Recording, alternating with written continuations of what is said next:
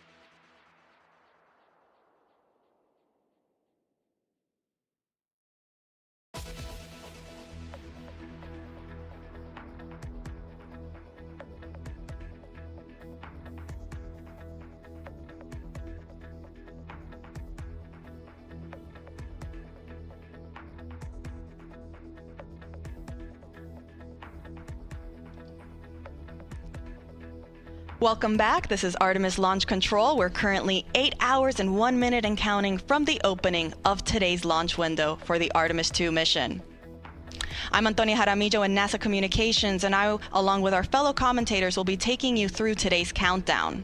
And actually joining me currently in the room here in Firing Room 1 is our Assistant Launch Director, Jeremy Graver. Jeremy, thank you so much for taking the time to speak with us today. No problem. Good morning, Tony. Happy to be here. You know, Jeremy, I think we recently heard the call out that our flight crew, our astronauts, they just got their wake-up call. Can you run us through kind of what the rest of the day now looks like for them? Absolutely, yeah. They were woken up just a little while ago. They'll get up as most of us do on a busy, exciting day. Get up, they'll get their breakfast. They'll kind of get into the groove of the day. They'll go through multiple meetings and discussions just to understand where we are. In a little while, the launch director and our flight director will provide a weather briefing for the flight crew to talk about all of the weather potentials that could play into today's launch opportunity. Once that's complete, they will then start getting suited up, and they'll head to the suit room, start doing all their preparations from a suit up perspective. As that's completed, they'll be checking with us to make sure that we're ready for them to come to the pad, and then they'll be on their way headed out to the pad in the Astrovan, ready to get out to launchpad 39B, get up on top of the mobile launcher onto the 274-foot level, go across the crew access arm into the White Room, and enter the Orion spacecraft. So we're really excited for those events later today. It is. It's a very busy and exciting day, like you mentioned. I hope they got some good rest and didn't, wake up a bunch of times throughout the night. I know I certainly did, but just because of pure excitement, like you mentioned. Now let's shift focus back on the rocket. How's propellant loading going? Everything is going very well right now. As I stepped off console to come in here, the core stage LH2 tank was about 95% loaded. The upper stage is probably about halfway and moving towards their completion for LH2. The liquid oxygen side of the core stage is in fast fill as well, and proceeding well, and we will be getting into the upper stage LO2 loading in a little while. So all things moving per schedule and working towards that plan for the day. That is great news, and actually, I think we just heard that they got the go for transitioning into that liquid hydrogen on the core stage 2 topping. So, like you said, we're getting very close. Absolutely. That is exciting, so can you tell us a little bit then about those upcoming milestones once we finish that propellant loading on all 4 tanks? Yeah, so it's absolutely critical for us to get into what we call stable replenish on all stages. And what that means is the liquid oxygen and liquid hydrogen tanks on both the core stage and the interim cryopropulsion stage, or ICPS, are fully loaded, and we are just maintaining that level of loading. And that's a very quiescent configuration for us, and that's required for us to be in that configuration to then be allowed to send the flight crew, our closeout crew, which is there to assist the flight crew getting on board Orion. We need to be in that stable replenish configuration to be able to send those crews out to the launch pad. And as we send those crews out, that is really our press and our push to launch. We'll get the crew on board. They go through a number of checks, communication checks, system checks, and then our closeout crew's job is to back out of the crew module, close all of our hatches, get us in configuration to be able to then the closeout crew to leave the pad, and that puts us in the configuration to allow us to proceed through the rest of launch countdown as we proceed down to our final hold at T-minus 10 minutes, where we do all of our launch polls and determine that we are ready to pick up with what we call terminal count, which is from T-minus 10 minutes down to launch at T0. And really excited to get to all of those milestones as we proceed through the day. We are all very excited. We're rooting for you guys, watching along. And as you mentioned, the reason to get to all stages replenished first is because that's the point we're at the safest configuration to send people back to the launch pad, correct? That is absolutely correct. It is a very stable configuration. It's the safe configuration that we require to ensure that we're ready to send those crews out to the pad. Jeremy Graver, thank you so much for taking the time to speak with us today. We're rooting for you, wishing you the best of luck, and we'll let you get back on console. Excellent. Thank you, Tony. Appreciate it. Go Artemis. Go Artemis. All right, and so just to quickly recap, we are now in our topping phase for liquid hydrogen on the core stage. We are still in fast fill on the liquid oxygen side for the core stage, and also fast fill for the upper stage liquid hydrogen tank. I'll report back once we have entered our topping phase for liquid oxygen on the core stage.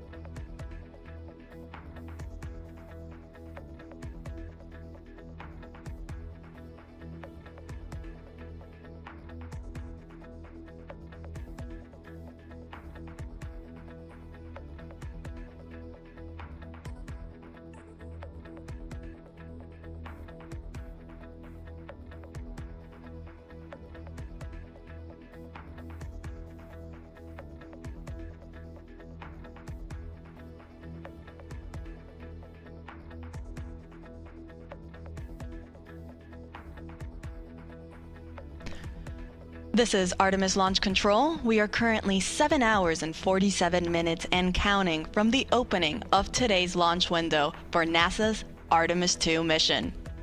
That launch window opens at 6:24 p.m. Eastern Time this evening. Now the teams do have a 2-hour launch window, so that means if we can't launch right at 6:24, that's okay. They still have an additional 2 hours in which they can attempt to launch.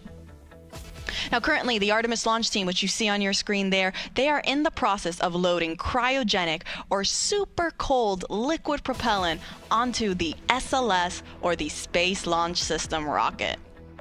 The teams actually just reported that we have completed loading liquid hydrogen onto the core stage of the rocket.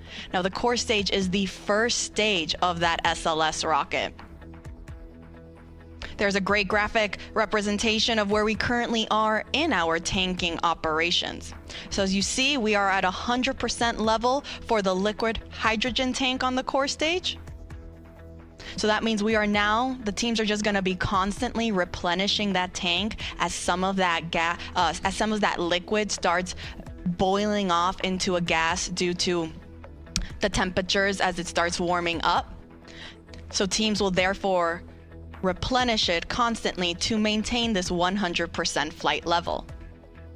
Now, as you can see, right above the hydrogen tank sits our liquid oxygen tank. That's currently 70% of the way filled. And then on our upper stage, or the interim cryogenic propulsion stage, this is the rocket stage that sits on top of the core stage. We are currently in our fast fill operations for liquid hydrogen on that upper stage.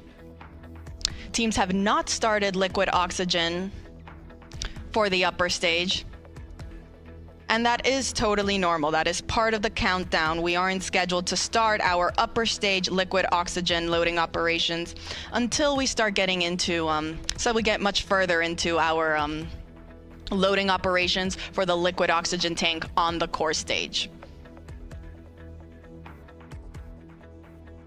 So again, we are now in replenish for the core stage liquid hydrogen tank, and we are in fast fill for the liquid oxygen tank on the core stage and the liquid hydrogen tank on the upper stage. Now, a quick recap on how the whole tanking loading process goes. Teams will first start with what is called chill down. So prior to us actually starting to load the super cold propellant onto the rocket, they will first chill down all of the systems and lines. This is done to make sure that it is able to receive these super cold temperatures. In order for hydrogen to be in a liquid state, it needs to be negative 423 degrees Fahrenheit. Oxygen in a liquid state is negative 297 degrees Fahrenheit. So very, very cold temperatures. And as such, we want to make sure that we are conditioning all of the systems to be able to receive those cryogenic temperatures so that we aren't shocking the hardware and we're not causing any potential damage unnecessarily.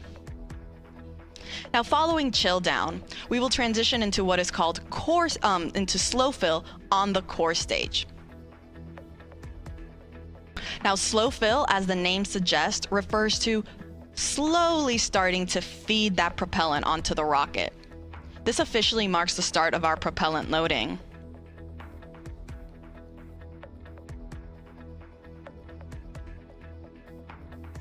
Teams actually got into slow fill for the liquid oxygen and liquid hydrogen tanks on the core stage earlier this morning, a little bit before 9 a.m. Following slow fill is then when we transition into fast fill. This is where we stay for the majority of our tanking loading operations. Similarly to slow fill, fast fill refers to loading propellant at a much faster rate. And that is currently where the liquid oxygen tank state is in. We are in fast fill for liquid oxygen tank on the core stage. Now, after fast fill, we transition into topping. This is the last little bit that is needed to fill the tanks to 100% level. Hence why we're topping it off. Following topping, we are now at 100%. And so now we transition into replenish mode.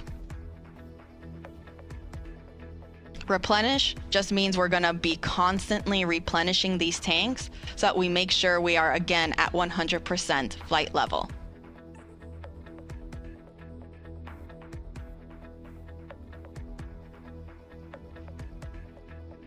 Now you see on your screen there, we can see some venting coming off the rocket. This is totally expected as we begin our loading operations. Some of that liquid propellant starts warming up. It'll start to boil off and vent outside of the rocket. Hence why we see some of that gas getting expended from down underneath where the engines are at the bottom, and also a little bit at the top where the upper stage is located. So again, an expected condition.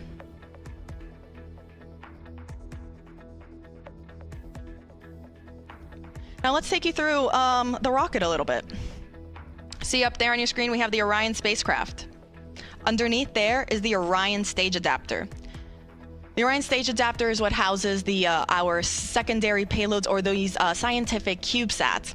They're shoebox-sized scientific experiments that will go to space following separation from the upper stage and the spacecraft. It's also the smallest section of the SLS rocket at only 5 feet. Underneath the Orion stage adapter sits the interim cryogenic propulsion stage, or that second stage. Underneath there is our core stage, or the first stage of the rocket.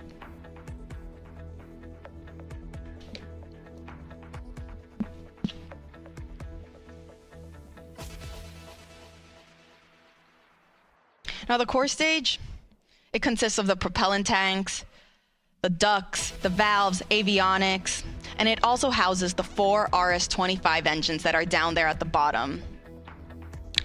Next to the core stage, we have our 2 solid rocket boosters. Each is taller than the Statue of Liberty.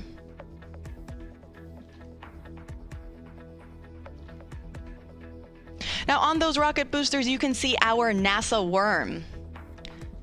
The worm logo spans 25 feet end to end, or roughly the length of one booster motor segment.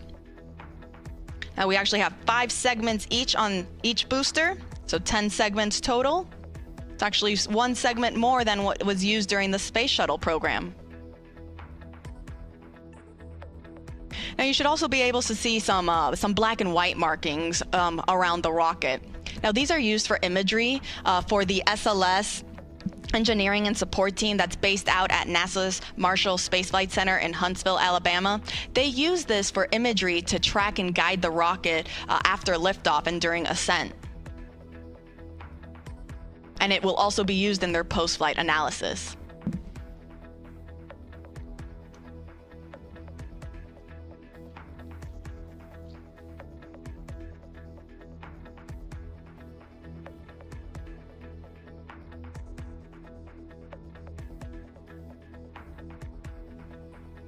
Now the orange color of the core stage is the thermal protection system, or that spray-on foam insulation. Now this provides the thermal protection for every part of the rocket.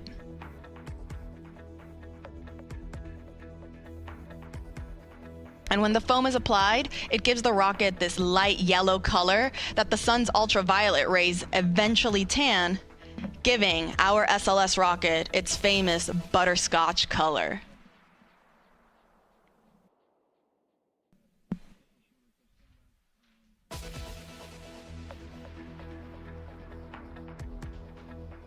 So again, to quickly recap, we are in replenish mode for the core stage liquid hydrogen tank. We are about 75% of the way filled on our liquid oxygen tank on the core stage. But we're still in fast fill. I'll let you know when we transition into topping for the core stage liquid oxygen tank. And then on the upper stage, teams are also in fast fill for liquid hydrogen.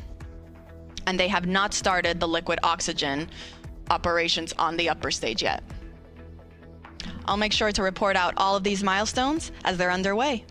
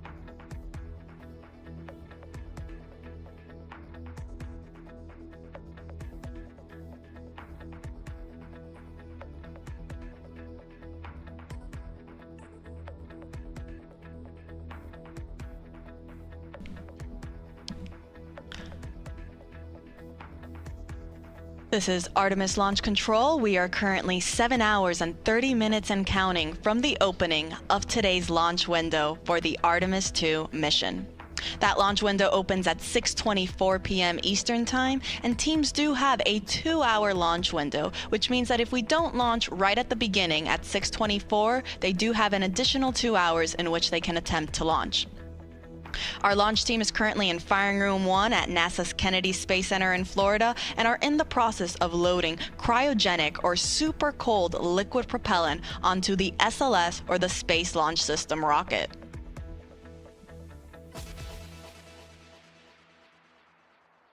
Now, teams did just complete fast fill for the liquid hydrogen tank on the upper stage, or our interim cryogenic propulsion stage. Now, fast fill refers to loading propellant at a faster rate. This is preceded by chill down, which gets the system ready to receive these super cold temperatures. And then following fast fill, teams will then transition into topping and replenish. I'll get more into those, but before that, again, we just finished fast fill for the liquid hydrogen tank on the upper stage, and teams are now performing, before they start topping, what is called a vented relief test. This test is basically just pressurizing the upper stage tanks with heliums to test the relief capabilities of the tank pressure to make sure that it can handle that pressure capability during flight. So between fast fill and topping, teams will perform this test on both the liquid hydrogen and the liquid oxygen tanks on the upper stage. Following that test completion, we will then transition into topping, which just means finishing loading the rest of the tank to 100%. Following topping, we enter what is called replenish mode, which basically just means that now we are going to be replenishing these tanks at 100% level, because as we naturally get throughout the countdown, that propellant is going to start warming up and it'll start boiling and venting off, as you can see on your screen there what is happening. So because of that, and because the teams want to make sure that they still have 100% level in all 4 tanks, the 2 on the upper stage and the 2 on the core stage, or the first stage of the rocket, they continuously replenish the tanks until the final 10 minutes of the launch countdown, or what is known as terminal count. Now, speaking of replenish mode, we are currently in replenish mode for the core stage liquid hydrogen tank. So we were just talking about how we finished fast fill on the upper stage liquid hydrogen tank.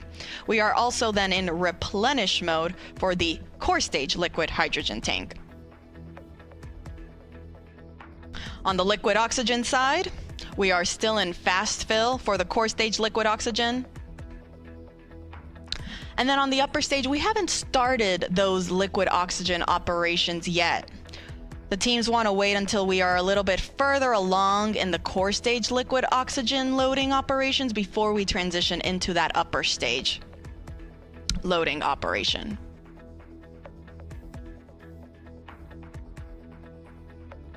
Now, in total, the SLS and Orion rocket and Orion spacecraft are 322 feet tall. At liftoff, SLS produces 8.8 million pounds of thrust.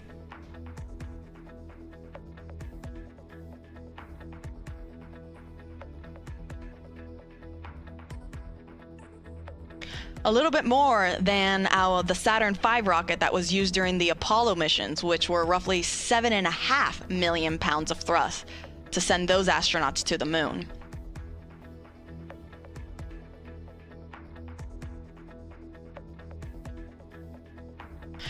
With our SLS rocket, though, you don't just have those liquid fuel tanks that are fueling the rocket, but you also have 2 solid rocket boosters that are attached on either side. You see there on your screen right there? They also help provide that extra push and that thrust right at liftoff.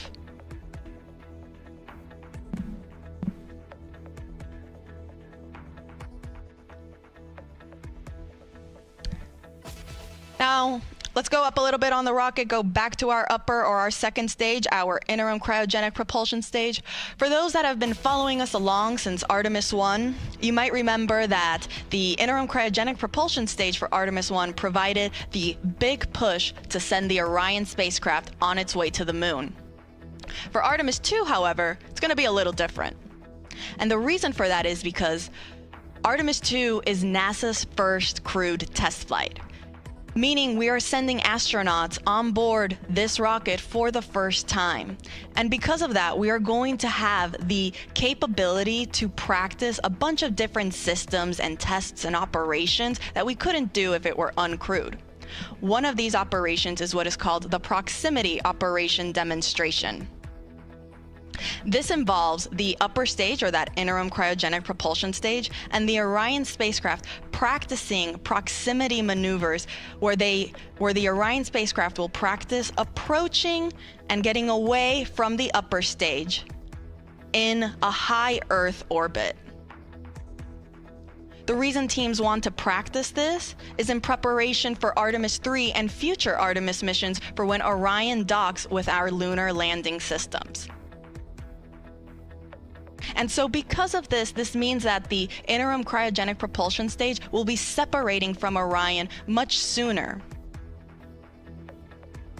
Meaning that following this demonstration, it will be Orion's European service module that will actually send the spacecraft on its trajectory to the moon. It will perform what is called the translunar injection burn.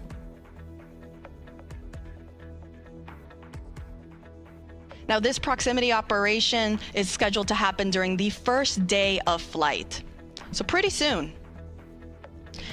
And NASA will be providing you with 24/7 live coverage, starting right now as we have been going through our propellant loading operations, and we will continue throughout the course of the entire mission, including all of the splashdown operations.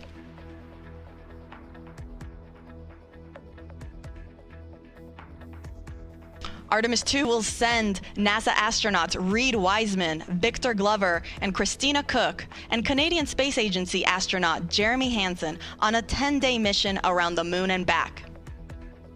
Orion is scheduled to splash down off the coast of San Diego in the Pacific Ocean.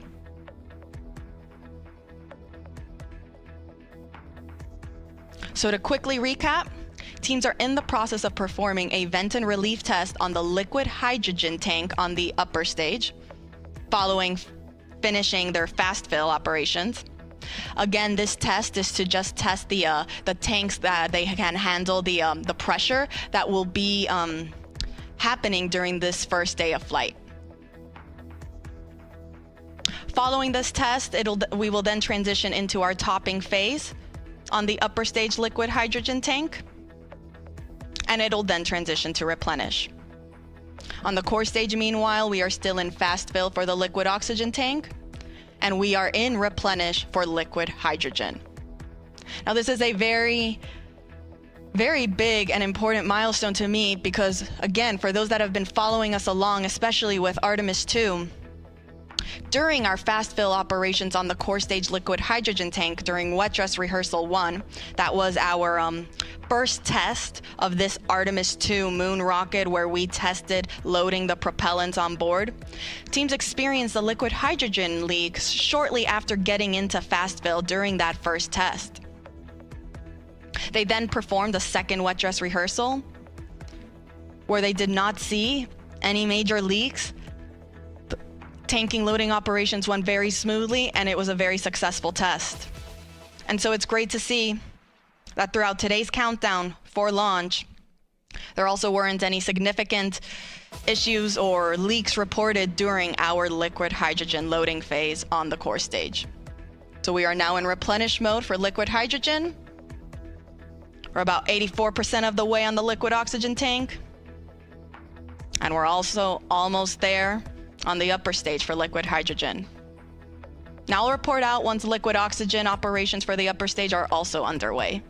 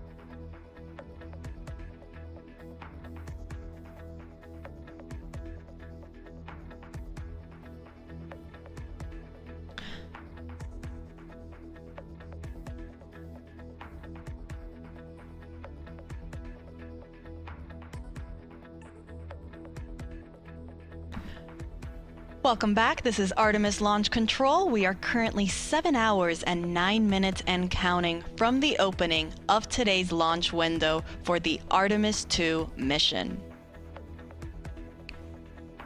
Our Artemis launch team is currently in the process of loading liquid propellant onto the SLS, or Space Launch System rocket.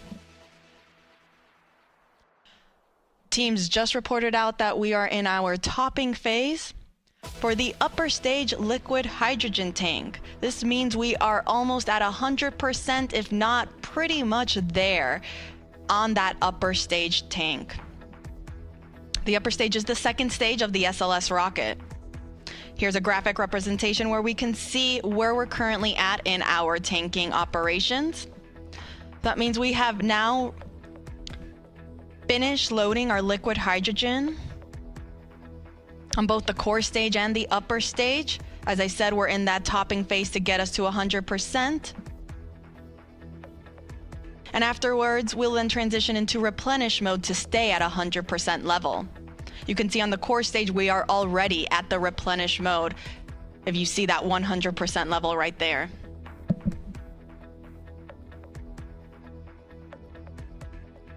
And we also just got confirmation that we are also in replenish for the upper stage liquid hydrogen tank.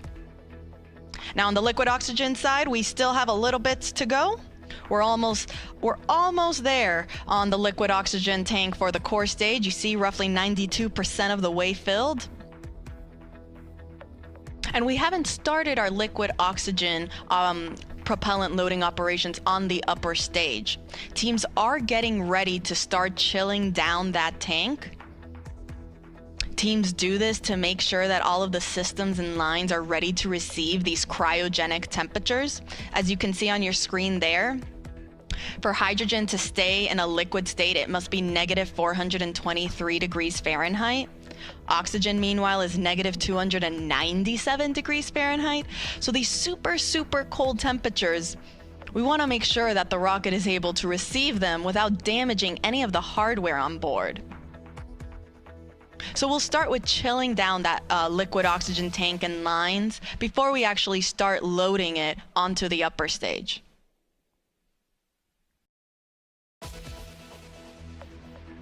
I'll report back once that step is underway.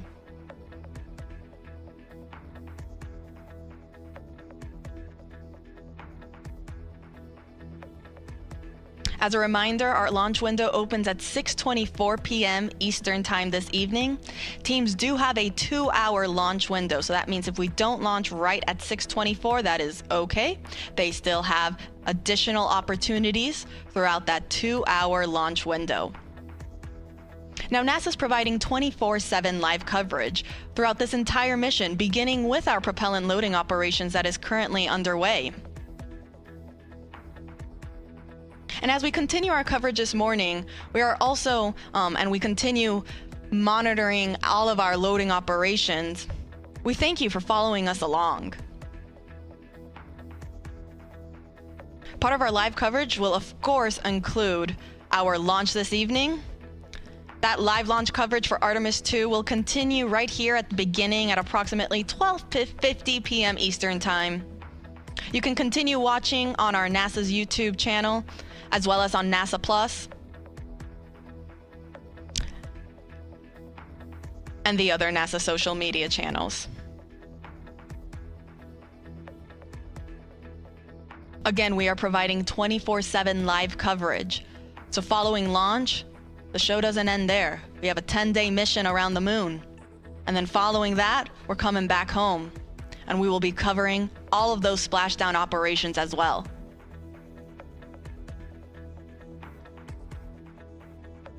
Artemis II is a test flight. It is NASA's first crewed Artemis mission. We will be sending NASA astronaut Reed Wiseman, who serves as the commander, Victor Glover, the pilot, and mission specialist Christina Cook. And then we're also sending Canadian Space Agency astronaut Jeremy Hansen, who serves as the other mission specialist for this mission.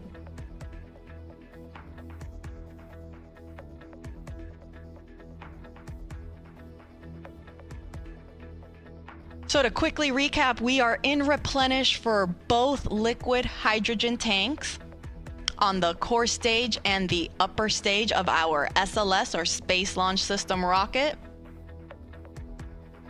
And we are getting very close to being almost all the way full on the liquid oxygen tank in the core stage.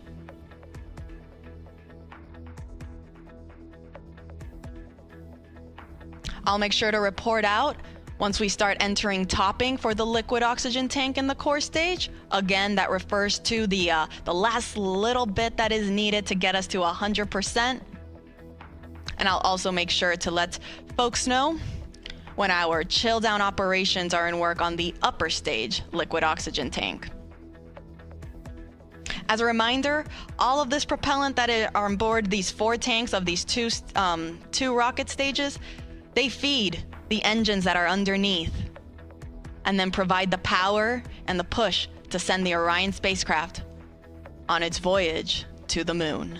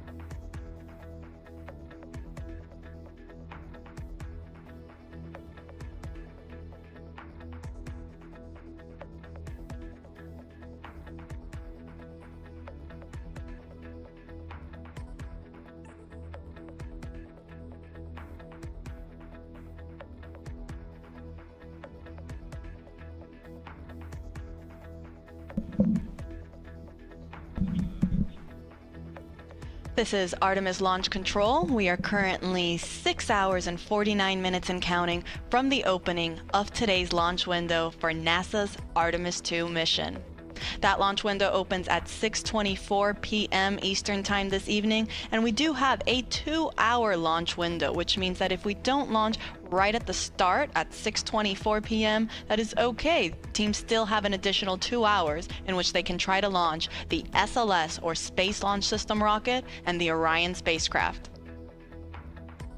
Now, the Artemis launch team is currently in the process of loading cryogenic or super cold liquid propellant onto the SLS rocket. We are currently in what is called replenish mode for our liquid hydrogen tanks on board the SLS core stage and the interim cryogenic propulsion stage. These are the two stages on the SLS rocket. Now, replenish mode means that we have finished loading hydrogen on board both of these rockets. That means they are at 100% level. And teams are just constantly replenishing the tanks to make sure that they stay at 100%. Since, as throughout the countdown, that liquid propellant will start boiling off as it starts warming up, and it will then be vented out and released from the rocket, which you can see there on your screen.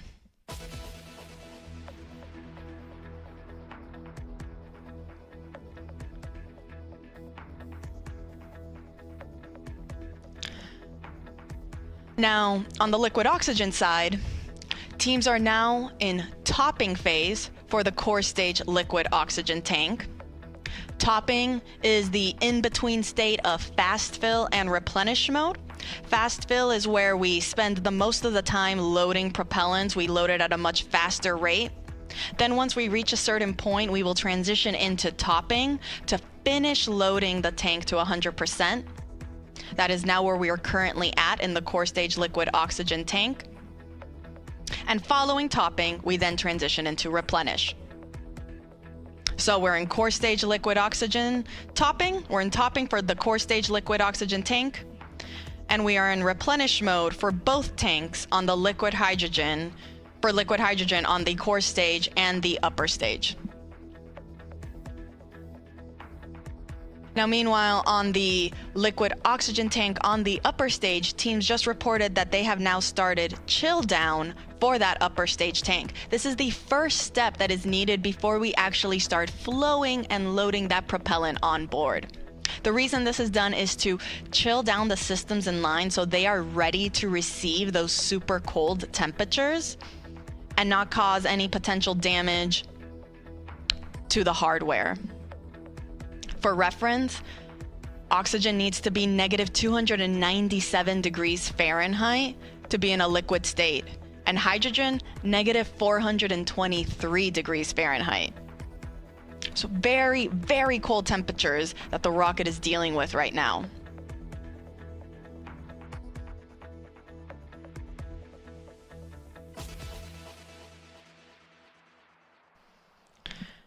Now again, we are underway for the Artemis II mission. This is the second Artemis mission in NASA's Artemis program. Artemis 1 was an uncrewed test flight. Artemis 2 will be the first crewed test flight. This will be the first time we send astronauts on board our Orion spacecraft. We'll be sending our commander Reed Wiseman, our pilot Victor Glover, and mission specialists Christina Cook and Jeremy Hansen on a 10-day mission around the moon. Now, from the rocket side, there aren't that many changes from Artemis 1 to Artemis 2. Most of the major sections of SLS really remain unchanged. Some of the differences are more in the details to really just provide our astronauts with a better ride in space. Some of those include some optical targets that are now on the upper stage as visual cues during the proximity operation demonstration. This will be a test for the astronauts to practice maneuvering Orion and practice approaching the upper stage while it's in a high Earth orbit. Another improvement for SLS was an improved navigation system. Also, communications capability between the ground stations and the U.S. Space Force Space Launch Delta 45, which controls the eastern range. That is responsible for kind of helping dictate when we are allowed to launch here off the Space Coast in Florida.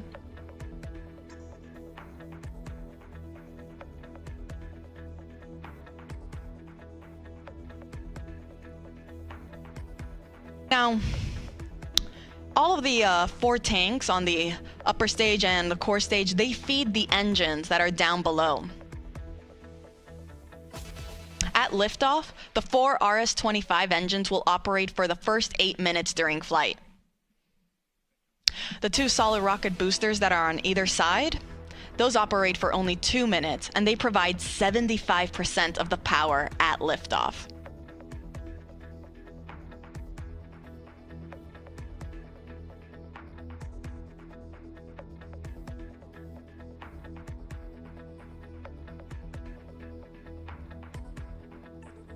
So to quickly recap, we are in replenish for our both liquid hydrogen tanks.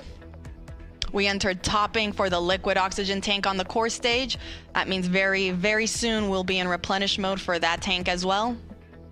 And we are in our chill down operations for the liquid oxygen tank on the upper stage. Pretty soon we will be entering fast fill. I'll report out when that is underway.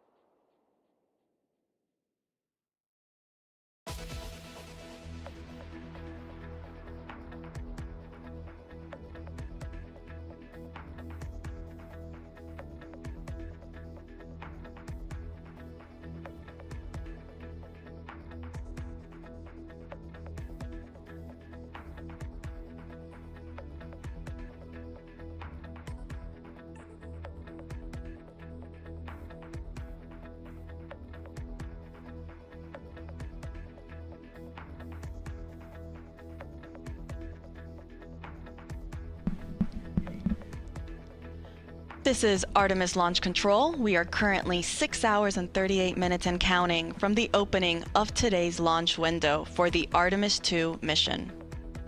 That launch window opens at 6:24 p.m. Eastern Time this evening, and teams do have a 2-hour launch window in which they can attempt to launch the SLS, or the Space Launch System rocket, and Orion spacecraft. The Artemis launch team is currently loading cryogenic or super cold liquid propellant onto SLS. We are currently in replenish mode for both liquid hydrogen tanks on the 2 stages of our SLS rocket. We're still in our topping phase on the core stage liquid oxygen tank. That means we're just finishing it up. You can see there it looks almost all the way full. And following that, it will enter into what is also into its replenish mode as well. The liquid oxygen tank on the upper stage, meanwhile, is now in fast fill. So that means all 4 tanks are now receiving propellant.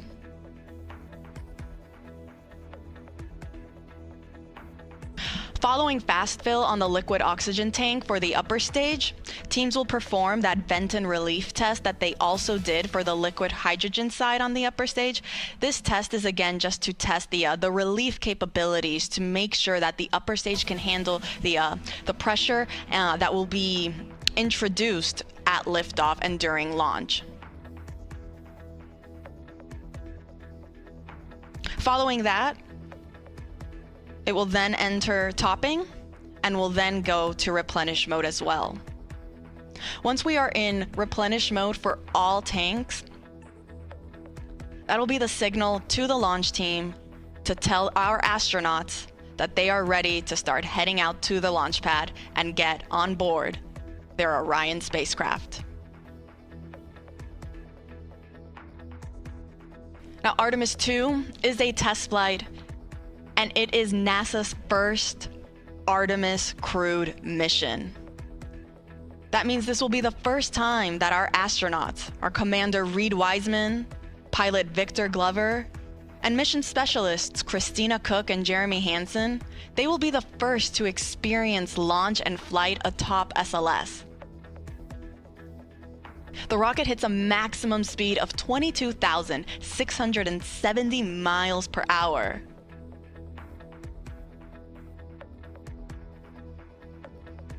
And our astronauts will get to experience the entire ride.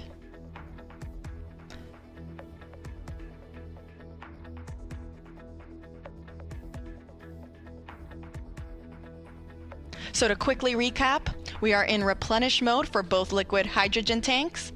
We are in topping, meaning we are finishing up loading liquid oxygen on the core stage. That is the first stage of the rocket. And we are in fast fill for the liquid oxygen tank on our second stage, or that interim cryogenic propulsion stage. I'll report out once we have also entered replenish mode for the core stage liquid oxygen tank.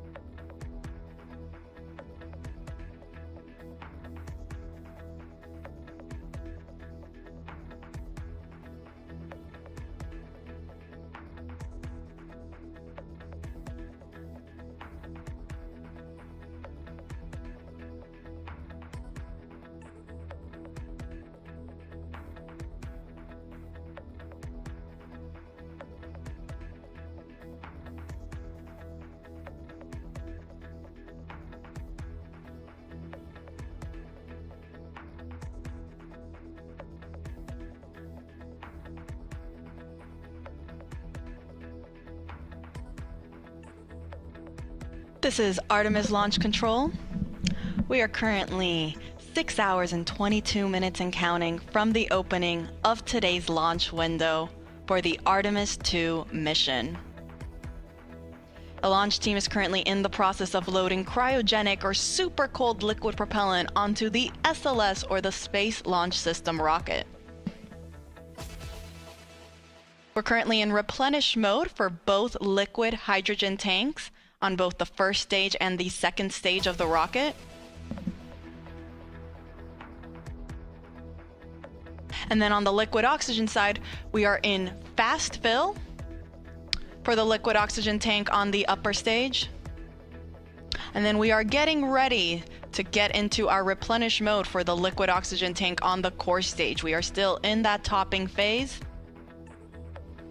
finishing loading the propellant tank to 100%, at which point then teams will transition into replenish mode as well, which just means that we are going to constantly be replenishing these tanks at 100% level. Now today's launch window opens at 6:24 p.m. Teams do have a 2-hour launch window, which means if we don't launch right on time, they do have an additional 2 hours in which they can attempt to launch.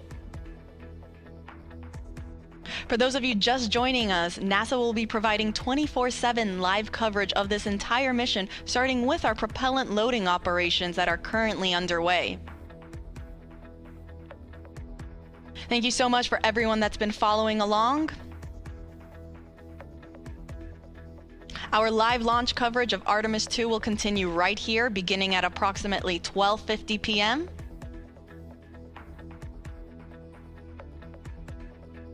where the rest of my NASA commentators will be chiming in on how the rest of today's countdown goes.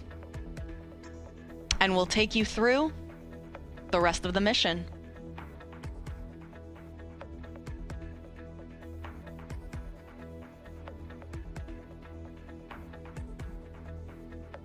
Now, Artemis II is a test flight. It will be the first mission that sends astronauts on board SLS and Orion. You can see a photo on your screen there of our Artemis II crew. We have our commander, Reed Wiseman, on the right-hand side. Then we have our 2 mission specialists in the middle, Christina Cook, and then Canadian Space Agency astronaut Jeremy Hansen. All the way on the left is our pilot, Victor Glover.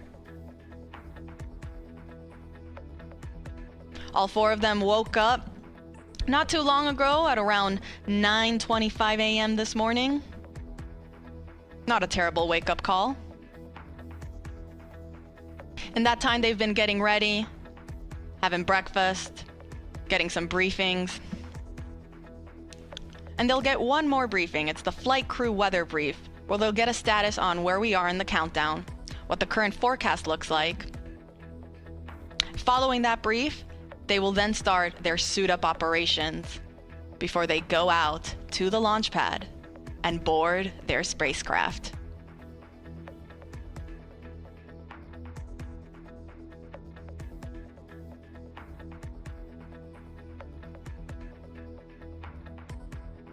And teams did report that we have now entered replenish mode for the core stage liquid oxygen tank.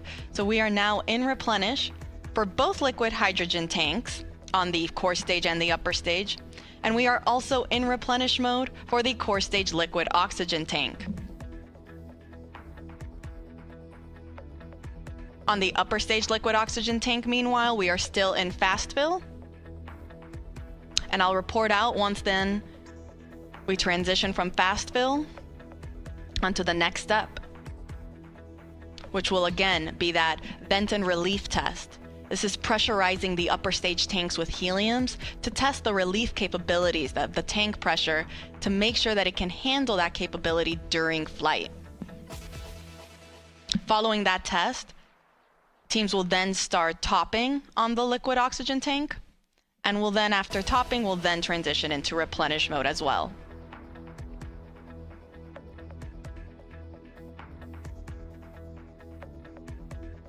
I'll report out when that's underway.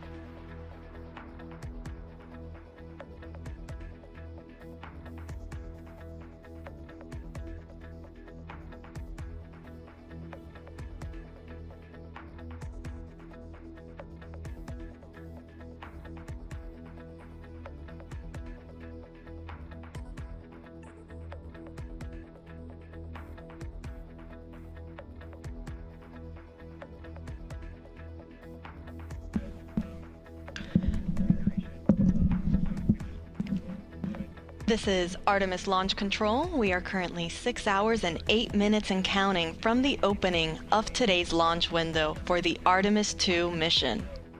Now, the launch window opens at 6:24 p.m. Eastern Time this evening, and teams do have a 2-hour launch window, which means that they have 2 hours in which they can try to launch the SLS, or the Space Launch System rocket, and Orion spacecraft that will send NASA astronauts Reed Wiseman, Victor Glover, Christina Cook, and Canadian Space Agency astronaut Jeremy Hansen on a 10-day mission around the moon and back. Now, the launch team is currently in the process of loading cryogenic or super cold liquid propellant onto the SLS rocket. The propellants that are used to power SLS are liquid hydrogen and liquid oxygen. We are currently in our replenish phase for both liquid hydrogen tanks on the 2 phases of the on the 2 stages of the rocket. That is both the core stage and the interim cryogenic propulsion stage. Replenish mode just basically means that now these tanks are at 100% level, and teams are going to constantly be replenishing them as they start to warm up and boil off. You can see some of that gas that's being vented off the rocket there. That's normal. Teams totally expect to see that. And because of that, we have then a replenish valve to constantly be replenishing the tank with that liquid propellant. So we make sure that we are 100% level and we're not losing any propellants in the tank. The reason that you see some of that venting happening is because as we get throughout the countdown and the temperatures start to rise, that liquid propellant will become a gas, and so it'll start boiling off and then it'll vent outside the rocket. Hence the need for a replenish valve. So we are in replenish for both liquid hydrogen tanks. We are also in replenish for the core stage liquid oxygen tank.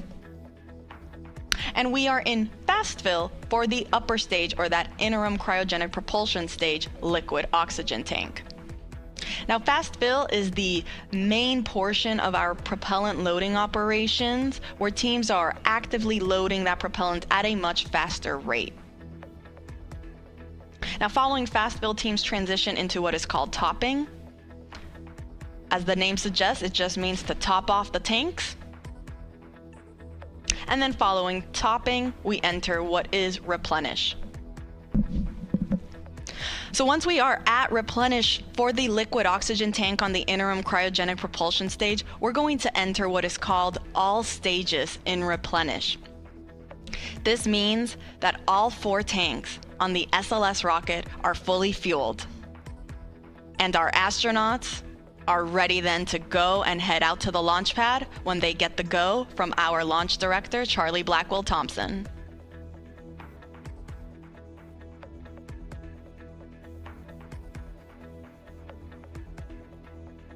Now, coming up shortly, our astronauts will be joining in on a flight crew weather brief with our launch director, as well as with the flight director in Houston and the launch weather officer. They'll provide a quick status on how the forecast looks for the rest of today's countdown, as well as where we currently are in our countdown operations.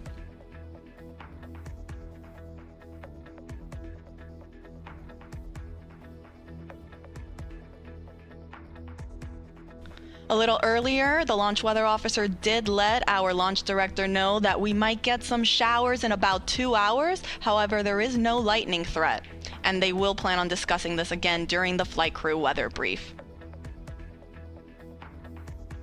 Currently, teams are forecasting 80% go for weather conditions during that 2-hour launch window.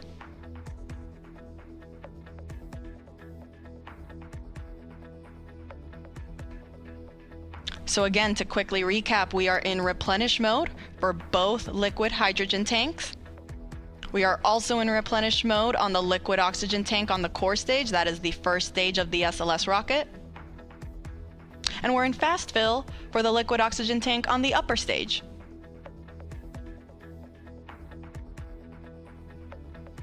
I'll report out when we have transitions from fast fill and onto topping.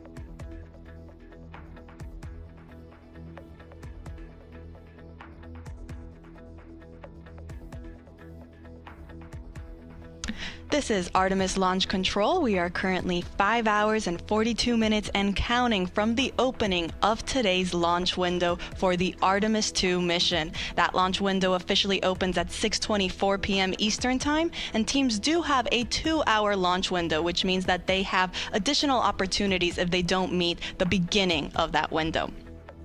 Now joining me is Artemis Launch Director Charlie Blackwell-Thompson. Charlie, thank you so much for taking the time to speak with us today. Oh, you're more than welcome. It's great to be here, Tony. It sure is. Now, we know that you just conducted a flight crew weather brief with our astronauts as well as teams and mission control and our launch weather officer. Do you mind providing us kind of how that went and what we can expect? Yes, the weather brief went really well.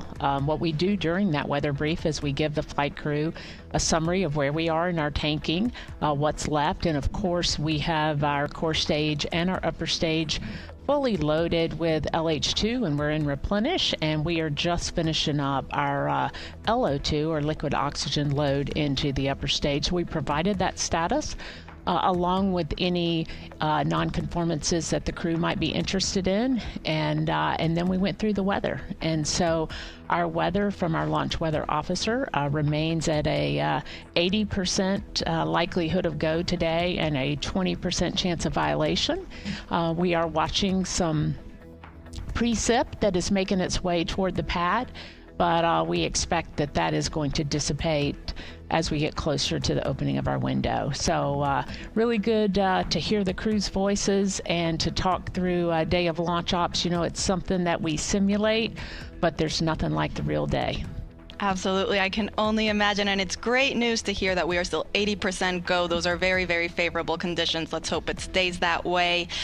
You mentioned we're getting closer to reaching what is called all stages in stable replenish. That means that we will have all 4 tanks at 100% flight level. Charlie, can you walk us through then what are some of those upcoming milestones once we reach all stages replenish? Absolutely. So one of the big milestones when you reach stable replenish on all stages is you begin to send the closeout crew into the pad, and so we're just a few minutes away from getting into that, and we'll deploy them to the pad, and they'll start getting ready for the flight crew. And then, of course, shortly after that is the exciting milestone of seeing the crew walk out of the operations and checkout building and make their way to the pad. And that's certainly something that we've been waiting a very long time to see. It's going to be very exciting, I think, certainly for our team. It'll be exciting for our country, and it'll be exciting for people all over the world who are watching our crew head to the pad, knowing that we are just about 5 hours or so from launch. You couldn't have said it any better. This is very exciting for the entire world. We cannot wait for that moment when we see our astronauts depart their crew quarters and head to the pad. Charlie, thank you so much for taking the chance to speak with us today. We are rooting for you. We're wishing you the best of luck in today's countdown, and we'll let you get back on console. All right. Thank you, Tony. Appreciate the opportunity to chat with you, and go Artemis. Go Artemis. All right, so to quickly recap, we are in replenish mode for both liquid hydrogen tanks, and we are getting ready to also hit replenish mode on the liquid oxygen tanks for both of those. We will report out when that is underway.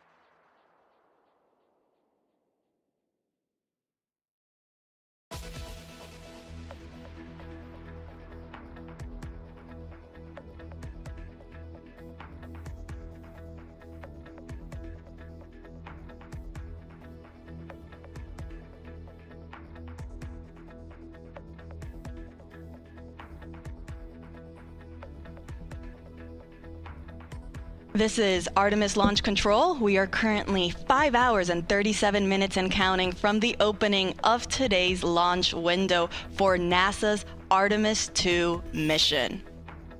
Now, the launch team is currently in the process of loading cryogenic or liquid propellant onto the SLS rocket. You see our launch team there in firing room 1, and you actually can see our NASA administrator, Jared Isaacman. He just joined the room to greet our launch director, Charlie Blackwell Thompson, and our assistant launch director, Jeremy Graver. Now, to quickly recap, we started our propellant loading operations at 8:35 a.m. Eastern Time. That was after we had chilled down the core stage systems lines, and after we had been given the go from our launch director to start our tanking operations. So after 8:35, we started again slow fill. A little bit after that, at 9:25, our astronauts got their scheduled wake-up call. Following slow fill on the core stage, we then transitioned into fast fill.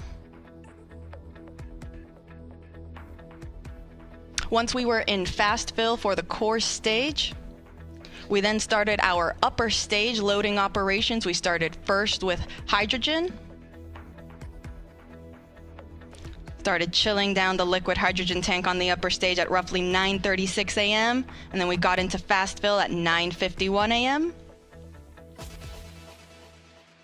Following that, we entered then our topping phase on the core stage liquid hydrogen tank. Topping refers to finishing up that last little bit to get to 100%, and then we transitioned into replenish. We did the same thing for the core stage liquid oxygen tank, as well as for the liquid hydrogen tank on the upper stage. Now all that's left is to enter replenish mode for the liquid oxygen tank on our upper stage, and we will enter what is called all stages replenish. This means that now all 4 tanks will be at 100% level.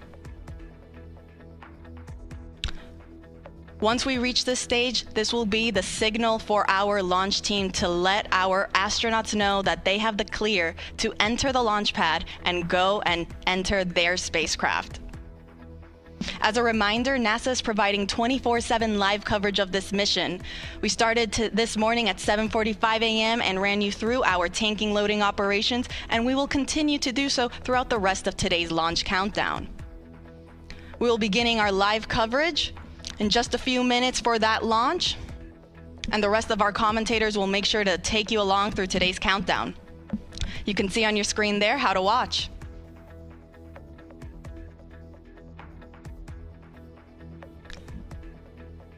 And as our launch director just recently said when she came on air, let's go Artemis II.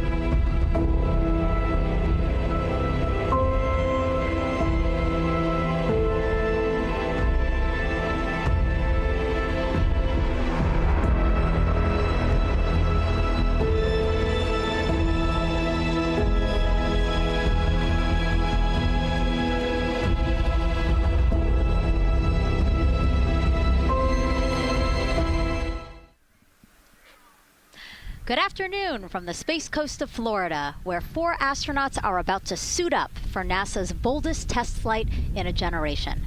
This crew could be the first humans to journey around the moon in more than half a century. The Artemis II mission is a test mission of the Orion space capsule. Artemis II will be the first time we put humans on this rocket. We're going back to the moon because it's the next step in our journey to Mars. We were always going to the moon. Pushing ourselves to explore is just core to who we are. That's a part of being a human. And liftoff. We shall return. Continuing to test out every bit of Orion. Coming back to Earth, 7 miles a second. When humanity sets big goals, we can bring together genius from around the world. You have the best people on planet Earth putting this vehicle together. That's what's up. To innovate for the benefit of humanity and to inspire the world through discovery. And here we go.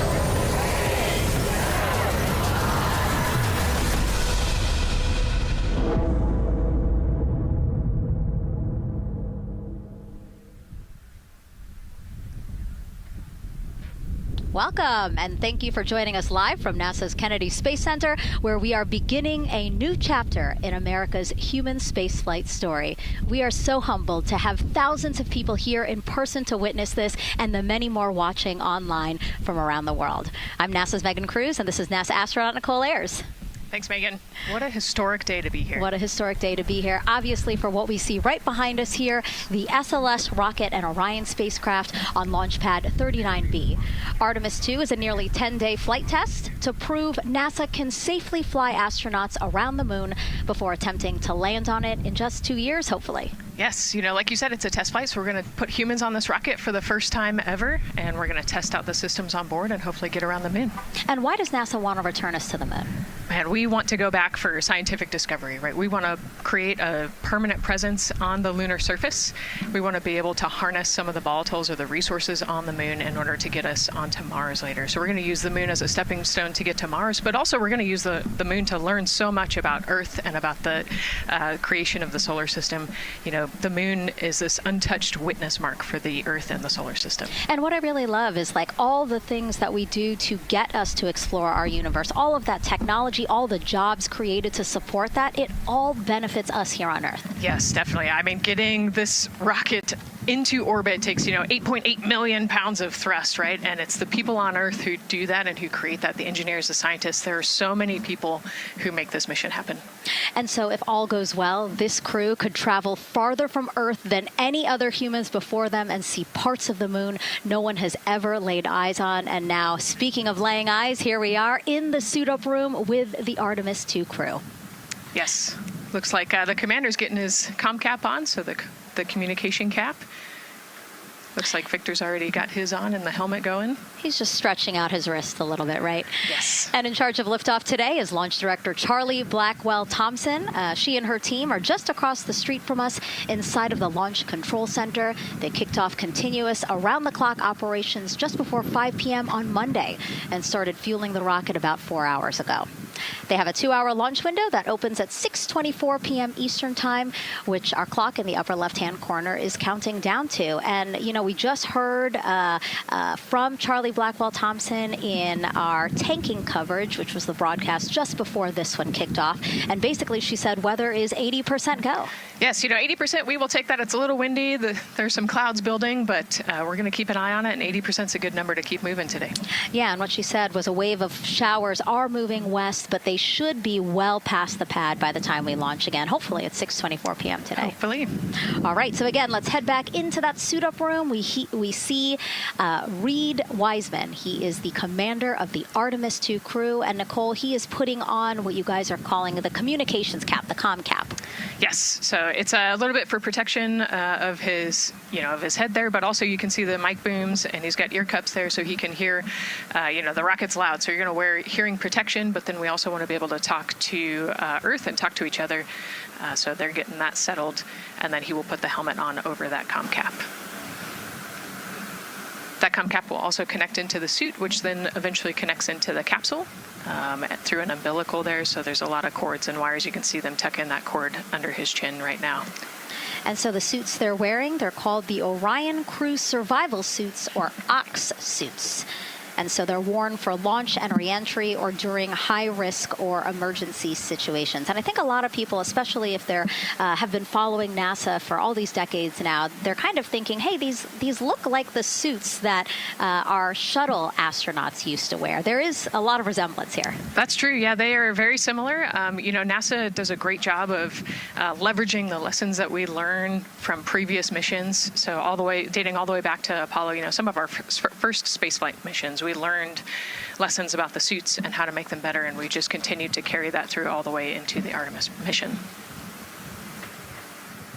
Time now to introduce you to some of our teams today.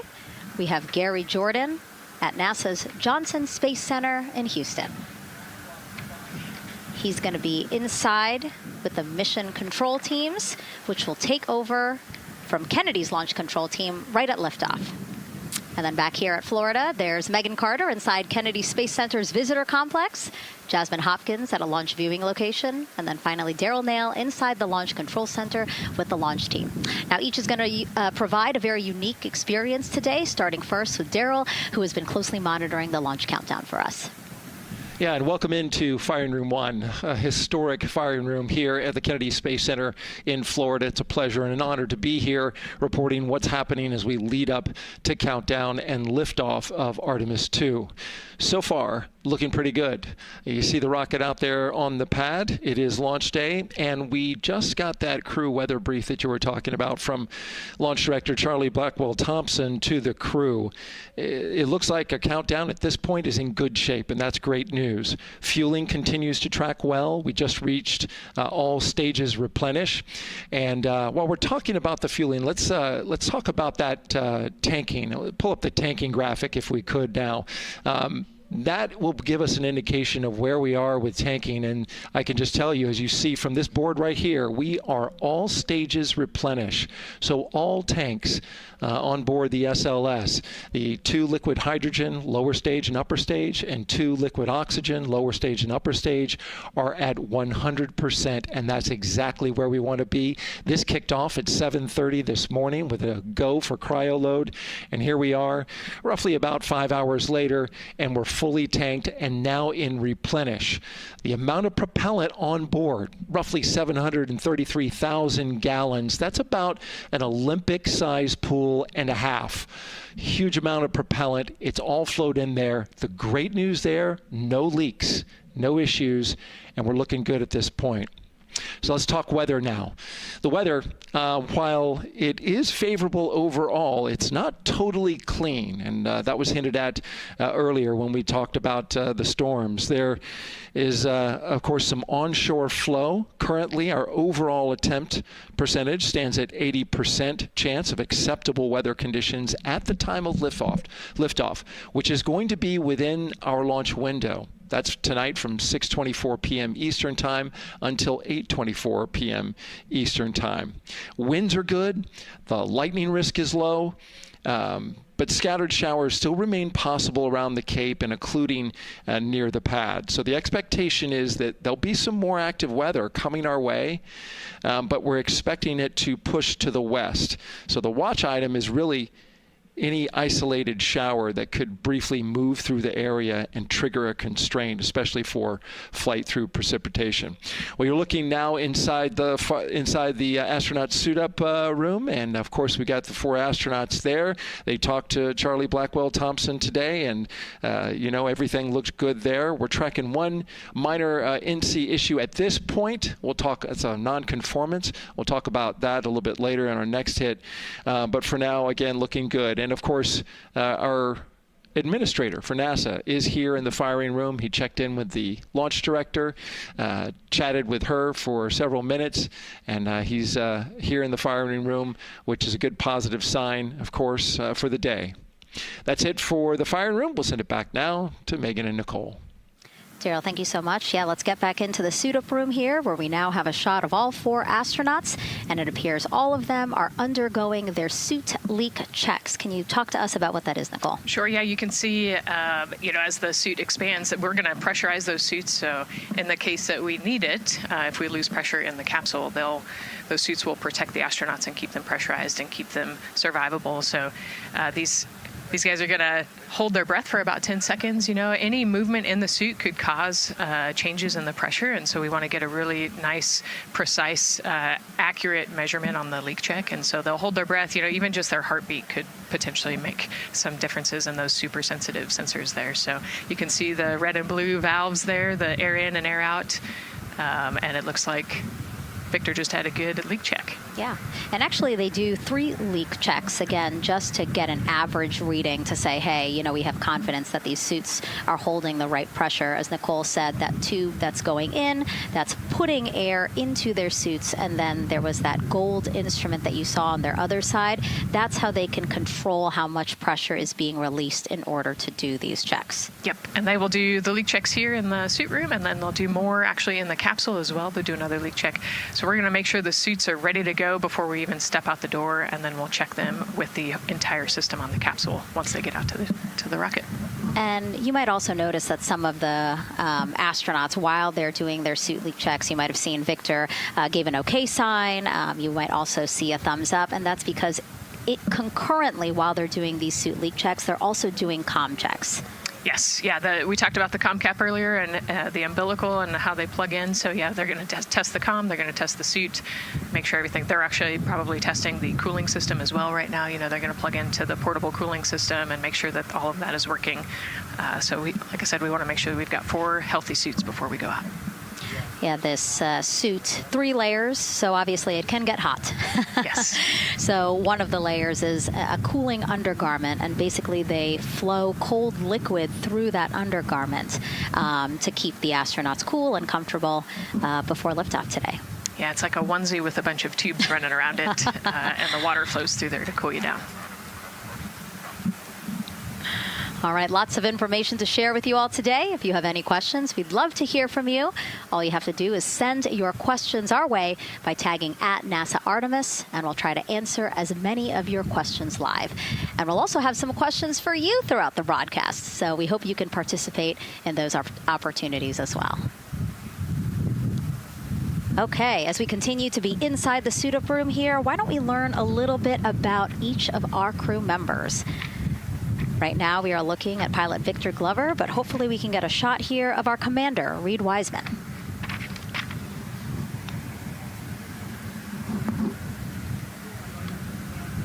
Now, Reed Wiseman is a Baltimore native.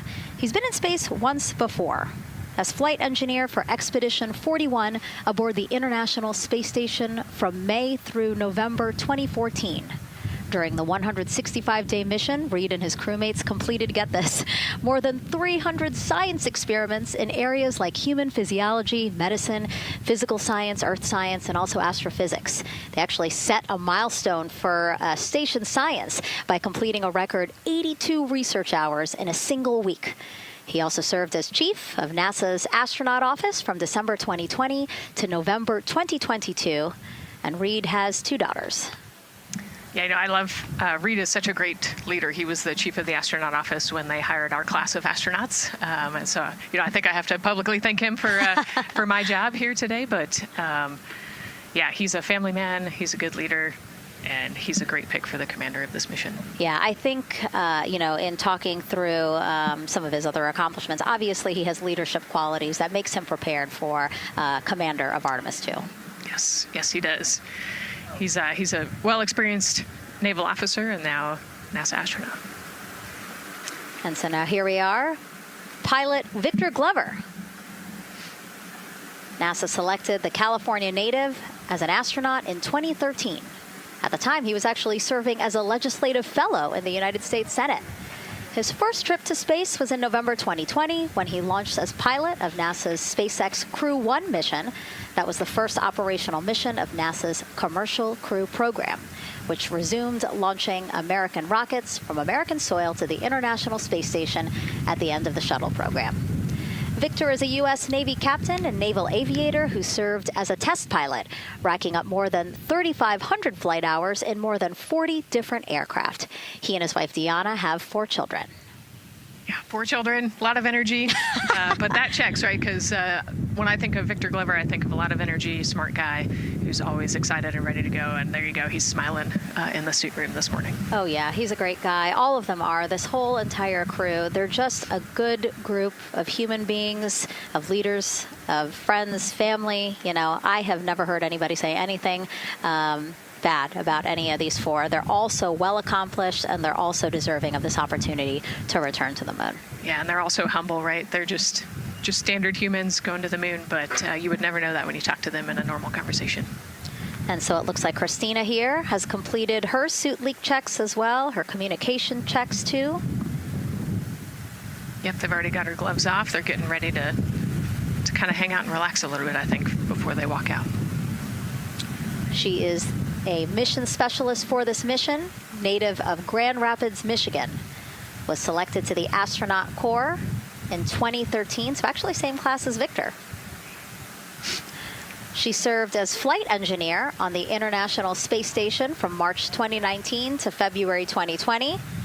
And during that time, Cook set a record for the longest single space flight by a woman with a total of 328 consecutive days in space. She also participated in the first ever all-female spacewalk. And before becoming an astronaut, Christina helped build space science instruments and led scientific field work in some of the most remote environments on the planet. Her hobbies include surfing, rock climbing, community service, yoga, travel, and photography. Again, so much. When does she find the time? That's a great question. You know, one of the things I love about Christina is that she's broken records and she's achieved all these milestones. But one of the things that she talks about is, you know, she just wants people to set goals and go work hard and do something that's meaningful to you. And she really hopes that her records are broken as soon as possible. She does it for her family, and she'll talk about all of her nieces and nephews quite a bit. So just, again, another example of just a humble human who's got a great support system in her family and excited for the mission. Yeah, she's always saying that she just wants the opportunity to push people farther, to push humanity farther, see what we can accomplish together. So, yeah. Again, all 4 of them say that. They're really in tune on what they think or what they feel like their role is in this mission. Yeah, I think their legacy is going to be, you know, providing the shoulders for others to climb on. And last but not least, first-time flyer, Canadian Space Agency astronaut Jeremy Hansen will fly to the moon as a mission specialist on the Artemis II mission. The London, Ontario native was selected as an astronaut in 2009. After that, he worked as Capcom at NASA's Mission Control Center in Houston. Capcom stands for Capsule Communicator, and that's the sole direct voice communicating with astronauts in space. He also participated in training exercises such as living on the ocean floor off the coast of Florida to simulate deep space exploration for 7 days. In 2017, he became the first Canadian to lead a NASA astronaut class. He also enjoys getting out on a sailboat, rock climbing, and mountain biking.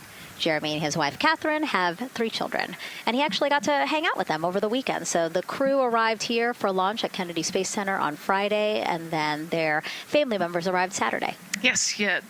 As long as their family can quarantine with them, then they will stay, quarantined in Houston, and then they all fly down to Kennedy Space Center, and then you get to spend the last few days with your close family and friends.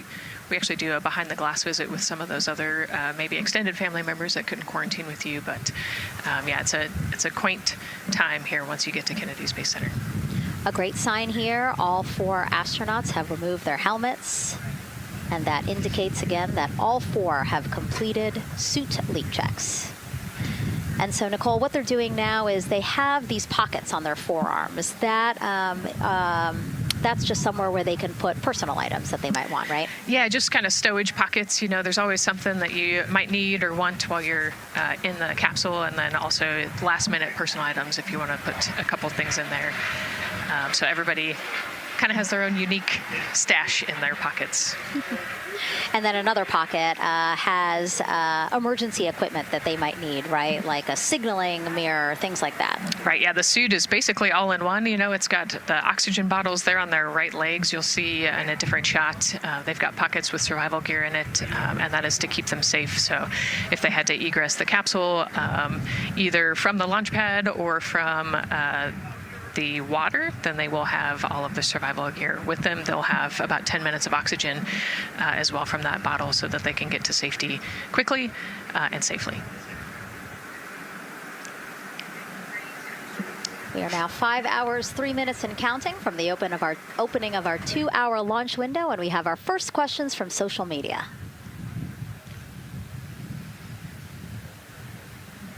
Question here from X. So to be clear, this is not a mission to land, but to orbit the moon.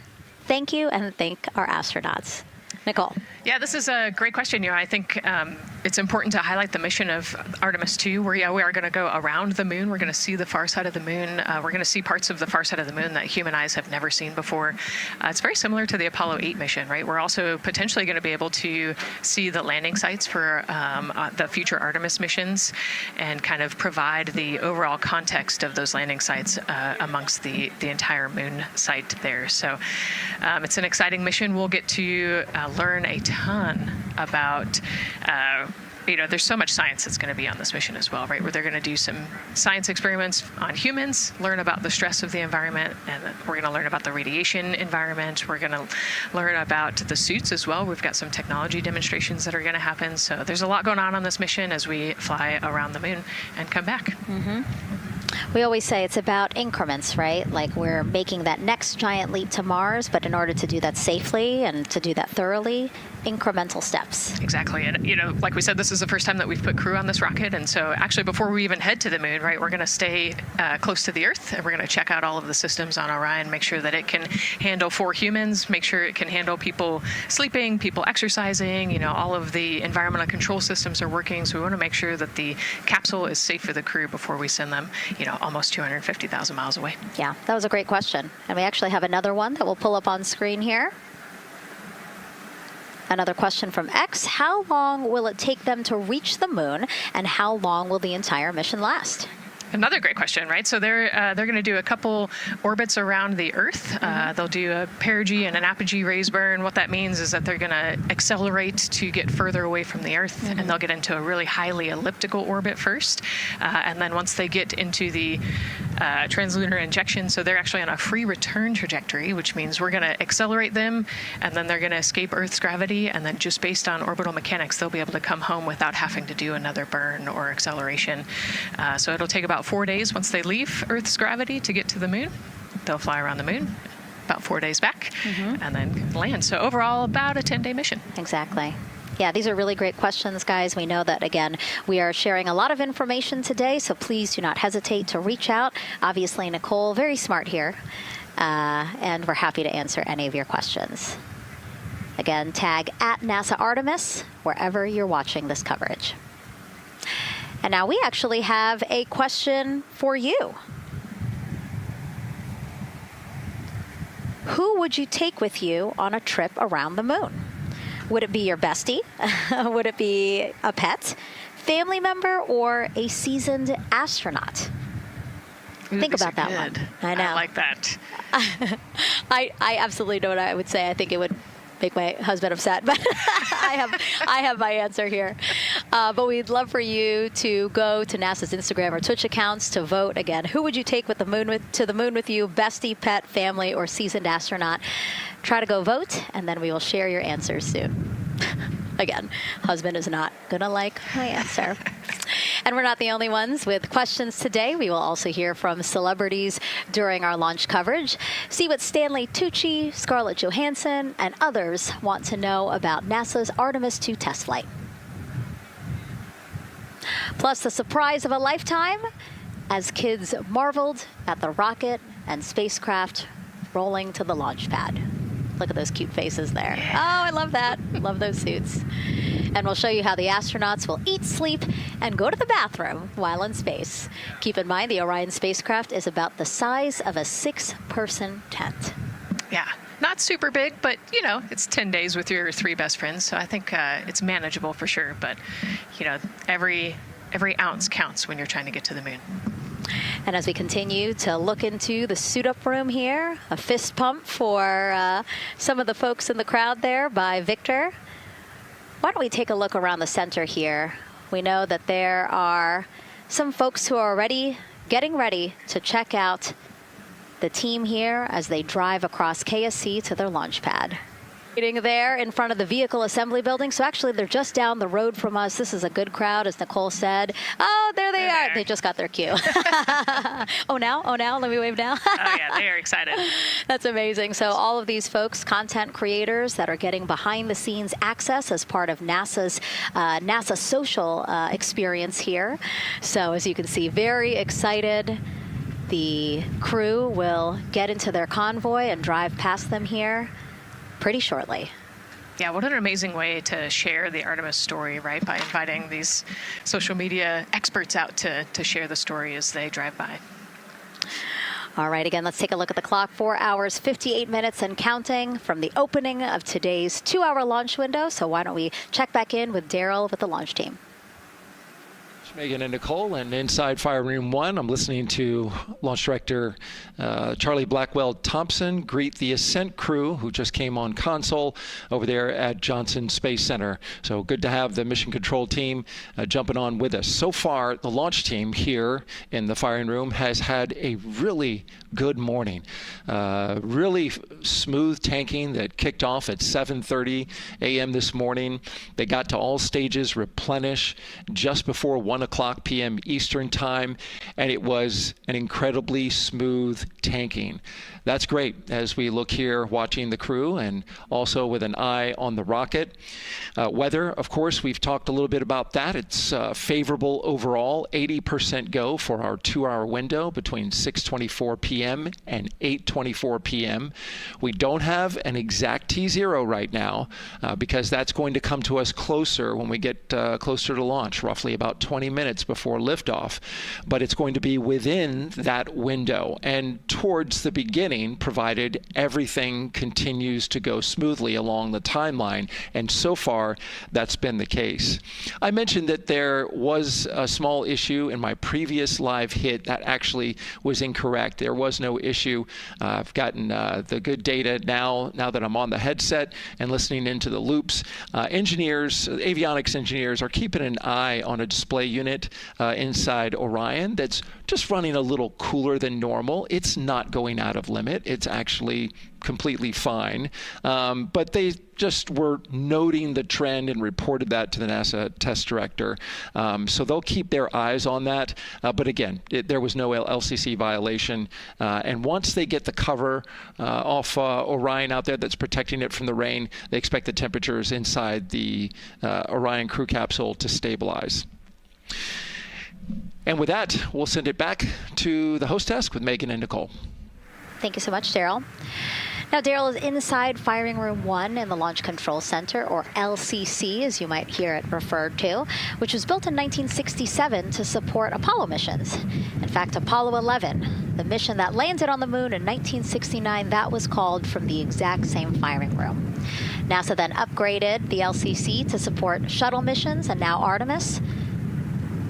You can see there a shot from when we supported shuttle. Now with Artemis, the primary launch team for today is in Firing Room 1, but there is actually support staff in Firing Room 2 as well. And together they will propel this ambitious test flight off Earth.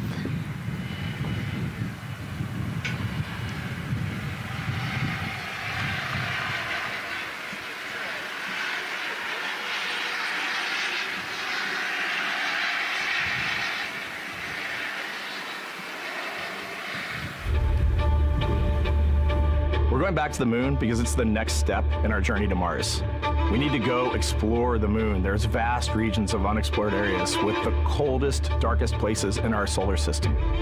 This is a test mission, and when we get off the planet, we might come right back home. We might spend 3 or 4 days around Earth. We might go to the moon. That's where we want to go, but it is a test mission, and we are ready for every scenario as we ride this amazing space launch system in the Orion spacecraft. But another reason we're going back to the moon is to fulfill NASA's mission, which is to explore the unknown in air and space, to innovate for the benefit of humanity, and to inspire the world through discovery. And when we succeed and when we accomplish the things that we set out to accomplish, that inspiration not only can set up new things to happen, but it also is a reminder in tough times that we're capable of doing great things when we work together.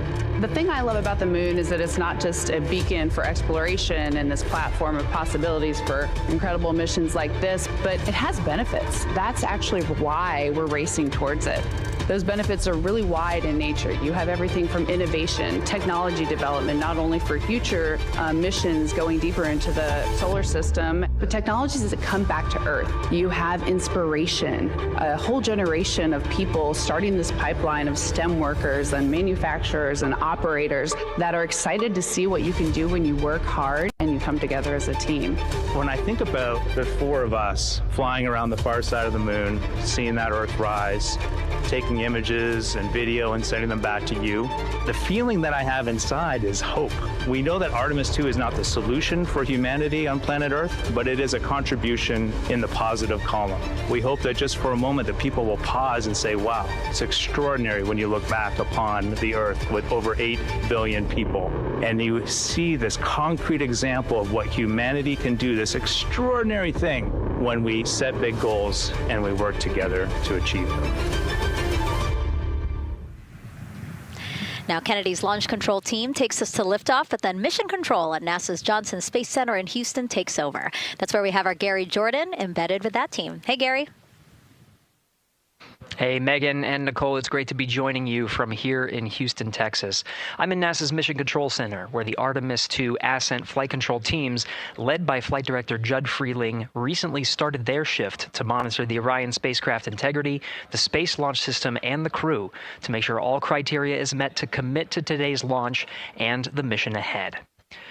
The team you see here in this room today has been training extensively to prepare for the highly dynamic phase of flight that begins shortly after engine ignition. Teams here will be monitoring the flight of the Space Launch System, Orion, and of course the Artemis II crew on board as they make their way from the Kennedy Space Center into Earth orbit.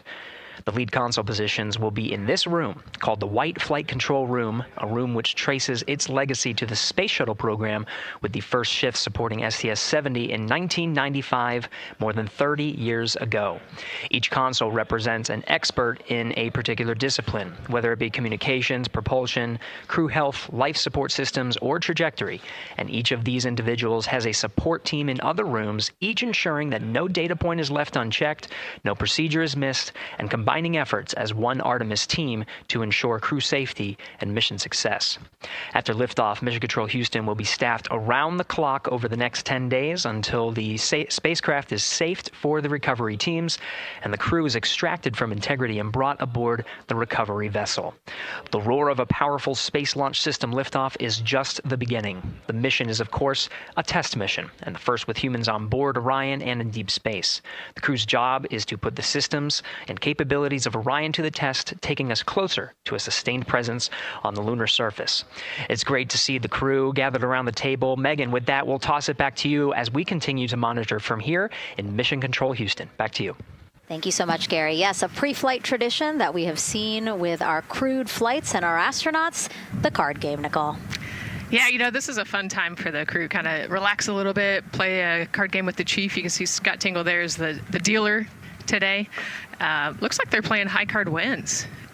So Victor won. He's out. Now Jeremy's out.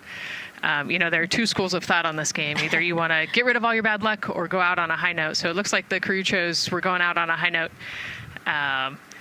And, you know, I think one of my favorite parts when I talked to Reed about this is he was just excited to play a game with his old boss from Naval Test Pilot School. So once again, his boss today. Yeah, and I love this part of the tradition because this is when, again, you usually see them like, yeah, laughing, but very focused still. But when they get to this table, laughs, high fives, smiles, just really a brief moment of levity in what can be and will be a very long day for them. Yes, you know, it's a long day. There's a lot of preparation that goes in today, and so they're just, I think, at least for us, it was a nice brief moment of some relaxation, a couple laughs, you know, a moment to take a few deep breaths and reflect on the mission ahead, and then, you know, get some high fives as well. And so with their bad luck dispelled, some good luck from Scott Tingle, it seemed like there, right? Yes, definitely. It's actually a really fun tradition. You know, I think that card game is more steeped in tradition than anything else. Every crew has played that same card game. As you said, Nicole, the primary reason for why they're there to suit up, to do communications checks, to do pressure checks all done, and now it seems like Reed had some words for the team in that room. Yeah, you know, this day can't happen without thousands of people, right? And so the suit room is a great example of that. You've got all of the suit techs, and you've got your support team there, everyone who has made this day possible. You know, they've been working with the suit team for years at this point, getting ready. So some fist bumps to the group.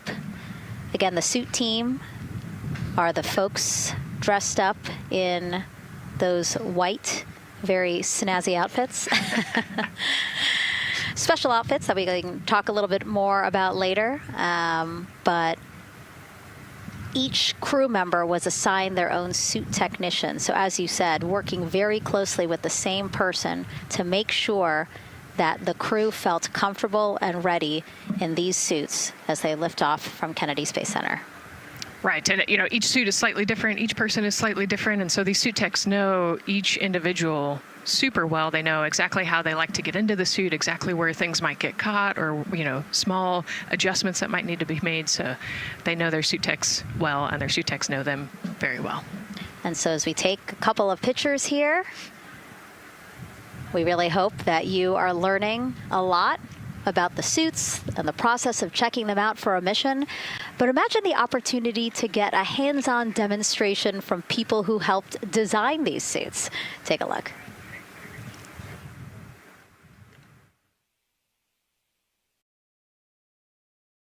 Does anyone want to try on one of the gloves?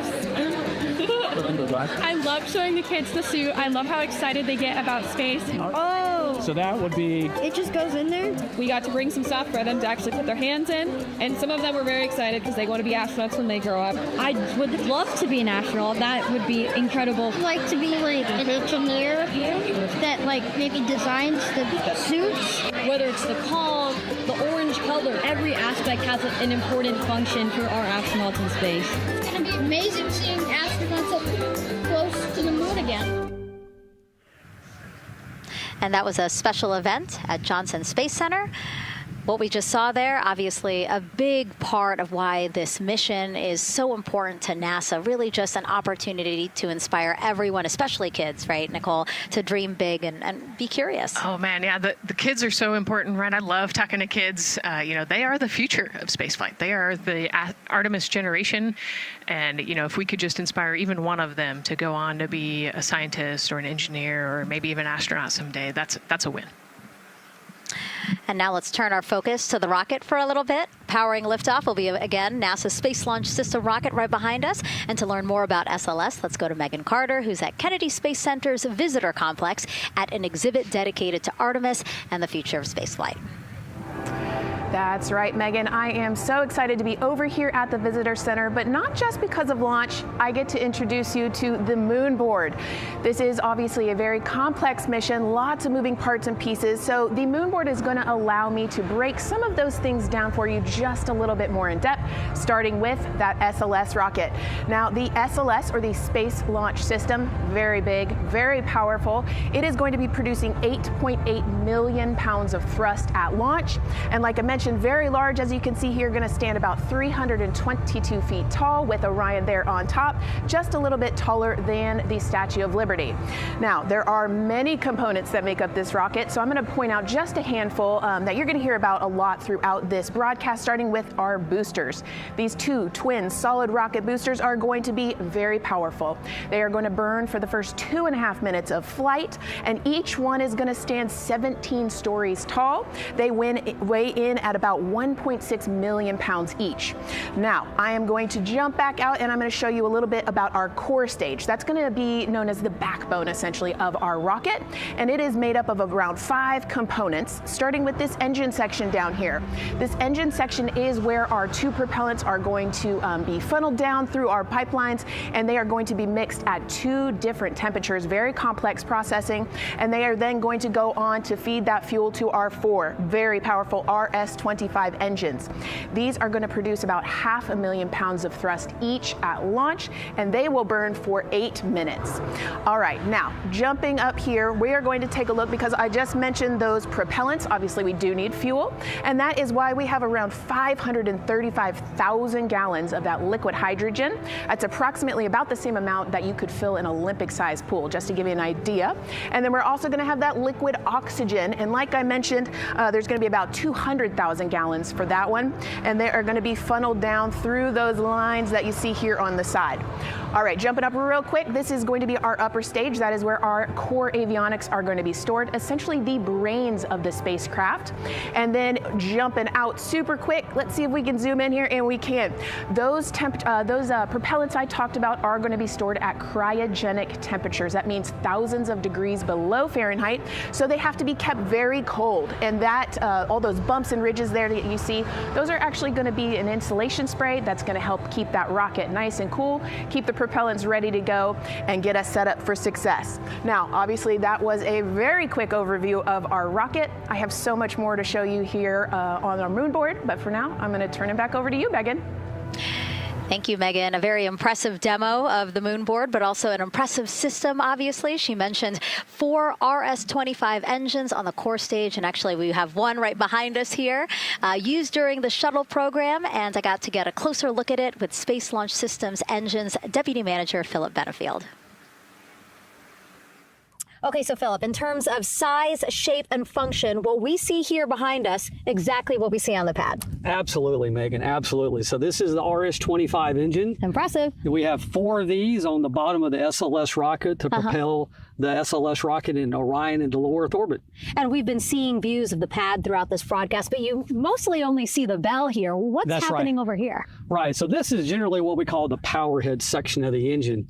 So the purpose here is that it takes in the propellants from the vehicle tanks, the liquid oxygen minus 297 degrees, super cold stuff. The liquid hydrogen even colder, minus 423 Fahrenheit. There's 4 turbo pumps on the engine that pressurize that propellant up to 9,000 psi in areas. It is all directed into the main combustion chamber, where it is burned into hot gas that then is accelerated out the nozzle to produce thrust. When you say hot gas, what are we talking about? We're talking 6,000 degrees Fahrenheit gas. Wow, so we're talking really cold as liquids coming in-to the combustion chamber, and then it comes out as really, really hot gas.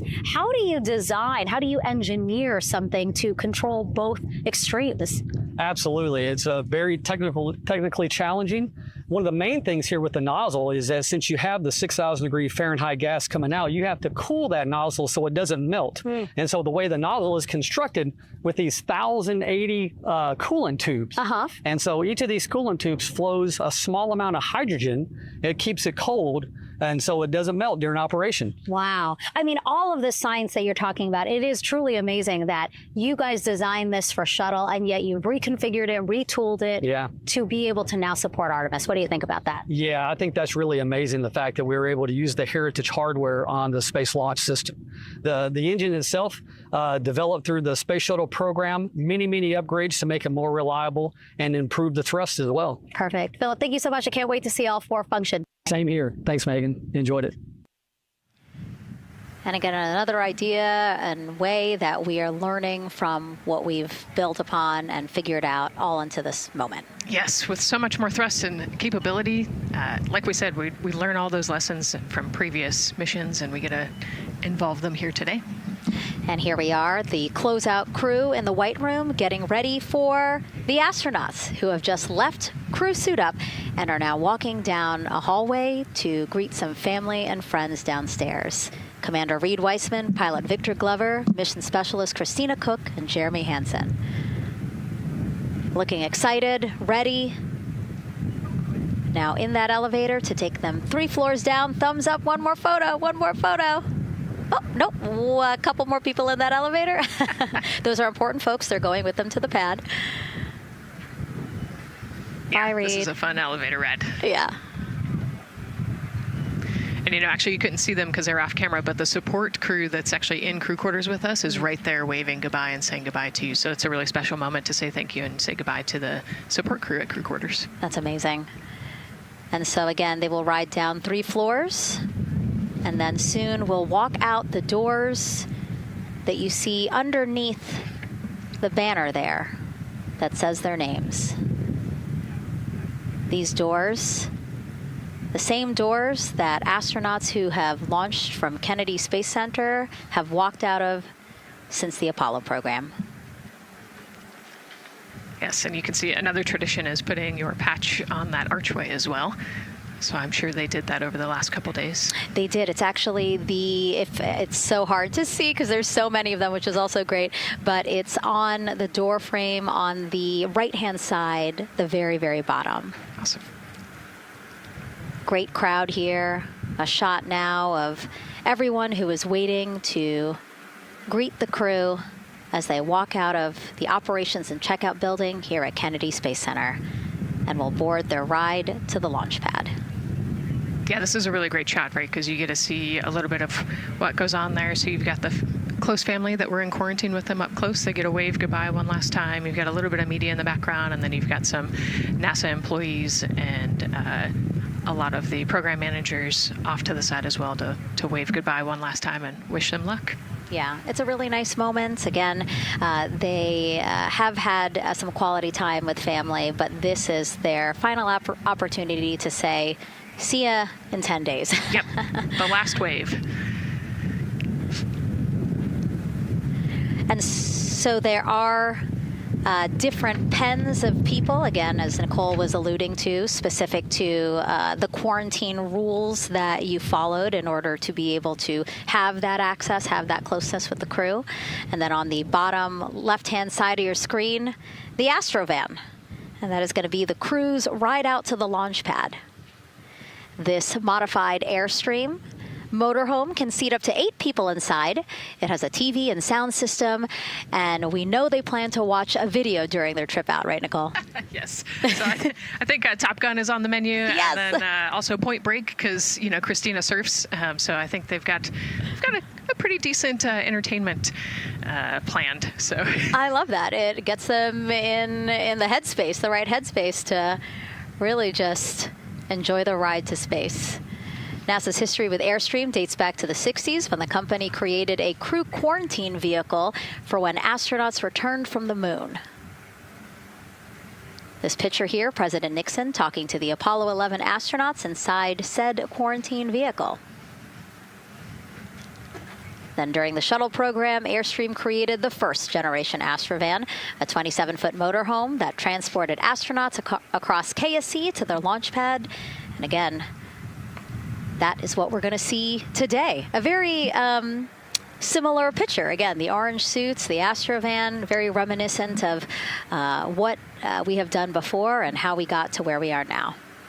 Yeah, and it's a pretty cool ride. You get about 20 minutes to get out to the launch pad and watch a movie, listen to some music.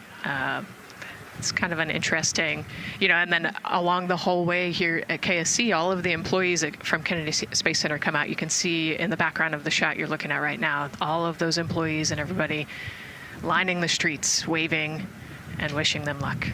I think this is an emotional moment for a lot of people because this is the last time where a lot of people will be with the crew, because once they get to the pad, there's only a handful of folks with them before launch. Yeah, definitely. This can be emotional for the crew, can be emotional for the families, of course. I mean, yeah, I got to wave goodbye one last time to my sister, and when we walked out those doors, and yeah, it's surreal. You know, it starts to become much more real the closer and closer you get to the launch pad.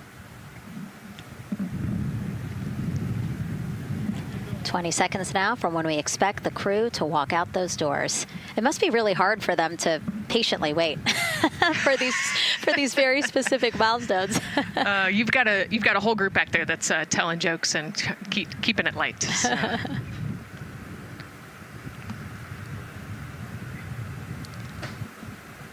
And here they are, NASA's Artemis II crew. Commander Reed Weissman, pilot Victor Glover, and mission specialist Christina Cook and Jeremy Hansen taking their first steps outside for their historic test flight. To a wonderful applause from the crowd. They're looking really excited. Some and big really smiles. Ready. I love that. Out here. It's a great day for us. It's a great day for this team. A few words from Reed. Great day for us, the team, he said. Thumbs up, more thumbs up.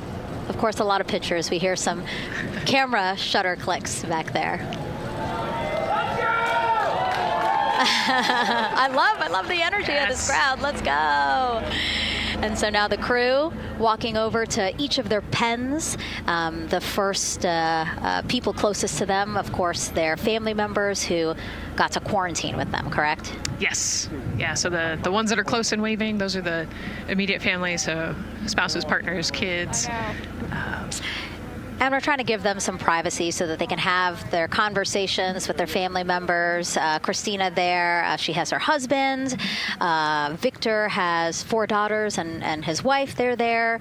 Reed, his 2 daughters are there. And then Jeremy, his wife, 2 daughters and a son.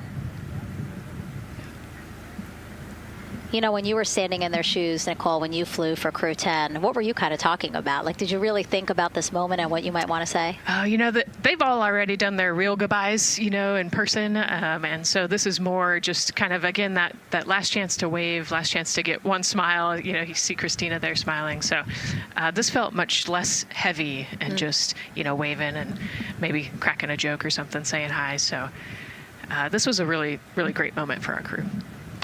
Reed's 2 daughters there. Reed spoke about when he told them that he was selected to be the Artemis II commander. And he said he was worried. He's a single dad, didn't know how they would react. And actually, he said he was overwhelmed by their support. He woke up the next morning with cupcakes baked by one of the daughters, moon cupcakes. Yes, I love this story. He has that in his daughters. Christina said she took a bike ride with her husband and wanted to tell him when the moon rose, but that it was too foggy. But she said he was still very excited and happy for her. Yeah, the moon's still out there. A close-up now of, again, Commander Reed Weissman and Mission Specialist Christina Cook. To the right of your screen, as we pan left, we have pilot Victor Glover. Victor told his wife, and they told their 4 kids together, and he said that one of them just started yelling, "Let's go!" Yes, I love that. Again, the support from the family is awesome. And Jeremy said his wife and 3 children, super excited. He felt very supported. You know, he did have that tough conversation, obviously, of talking about the realities of this being a test flight, but he said they were super supportive. And now as he walks away, some kisses from Victor Glover to his family, hearts to Christina. Jeremy being a gentleman, pausing so that Christina can take a nice photo without him. Hearts too from Reed there.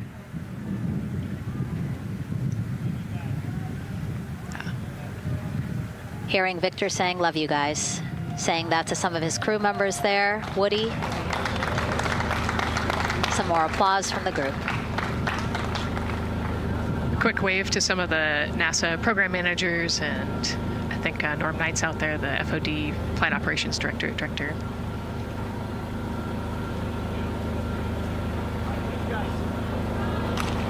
You heard Reed there saying, "Thank you guys," as the crowd picks up again with their applause, and the 4 of them step into their Astrovan. Looking at the clock, very on schedule right now. Again, according to the very detailed timeline of launch today, they are expected to drive off in about 20 seconds.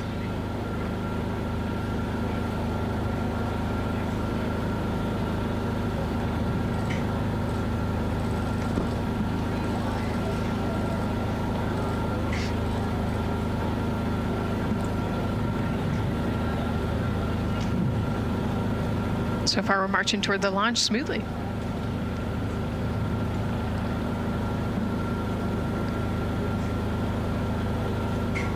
Do you think they're queuing up the video?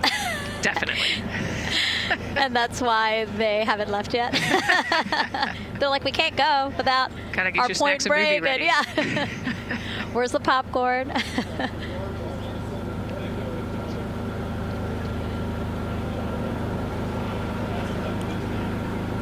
Again, good on the timeline. Of course, they do have these very specific milestones, but this is not one that has to be completely stuck to the second and the minute. Yeah, we will make up that time easily.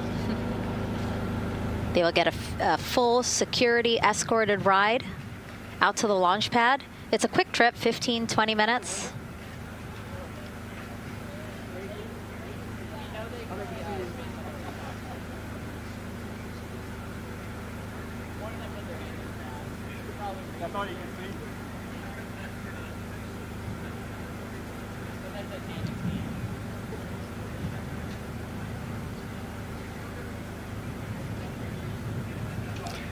The closeout crew at the pad still just getting everything ready for their arrival. Configuring Orion, right, Nicole? Yes, so they're probably laying out the seat restraints and getting all of the umbilicals set and ready to go so that when the crew gets there, they can ingress and start getting strapped in and connected to the capsule. And in our smaller box there, we have a shot of our administrator, Jared Isaacman. Bouncing around quite a lot today, was in the firing room right after the crew weather brief, saying to the crew that they are good for them to start suiting up, and now here to wish them well as they drive out to the pad. Yes, he's so invested in this mission. I love it. You know, he's been an active participant today, and exciting to see him there at the walkout.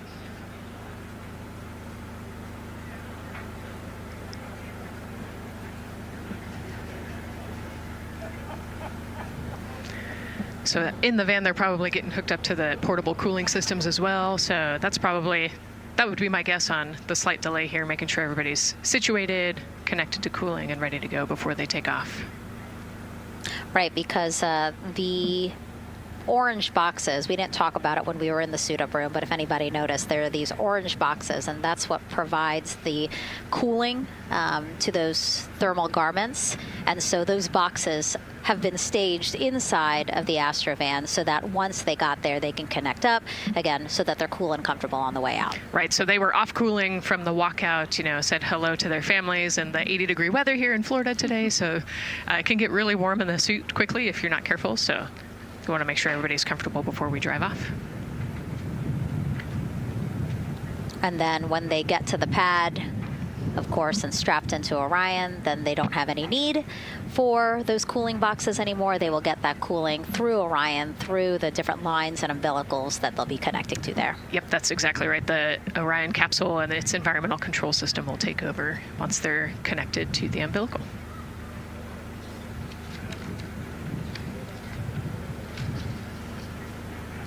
And so when we were watching them get into the elevator, I said, oh, there's a couple more people going in there. And they were, again, those folks in the white suits that we saw. Again, suit technicians. Yep. And there they go. And off they go. Reed, Victor, Christina, and Jeremy now on their way to launch pad 39B, where they will fly to the moon, something no human has done in over 50 years. They may also set a new record as the farthest humans have ever been from Earth, a record set by the Apollo 13 crew almost 56 years ago today. We still hear cheers as they drive away from the operations and checkout building here at Kennedy Space Center. Now, while the crew make their way to the pad, let's get to know each of them even better. First, Commander Reed Wiseman. The moon, to me, it's the thing that connects me together with all the other humans in my life. I remember being a little kid lying in bed at night and just looking out at the moon in whatever phase it was in, and I was thinking, man, my friends that live like 20 miles away, they can probably look out and see that same exact moon. And then when I was in the Navy and I would look out at the moon and I'd be halfway around the planet, and I would think, man, my brother can see that moon where he is, and he's halfway around the planet from where I am. To me, it's a connection of life on Earth. We can all look up and see that moon, and it's always changing. The moon is never the same 2 days in a row. I love that. My name is Reed Wiseman. I'm the commander of NASA's Artemis II mission around the moon. I grew up in a little town just north of Baltimore, Maryland, about 20 miles north of the city. There was a National Guard base nearby my house, and there were A-10 aircraft that would fly over every now and then. I just would look up at them and be like, man, I want to be up there. I want to go do that. And then my brother went to the Naval Academy, and I would go every year and watch the Blue Angels fly during commencement, and that just started to grow and grow and grow. For a while, I wanted to join the Air Force, and then I realized Navy flies as well, and they fly from ships in the middle of the ocean, and that was it. Like, done deal for me. That is exactly what I wanted to do for my career. Flying is freedom to me, especially when you're in a jet aircraft coming off of an aircraft carrier in the middle of the Pacific Ocean. Nearest land is over 1,500 miles away. So when you come off of that aircraft carrier, you are truly just alone with yourself out there. It is a magical experience to be out there all by yourself in an aircraft over the Pacific. Just it's free. I think anybody who accomplishes something that they set their mind out to, there's no one thing that does it for them. It's a combination of everything. I mean, the way my parents raised me, the way my brother and I, the way our relationship developed over time, my friends, being in the marching band, going to college, setting my own course, learning how to live on my own, being mentored along the way, being, kept on the path to success, but being given the freedom to, make excursions and fail every now and then and regroup and carry on. I think all those things come together in the end to get you where you are. I've had to overcome, I'm a human being. I've had to overcome a lot of fears. I'm pretty scared of heights. I joked about that on the International Space Station, but it turns out I'm only scared like at the edge of a building. When you're up on the International Space Station, even though you're 250 miles up, I never had that feeling of falling or that I was, at risk up there. I just kind of loved the feeling of floating and looking down at Earth. There have been challenges all throughout my life. By far, the biggest challenge was losing my wife in 2020 to cancer and now raising two daughters who are grown up now, but that's been the biggest challenge by far I've ever had to face. It is not easy. Being an only parent, trying to work a full-time job, and raising two kids is something that I think about every single day. I'm very proud of the work I've done. I haven't always done it well, but I've always shown up and tried as hard as I possibly can. And now Artemis II pilot Victor Glover and his journey to this history-making moment. I do wonder what it's going to be like when we are really far from Earth and can see it. The sensation of being so far away from everything that you know. I had that sensation on the space station the first time I got to sit in the cupola for a really long time. So I can only imagine what that's going to be like from 200,000 plus miles away. My name is Victor Glover, and I'm the pilot for NASA's Artemis II mission around the moon. When I was in 4th grade, I was 10 years old, and that's when the Challenger accident happened. And it helped me understand how the general public felt about the astronaut corps, right? Like, these are the people that we want to be, and that just gave me an easy thing to strive toward. The biggest fear that I've had to overcome in my life is doubting myself. Going to college when no one in my family had gone to college was a huge risk. I had more confidence in my athletic ability than in my academic abilities. I could play football with those college students that I saw on TV, but my classmates that I saw in the lab and around the University Union, I didn't know if I had what they had. I think addressing that self-doubt was a part of, swinging for the fence and trying to go get an engineering degree, not just go to college, but get an engineering degree and then go do something challenging and technical like flying. Apollo is known for sending humans to the moon. Artemis has an opportunity to continue the Apollo story, but I actually think it's important for this story to stand on its own. Artemis is a new program, and we're trying to do new things. And it's great to compare and contrast. When you look at our spaceship, you can see parts that were designed, built, and integrated in another country. When you look at our crew, you see that our crew is international. There are also men and women. And I just think that comparing and contrasting makes the story even richer. The piloting role specifically, I will have an hour and a half or so where I get to fly the spacecraft by hand. We haven't flown that many spaceships. And so the ability to fly one actually in space on a test mission is just a really unique opportunity. I can't tell you how I'm going to feel when we fly by the moon and see the moon up close and the Earth from 250,000 miles away, but I don't use the word excited because I'm focused. You know, what we do, this is very serious and it's very risky, and we are all intimately familiar with that risk. And so if we go out there and we're successful and we can pass that baton on to Artemis III, that's something to really be excited about. Great to hear from Reed and Victor in their own words about how they feel about this mission and their role in it as the convoy turns this corner here onto the road where the vehicle assembly building is and where the group that we showed you earlier today, ready with their flags. Wow, that group has expanded exponentially. Love this. Yes, this is great. So many people. Flags. Oh my gosh, I love it.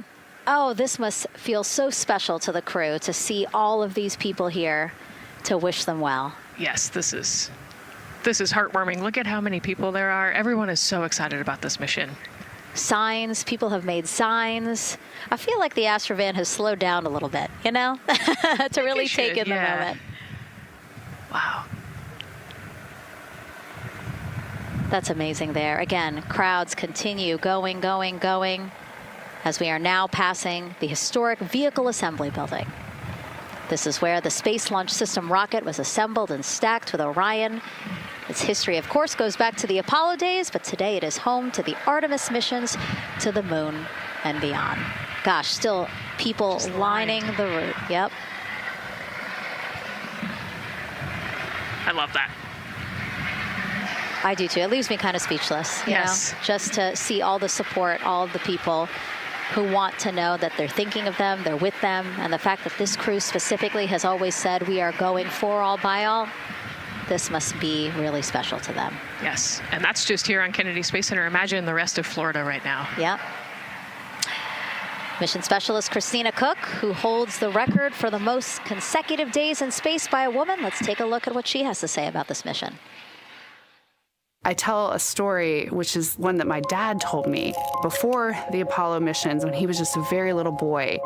He was looking up at the moon with his mom, and his mom said to him, "Don't worry, Ronnie, we'll never get there." Fast forward maybe 70 years later, it's his daughter that's actually going there. And I think that long arc is something that we can all learn from. The idea that the seemingly impossible becomes possible if you just believe in it and are willing to work hard and come together to achieve it.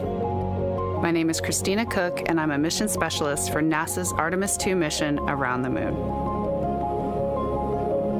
When I look back at my dreams as a kid, I definitely never thought I would actually get here. I was very pragmatic. Even though I'm a dreamer, I knew that the odds were way against me again, so I might as well do something I'm loving in the meantime. I definitely loved science and math in school and, you know, did pretty well in those things, but I also loved being active. I was always outside. I loved things that made me feel small. I loved looking at the night sky, oftentimes between the pine tree branches, or I loved the ocean. North Carolina also has mountains, and when we go there, I just loved the vastness of all of those things. I loved how they made me feel and what they made me think about, and the vastness of the universe and how much out there was to learn. I'm drawn to exploring. I'm drawn to challenges that involve both mental and physical, and I'd much rather be solving problems wearing a whole lot of equipment and in a harsh environment, and that's just something I've carried with me ever since I was a kid. Thinking about the fears or challenges that I've had to overcome, there are just so many. I mean, basically, that has been the journey. I always say to people, do what scares you, and that means I have to follow my own advice. So doing what scares me meant getting on a plane and going to the Antarctic, getting on a plane and going to study abroad in Ghana, applying to become an astronaut, opening the EVA hatch in the airlock and going out of it into the darkness, strapping myself onto a rocket. And so for me, I think that no matter what the challenge, recognizing that if people believe in you and you believe they believe in you, the challenges seem always a little bit easier. To me, the moon, it represents history. It is a witness plate. Everything that's ever happened to the moon is still written on the moon. Every single person has looked at the moon their entire lives. We see the same moon. That's something really special. It's just the epitome of a symbol of something that's in each of our hearts, but that's also represents exploration and reaching.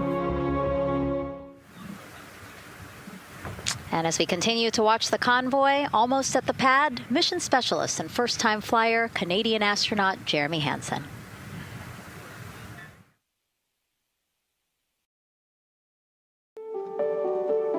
I have this very distinct memory of seeing an image of an astronaut standing on the moon. It's burnt in my brain because I went back to it so many times in my childhood, and I would look at that image, and I know it had a huge impact on me that humans had walked on the moon. My name is Colonel Jeremy Hansen. I'm an astronaut with the Canadian Space Agency, and I'm a mission specialist on NASA's Artemis II mission around the moon. My elementary school years, I grew up on a farm outside of London, Ontario. I spent as much time as I could with my dad on the farm. I learned the value of hard work, for example. If I wanted to go to work with Dad, it was going to be a long day, and I was going to have to not complain, or I wasn't going to get to go the next day. I had a treehouse, I had a vivid imagination, and I changed my treehouse into a spaceship. I made all these dials and controls. I had circuit breakers for switches that I found in the barn, and I was exploring space in my imagination. The most important thing I did to get to where I wanted to go in life, which was flying fighter jets and eventually becoming an astronaut, is I shared those desires with other people. And it turns out, just like you don't go to the moon on your own, if you could, I would have done it a long time ago in my treehouse as a kid, you have to go as a team. I think the biggest impediment to achieving my goals was, of course, myself. And I think that's a common human experience. There are many times where just little things would get in my way, and my immediate interpretation of that was, well, now that goal's out the window.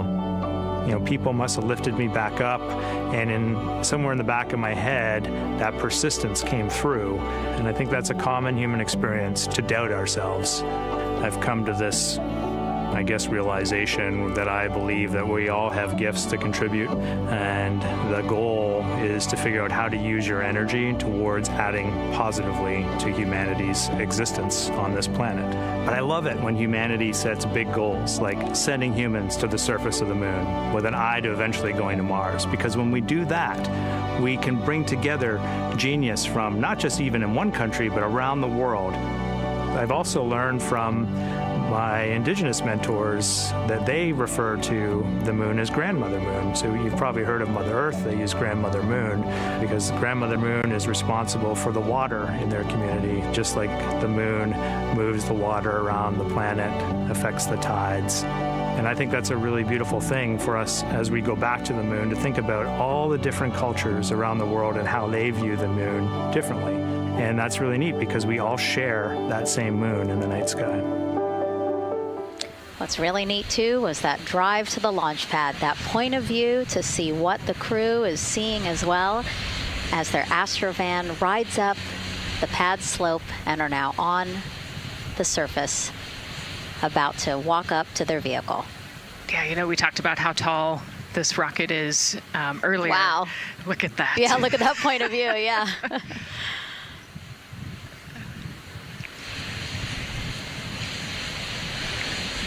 Pad 39B, another historic place here at Kennedy Space Center. Construction began in 1964, finished 3 years later. Apollo 10, the full dress rehearsal for the moon landing. That was the first mission to launch from this pad. Yeah, you know, we've used this pad for a lot of missions. You know, we modified the pad in the 70s and 80s, and then the shuttle missions actually launched from here as well. And then, of course, Artemis I took off from this launch pad, November 2022.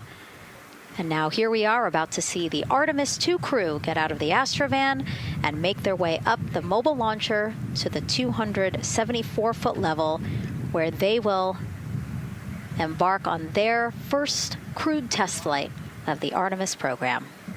You know, I think that button in the elevator actually says space when it does? hit it. Yeah. Really? At least on 39 Alpha it does. So I imagine it says something similar here. Again, let's take a look at the clock as we wait for the crew to get out. 4 hours, 10 minutes and counting until the top of our 2-hour launch window today. Let's head back across the street to Daryl, who's following the launch team every step of the way. All right, thank you, Megan and Nicole. And here inside Firing Room 1, we had a nice moment. The launch director, Charlie Blackwell-Thompson, NASA's first female launch director, standing up from her console, taking her cell phone and snapping photos as the Artemis II crew that she had just given the go to leave the astronaut crew quarters, driving by and, of course, going up the causeway until they got there to the pad. And now we see them coming out of the Astro van there and getting ready to ascend the launch tower. Well, we got a weather brief before they went out to the pad, and of course LWO gave a go. There could be some rain out there at the pad. It's already rained out there already. If you're in the area and you're watching right now, well, certainly you know that there's some rain in the area. There's going to be spotty showers that are going to be coming ashore here, and we expect that throughout our rest of our countdown. But we also are getting forecasts that there'll be some clearing as we get closer to our launch window. Big wave from Reed Wiseman there, and a thumbs up as the crew goes into the elevator to ascend the launch tower to go up to the level where they'll walk across the crew access arm and get into the white room. One of the things that you're going to start to hear now is from the crew themselves. We're going to be airing the Orion to Earth loop, which is the communications that's going between that crew and the launch team here as they walk them through configuring their various consoles as well as getting ready. A nice moment here, and I'll just pause to just look and see as the crew walks across the zero deck, as they call it, which is the deck that's right there even with the engines, and they're taking a moment to go over there and stand up and gaze up at the 322-foot tall SLS rocket. This was part of the plan for the Artemis II crew, and potentially a rocket that could help them make history to go farther from Earth than any crew has before. The farthest distance from Earth when they launch will be roughly around 248,000 statute miles. They're expected to go about 4,000 miles farther than the Apollo 13 crew did. And now they've headed to the elevator to go up. Again, I was talking about the loops. You're going to be hearing from the crew as they discuss with the launch team getting various systems ready to go. And then closer to liftoff, we'll hear the operational launch team loop brought forward ahead of the critical pre-launch polls and then the start of terminal count. And that should be right around L-25 minutes, right before the NASA test director gives their poll and the launch director gives her management poll, which happens at L-17 minutes.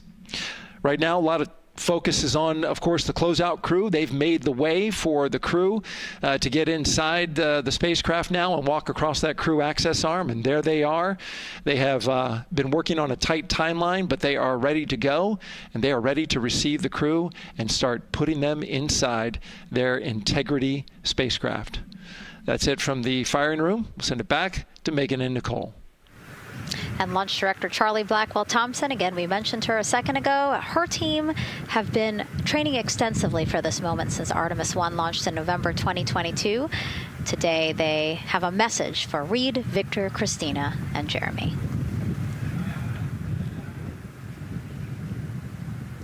Today, you carry the work of thousands and the hopes of millions. Every test, every simulation, every long day and night have led to this moment. This team is ready. The vehicle is ready, and you are ready. From the ground to the moon, Godspeed, Artemis II!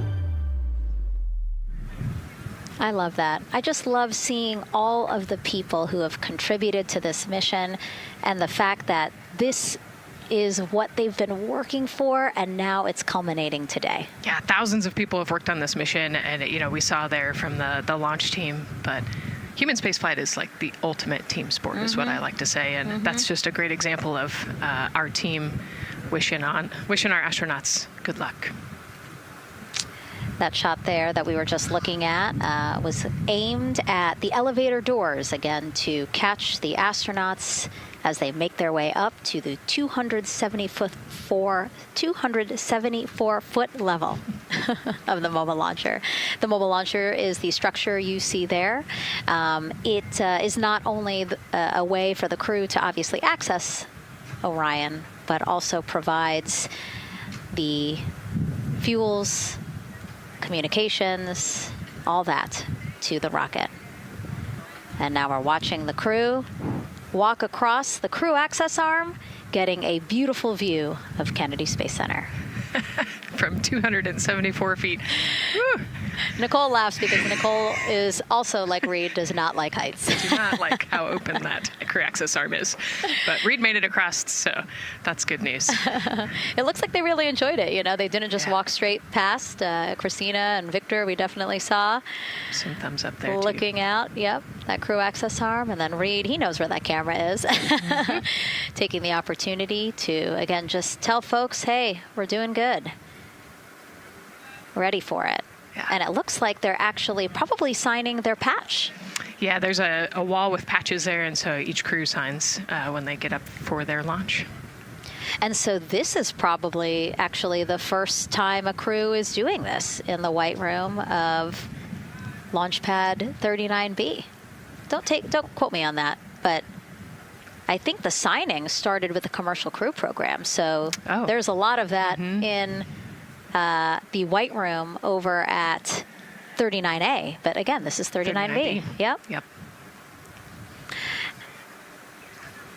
And so now in this room here, the White Room, again, we will see the crew don or put on their communication caps again, their helmets, their gloves, and remove coverings that they had on their shoes.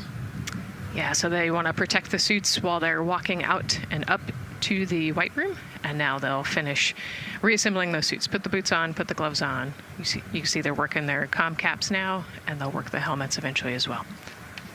And so as we watch this process unfold, why don't we take a couple of questions from you guys? What is the most difficult thing about preparing for a flight? Nicole, that question's obviously for you. Ooh, this is a great question. I think we get such good training. This crew's been training for years. And so they know this rocket and this capsule inside and out. They know all the dangers. They know how to react to anything. So I actually think, preparing your support system and your family, I think launch day is actually tougher for your family than it is for you.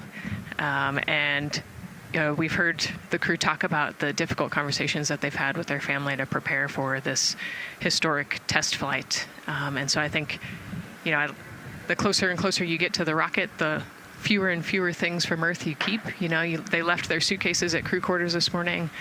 They left their cell phones, their laptops, everything. And so you are just a human in a spacesuit about to get on a rocket with all of your loved ones watching. And I think that can be probably one of the most difficult parts about today. And while you were answering that question, Nicole, again here at pad 39B. Let's take another social question now. All launch windows happen to be in the evening. How come? Obviously referring to the April opportunities specific to Artemis II. Right. This is a complicated answer. I don't know that I would have the exact mechanics behind it, but it has a lot to do with orbital mechanics and where we are in terms of the Earth and the Moon relationship. Like we said, we're trying to get on that free return trajectory, and so it has a lot to do with when we can do the perigee and apogee raised burns and the translunar injection. So there's a lot of math that goes behind these launch windows and why they shift and move, and why we just so happen to be in the evening for the April launch windows. Yep. You did answer it well. All right. And before we asked you guys a question, who would you take to the moon with you? Would that be a bestie, a pet, family member, or seasoned astronaut? Overwhelmingly seasoned astronaut. So Nicole, you and I are going to the moon. Was that your answer as well? That was totally my answer. Again, like I thought my husband would not like that answer because he'd want to come along too. But I think if asked, he would also say seasoned astronaut. So that's fair. Yeah, like we said, there's a lot of training that goes behind it. These guys can react to anything that comes their way. And so, yeah, if you don't have all that training, maybe you do want someone that's a little bit more experienced. Yep. So correct answer, everyone. And now we have another question for you. What do you want to know about living in Orion?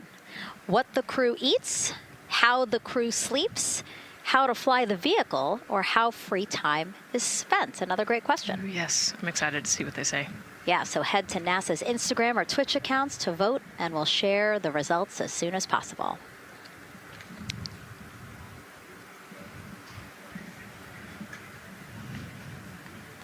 And while you're doing that, remember to also sign up to be a virtual guest for this mission. Just go to the link we'll pull up on your screen. As a virtual guest, you will get mission-specific information, notifications of any schedule changes, and curated resources straight to your inbox. You will also receive commemorative stamps for your virtual passport after launch and splashdown. Again, we really, really want you guys to engage with us, engage with this mission, come along with us for the ride. So yeah, take advantage of these opportunities to be a part of it. Yes, it's a mission for all. And so back in the suit, no, not the suit-up room, the white room. Well, they're suiting up. You can see why I might have slipped that up. So they are continuing to put on gloves. Reed and Jeremy look like they've been checked. Again, they've put on their gloves, their helmets. They've taken off those coverings on their shoes now that they're about to get into Orion. And then suit technicians are also helping Christina and Victor. And they're in this particular order, actually, because this is the order in which they're going to ingress into Orion. Again, we have Reed, Jeremy, then Victor, last Christina. Yeah, and that just has to do, like you said, with the seat orientation. So as the astronauts sit down and lay back in the capsule, the left side will be Reed, and then below him will be Jeremy. So that's why they're going to get in first, to create space for then Victor and Christina to get in. And let's talk a little bit now about the closeout team. We saw a few of these folks also in the suit-up room. Suit technicians were in there, again, to make sure that they get into the suits properly. And then a couple of them came out to the pad here to, again, do the same thing. Hey, are you comfortable in these suits? Is everything is as you expected? And then these folks here will help them get into Orion, buckle up. And so we were talking a little bit about their attire, specially made for what they're doing right now. Yeah, so these, they almost look like, the equivalent of a flight suit, right? They're fire resistant. They've got the straps on the back for emergencies that mimic the same straps that the astronauts have on their suits, so that you can use the same exact equipment in an emergency egress from the pad, for example. So we can use the same equipment to get everybody safely away from the pad as required or if needed. Yeah, always thinking about those contingencies, how to very quickly, if there were an emergency, get everyone out, not just the astronauts, but also the closeout crew if an emergency was happening while they were still at the pad. And so those suits, flame retardant. Also, when we see them crawl into Orion, you will notice that they are on their knees quite a bit, so built-in knee pads. Really a thoughtful design for the purpose that they're serving today. Yeah, they're functional, which is exactly what we want, but also they're pretty classy looking. So we did a good job with the design. I was going to say, they actually look like, the outfits that car racers wear, right? Yeah. And then when I said that to the lead of the closeout crew, he's number one if we do see him, Taylor Hose, he said, well, actually, we are kind of like a pit crew, like they're very quickly moving through the operations so that not a lot of time, not more time is spent at the pad than is needed, because this is a fully fueled rocket, Nicole. Right. Yeah, we want to minimize the time that we have more humans up in the White Room, but also safely and efficiently get the astronauts ingressed into the capsule. And so that's their main job. That's so yeah, I like the pit crew analogy. Works great.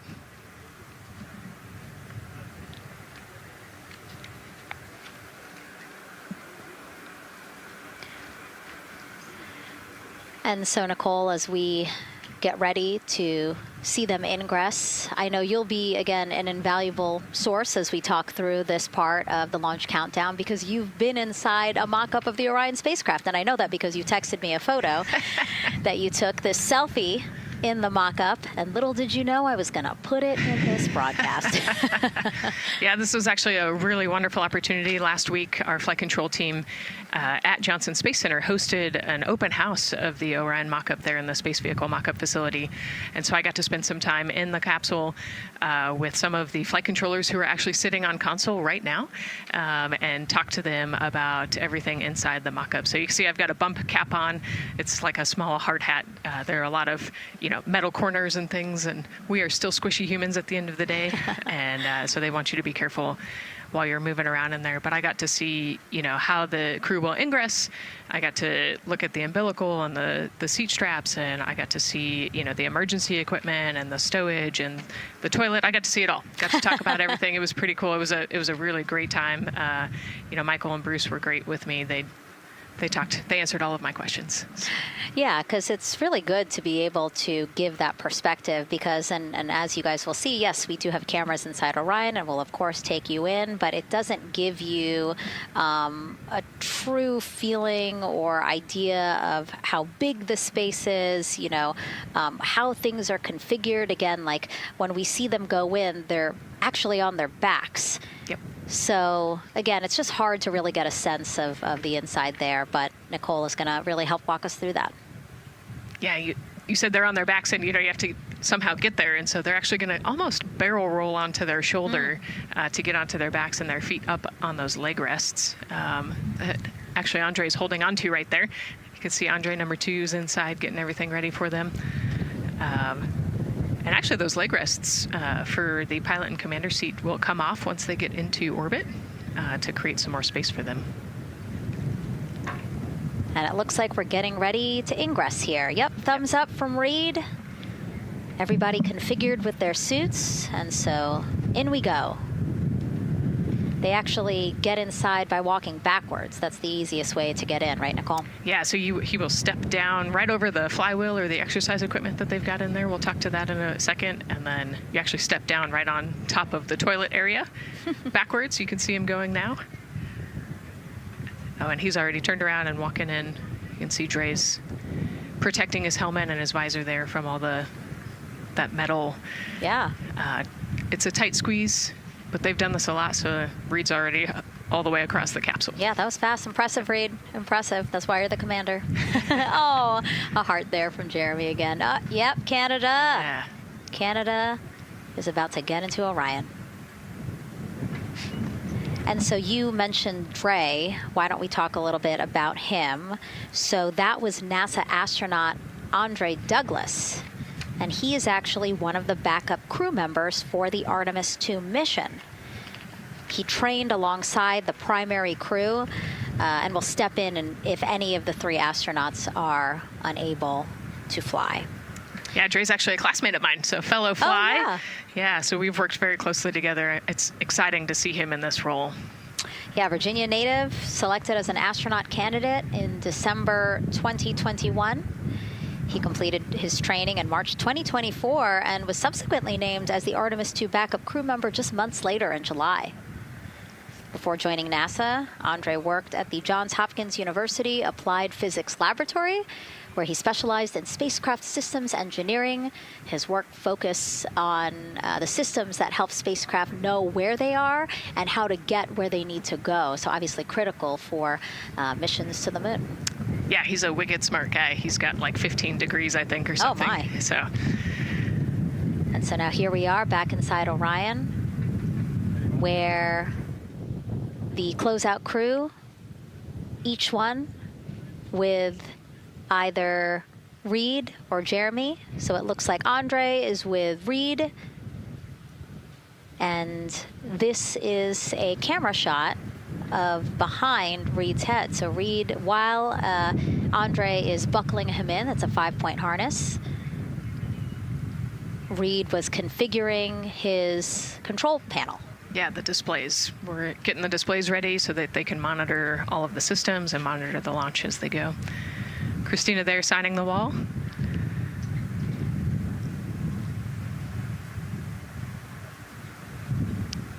Got to put away the pen.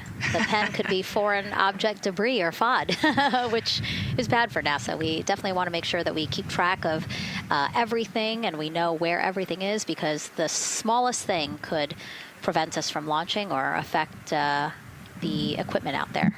Yeah, and you'll actually see that most of their tools will be tethered as well, so nothing can fall through a crack or drop.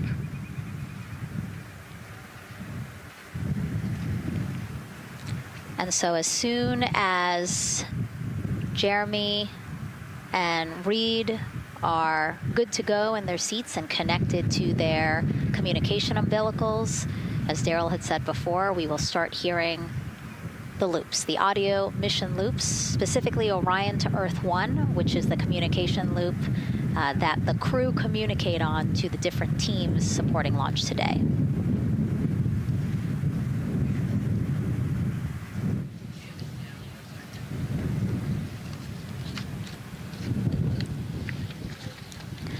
And as we said when we were in suit up, after they do communication checks, again, suit leak checks to make sure that nothing went wrong between the suit up room and here, and also to specifically connect them to the Orion systems. Yes, this will be an integrated test with Orion and the suits to make sure the entire system is working and ready for flight. And so you'll notice Reed and when Victor sits down, Reed and Victor are the only ones with the display panels in front of them. Jeremy and Christina will actually share a personal computer device, and that will be on Jeremy's leg, and that's how they'll continue to follow along with telemetry and data. Yeah, it's actually pretty cool. This is one of the technology demos that we're doing, and so they're going to plug into the system, and it'll be a screen repeater on that that device for them so that they can see what the pilot and commander are seeing. OTC at MS2 is online for context. This is OTC. Repeat. MS2 ready for comm checks. The MS2 ready for comm checks. MS2 OTC Orion Earth 1 comm check. OTC, it's MS2. Have you loud and clear on 1.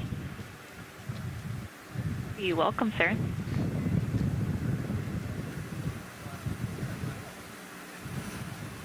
And so that was the Orion test conductor speaking with Jeremy Hansen, again, mission specialist 2 for this mission.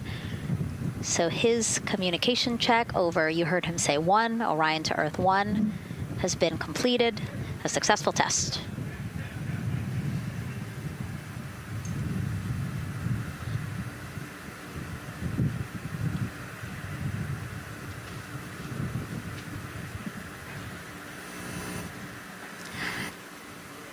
The rest of the crew here waiting in the white room. Again, as Nicole was saying, a little tight there for all of those folks. So Christina and Victor will wait until Reed and Jeremy are done getting buckled in. Yeah, I think 4 astronauts and 4 suit techs would be a tight fit in that capsule. Yeah, I mean, take a look at Bill. He's number 3 there, the suit technician there. He is kneeling where Christina will be in order to get Jeremy situated.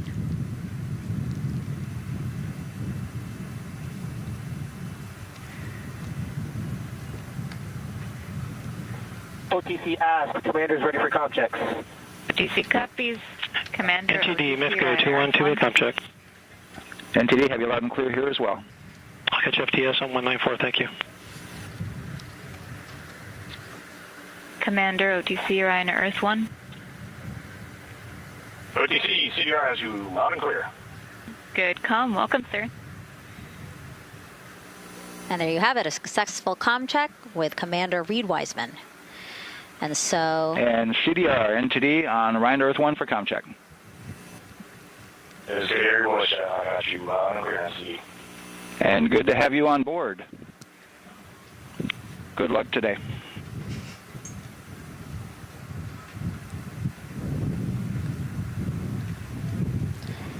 And so now these two closeout crew members will finish up what they're doing here. Again, Nicole, walk us through what is happening here. They're connecting umbilicals, is what we say. Yeah, they're strapping them in, so they're getting their restraints connected. It's a 5-point harness with a quick release, and then they're connecting the umbilical, which has actually 4 different connections. So it's got the air in, air out, the water for cooling, and then the comm as well, the communication cable. So they're going to make sure that all of those connections are good to go, make sure the crew's receiving the cooling and the air, and then we heard the comm check as well. So they're just making sure the umbilical connection was good to go, getting them strapped in and ready, and then they will move on to Victor and Christina. And so while we wait for that to happen, why don't we get another check of the launch countdown milestones with Daryl and the launch team?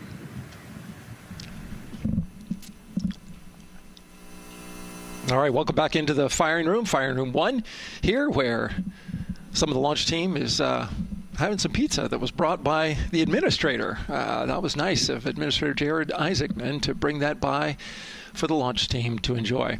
We're L-minus 3 hours and 44 minutes and counting as you can see the crew ingressing into the spacecraft. There are a number of things that are happening on the timeline. Of course, the closeout crew, they liken themselves to like an F1 pit crew, working quickly, methodically, carefully as they go through their procedures to get the astronauts ingressed. Overall, there's a little bit of timeline pressure, right? There's only a certain amount of time as you see the astronauts going into Orion, only a certain amount of time that they can spend on their backs. They will be there for a few hours, right? So we're sitting at 2:40 p.m. Eastern time, and the window opens at 6:24 p.m. Eastern time and runs until 8:24 p.m. Eastern time. So 4 or 5 hours or more on their backs, and then they'll hopefully lift off for a launch. So, of course, the crew is mindful at the time. They don't want to slip into the window if they don't have to.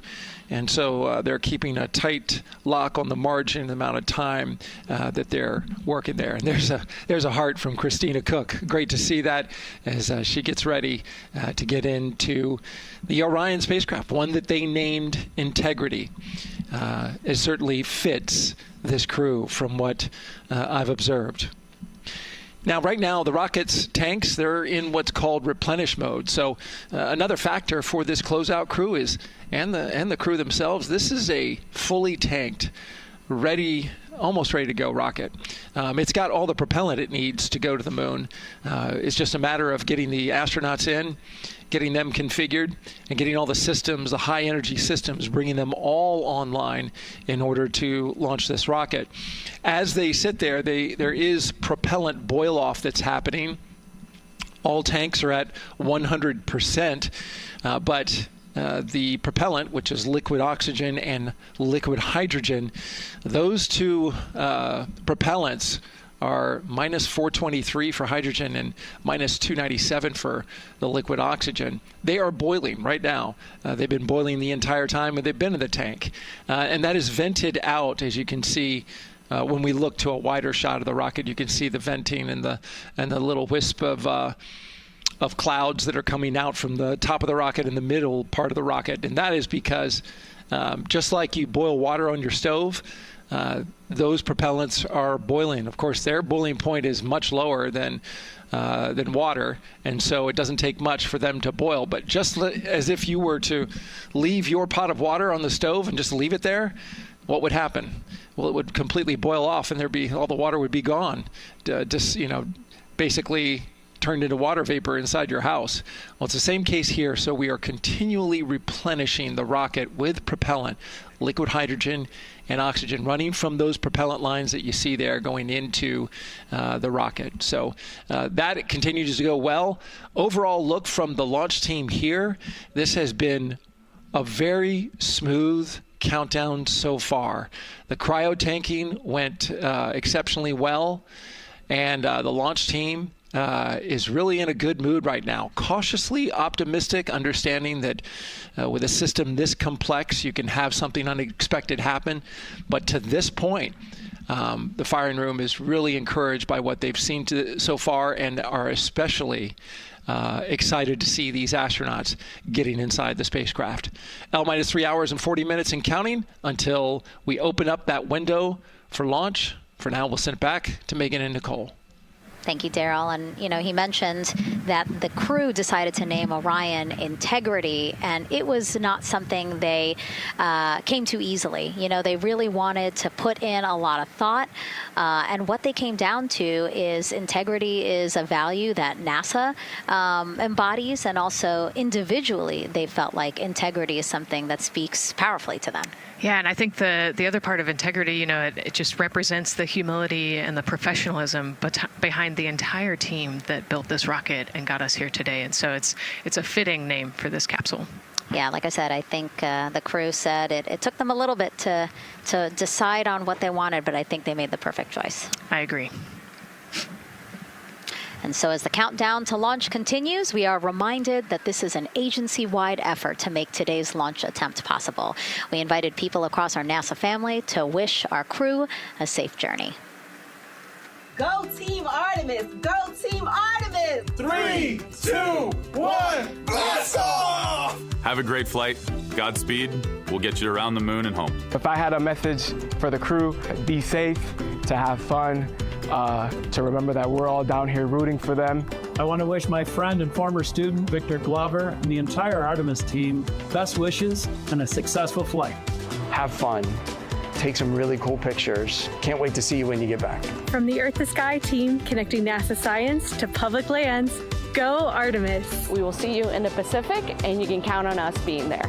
Greetings from NASA Langley's historic gantry facility, where Neil learned to land on the moon and Orion learned how to swim. We are with you all the way to splashdown. Let's go fly from the Orion Human Engineering Team. Woo! Like a full moon, your future is bright. Have a safe journey from the multimedia team in Cleveland, Ohio. We hope to see you guys back safely in San Diego, maybe singing some karaoke. Yeah, right, maybe. He knows exactly what he wants to do. After he's like, yep, karaoke. I love that people submitted videos. This is something that we actually asked as part of the broadcast. We were like, I think it'll be really fun. And the overwhelming amount of people who wanted to record something for the crew was really heartwarming. Yeah, this is the first time in over half a century that we're sending people back to the moon, and everybody is excited about it. Kindergarten to congressmen and all over the world, everyone is ready for today and excited to see this launch. And so here we are again, still inside Orion with the closeout team, putting some final touches on, it looks like Victor's configuration there. Again, making sure that his harness is set and that he's connected to cooling, he's connected to communications, and he's connected to any other umbilicals that he needs to be connected to for Orion. Again, we are sharing so much information with you, and we hope you find it educational and fun. But we do know you guys still have some questions, so why don't we take another one now? Tell us what the moon is like! So cute. That wasn't a question. That was a demand. Nicole, you tell her what the moon is like. Oh, man, that was so cute. Oh, man, the moon is really cool, right? So it's a lot of like gray and white and kind of shades of gray. It is something that doesn't have wind or rain or rivers or an atmosphere. And so we like to say Christina said it earlier, it's the witness plate to the universe. And, it has all these impact craters because it's not protected. Things hit it all the time. Mm-hmm. Meteoroids, asteroids, all sorts of things hit the moon and create these impact craters. That's part of what we want to go and look at and learn about on the moon. Can tell us a lot about the age of the universe and the age of the moon. It's 4.5 billion years old, and we can learn a lot from just looking at the regolith or the dirt that is on the moon. Well, thank you for that question, and thank you for that answer. She was cuter, Nicole. I agree. And then earlier today, we wanted to ask you, what do you want to know about living in Orion? And we told you to pick between what the crew eats, how they sleep, how they fly the vehicle, and how free time is spent. And the winner, most of you wanted to know how to fly the vehicle.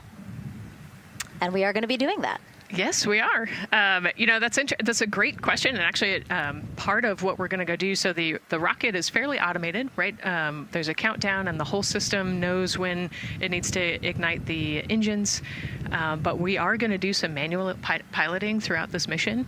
Once they launch and they separate from the ICPS, they're actually going to do a rendezvous and proximity operations demonstration. So what does that mean? They're going to take that portion of the rocket and they're going to try to fly closely to it. And so they will actually take manual control of the Orion spacecraft and try to get nice and close to the other portion of the rocket that had just separated. And so you can see actually a little bit in the view that you have right now. So for Reed, the left-hand person, his right hand, there's a kind of a joystick, if you will, on the right side, and then on the left side there's something similar. And so they've got translational and rotational hand controllers in order to command the rocket in different axes. Yeah, it's really exciting. I mean, Victor said it himself, like one thing that he's really looking forward to is piloting Orion manually. So we'll get to see that during our continuous coverage. Again, we are covering this entire mission. We started with tanking, and we will go all the way through splashdown, so you will see what Nicole was just talking about, that proximity ops demonstration, where the crew will pilot Orion manually. And so, speaking of their 10-day mission, why don't we take a closer look at the crew's home away from home for the next 10 days. Here's Megan Carter again from the KSC Visitor Complex. All right, thanks, Megan. Yeah, it's getting real out there, so I am going to bring you back to the moon board so I can show you just a few things about the Orion. Obviously, it is going to be very compact, sitting up there on top of the SLS rocket. Very compact, like I mentioned, over 355,000 pieces. So let me show you a couple key components, starting with these three fairing panels right there. When the rocket blasts off, obviously it is going to get very fast. MS1, it's going to NTD get on Orion Earth 1 for comp windy, check. and so we have these three fairing panels in place to help protect our astronauts. I am also going to take you into a little bit closer look and talk about the LAS, or the Launch Abort System. This is the one piece that is going to be in place to protect the astronauts should something happen to go wrong in the first few minutes of launch. They can actually hit those abort motors, and these can activate within milliseconds, basically faster than you can even blink, and that is going to pull the crew and the crew capsule away from any danger. Now, obviously, we hope that those are not needed, and if that is the case, then about 3.5 minutes into flight, the LAS and those fairing panels will actually activate and jettison away. They'll fall away from the rocket, because at that point, the crew can actually abort the spacecraft safely by themselves. Now, we've talked a lot about the crew capsule right here. This is where they are going to spend the duration of their flight. We're going to talk a lot more about that one in just a little bit, but for now, let me jump down here to the service module. This is the one, we're going to think of this as the powerhouse for the spacecraft. It's pretty much going to provide them with almost everything that they need for the entire mission. Temperature control, removing the carbon dioxide, providing them with oxygen, so much more. You can also do course corrections and things like that. So super quick breakdown, but as you can see, all of these components together are going to make the spacecraft one that is built not just to fly, but to protect, sustain, and bring those astronauts home. All right, lots more to come, but let's see where we are with the crew. Back over to you, Megan. Hey, thanks so much, Megan. A lot of useful information there. And we did want to point out that you did hear over and the... PLT, NTD on Orion Earth 1 for comm check. NTD PLT, I have you loud and clear on OE1. And I have you the same. Welcome aboard. And so, again, we are now hearing mission audio loops, specifically the Orion to Earth 1 loop, the communication channel for the crew. Successful comm checks by both Victor and Christina. CDR, OTC Orion to Earth 1. CDR. Yes, sir. Configure ARS to shoot mode per EPROC 10.1.1. Crew ingress and vehicle pre-launch config. Step 1. 10.1.1 crew ingress and vehicle pre-launch config. Step 1. Going in work now. And so see, now we are privy to some of the countdown procedures that the team is asking for the crew to do. Yeah, so they're going to work through some of these procedures and finish the ingress portion, as you heard in that procedure. So this is where the crew is going to start building their nest, if you will, running some procedures, getting the capsule ready for humans to be on board. And now look at the clock, 3 hours, 30 minutes and counting until the opening of our 2-hour launch window, and we are pretty good on time. We are as we are expecting in terms of when ingress will be wrapping up soon. And so now let's bring Gary Jordan, again, our commentator inside of Mission Control at Houston. Gary, let's check in with you about mission preparations. Hey, Megan, thank you. Yes, we're following along here in Mission Control Houston. OTC copies. And we'll stand by for those comm checks.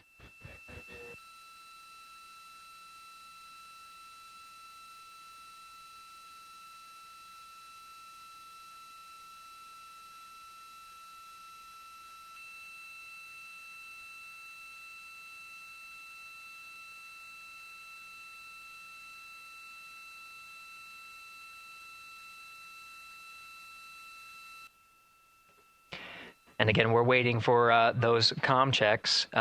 We did confirm from our IVA officer here in Mission Control Houston that all 4 suits have plugged in umbilicals. And CDR, NTD. Go ahead, NTD. Yeah, Reed, we're ready to proceed with the voice checks if you and everyone else is.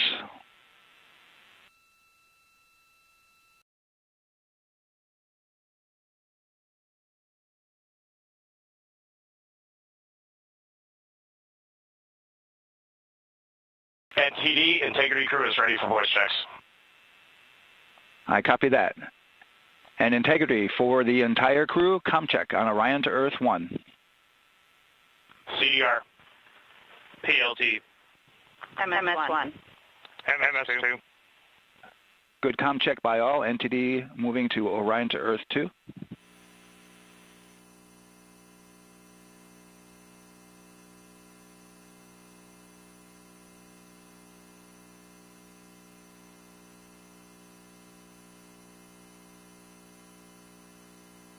CDR, PLT, MMS1. MMS2.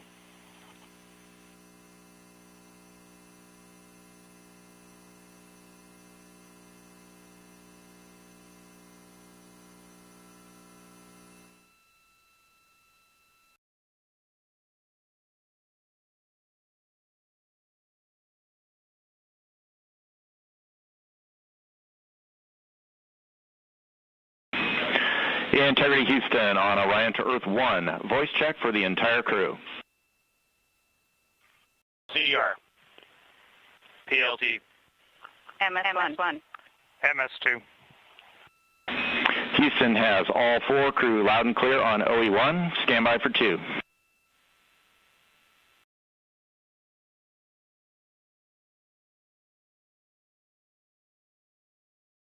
Your initial word was broken, Stan?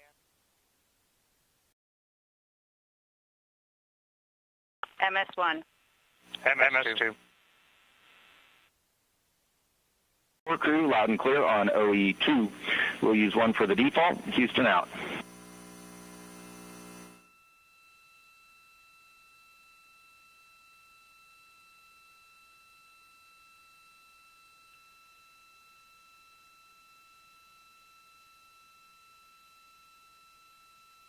And CDR, NTD?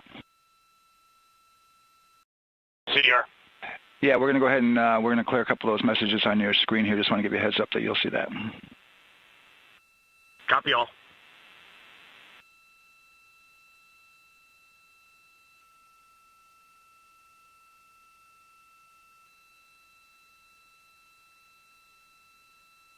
CDR, OTC, Orion to Earth 1.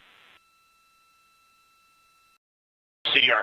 Yes, sir. Perform crew suit leak checks per 10.1.1. Crew ingress and vehicle pre-launch config, steps 2 through 4. Annunciation of LCC O-ARS-001 will occur. 10.1.1 crew ingress and vehicle pre-launch config, steps 2 through 4. Going in work now.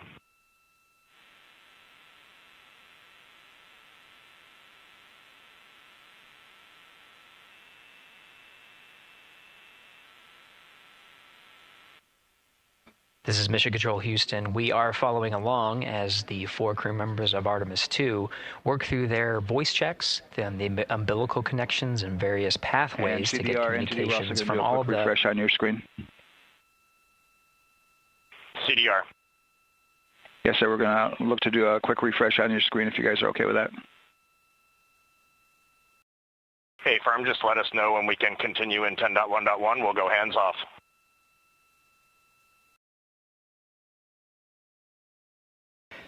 .1.1 referring to the procedures that they have through the various phases of ingress and some of the checkouts needed to prepare for today's launch. Here in Mission Control Houston, the IVA or Intravehicular Activity Officer will be confirming the leak check status and watching as the suits pressurize to once again confirm that the suits are in a good configuration ahead of launch. Of course, for the teams here in Houston, launch is just the beginning.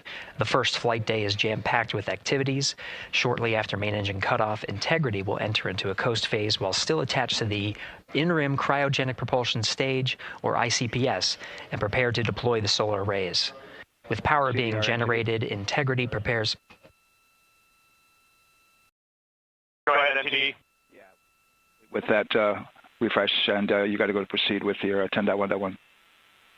Picking up 10.1.1, step 2.3 through 4.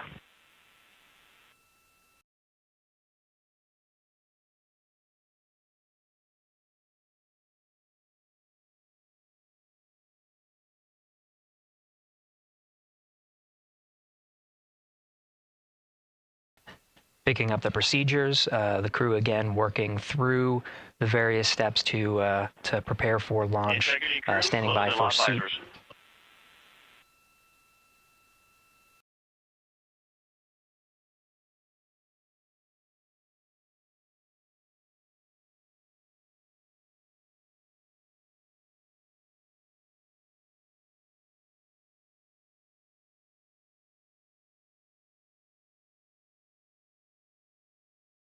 This is Mission Control Houston. With visors closed, the pressurization tests can commence. We'll stand by for word of a good leak check on all 4 of the crew member suits for the Artemis II mission. Again, this is the very beginning of a very busy flight day for our 4 crew members. After launch, they have a series of burns to prepare for. The first major burn being the perigee raise maneuver that allows them to continue in low Earth orbit, and the next being the apogee raise burn that puts them in a high Earth orbit. This is an orbit that takes them around the Earth for nearly a day, 23.5 hours to be precise, and allows the teams, including the astronauts and the flight control teams, to check out critical systems ahead of committing to the next day's translunar injection. But before they even call it a day, Integrity will separate from the ICPS, and the crew will command. And the crew will command. The crew will command the Orion capsule to separate from the ICPS and turn around and approach the upper stage, but not dock. This is to test Orion's in-space maneuvering capabilities and provide further confidence in docking to another lunar space vehicle like the Human Landing System that will be part of the Artemis III mission ahead of future moon landings.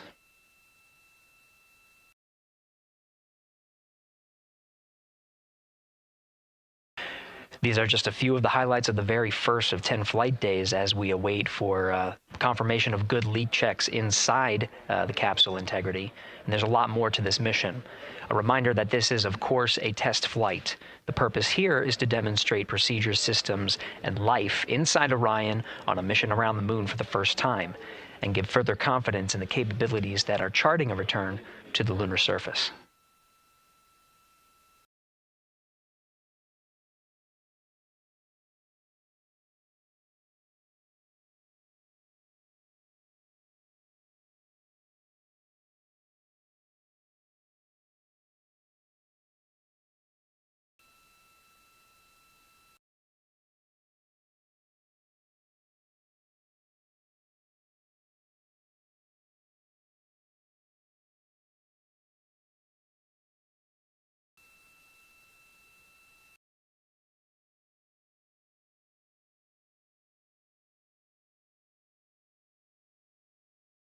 You may be able to see from this view the suits themselves inflating. This is, again, a pressure check, verifying that the suits are leak-free ahead of the Ascent portion of today's flight. How you see the crew now with visors down will be the configuration of their Ascent all the way through core stage separation, about a little more than 8 minutes after booster ignition.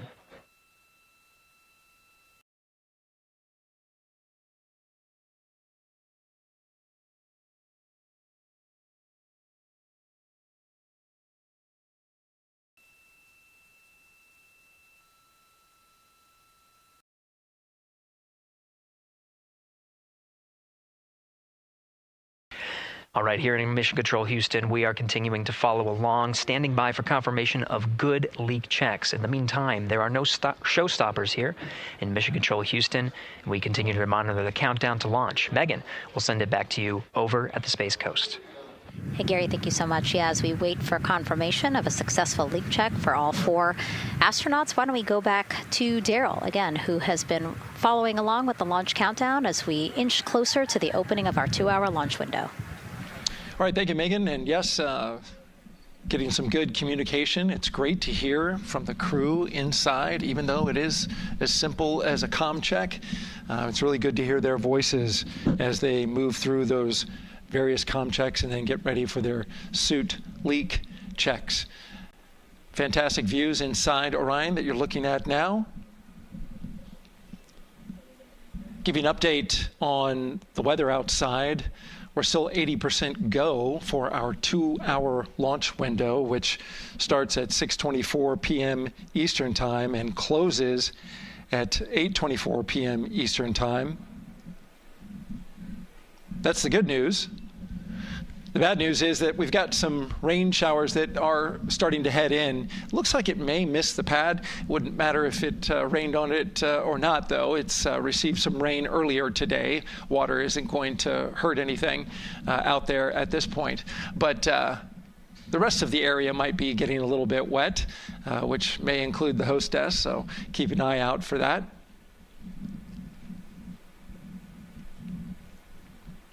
As we're watching with the astronauts inside the Orion Integrity spacecraft, you'll be hearing more and more from them, especially Christina Cook, who is Mission Specialist number 1. She not only is going to be making history. All crew, visors open, suit loop leak check complete. OTC. Okay, there you heard the suit leak check complete. They check those suits for leaks in astronaut crew quarters. They check them again inside the spacecraft. As you can see, the closeout crew, our astronaut support person moving around, turned off the camera, and so now we're looking from outside the Orion spacecraft looking towards, oh no, let's see, get oriented here. Well, there we go. Back inside, we've got the view. But basically what I was saying about Christina Cook is that she will have the role of reading. CM is ready for closeout, performing video sweep using drag-on camera. OD.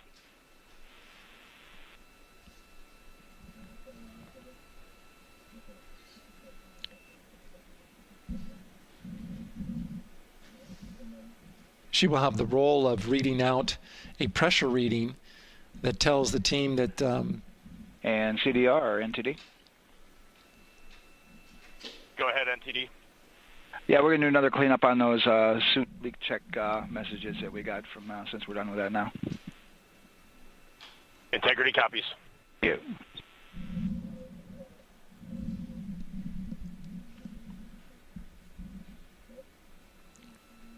And that's communication going between Orion Commander Reed Wiseman and NASA Test Director Jeff Spaulding.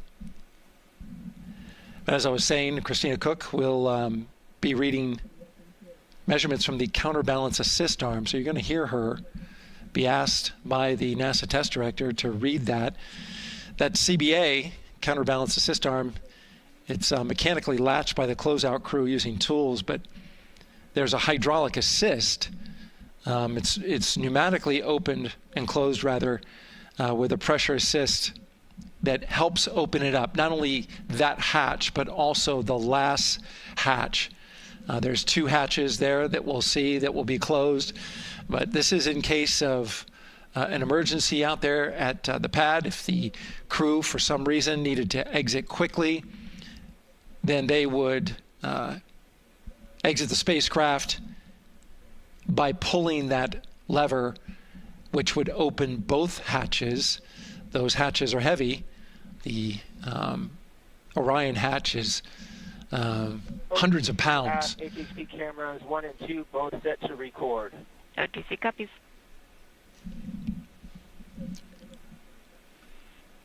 And just an update on the launch countdown, continuing to monitor the team's communications here in Firing Room 1. Everything going really smoothly so far. We don't have any significant open constraints to launch at this time, so we continue counting down. And for now, we'll send it back to the host desk with Megan and Nicole. Thank you so much, Daryl. And so we heard some of the communications over Orion to Earth 1, and it sounds like we are now moving into the hatch prep and closure phase. We will now start to see the closeout crew getting out of Orion soon so that they can start getting ready to, again, close up Orion, close the 2 hatches, and then get out of the pad. Yeah, the closeout team will take the hatch seals off, and they'll inspect the seals, make sure everything's ready to go, and then do a few last-minute configurations before they close that hatch. And then, like Daryl talked about, then Christina will have a role in looking at the CBA there. So. Mm-hmm. Yeah, you might have heard them say over the loops again that drag-on camera. So basically, it's a camera that they can move around, and you might have seen it in a couple of our shots already. But they will take that camera and literally go and inspect the seal that. There's 2 seals actually, 2 seals that go around the entire area of the hatch, just to make sure that everything looks good, and that camera feed is being directly shown to NASA teams who need to monitor that. Yeah, they want to make sure there's not a single hair or piece of dust on those, make sure that there's no damage and everything's ready to go, so that the seal, they will do a leak check on this hatch seal as well. Mm-hmm. Make sure it passes. Yeah, and we'll know they're doing that because we will actually see one of the closeout crew members with a hand pump, and they will pressurize, again, just the seals, and they have to see if it will hold pressure for just a minute. And if it does, then they will go ahead to pressurize the entire Orion spacecraft, and then that again is to make sure that the spacecraft is holding the right amount of pressure. And that one's a lot longer. It'll take them like 8 minutes. Like it takes time to pressurize it, then they have to hold pressure, and then it takes time to depressurize it. Right, and they want to measure the difference in pressures at the beginning and end of that, and make sure that it holds the right amount of pressure, so that when they get to the vacuum of space, obviously the capsule holds its pressure. Yep. Okay. Well, again, as we continue to watch operations that are happening at the pad inside of Orion, why don't we go over to Banana Creek? It's one of our viewing locations here at Kennedy Space Center. They will have a spectacular view, and we actually have NASA's Leah Martin there chatting with a big group of people surrounded by a lot of folks on bleachers there. Hey, Megan, yeah, tons of people out here today, thousands of people gathering at Banana Creek to enjoy NASA's next big mission and humanity's next great leap today. It's a gorgeous day, and I'm joined here actually by some people who are probably the only people on center who are a little bit more excited than me to see this rocket lift off. Where are you from, and why are you here? So we're from the University of Tennessee, Knoxville. We're a group of 7 aerospace senior engineers engineering students traveling here with Josh Dobbs, former quarterback of the University of Tennessee, with his extraordinary Dobbs Foundation. Now, you were actually telling me a little bit earlier, you're here local, you're from Orlando. What's it like being an aerospace engineer and then having the opportunity to come back here to the Space Coast and see this mission lift off today? It is absolutely amazing. I feel like the little 9-year-old girl inside me is so excited. Like, I'm from around here. I grew up watching launches in my backyard, and so this seems like such a full circle happy moment for me. Now, you are an aerospace engineer looking hopefully to join the workforce in the future. How does it feel to be here and see firsthand what that work does? It's just so cool to see what I've been working for the last 4 years and then 12 years before that just actually be physically happening in front of me. It's something I never dreamed of as a kid. And I'm actually joined here by the astronaut himself, Mr. Josh Dobbs. Now, you have a history with NASA as well. You did an externship here. And how did that kind of play into your passion for aerospace and then the foundation that actually provided this opportunity for these students today? 100%. So I spent a month here around the Artemis I mission, which was a tremendous opportunity to learn about the space program and also what's next. And so to be back here for Artemis II, and unfortunately, Artemis 1 went in the middle of the season, so it's surreal to be here for Artemis 2. And with my foundation, like, the goal is to be able to take advantage of the opportunities that I've had and pass them along to the future of the industry and give them the opportunity to see what all their hard work can accumulate into. So it's an honor to be here. We're really appreciative of all the engineers and all the hard work that's gone into this moment, and we're excited to watch history happen today. Absolutely. And as a group, I think if you guys had one well wish for the team today, what would you say? I think we can all join together, maybe say go Artemis. Go Artemis. That was a fun interview, and again, just so neat to see all the people who are here. I mean, still hours before liftoff. Not even hours before liftoff, but hours before a 2-hour launch window. So people just really committed to being here and seeing it in person. Yeah, you can see the Banana Creek is already buzzing. Yeah. There behind Leah. You could hear the chatter in the background. It's an exciting time. Yeah, you could tell that it's a lot louder than we noticed because we just have very good mics. But, you know, she's obviously yelling over a huge crowd there. So super fun, super exciting. And yes, I hope that we all get to see liftoff here shortly. Okay, so as we know, Victor, Reed, Christina, and Jeremy will have their hands full during their mission. So for some of their test flight objectives, let's go back to Megan Carter at the moon board. All right, as we have seen from those camera views, their capsule is very compact, obviously. So let me show you a few cool things about this piece. The Orion capsule is going to only be about 16.8 feet in diameter and a whopping 10.5 in height. Think of it about the same cubic feet as 2 minivans. So obviously every piece of that capsule has been planned with purpose. And a really great example of that is going to be these seats that we have seen that live view of. Now, these seats are going to be out for launch, re-entry, and splashdown, but in between, they are stored in between to give them more room for daily activities and things like that. While they are on board, obviously, they are going to have a lot of things to do. One of those is going to be to manually fly Orion, as we've discussed, but they also have several other objectives as well. And they are going to be doing lots of system checkouts, checking out the service module, making sure everything is working correctly.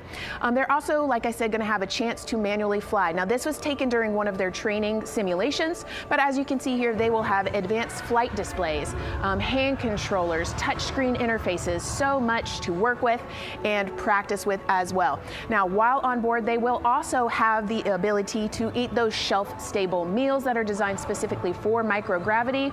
I think I saw somewhere that one of their meals is going to be mac and cheese and brisket, so that makes the Southern in me very happy. All right, but they are going to have also some time to look at some things like power and propulsion. They will have 3 key propulsion systems that are going to help power Orion as well. And speaking of power, I want to bring you back to the service module real quick because I wanted to point out these 4 solar panels. These are going to take about 18 minutes to unfold like giant wings, and they're going to stretch 62 feet from end to end, and these are going to help power the service module and in turn provide what the crew needs for their journey. So as you can see, spacecraft is built specifically for what we need and to guide them and get them home safely. All right, back over to you, Megan. Thank you so much, Megan. You know, it's taken thousands of people many years to get to us to where we are today. Let's meet some of the people of Artemis who've made this flight test possible. I am the Artemis Launch Director.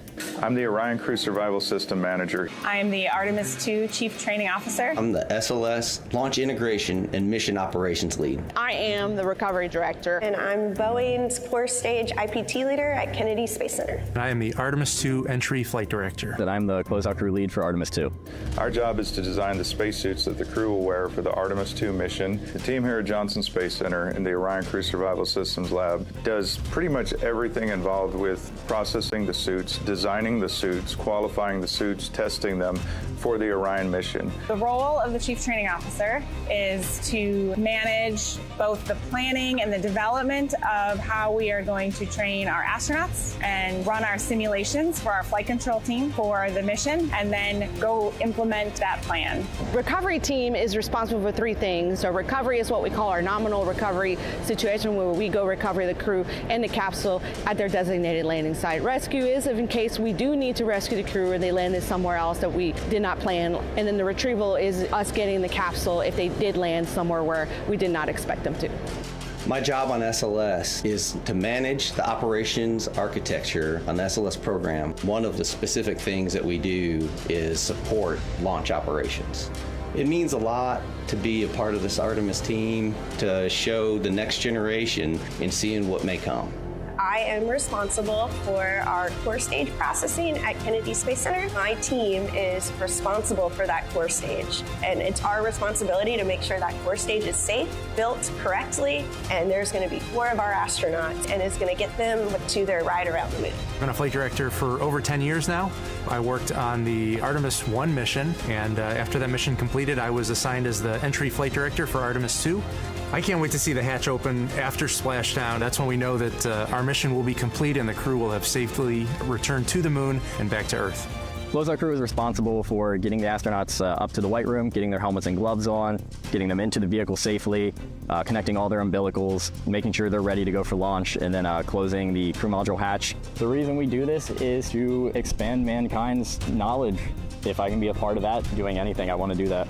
The launch director role really is to step back and kind of take that big picture view of launch. How are we doing on any NCs? How are we doing our timelines, our procedures? Artemis II is a beginning. It's going to inspire a new generation. It's going to uncover science. It's going to serve as a pathway to places that we have never been before. And to meet more people of Artemis, you can head to the link we're going to put up on your screen there. Just, again, really nice to see all the faces that have put in the work, the time, the hours, the dedication to get us to today. Yeah, so many professionals that worked so hard on this mission. And what was really fun to see is, you know, we interviewed Taylor Hose, closeout crew lead, as he said, and that's who we are now seeing inside of the White Room as they are getting ready to close out Orion and close one of 2 hatches. We have the side hatch of the crew module as well as the launch abort system hatch, correct? Yeah, the astronauts are in the capsule. They're ready to go, and now the White Room is very busy as they're getting ready to close both of those hatches. That's a great shot right there where you can see them. Almost looks like they're doing that hatch seal inspection that we talked about.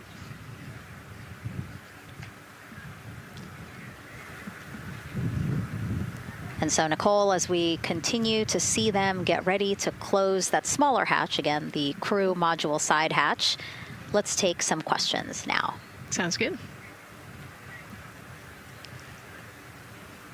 A lot has changed since Apollo, and I have a few questions about what's next. What part of the moon are we exploring through Artemis, and what are some of the key points that NASA needs to consider when planning missions like this? Were you expecting to see Scarlett Johansson? I think that took you. Yeah, I mean, took you aback. We've talked about this, but everybody has an interest in this mission. You know, it's humanity trying to explore and go back to the moon. And I love this question. You know, what part of the moon are we going to? You know, eventually we want to get to the polar regions, the South Pole specifically. We think that there are volatiles there, so water ice, something that can be harnessed as a resource as we create the permanent base on the moon and then try to get onto Mars. But getting to the moon is a tricky mission. You know, we're going further than we have in a long time. And, you know, on the International Space Station, we're 250 miles from the Earth. And so we're pretty close. We resupply that spacecraft pretty often with cargo missions. But the further and further you get away from Earth, the more you have to think about the lack of cargo, the comm delay. You know, there's a communication delay the further away you get. And so there are different and unique problems as we continue to explore further and further out into the solar system. And there is so much to learn about the moon. So it's no surprise that, yes, even though our goal is to have a moon base at the lunar South Pole, the lunar South Pole is not the main focus of this lunar flyby. So instead, the crew is going to be focused on observing the far side of the moon. So this is actually an animation of what teams expect the moon to look like if the crew launches today. So this is, of course, the side that faces the moon, and this is the far side of the moon, which when, again, the crew does their lunar flyby on flight day 6, we are expecting this will be their view. What an amazing view and an opportunity. Yeah, you know, there's so much to learn from this particular mission, because obviously we're not landing with this mission. And so they actually potentially could see the South Pole and kind of scope out what our landing regions look like in the context of the entire moon. But also they're going to see parts of the lunar surface that have never been seen before by the human eye. And so they're going to take these detailed notes. They're going to record themselves talking about what they see. You know, we do a ton of geology training as astronauts, especially this Artemis II crew. They did a ton of geology training working with scientists to learn how to pick out the unique portions that we want to go study. You know, what is the context of the moon? What parts of the moon look interesting and look different? You know, the impact craters that we talked about earlier. So really trying to take all the pictures, take all the observations, write down, talk about their observations, and record as much data as we possibly can for the researchers back here on Earth. Yeah, it's so important to, yes, we're all talking about what they hope to do during this 10-day mission, but you really do have to think about all the training that goes into this. I mean, you have 4 crew members who won't, you know, have the support the way that they've been having the support. I mean, they'll be talking through communications, but you know what I mean? It's just them and the moon, right? So they need to be fully aware and equipped with everything that they'll need to do to be able to accomplish the objectives that we hope to accomplish during this mission. Right, and their specific flyby around the moon, you know, the lighting will be different and the path will be different depending on when we launch. If we launch today, it would be different from tomorrow. And so, you know, they actually had to learn the geography of the moon so that they can orient themselves when they're on the backside of the moon, because they're not going to have communication. You know, they're just going to have a, I think, 45+ minute blackout while they're, while they're on the far side of the moon. And so they themselves have to know what things look like on the moon, how to orient themselves, and how to get the data that we're looking for. Yeah, really ambitious mission. Excited to be here at the start of it. All right, so another check of the clock, 2 hours, 57 minutes and counting to the opening of our 2-hour launch window for Artemis II. This pivotal test flight comes 250 years after America began its journey as a nation. As we celebrate that milestone, a special live performance now of our national anthem by singer Ann Wilson.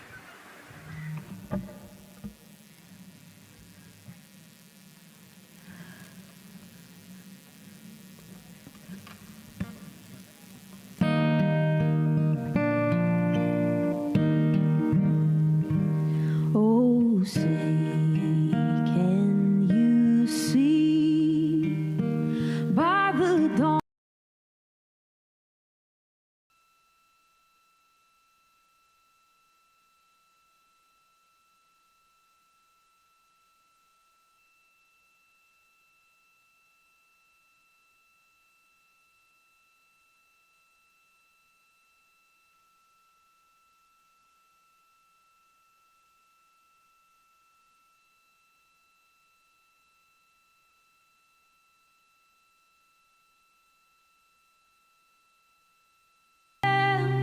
We watched were so gallantly streaming, and the rocket's red glare, the bombs bursting in air, gave proof through the night that our flight still there.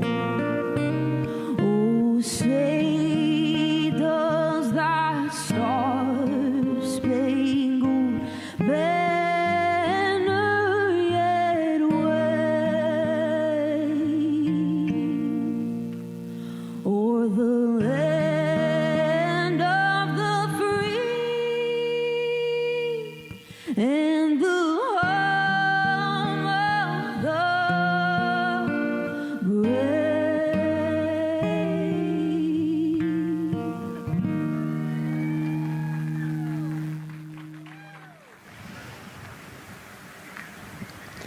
A beautiful rendition. Honestly, I'm a little emotional, a little speechless. Yeah, that was gorgeous.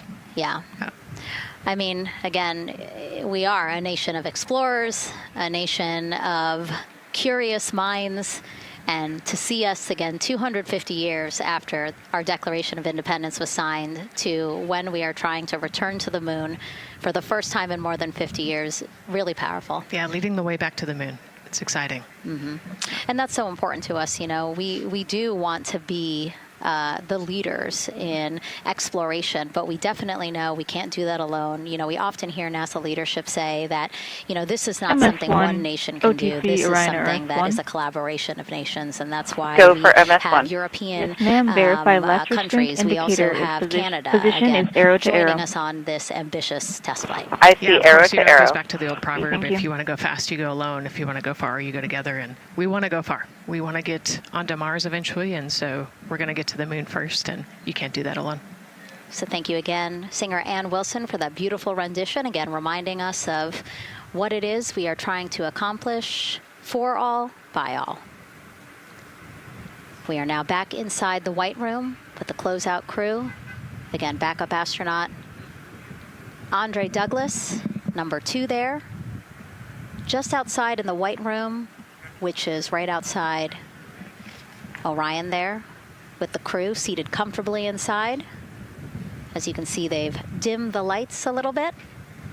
The crew has the opportunity to set the ambiance, if you will. They were given the opportunity to adjust the lighting as they see fit, again, just so that they can get comfortable. It's kind of like when we are on a plane and you get the opportunity to... Sure, yeah, you don't want the bright lights in your eyes. Also, you want to be able to see the screens well, or see the, the tablet on Jeremy's knee well. So they're going to adjust the lighting to what makes sense for the mission. And we saw in that very quick shot there, our best camera view of the 2 hatches is actually that drag-on camera, like we were saying, that kind of moves around. So sometimes it's hard to show that. So there you have it. You can see that the closeout crew has closed the side hatch. And so right now, that's a panel that they have to close out in order to then close the next hatch, which is the launch abort system hatch. And so, Nicole, can you just quickly, again, talk to people about the 2 hatches, again, crew module first, and then the launch abort system hatch? Yeah, so the crew module hatch is the one they're working on right now. They just got closed. You can see he's torquing those bolts down. And that is the hatch that completes the Orion capsule. And then you have the launch abort system, which actually is kind of almost a shell that goes around the capsule and holds onto the capsule during launch. And it has its own separate engines that can pull the capsule away from the rocket safely in the case of an off-nominal data point. So it's actually looking at roll rates and attitude and thrust and all sorts of different data in order to make sure the launch is safe. And if it's not, then the launch abort system will pull the crew module away and get them into a splashdown zone safely.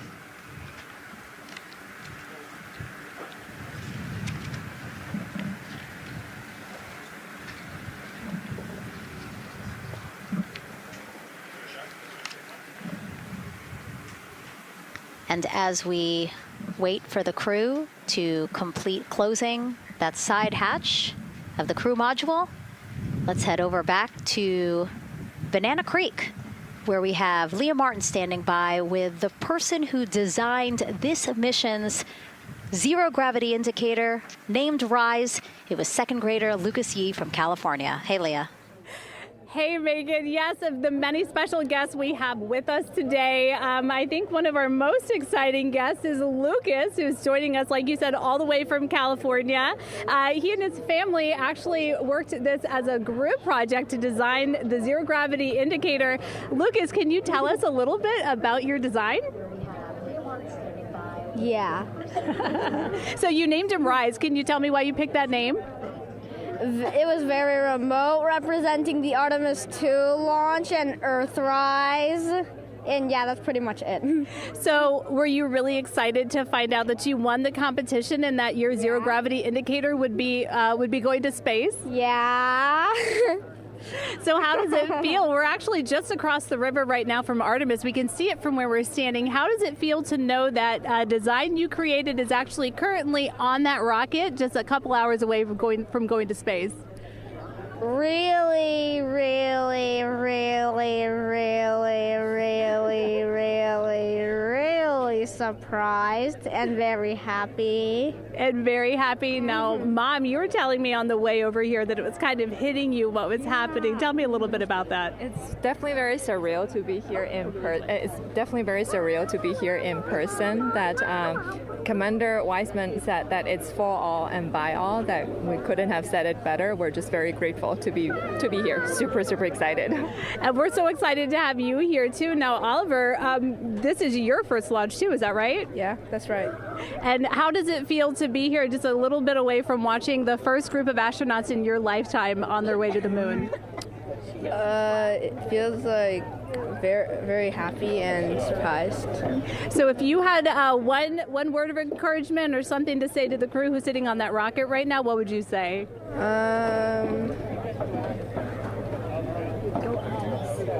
What?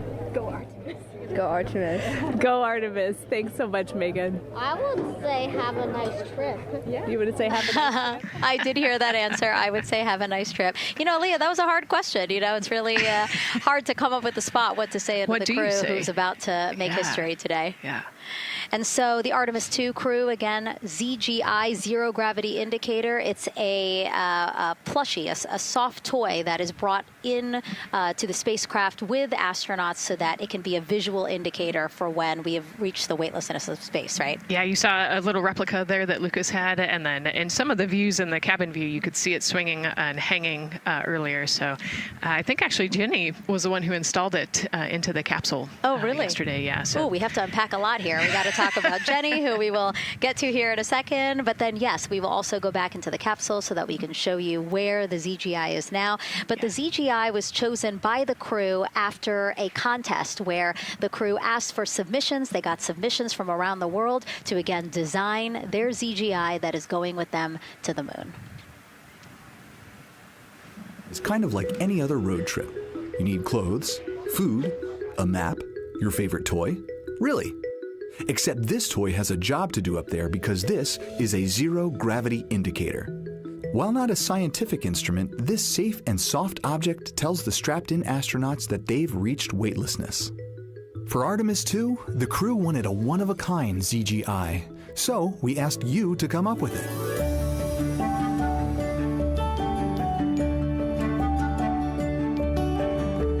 Thanks everyone for sending in your entries from around the world. Over 2,600 of you submitted. And we loved seeing all of your contributions. It was a really difficult decision because each design had a unique quality that stood out to our crew. In the end, we were able to narrow it down to a top 5 from Finland, Canada, Peru, and 2 from the United States, Kansas and California. In the end, we went with one called Rise. It was a design inspired by the Earthrise photo taken on Apollo 8, which is very special to our crew.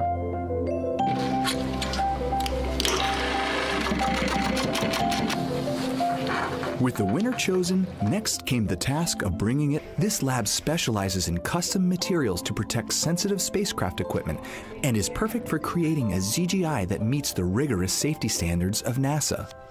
Because you have to be concerned with whether the thread's going to outgas or if it will hold up, if it's flame retardant. This is the Rise ZGI doll. All I have left to do is to close the opening here and hand sew the hat on, make sure its stuffing is stuffed in there. And we have our pocket here for the SD card. And on that tiny SD card will be millions of names submitted to virtually join the crew aboard Orion. Got Rise. Not the real one, obviously, but this is a replica. I mean, so clever for Lucas and his family to design. Yeah, I love that he replicated the famous picture that we all love of Earthrise. And then I love that the bill represents the space in between the moon and Earth. It's just such a cute and wonderful way to represent this mission. Yeah, and again, Earthrise, very important to this crew. It harkens back to the picture that was taken by the Apollo 8 crew where they saw Earthrise. And so very appropriate since, again, now here we are going to see Earthrise again with this mission. Yep. So yeah, so this is little Rise here. And then you heard in that video that there is an SD card that is zipped inside with the real ZGI with the crew. So get this, more than 5 million people submitted their names as part of NASA's Send Your Name to Space campaign. And actually, Christina said that her niece and nephew's names are inside that SD card. How cool is that? Her nieces and nephews are going to go with her. Yeah. Love this. Love that people are engaging in such a cool way. And actually, if we take a look back inside of Orion, we can actually see the actual ZGI inside with the crew. As we said, the purpose of zero gravity indicator is to show when we've reached the weightlessness of space. Now, I know that it's probably dark in there because, as we said, the crew decided to just dim it a little bit for them. But here again, as we see, Reed on your left, Victor on your right.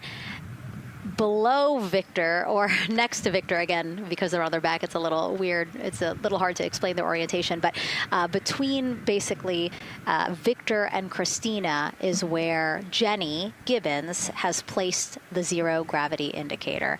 And Jenny, who, again, Nicole just brought up, Jenny is one of the backup crew members. So we mentioned how Andre is the backup crew member for the NASA astronauts. Jenny is the backup crew member for Jeremy.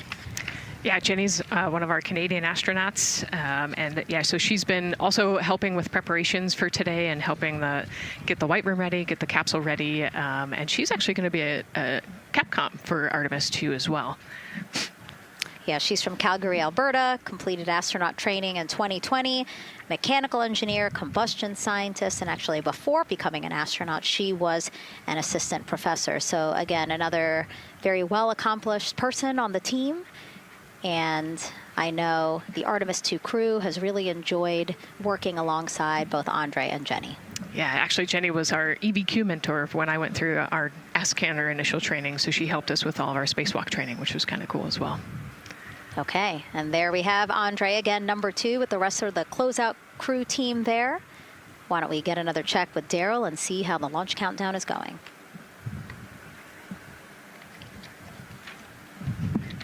Still going quite smoothly here from Firing Room 1 here at the Kennedy Space Center. Launch team working no major constraints to launch, which is great news. We did get an update on a weather balloon that the launch weather officer and his team released. This is an important weather balloon released at right around the 3-hour mark. And what it told us is that winds are around 10 to 11 knots in the upper parts of the atmosphere. That's important information for the launch abort system should the astronauts need the LAS. This would, of course, pull the Orion spacecraft off the top of the rocket in case there were an emergency, and then take them offshore to a water landing in the Atlantic Ocean. And so the winds are pushing onshore. And because they're pushing onshore, the launch weather officer is keeping a close eye on the strength of those winds, because if the Orion were to come off the top, and it's powered by 3 rocket motors which can propel it or pull it especially fast off the top of the rocket, it would go up into the air thousands of feet and then splash down in the water. And if you've got wind pushing against it, you don't want that spacecraft to come back and land on land. So they're watching that very closely because of the onshore flow. That onshore flow is also what's giving us a little weather action down to the south of us along what's called the beach line, 528. I got a whole lot of people out there getting ready to watch the Artemis II historic launch. Well, they just got a good soaking. Line of rain showers, I should say, passed through that area and soaked the place. Certainly rain is a possibility. Spotty showers from time to time, but overall, the launch weather weather officer tells us that we are trending towards getting that stuff to all push to the west the closer we get to our launch window. A reminder, that window is from 6:24 p.m. to 8:24 p.m. Eastern Time. We don't have a specific T0 at this moment. There's a lot that needs to be calculated before we get there. We also need to get through the rest of the countdown on time. As of right now, we are right on time. The launch countdown is going exactly as planned. That's not something that we saw certainly in Artemis 1. There was a lot of flexing in the timeline during those 3 launch attempts back in 2022. But so far today, on our first launch attempt, we're really enjoying some really solid countdown work, some solid operations by the launch team so far. And to quote our friend Lucas, who created Earthrise, we all really like that. We'll send it back to the host desk. Thanks so much, Daryl. Yes, we really like that, and we really like Rise and Lucas. So thank you for that. That was really cute. Okay, so again, here we are in the big box here. We have our full view of the rocket, looking glorious on there with, again, some clouds, but still weather is good for launch today. And then we have the closeout team continuing to do work in the White Room. We got confirmation that they have successfully completed pressurizing the counterbalance pressurization. Basically, as Daryl explained it before, the side hatch for the crew module is very heavy.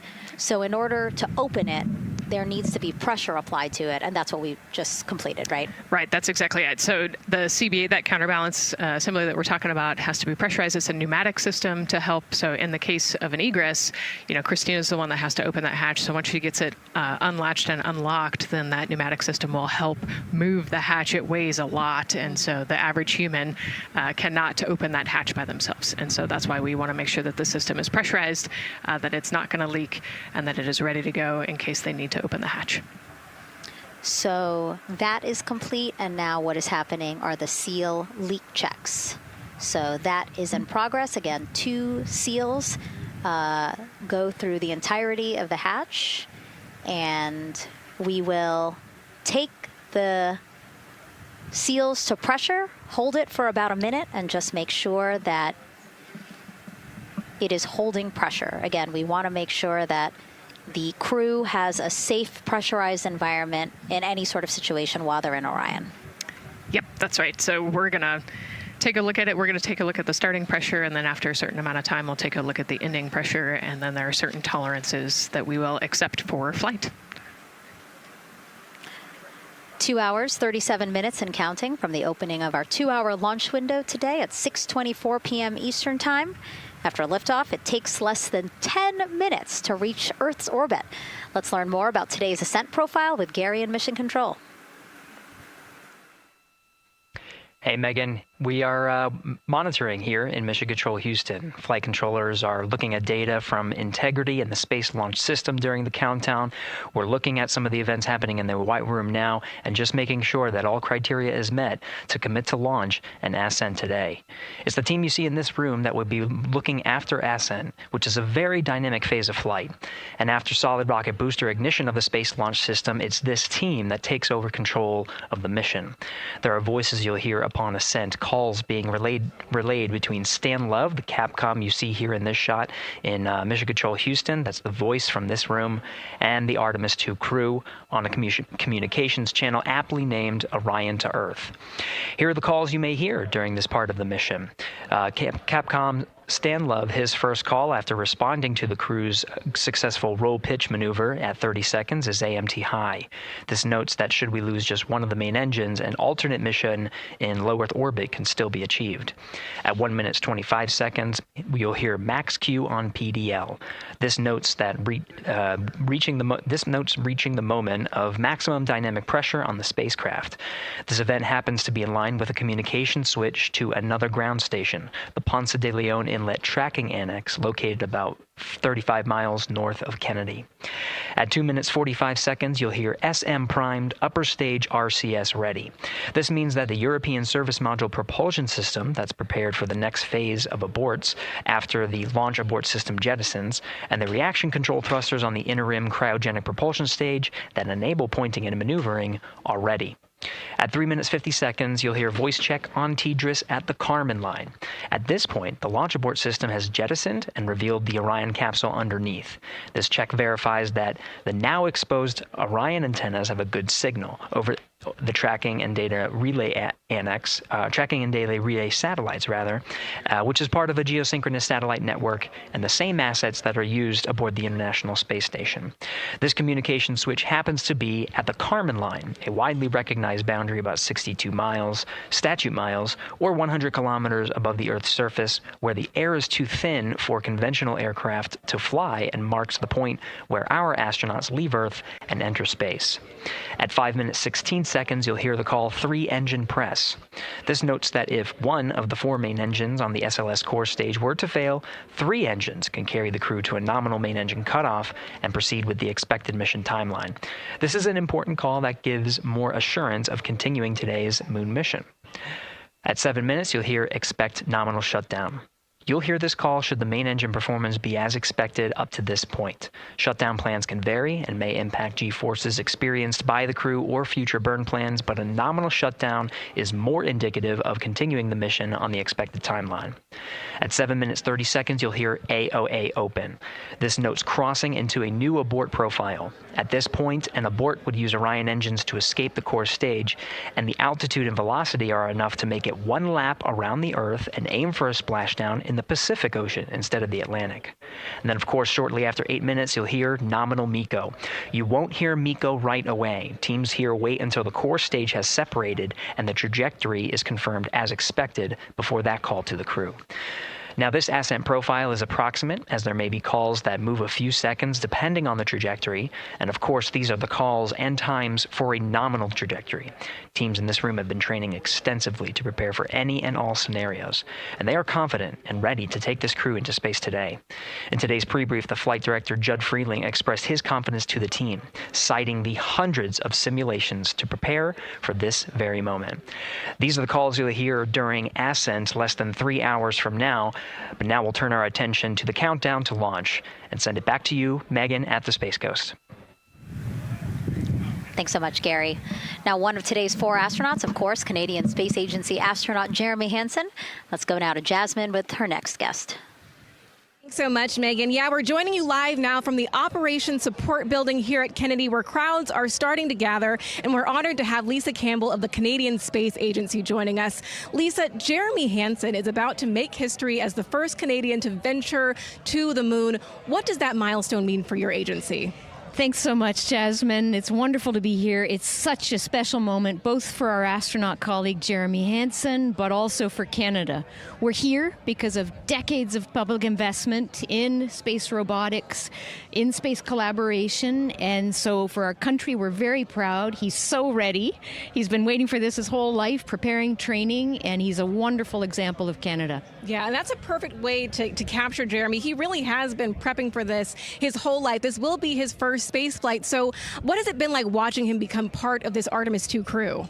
Well, as I mentioned to you, I've known Jeremy since 2020, and he's a colonel, a fighter pilot, a father, and he really is a very dedicated, passionate human being. So both for him to realize this goal of being an astronaut and flying, he also is hopeful that witnessing that will raise awareness about the value of a space program, of the benefits here on Earth, of exploring the universe and our place in it. Wow, that's beautifully said. And really, this international collaboration has been going on for quite some time now. We've worked together in low Earth orbit and now going into deep space together. So why is it so important that we have these international partnerships? It makes us stronger. We can go faster and further together.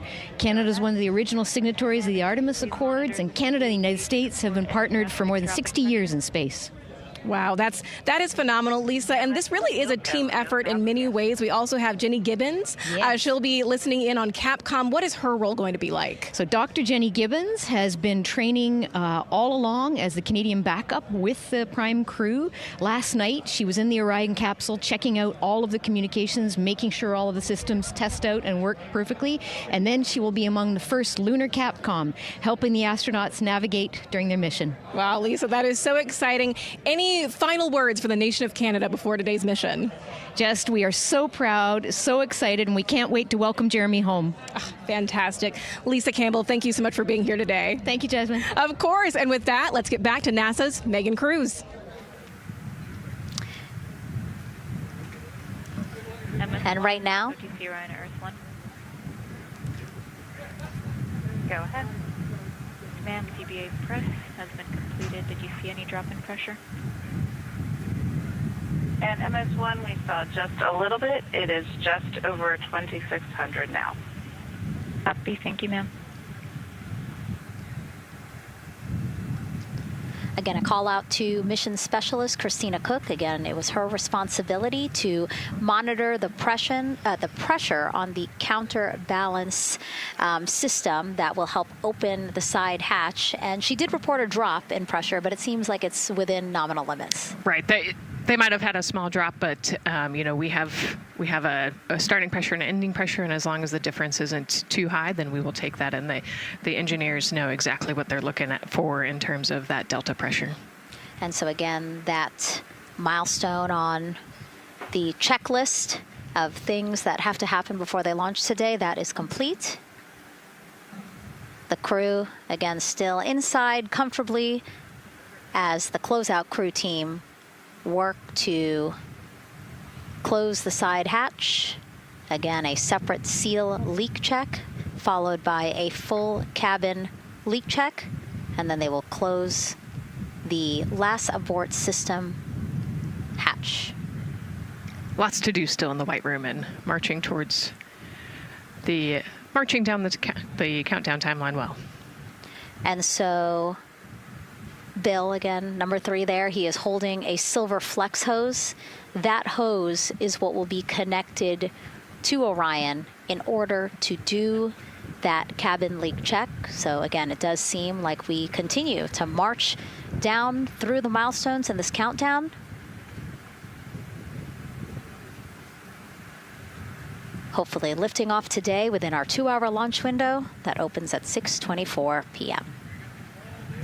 Now, right now, people inside the Kennedy Space Center Visitors Complex are learning about this mission. There are great exhibits there about the rocket and Orion, and of course, our Megan Carter with the moon board. All right, Megan and Nicole, yeah, you mentioned that checklist before launch. That checklist is going to continue during the mission, as well as there are several vital objectives that we are hoping to accomplish with this mission. So we've talked about the rocket. We've talked a little bit about Orion. Obviously, during Artemis 1, we had that test flight, and there were no humans on board. That is our one big difference for this one, and we are going to have that crew this time. So what are they going to be up to during this mission? Let me tell you just a little bit. Now, for Artemis 1, like I mentioned, we were really focused on the SLS, making sure it had the power and capabilities that we needed. We were also checking out the Orion spacecraft in deep space environments, making sure that it was good to go. Now for Artemis 2, we are going to be taking the testing for Orion to the next level by adding that human component. So those test objectives are going to start even before launch. Like you mentioned, they are out there making their way through that checklist. But these objectives are going to start now, and that includes safety. So one really great example of safety is going to be something called the egress baskets. They're out there in the spacecraft, obviously, and should a situation happen to come up, they are going to have something called the egress baskets they can get in, and those are going to zip line them essentially down to the ground within seconds to safety. Another great example of those safety procedures are going to be the LAS, or the launch abort system that I mentioned earlier. Just a reminder, that's the one that can pull the crew and capsule away from any danger within a few minutes of into the launch. Now, those are just a couple quick examples, but our recovery teams have been training extensively, quite a lot, to make sure that they are ready and prepared for any challenging situation that could possibly arise. All right. Several other objectives that we are going to be looking at are also going to be communication checkouts. That is going to be vital. I know we talked a little bit earlier about all the maneuvering that they're going to be able to do, but we want to make sure that they have full communication ability from space to ground so that we can fully support them here. We are also going to be checking out those life support systems. Obviously, we've talked a lot about the service module and what it is going to do for the crew, but we want to make sure that those life support systems are fully functioning, obviously, before we send them farther into deep space. That's going to be critical for them.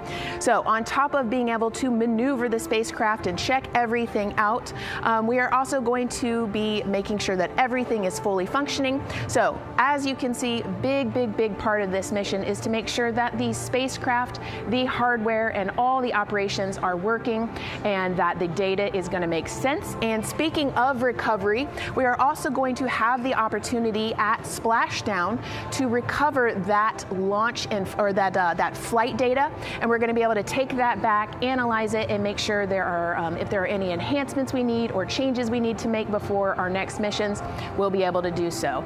So lots to do. They're going to stay very busy, obviously.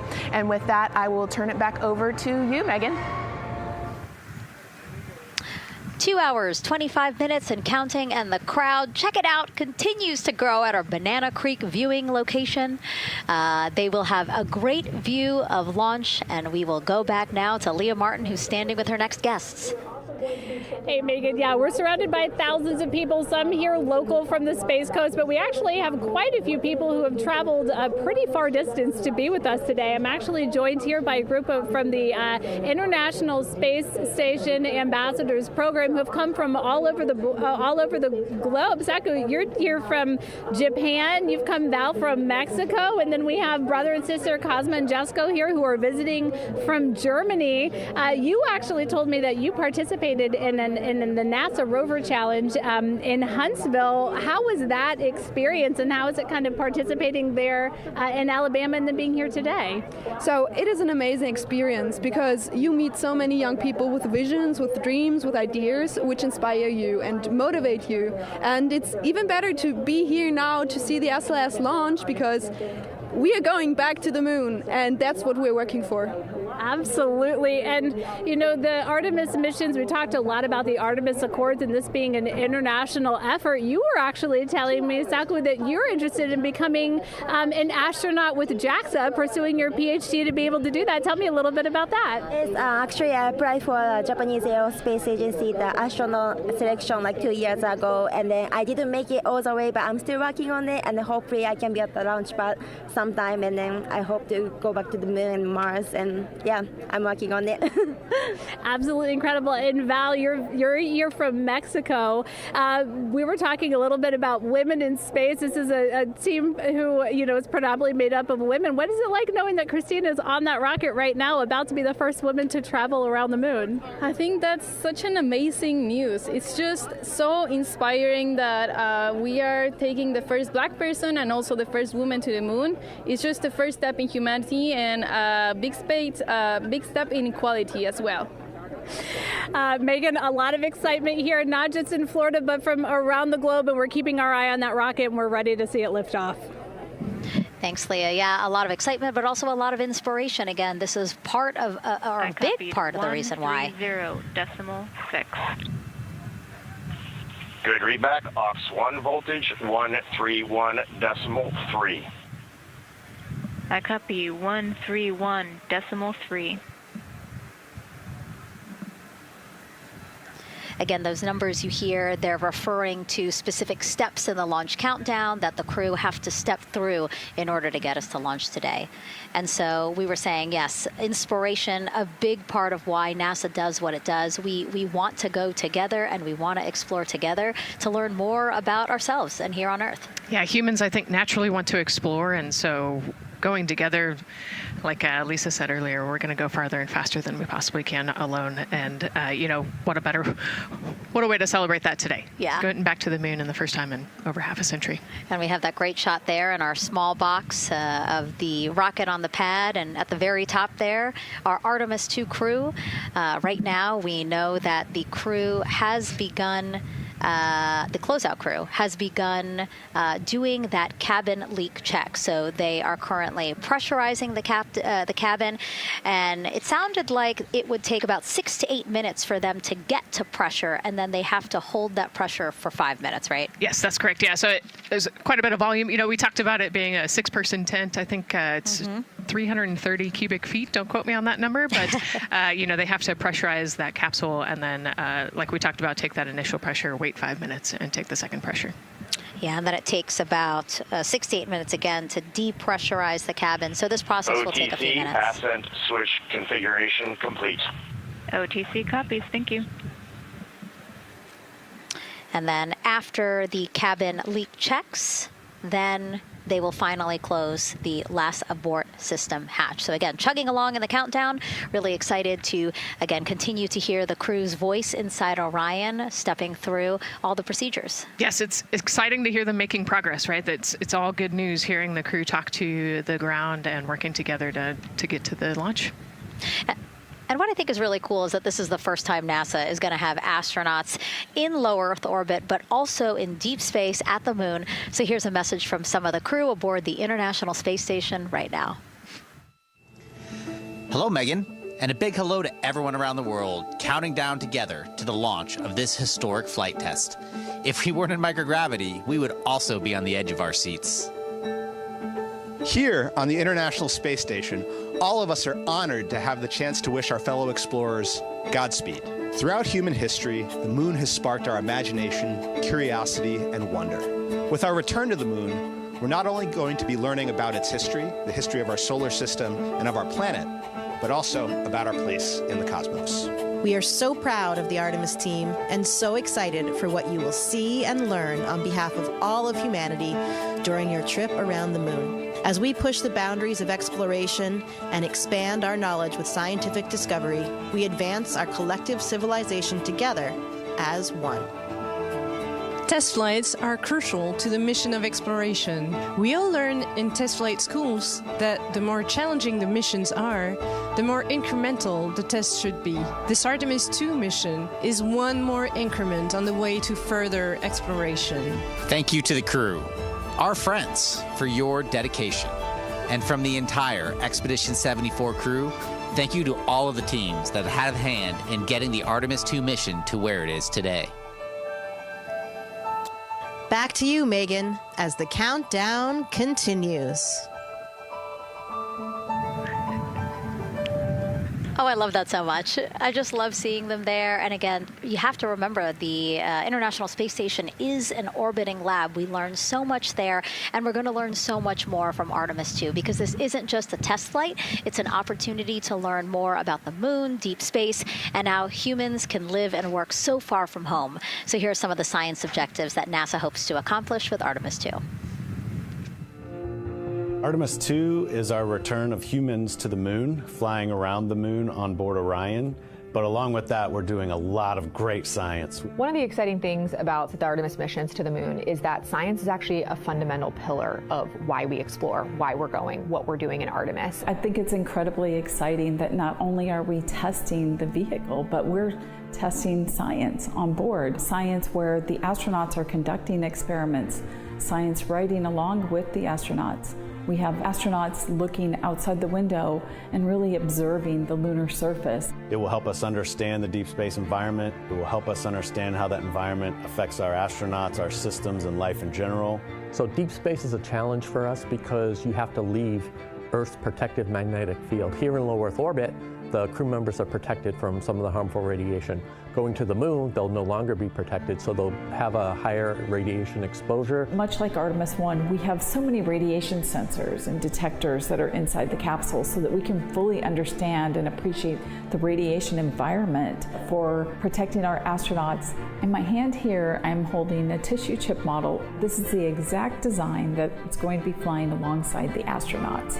We'll be collecting samples from each of the crew members Mars, and we can make these organ chips out of the astronauts themselves. So every crew member will have their own avatar on board, and then upon return we can evaluate that deep space radiation environment and what that compares to the astronaut themselves. Not only are they going to help change the course of medicine for the astronauts, but revolutionizing that on Earth as well. We're looking at sleep, we're looking at team dynamics, we're looking at how you interact with the environment. We're also looking at the immune system, so what are the biomarkers? We're using saliva as a method to study hormones and different things in your body that may change during a mission like this. And then finally, how do we function after microgravity, being close to the moon, then returning to Earth. Which will ultimately help us achieve our goal of getting humans to Mars. And then on top of that, we have an opportunity to look at the moon from deep space on the far side for the first time in over 50 years. Having human eyeballs and brains back around the moon is going to unlock a new generation of lunar science discovery. The human eyeball is capable of taking in so much data in just a split second. They'll be able to tackle impact history, volcanic history. They'll be able to look at how the albedo, or kind of the shade and hue of the moon and the color of the moon, can tell us something about how that terrain evolved over time.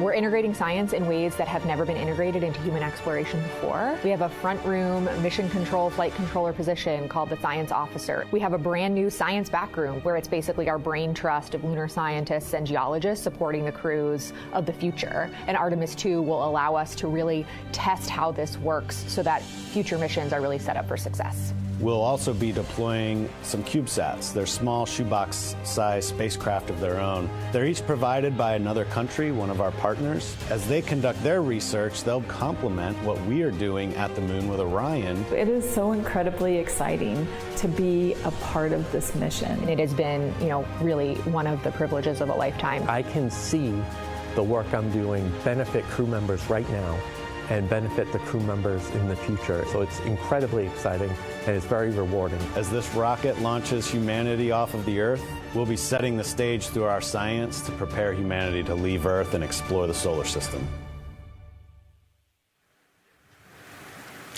And what we learned during this and future Artemis missions to the moon will eventually get us to Mars. Here's Jasmine Hopkins again, now with Nikki Fox, Associate Administrator of NASA's Science Mission Directorate. Thanks so much, Megan. Yes, we're back on the balcony now, joined by Dr. Nikki Fox. Nikki, in this nearly 10-day mission, we are covering a lot of science from CubeSats to tissue chips. What are you most looking forward to learning? Oh my goodness. I think for me, the most exciting thing is actually being able to interact with the crew while they are flying, doing this historic journey on the far side of the moon. They are going to be seeing pieces of the moon that no human eyes have seen before, which is really spectacular. It's going to be an interesting trajectory. Some of it is in darkness. Then at the terminator, so in darkness, they'll be able to look for like impact flashes and things when micrometeorites pummel that poor moon. And then at the terminator, they can see shadows and interesting things, which kind of gives you depth perception. And then, of course, in the sunlit, picking out everyone's favorite craters. Also, if we launch today or tomorrow, they will see a total solar eclipse from the Orion capsule. How cool is that? That is very cool. We are thrilled for this Artemis II crew to be able to see the moon in a way that we've never seen before. What is so unique about that far side? Why are we going there? I mean, honestly, it's just, it is unique. It's very different to the near side of the moon. The actual sort of terrain, the morphology, it's very, very different. And so it will be very exciting to see that as we're going past that. Absolutely. And Nikki, we are performing a lot of science at the moon this year, actually, not just Artemis II. Can you speak to the commercial lunar landers we're planning to send? Yes, we are very, very proud of our commercial partners as they take our payloads for us to the lunar surface. And very excited. Next one up is Blue Origin's Blue Moon Mark 1 going. It's got some science on it. It's got the scalps that went on the Blue Ghost. So we'll be able to sort of look at that plume as it's coming down onto the lunar surface, and then also the laser retroreflector that will be the array that's up there too. So even on that first test flight, packing it with science as much as we can. Wow, Nikki, so much science. It's hard to keep track of everything. But the unique thing about Artemis II is we're sending crew. Can you speak to the importance of the human element of science? Absolutely. I mean, we can program, like we do with our beautiful rovers on Mars, we can program them to do certain things, and it's what we think we need them to do. When you have an astronaut up there, they can make that sort of like really unique split-second decision. The thing I'm most looking forward to is when they think they're going to be looking here, is hearing one of them say, "Oh my goodness, look over there." And I think that's just incredible about how we do that. Also, flying our tissue chips with the astronauts, our Avatar experiment. Here we go, Avatar. Oh, wow, look at that. And that's got the tissue chips samples that matched to the crew, so we'll be able to monitor the effects of microgravity and radiation on that human tissue as we prepare for more and more missions to the moon for longer and longer durations, and then off to Mars. Wow, Nikki, so much science ahead of us, but first we have to launch. Thank you so much for being here today. Thank you so much. Go Artemis. Oh, of course, go Artemis. And with that, let's turn it back over to the countdown with NASA's Megan Cruz. Nikki is so fun. She has so much energy and so much passion about the science. And again, yeah, it's just so important to remember that so much science is happening with this mission. It's not just to test out the hardware and the life support systems. Yeah, you saw the science video, and then we talked to Nikki. Man, there's so much going on, right? We talked a little bit about the lunar observations that we're going to do. And then, she talked about, made a really great point about, the human eye can pick things out that a camera or a robot can't necessarily pick out. And so that's why we're sending humans. But also, we're not just doing the lunar observations. The Avatar, that's a really cool experiment. They took blood samples from the crew, and then they used those stem cells to make bone marrow and create those little Avatar chips, which is so impressive. Feels like scientific, sci-fi movie stuff. But, we're going to look at radiation. We're going to look at all sorts of different scientific experiments. We got the little CubeSats. We're going to go look at space weather. Lots going on. Yeah, even collecting some of the astronauts' saliva. You can learn a lot about the body through the saliva. So just really a lot in a small amount of time in a small capsule. Yeah, it's scientific discovery. That's why we go back to the moon. Yeah. And so, again, her energy just so... oh my God, I can't find the word. So wonderful. Awesome. Yeah. I don't know why I couldn't find the word. So anyway, yeah, just really, again, thank you, Dr. Nikki Fox and Jasmine. And so, Nicole, what about answering more questions? Let's do it. Okay, great. First one, what was the word I was trying to get at? No, I'm kidding. Let's have the first question up on the screen now.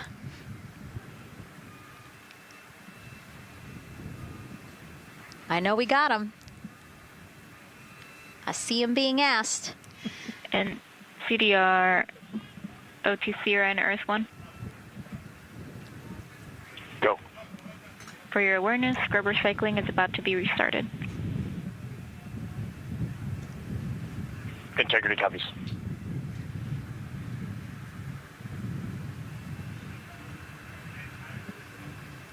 All right, let's try that again. Can we get the next social question, please?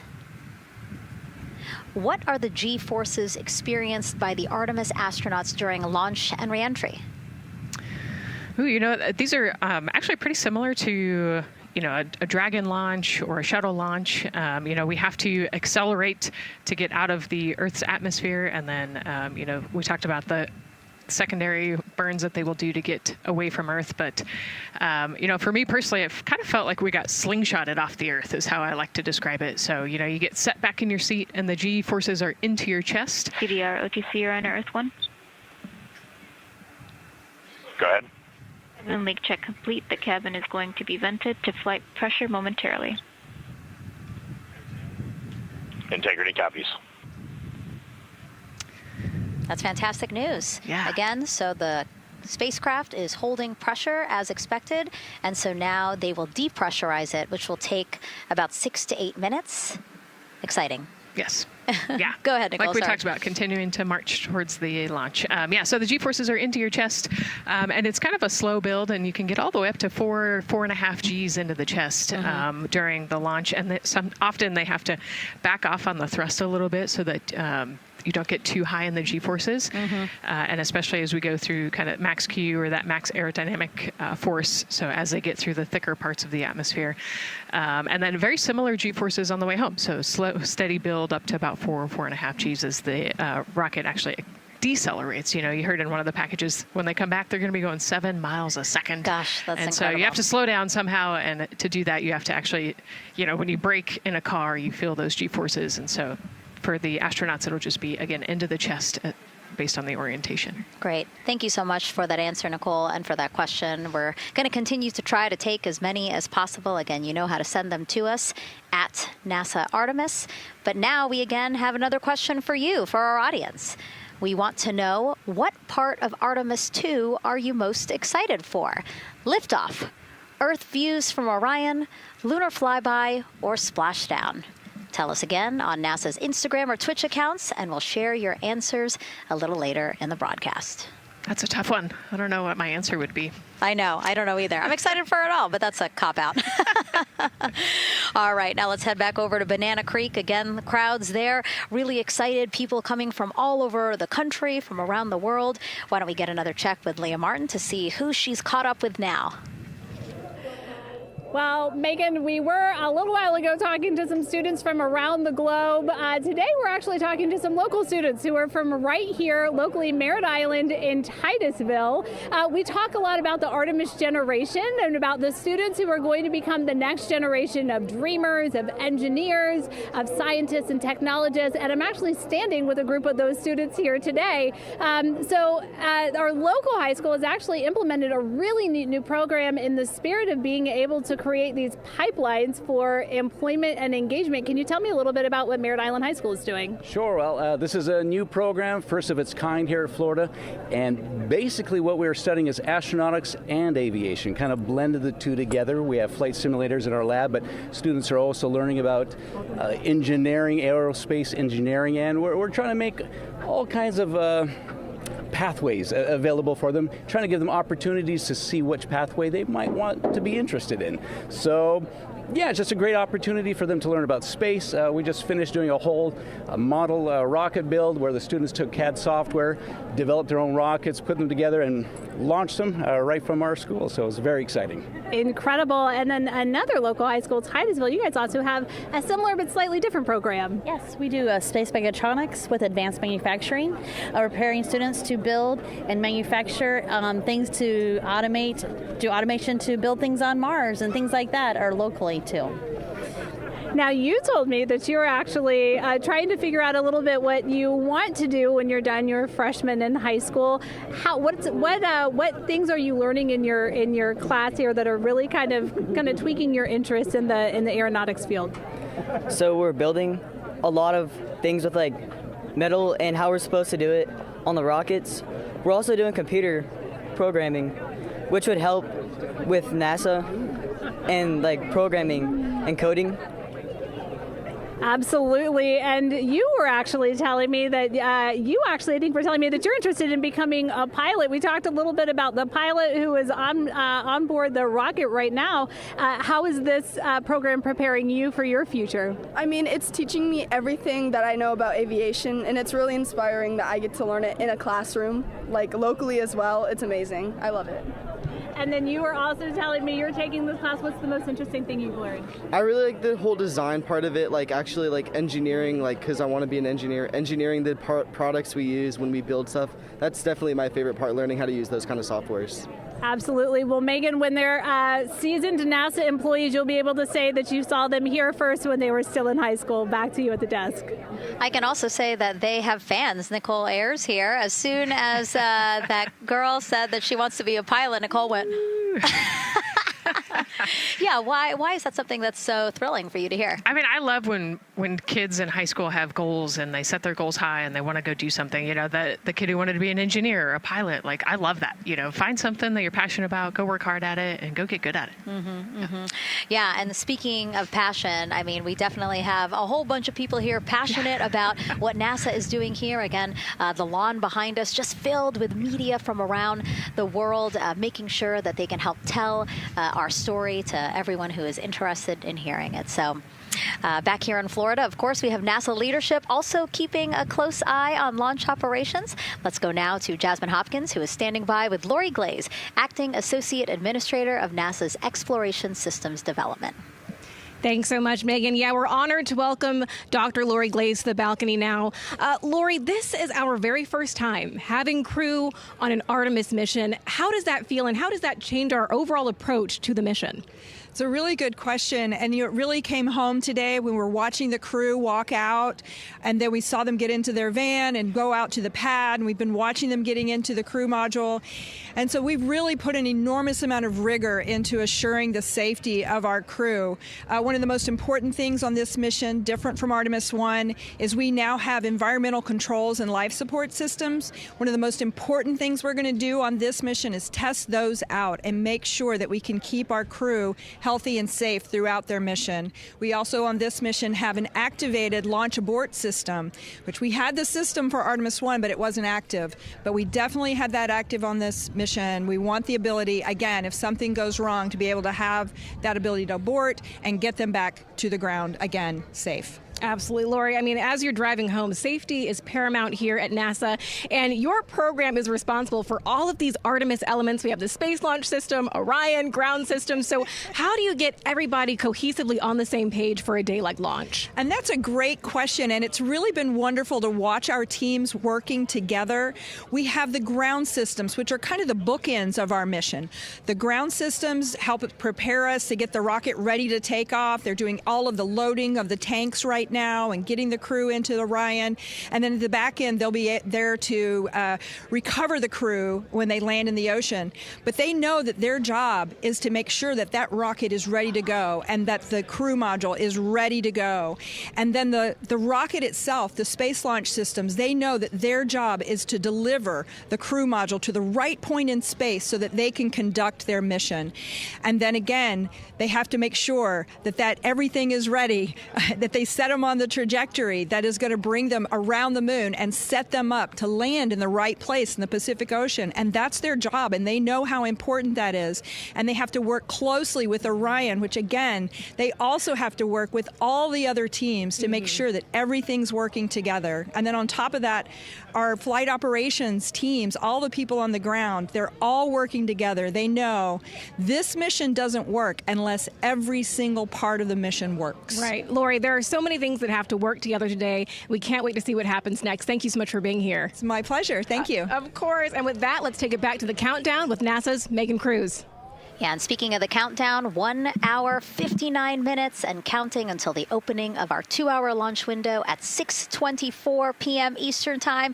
This is a shot of Jetty Park. It's a nearby popular viewing location of rocket launches, and it is so great to see how many people are here. I mean, this is a Wednesday. Like, people had to take time off of school and off of work, but it's something that they felt like they wanted to do, to be here. Yeah, you know, I think just based on the chatter on the airplane ride yesterday, half of my airplane ride oh, no here way, was, really? They were coming to see the launch. You know, everybody's excited and traveling from all over the world to come see this launch. And it really is a great day. We had some sprinkles here in the crowd, but for the most part, I mean, it's just a beautiful day to witness history. It is, yeah, you know, a little bit of sprinkles, but for the most part, the clouds are staying away, and you can see the blue sky behind us, so hoping for good weather in a couple hours. Absolutely. And so Dr. Lori Glaze mentioned what we learned from the Artemis II mission helps pave the way to sustained human presence on the lunar surface. So what are the objectives of this mission to eventually accomplish that? Let's check in with Gary in Mission Control for more. Thank you, Megan. Yes, the Ascent teams are here in Mission Control Houston, working through their steps to prepare for a go for launch. Right up here on the front board, we're watching the teams in the White Room work through their checklist and closing the hatch as we verify ours, working as one NASA team. What Dr. Glaze said about working across the teams throughout the nation is true. It takes one NASA team to bring everything together and accomplish the mission objectives. The Artemis II is designed as the first crewed test flight of NASA's Artemis campaign, sending astronauts into lunar space to validate systems, operations, and human performance ahead of a more complex lunar landing missions. NASA has identified an extensive list of mission and flight test objectives that serve as a checklist to verify the capabilities needed to land humans on the moon. For the Artemis II mission, there are 5 overarching priorities that cover the mission and flight test objectives. First is, of course, the crew. As the first crewed mission inside the Orion spacecraft, this mission serves to demonstrate the capability of safely sustain the flight crew throughout the mission, including launch, the deep space component, and return. Number 2 is systems. This mission brings it all together to validate the performance of all ground and flight systems needed for a long-term lunar campaign, from launch infrastructure to spacecraft operations in deep space. Third is hardware and data. We'll be gathering performance data as much as possible over the Deep Space Network, but we also aim to retrieve onboard data and hardware after splashdown to gather additional insight and improve future Artemis missions. Fourth is emergency operations. The crew and flight control team will be testing emergency systems such as abort procedures, rescue operations, and contingency responses. During the flight, astronauts will rehearse a number of these procedures to ensure that in the event of a real emergency, the planned procedures and operations are sound. And finally, there's subsystem validation. Engineers will be verifying subsystems across the board to ensure reliability across life support, propulsion, avionics, and navigation systems aboard the Orion spacecraft. Human spaceflight is a complicated endeavor that requires precision and confidence across all disciplines. You may hear the phrase, human spaceflight is the greatest team sport, a few times in today's coverage, and it's absolutely true. Not only does it need mastery of specific components, but the integration extends across thousands of people and facilities around the world to come together and make it all work. A lot of the work from many people has led to this moment, a rocket at the pad with humans on board, ready to put everything we worked for to the test. I'm certainly excited about it. The teams here in this room are looking forward to supporting the mission, and I hope those watching are as excited as we are. We are following the countdown here in Mission Control Houston. Everything continues to look good, now inside 2 hours from the beginning of the launch window. With that, I will send it back over to you, Megan and Nicole. Hey, Gary, thank you so much. We are getting word that the launch team is working something that we would like to give you an update on, so let's get on over to Daryl. All right, thank you, Megan, and we are live in Firing Room 1 here at the Launch Control Complex. Yes, we are currently not working any constraints with regards to the rocket or the ground systems. But the launch team has been made aware of an issue that the range is working. And currently they're monitoring that work that is going on over at the range. We understand that that issue is related to the flight termination system. Now, the flight termination system, just to give you a quick explainer, every rocket has a flight termination system. It's the system that the Eastern Range here uses in order to send a destruct signal to a rocket in case it veers off path. So it's a very critical, important safety component in terms of how the range keeps the public safe here. We understand that the flight termination system, they're working an issue. And so as they continue to work that issue, they've asked for some assistance from the launch team to help verify some of the work that they're doing on their FTS system. And this is where it gets a pretty unique situation here. The assistance they've asked for is to verify what's going on with their system. They want to check it to see that the work they're doing is okay.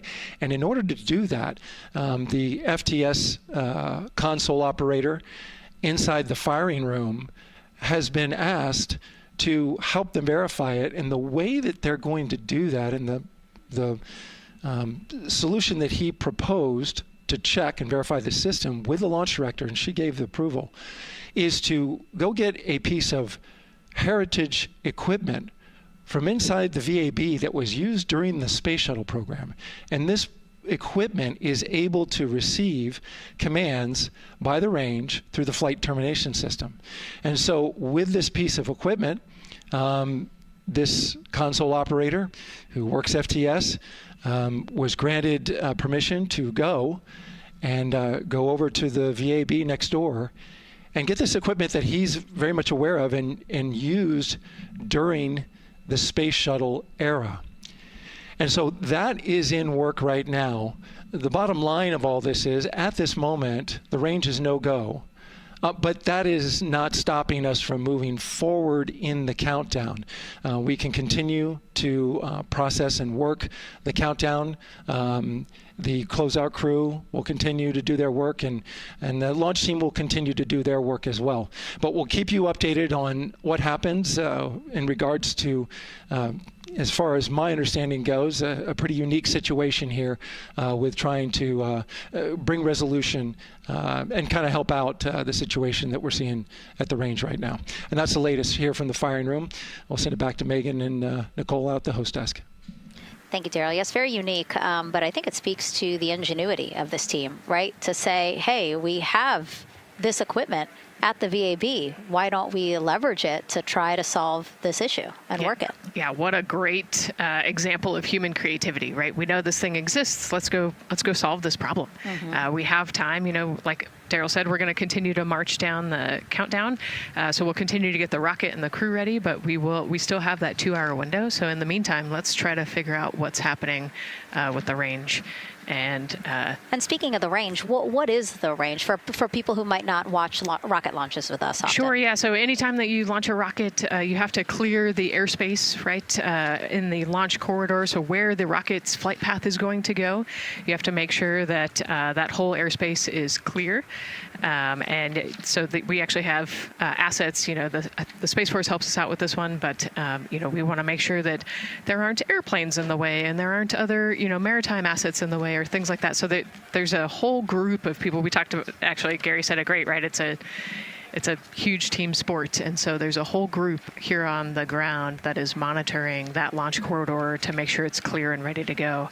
And so if they're having issues, then we definitely can't launch this rocket. We don't want to launch blind into a corridor that we can't see. Yeah, because as Daryl said, I mean, it is very important, the flight termination system, needing to activate it in case of an emergency. So yes, something that we will closely be monitoring throughout the countdown, and hopefully, again, won't be an issue, that they can fix this issue by going to the Heritage hardware that's in the vehicle assembly building. Right, what a great idea. Okay, so again, under 2 hours from the opening of our 2-hour launch window, 6:24 p.m. Eastern Time.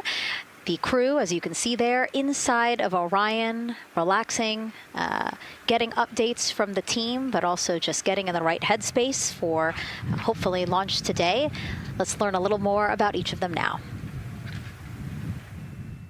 The moon, to me, it's the thing that connects me together with all the other humans in my life. I remember being a little kid lying in bed at night and just looking out at the moon in whatever phase it was in, and I was thinking, man, my friends that live like 20 miles away, they can probably look out and see that same exact moon. And then when I was in the Navy and I would look out at the moon and I'd be halfway around the planet, and I would think, man, my brother can see that moon where he is, and he's halfway around the planet from where I am. To me, it's a connection of life on Earth. We can all look up and see that moon, and it's always changing. The moon is never the same 2 days in a row. I love that. My name is Reed Wiseman. I'm the commander of NASA's Artemis II mission around the moon. I grew up in a little town just north of Baltimore, Maryland, about 20 miles north of the city. There was a National Guard base nearby my house, and there were A-10 aircraft that would fly over every now and then. I just would look up at them and be like, man, I want to be up there. I want to go do that. And then my brother went to the Naval Academy, and I would go every year and watch the Blue Angels fly during commencement, and that just started to grow and grow and grow. For a while, I wanted to join the Air Force, and then I realized Navy flies as well, and they fly from ships in the middle of the ocean, and that was it. Like, done deal for me. That is exactly what I wanted to do for my career. Flying is freedom to me, especially when you're in a jet aircraft coming off of an aircraft carrier in the middle of the Pacific Ocean. Nearest land is over 1,500 miles away. So when you come off of that aircraft carrier, you are truly just alone with yourself out there. It is a magical experience to be out there all by yourself in an aircraft over the Pacific. It's free. I think anybody who accomplishes something that they set their mind out to, there's no one thing that does it for them. It's a combination of everything. I mean, the way my parents raised me, the way my brother and I, the way our relationship developed over time, my friends, being in the marching band, going to college, setting my own course, learning how to live on my own, being mentored along the way, being, kept on the path to success, but being given the freedom to, make excursions and fail every now and then and regroup and carry on. I think all those things come together in the end to get you where you are. I've had to overcome, I'm a human being. I've had to overcome a lot of fears. I'm pretty scared of heights. I joked about that on the International Space Station, but it turns out I'm only scared like at the edge of a building. When you're up on the International Space Station, even though you're 250 miles up, I never had that feeling of falling or that I was, at risk up there. I just kind of loved the feeling of floating and looking down at Earth. There have been challenges all throughout my life. By far, the biggest challenge was losing my wife in 2020 to cancer and now raising two daughters who are grown up now, but that's been the biggest challenge by far I've ever had to face. It is not easy being an only parent, trying to work a full-time job, and raising two kids is something that I think about every single day. I'm very proud of the work I've done. I haven't always done it well, but I've always shown up and tried as hard as I possibly can. I do wonder what it's going to be like when we are really far from Earth and can see it. The sensation of being so far away from everything that you know. I had that sensation on the space station the first time I got to sit in the cupola for a really long time. So I can only imagine what that's going to be like from 200,000 plus miles away. My name is Victor Glover, and I'm the pilot for NASA's Artemis II mission around the moon.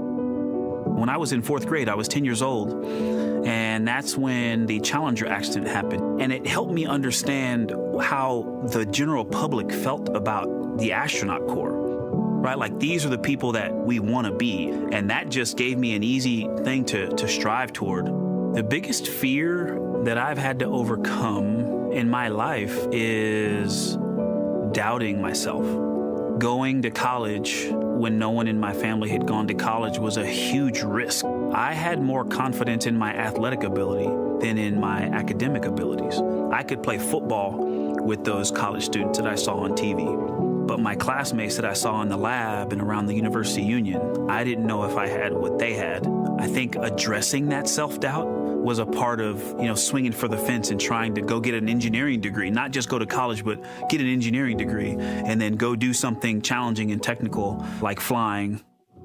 Apollo is known for sending humans to the moon. Artemis has an opportunity to continue the Apollo story, but I actually think it's important for this story to stand on its own. Artemis is a new program, and we're trying to do new things. And it's great to compare and contrast. When you look at our spaceship, you can see parts that were designed, built, and integrated in another country.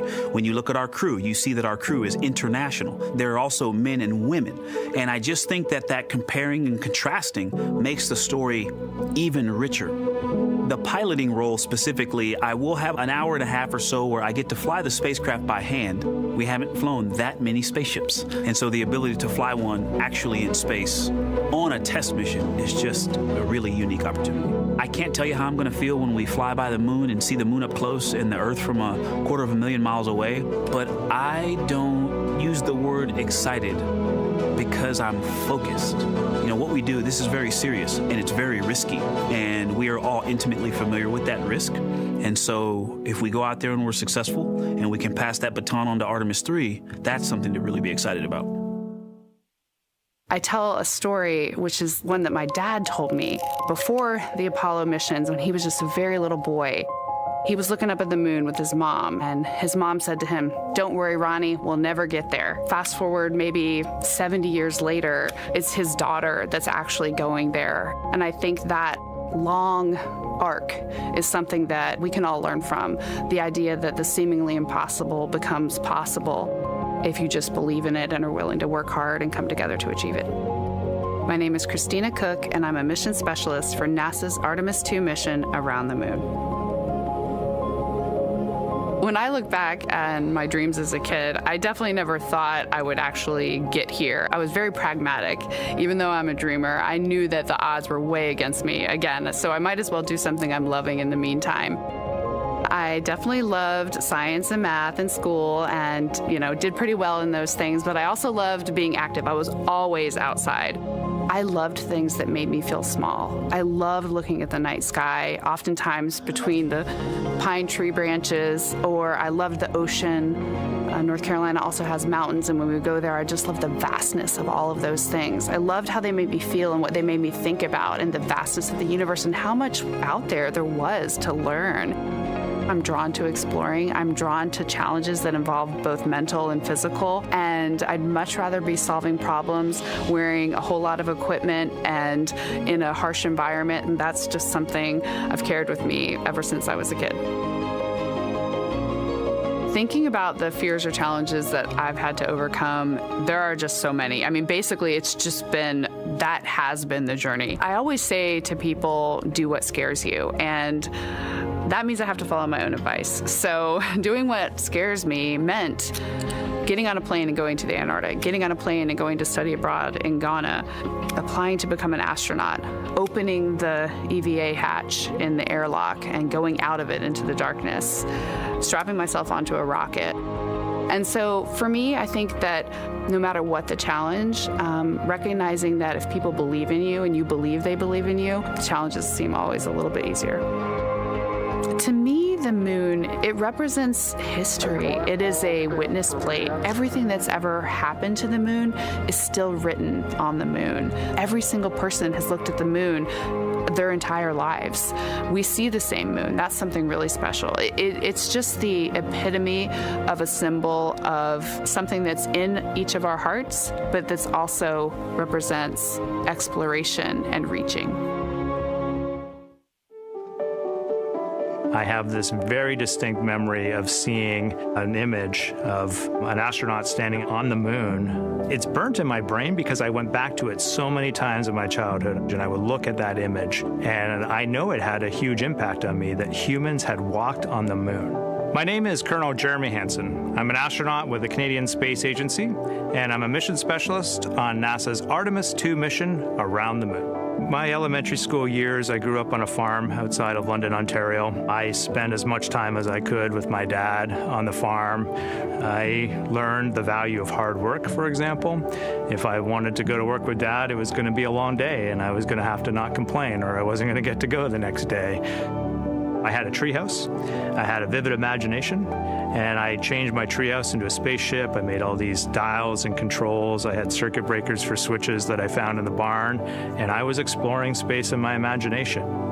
The most important thing I did to get to where I wanted to go in life, which was flying fighter jets and eventually becoming an astronaut, is I shared those desires with other people. And it turns out, just like you don't go to the moon on your own, if you could, I would have done it a long time ago in my treehouse as a kid, you have to go as a team. I think the biggest impediment to achieving my goals was, of course, myself. And I think that's a common human experience. There are many times where just little things would get in my way, and my immediate interpretation of that was, well, now that goal's out the window. You know, people must have lifted me back up, and somewhere in the back of my head, that persistence came through. And I think that's a common human experience, to doubt ourselves. I've come to this, I guess, realization that I believe that we all have gifts to contribute, and the goal is to figure out how to use your energy towards adding positively to humanity's existence on this planet.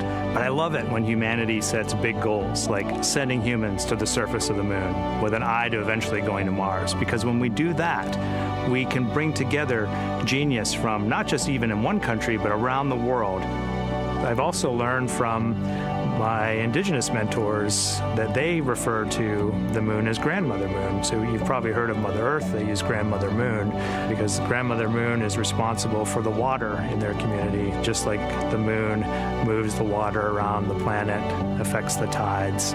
And I think that's a really beautiful thing for us as we go back to the moon, to think about all the different cultures around the world and how they view the moon differently. And that's really neat because we all share that same moon in the night sky.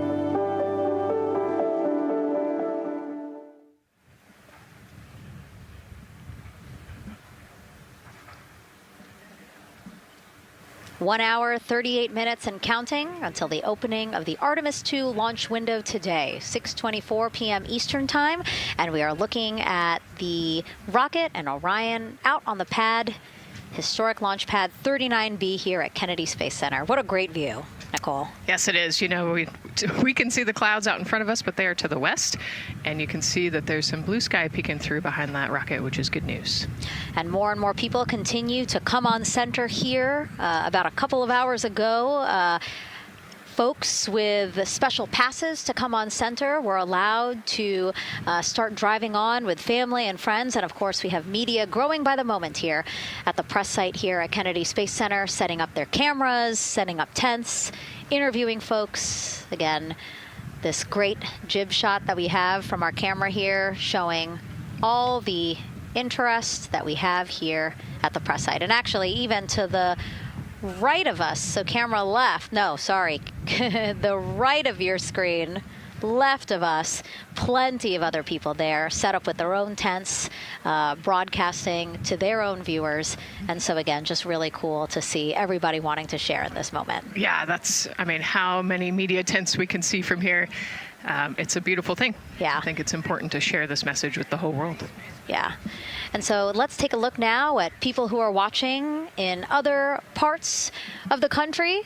We have this shot here from the U.S. Space and Rocket Center in Huntsville, Alabama. Oh, man, look at that. Just kidding.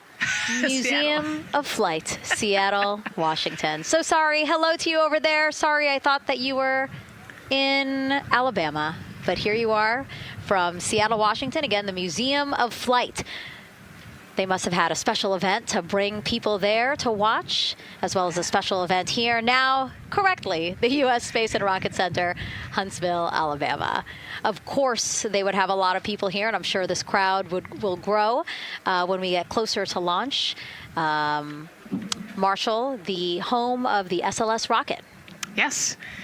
Yeah, this is a great shot. You can see all the people there, and obviously you've got quite a few artifacts in there as well. Oh, now they know. Yes. Yeah, now they know. They're on the broadcast. That's too funny. Awesome.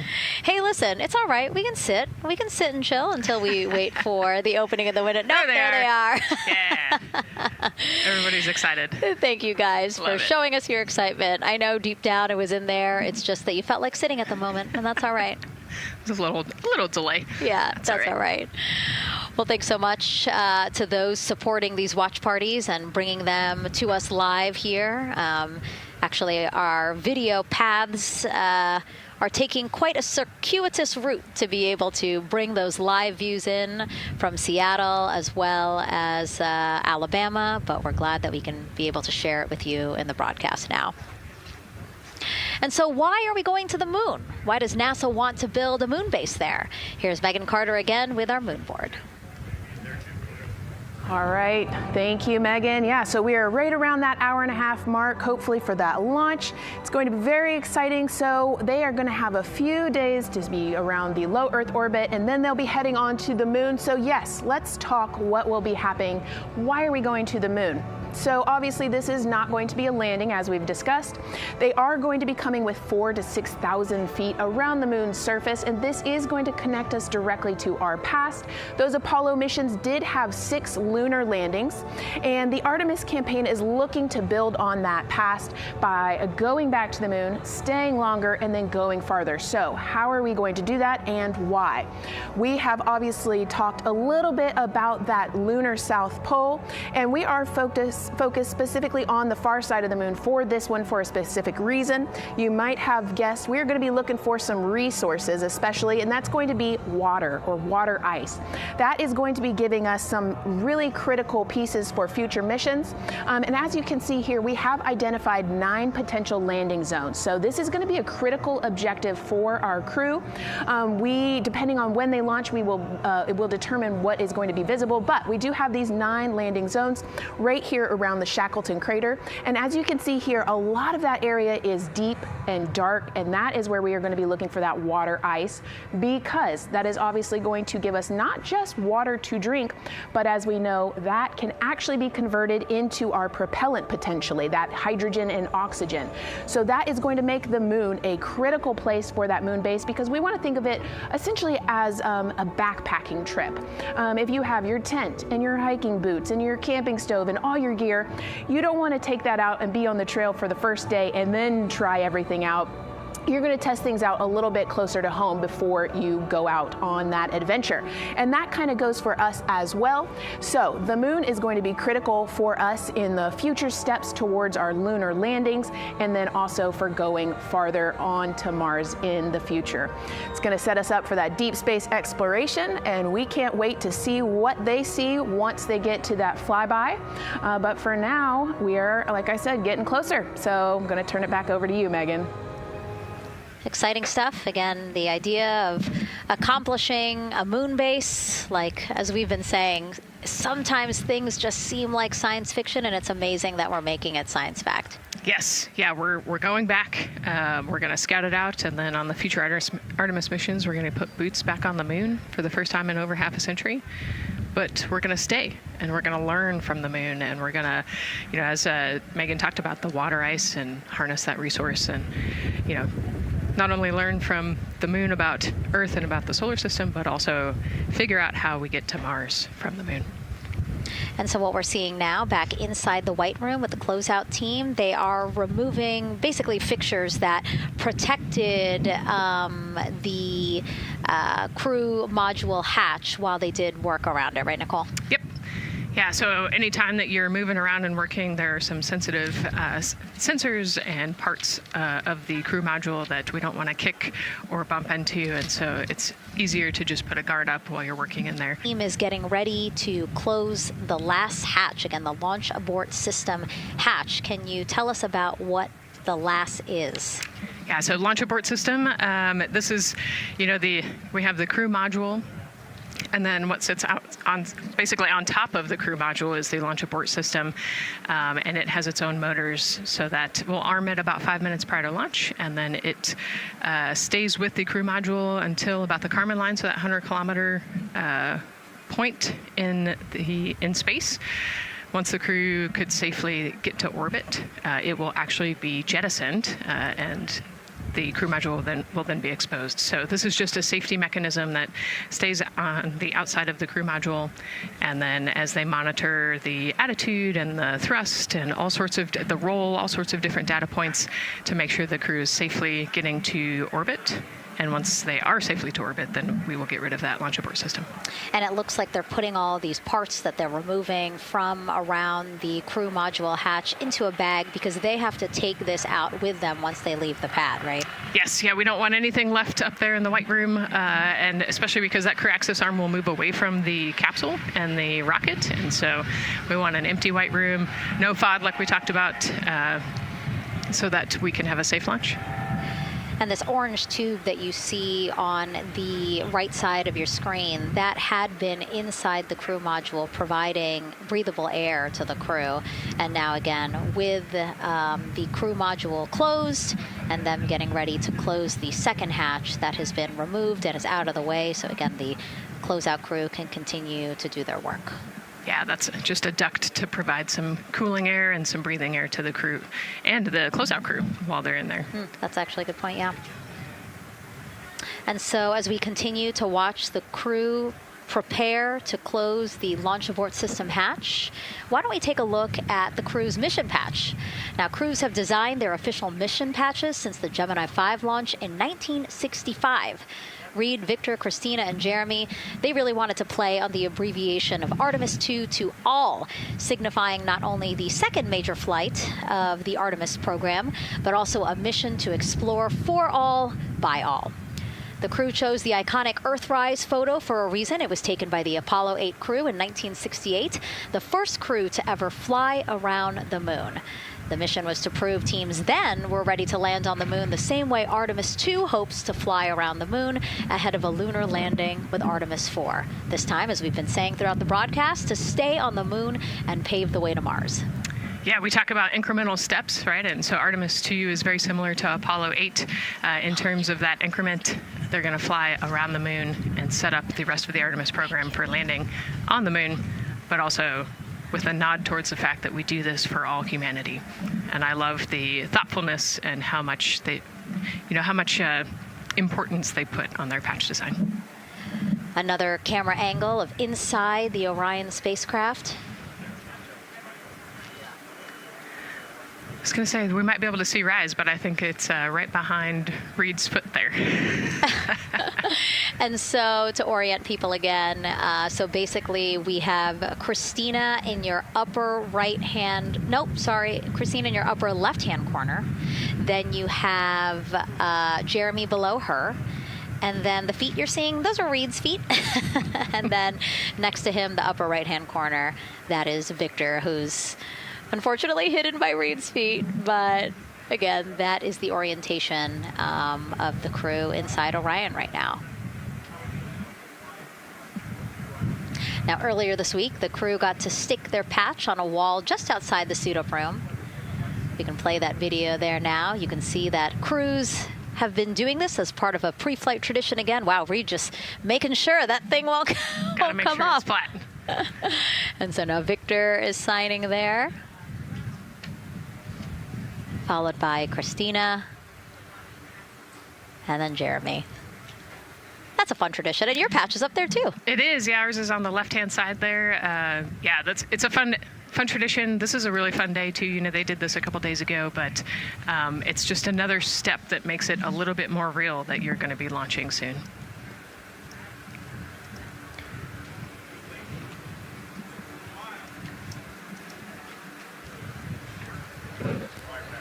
Again, we talked a little bit about this before. The basically like a computer there on Jeremy's leg, a way for him to just check out the data, see some of the data that also Reed and Victor are getting to see, but in those much bigger displays for Orion. Right, yeah, it's basically a tablet on his leg, and it's actually plugged into a cord nearby that allows him to have a screen repeater so he can see what they're looking at.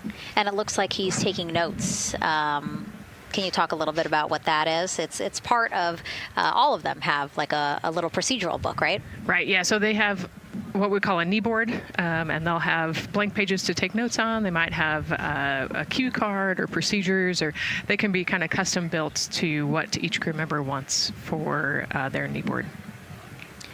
This mission, of course, built by people and companies in all 50 states, as we've been saying throughout the broadcast, and with our international partners as well. Let's take a look at some of the people playing such a big role in today's test flight. What we're doing here is a collaborative effort of hundreds of thousands of people. This is about the parts, the hardware, the software, the services, all coming together to make that mission possible. My dream for this space program is that we would not just push the boundaries, but that we push them together. And liftoff of Artemis 1. We rise together, back to the moon and beyond. It takes a team to do great things. And Artemis has an incredible team.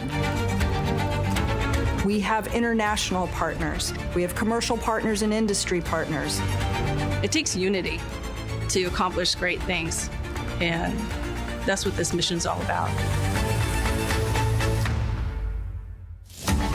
We're not sending our money to the moon and lighting it on fire. We're putting that money right back into the economy in ways that benefit everybody. So every dollar that comes out of the Treasury that goes to support this mission goes back into the Treasury 3 times.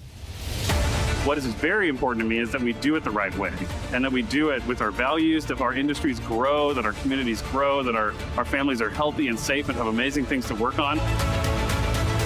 Then we're going to build machines to go even further onto Mars. That is our generation, the Artemis generation, that defines the starting point of our exploration future. I just want to say thank you to all of the hands that have touched a part of this program and the hearts that have moved everyone to this goal, because we're going to the moon and we're going beyond. One team. One team. One team. One dream. What I really like about that package is, again, just reminding people that this is spurring so many jobs across the country. Yeah, across the country and across the world, right? The whole world has a part of this. The Artemis Accords are signed by over 40, 50 different countries. And so, yeah, we're taking all of the taxpayers' money and we're putting it right back into the jobs here in the U.S. And the money, too. You know, when we have more disposable income because we have good paying jobs, that's money that goes back into our economy as disposable income. So really, it is just an ecosystem that NASA is proud to be a part of. Right. And not only is it about the money and the economy, right, but it's also about the science and what we're going to learn and exploration. You know, we, on top of all of those things, we benefit the economy as well. Obviously, Nicole is a wealth of knowledge. We're very lucky to have her. We're going to be tapping into that knowledge throughout the broadcast, and we have been for now close to 4 hours. So thank you, Nicole. I hope you're holding up okay. Yeah, I'm loving it out here. It's been great. Let's learn a little bit more about Nicole. Her first mission to space was actually last March. She launched from here at Kennedy Space Center as pilot of NASA's SpaceX Crew 10 mission to the International Space Station. And what a beautiful launch that was.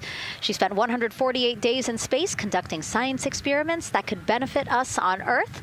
For example, one studied the physics of liquids, which could help researchers deliver medicines more effectively. She also conducted an almost 6-hour spacewalk to help upgrade the orbiting lab's power system.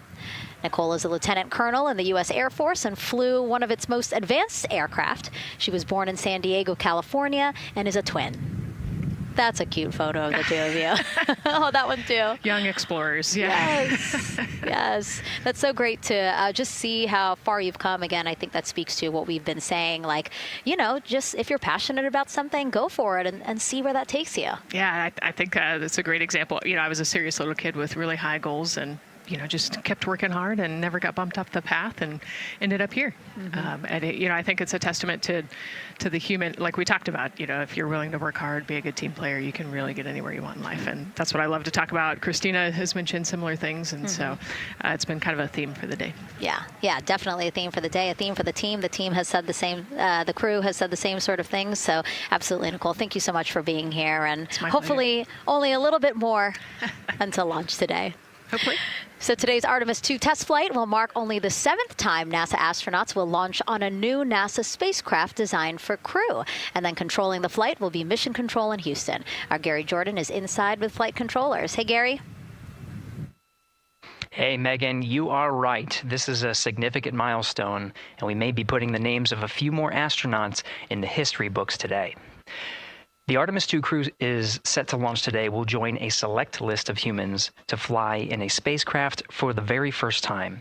And Artemis II, like missions before it, is a test mission. During Ascent, the crew and the teams here in the room are prepared for a variety of scenarios. Some of these will be called out directly by Capcom Stan Love during Ascent, and some are a little more subtle.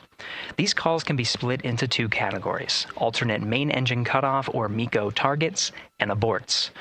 First, there are 2 alternate MECO targets, or AMTs. These note milestones to give flight control teams and astronauts an idea of what would happen after that moment should the core stage lose one of the main engines. First is AMT low. You won't hear it called out by the crew or Capcom since this happens right at liftoff.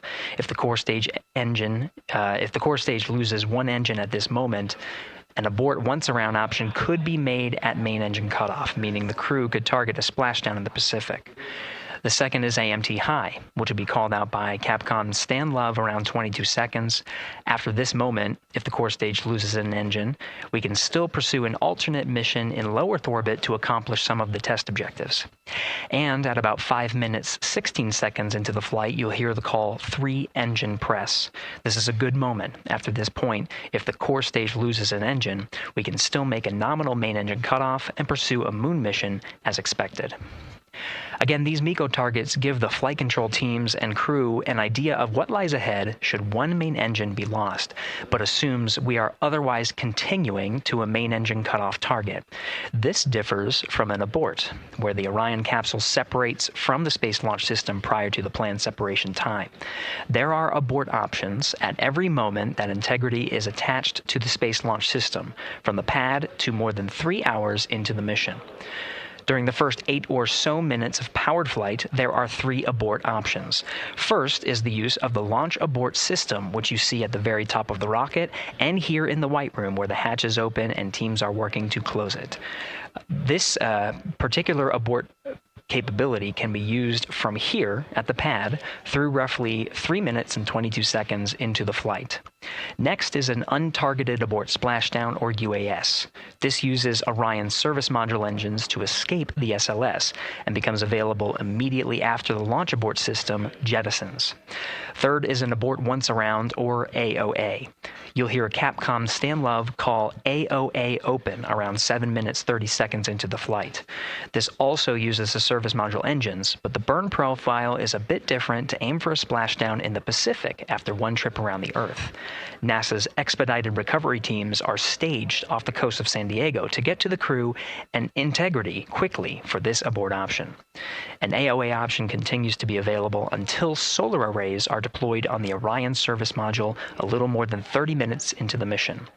At this point, an abort to orbit, or ATO option, becomes available until separation from the upper stage around 3 hours and 23 minutes. Mission profiles can vary depending on when an ATO is executed in that window, but with power being drawn from solar arrays, it buys more time for astronauts and flight control teams to make decisions and stay in Earth orbit, return for a splashdown, or continue to the moon. The Artemis II crew and flight control teams are well trained on all of these scenarios, and the calls you'll hear to the crew on Orion to Earth may help them be in a ready state for whatever challenge may come their way. At this time, we're not tracking any significant issues here in mission control in Houston, Texas. That would be showstoppers for today's launch. We're continuing to, of course, monitor the countdown along the way MS1, and make sure all systems are go for when we reach T0.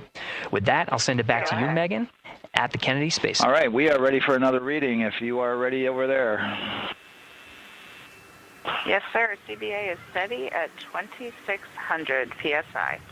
All right, copy that. And you know, the more times we ask you to do that, the closer we get to launch, so that's a good thing. Copy.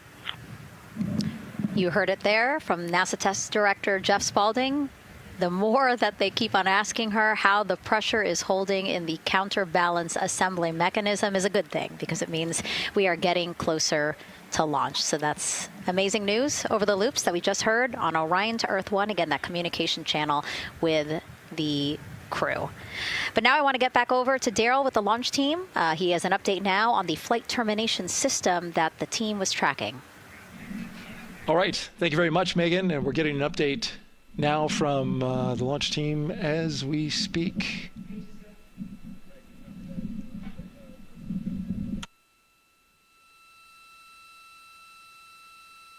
All right, stand by 1 second.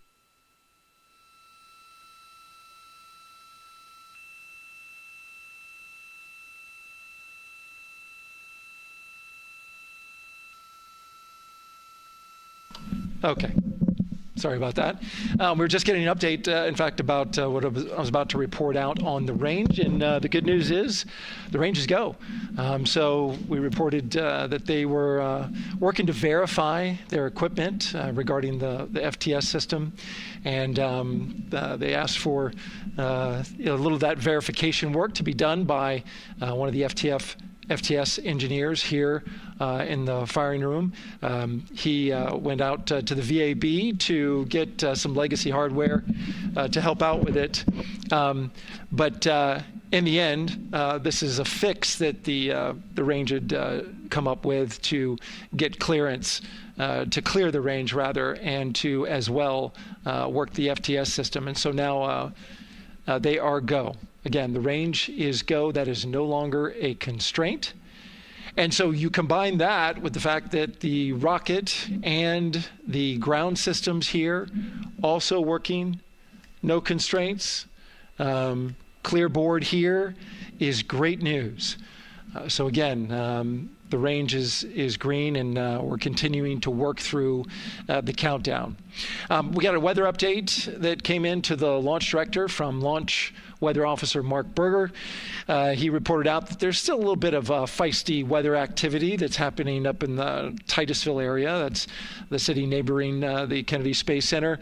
Those showers had passed over Kennedy, and then now they're currently over in Titusville, currently still within that mile kind of constraint of flight through precipitation rule. But we're still far enough from the window that it looks like it won't be an issue. And in fact, we're seeing some good sunlight now breaking through onto the launch pad. As you can see, it's actually shining on the other side of the rocket here. But to the west, we're starting to see some of that clearing that was forecast. And so the launch weather officer held his forecast for 80% go for flight during our launch window tonight, which, as a reminder, is 6:24 p.m. Eastern Time until 8:24 p.m. Eastern Time.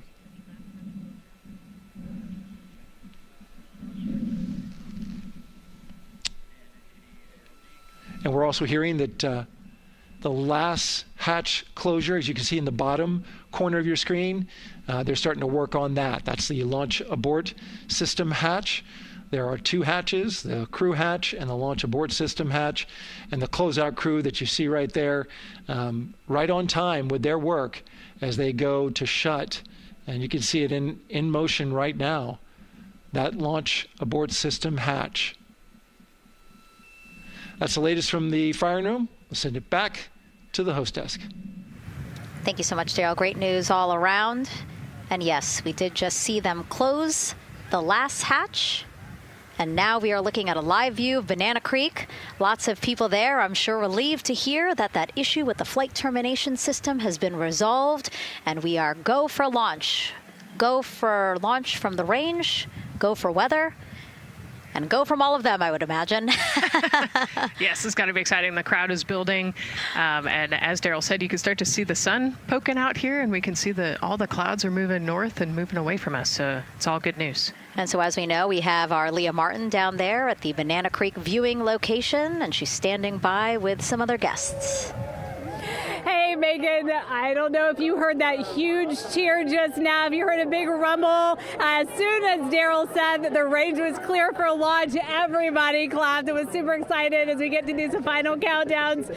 Standing next to me, I have Hudson and Maddox, the son of brothers here. And I asked you a little bit earlier, how excited are you to be here for launch? What did you say? I'm very excited. It's our mom's birthday, and, you know, not a better way to celebrate right now. I asked you on a scale of 1 to 10, how excited are you? Would you say? 11. Yeah, 11. I'm very excited. Super excited. Yeah. So, Megan, we've been watching the launch broadcast here and hearing some of the questions that you and Nicole have been asking and answering. And I actually wanted to ask these two kids, if you could take a 10-day trip around the moon and take 3 people with you, who'd you take with you? Well, I'd take my dad and my mom. And I mean, I don't know. Probably my best friend. I'd just say one of my friends, you know. Oh, one of your friends. So brother got left out. Who would you take? That was just what I was thinking. My dad and my mom and my best friend. That's a pretty good answer. Your brother can get his own trip to space, right? Yeah. So I'm actually joined here also by Dad. Now, you were sharing with me that a lot of the work that you've been doing over the last several months has been prepping the launch teams, our engineering teams, our ground systems teams to get ready for launch, to be mindful and to be in this moment. How does it feel to be standing here knowing that the people you've worked so closely with are doing what they're passionate about, or doing what they were born to do, moments away from launching this rocket? I mean, this is an exceptionally happy moment for us and all of us and the people that are, about to take off on this historic trip here. And I'm grateful to know that we've helped in some way, shape, or form to help them stay steady and calm, in such an exciting time within the agency. And so to just be here and witness it and know that, they've got some tools to help them stay calm and steady is everything to us. So. Fantastic. Well, Megan, we are standing by ready to go, and we're ready to cheer this team on. Thanks so much, guys. And yes, Leo, we did hear that cheer. That was very exciting. I think the vibe over there is they're celebrating, they're having fun. And here, once they heard that we're go for launch, everybody had to run back to the camera and work. It's a little bit of a different vibe, but I definitely think that people are excited, especially as we see now live inside of the White Room at the launch pad. The closeout crew has closed the launch abort system hatch. You saw there, we took it live. Took a lot of them. I think all of them, except for one. I think it took all 3 or 4 of them to push that hatch door close. And then they felt around the perimeter of the door to make sure that everything was sitting just right. Right, yeah, we talked about how heavy the crew module hatch is. This hatch is just as heavy probably. And so, you know, they're working the closure here. And working those connections, and you can see, yeah, there's still 3, 4, 5 people that we can see in the White Room. It takes a lot of people to get this these hatches closed and this rocket ready to launch. Mm-hmm. And so the next step in the countdown is that this team will start closing out the White Room. So basically disconnecting things, stowing things, making sure that when they leave, there is nothing that isn't supposed to be there. And really, then at that point, it's just all 4 of the crew member, Victor, Reed, Christina, and Jeremy by themselves at the top of the launch pad. Yeah, and then eventually that crew access arm will move away, and then it'll really just be them up on top of that rocket. Mm-hmm. Yeah, your eyes lit up when I said that. That's exciting. It is. It is. Yeah, we had a moment, we talked a little bit about my fear of heights, but most of our crew is afraid of heights. And so there was a moment where I realized that it was just us, you know, 100 and some odd feet up and no way, no crew access arm, and may or may not have said something that made everybody go, huh. Were you wondering to yourself, what? How did I get here? We're pretty far up. That crew, again, bringing that drag-on camera. That camera is a handheld camera that is a live look for teams who are remotely watching these operations closely. Again, verifying that things are as they should be before the crew starts, the closeout crew starts leaving the White Room. You see them checking their procedures. You can see they're covering the ends of those hoses. That's to protect those hoses from FOD. So we don't want any dirt or anything to get into those while we transport them and stow them. So you can see Andre there working to close out the hoses as well while they're cleaning up the White Room. And so they'll tape that close. You just saw number 5. Number 5 holding some tools. Again, we'll stow those away. You have to account for everything. Obviously, you know, they did have tools out. They did have procedures, paper, notes out. Like, all of that has to go. Yes, and you can even see on number 3's hat, he's got a string that's connected to his suit there. Mm-hmm. That's, again, just to make sure that we don't lose anything. If, you know, gust of wind or you get knocked or something, you don't want to lose a single thing in the White Room. So everything is tethered, everything is accounted for, and everything is protected. The crew now, another live view of them inside Orion. Jeremy, Christina, and Reed and Victor on the right side of your screen. What do you think they're thinking right now, Nicole? Oh man, just over an hour to launch. You know, there's probably a little bit of a lull right now, monitoring some systems, but you can see Reed's got his feet crossed. So I think just trying to relax and, you know, pass the time by maybe thinking through the items that they're going to monitor through the launch, you know, the different jobs that each of them have throughout the launch. And once they get to orbit, you know, this first day on orbit is actually really busy for them. Mm-hmm. They've got, you know, 2 burns that they have to monitor. They've got to get the system set up, and they've got to get the cabin set up. So there's a lot going on in the next 24 hours for this crew. I think they've got a couple sections where they get to take a nap, but I don't think they get a full night's rest for quite some time. So, yeah, you know, going through what's next. And so as we say that, I mean, imagine what it would be like to live in a spacecraft for 10 days. Let's take a look at what life will be like in Orion. Artemis II is our first crewed mission back to the moon since the Apollo program. A lot of the focus of Artemis II is really checking out systems to be sure that we're ready and well positioned for continued human exploration. My name is Susan Baggerman, and I'm the Chief Health and Performance Officer for the Orion program and the Artemis II mission. And this is 10 Days in Orion.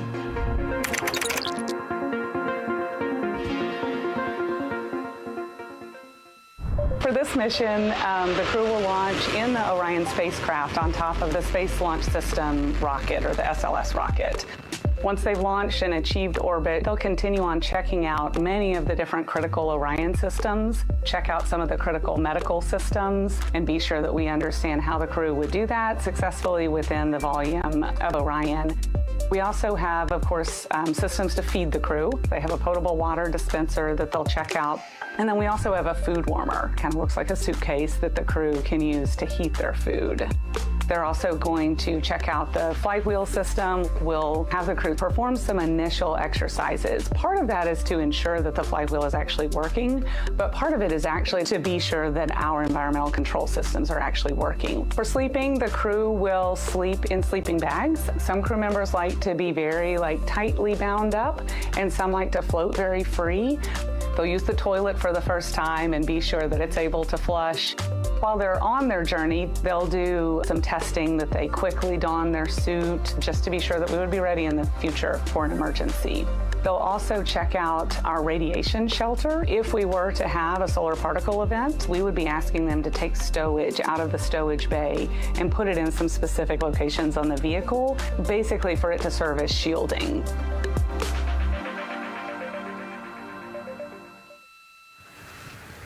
And so I want to talk a little bit more about what we just heard in that package. I am interested in the space food. So Reed, Victor, Christina, and Jeremy have a pretty big menu to choose from, so that's really cool. We're actually going to pull up a graphic now that kind of shows you some of the food that they're going to have with them on their 10-day journey around the moon. We know of more than 10 types of beverages. There's coffee, a mango peach smoothie, apple cider, lemonade. So those all sound delicious. And now I've just remembered I haven't eaten lunch. They're actually not too bad. I actually have a mango peach smoothie with me today. No way. Yeah. So you can see they come in these little packets here, but it's just kind of a dried powder that you add water to. So this would actually, you'd add 175 milliliters of water and let it sit for 2 to 5 minutes, and then you can stick a straw in it. You saw in that package they put a straw on the top septum portion there, and then you can drink it. And so this is the packaging. This is food that you brought up with you, or that you had while you were at the ISS. Yes. Yeah. Actually, this is all food that we have available to us on the standard, what we call the standard menu on the space station. And so, actually, the graphic there showed quite a bit of the standard menu that they're going to take with them. So, let's pull space it back food up, is space actually. food. Yeah. We can use the food that we have been using. You know, our food lab at Johnson Space Center actually creates that food, and then they stabilize it and they package it for us and everything. So they do a really wonderful job out there. We've got different types of food. You know, you can see I've got this is a soup, tomato basil soup. So thermal stabilized. It's already hydrated. So you just throw it in that food warmer that we talked about, and then you can eat it. But then we also I have some shrimp cocktail here that's, irradiated. So it's in a package that protects it. I'll show you. I've got a brownie too. That's probably my favorite one. But are we eating it? We might, if you're. Yes. Look, see, they want us to eat. I don't know what happened, but it worked out with what we were saying here. So it's in an outer package to help protect it against radiation, and then it's in this inner package. And so this cosmic brownie, actually, the trick, Ann McLean, my crewmate, taught me. The trick is you got to put this in the food warmer and get it nice and warm, and then you can get it. But so what we do is we just take scissors and you open it up, and then it comes right out. So these brownies are nice because they don't have a ton of crumbs, and so you can actually just eat it pretty easily in space. You know, if you imagine, that would not happen in space. It would not fall. But yeah, so we've got all sorts of things that you can actually eat. The menu's pretty good and pretty diverse on the space station, and then as you saw, pretty diverse for Orion. Nice. Yeah, that's amazing. And again, here's a look at the crowd that's starting to continue to grow here as we get closer and closer to launch. We are now under an hour from the opening of our 2-hour launch window at 6:24 p.m. Eastern Time. And so let's take some questions from social media. We haven't taken some of those for a while. You put that brownie away, Nicole, or I'm going to steal it. Nicole, we have another celebrity who submitted a question. Let's take a look. Okay. A quick question for the Artemis crew. What food from Earth would you bring with you into space? And why would it be lasagna? Because that's the greatest food. Again, not really a question. Yeah. Because he was like, it's lasagna. It's got to be lasagna. You know, there is lasagna on Space Station, and it wasn't too bad. Probably not my favorite food of all, but yeah, lasagna's not a bad option. It's a high-calorie meal. If you're trying to, carb load for a spacewalk or something, it's a great option. Yeah, I remember Christina saying that her favorite food on the menu, and actually, she was saying that she was getting in trouble because people kept on saying, you can't eat mac and cheese every day, Christina. We mentioned the mac and cheese and brisket earlier. Man, I would put those two on a tortilla. That would be great. That sounds delicious, delicious. Well, thank you so much, everyone, for sending in those questions. For everyone from a 5-year-old that we got a question from to all the way to Roy Woods Jr. there, a comedian. So thank you so much. And if you're just joining us, welcome to the Space Coast of Florida, where we are counting down to liftoff of Artemis II. You see a beautiful aerial shot there of our rocket on the pad. For the first time in more than 50 years, we are sending humans to fly around the moon and back, and we're taking you all of you with us on this next chapter of human spaceflight. I'm NASA's Megan Cruz, and this is NASA astronaut Nicole Ayers. Great to have you here, Nicole. Yes, this has been a beautiful day. Excited. We're continuing to march towards this launch. Yeah, and if all goes as planned, this crew could travel farther from Earth than any other humans before them and see parts of the moon no one has ever laid eyes on. How exciting. Yes. Exciting is an understatement, I think. That's true. We're going to see the far side of the moon for the first time by humans in a long time. It's important. And as the crowd, again, builds behind us, more activity that you're seeing here at the Kennedy Space Center press site. We also have a ton of people gathering around the world to watch this history-making moment. So let's take a look at those watch parties now. Oh. That crowd has grown. We checked them probably like 30 minutes ago, and it was half that. But again, as we get closer and closer to launch, we are seeing more and more people gather together, wanting to experience this together and not just in a vacuum at home, Yes, this is so exciting. Look at all of those people. Man. And now here we are back in Seattle, the Museum of Flight. Again, people gathered there to show their kid. We see someone walking in the second row there. His first crewed launch to the moon. How exciting. That is exciting. Hello, everyone. Woo. Oh, that's so great. And now let's get you up to speed on what's happened so far. Again, we are now within an hour of the opening of our launch window. So what has been happening so far today? Well, a lot. After waking up and grabbing a bite to eat, our Artemis II crew suited up inside the historic crew quarters, a tradition that dates back decades. Teams helped them into their custom Orion crew survival suits, and just like other crews before them, they gathered around a table for a card game to pass the time, but to also burn off any lingering bad luck before they walked in the footsteps of every NASA astronaut launching from Kennedy Space Center since Apollo 7 in 1968. They walked outside the Neil Armstrong Operations and Checkout Building to greet a crowd of family, friends, supporters before getting into their Astrovan for their security-escorted ride out to historic Launch Complex 39B. They got a close-up look at the SLS rocket, then walked across the crew access arm and climbed one by one inside their Orion spacecraft. After that, teams conducted final checks with the crew before closing both hatches, the crew module hatch, as well as what you're seeing there, the launch abort system hatch. And now we are back live at the pad where the closeout crew is getting ready to leave the White Room.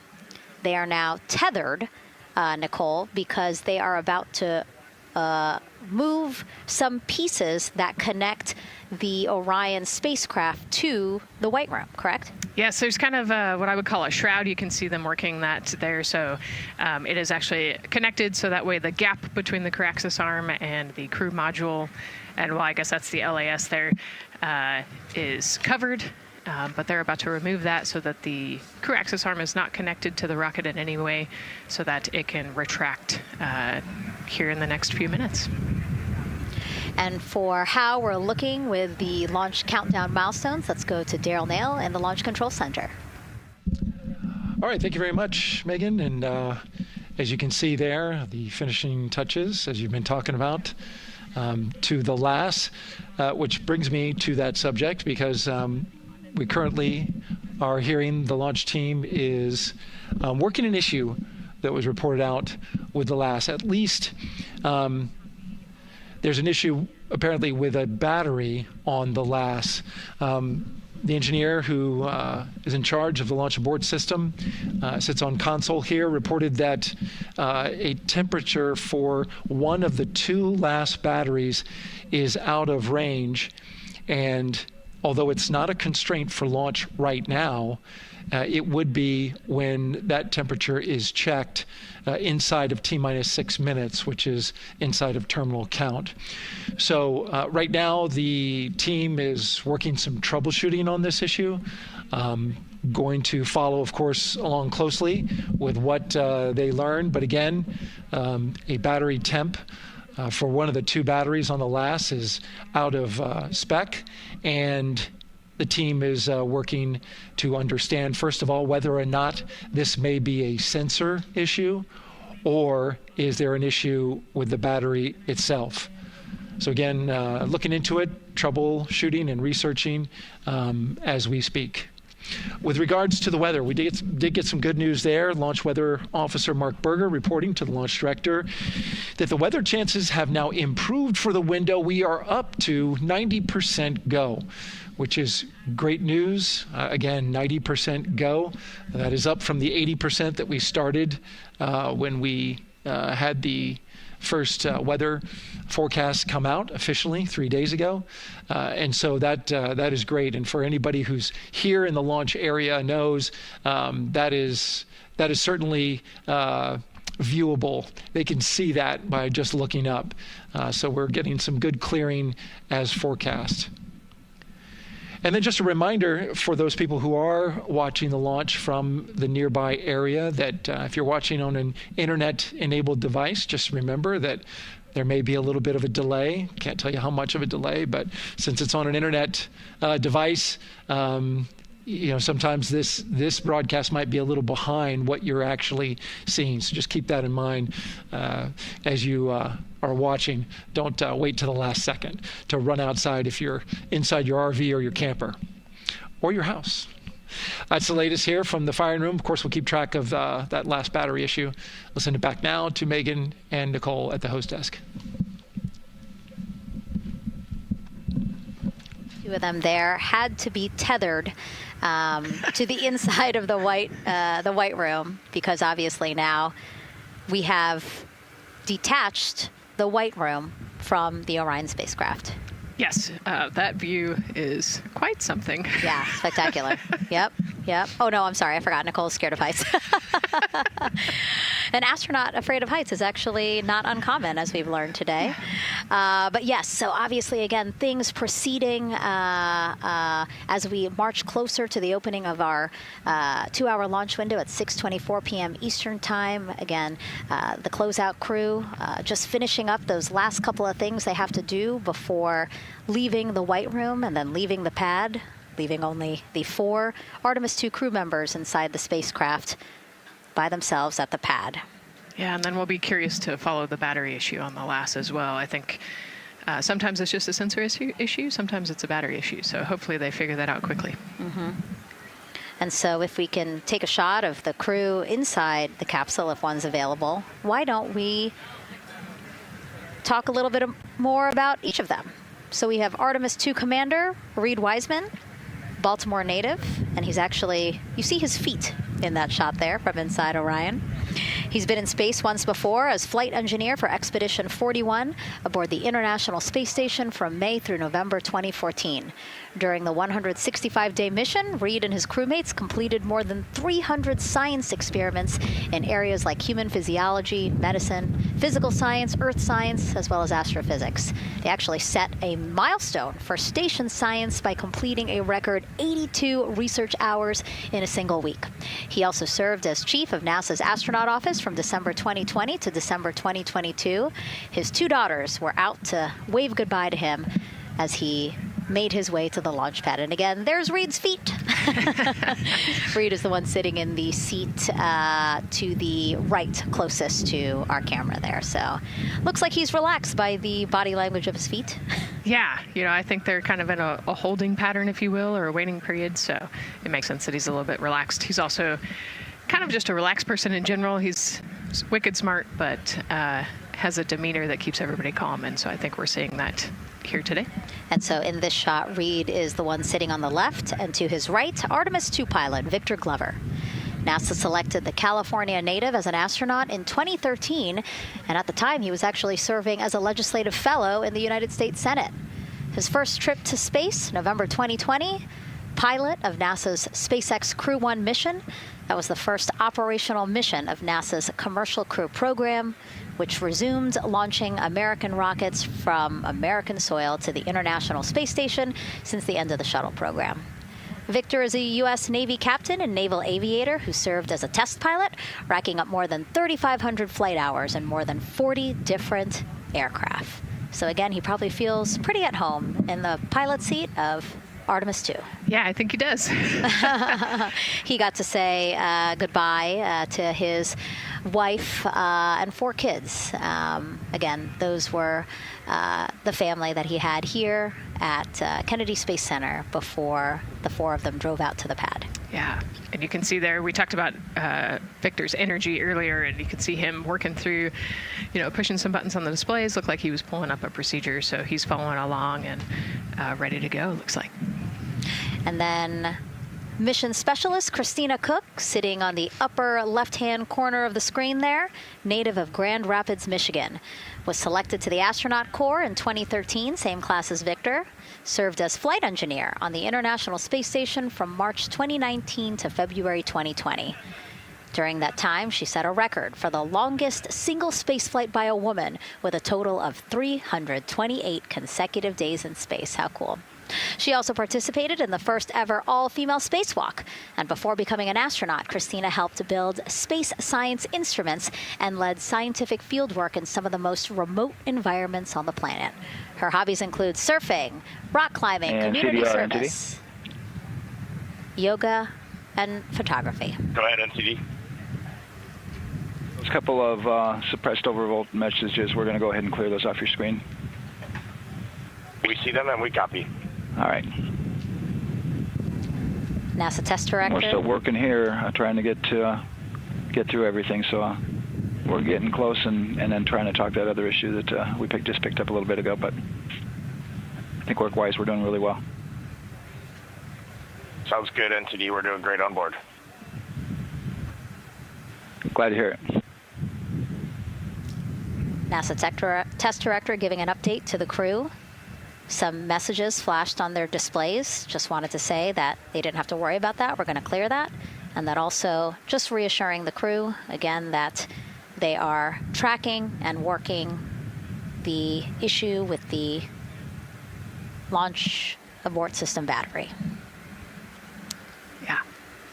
All right. And then first-time flyer, Canadian Space Agency astronaut Jeremy Hansen will fly to the moon as mission specialist on the Artemis II mission. The London, Ontario native selected as an astronaut in 2009. After that, he worked as Capcom at NASA's Mission Control Center in Houston. Capcom stands for Capsule Communicator and is the sole direct voice communicating with astronauts while in space. Jeremy also participated in training exercises, really cool ones, like living on the ocean floor off the coast of Florida to simulate deep space exploration for a week. In 2017, he became the first Canadian to lead a NASA astronaut class. He also enjoys getting out on a sailboat, rock climbing, and mountain biking. He has a wife and 3 children. And he's the one that you see bottom left-hand corner of your screen.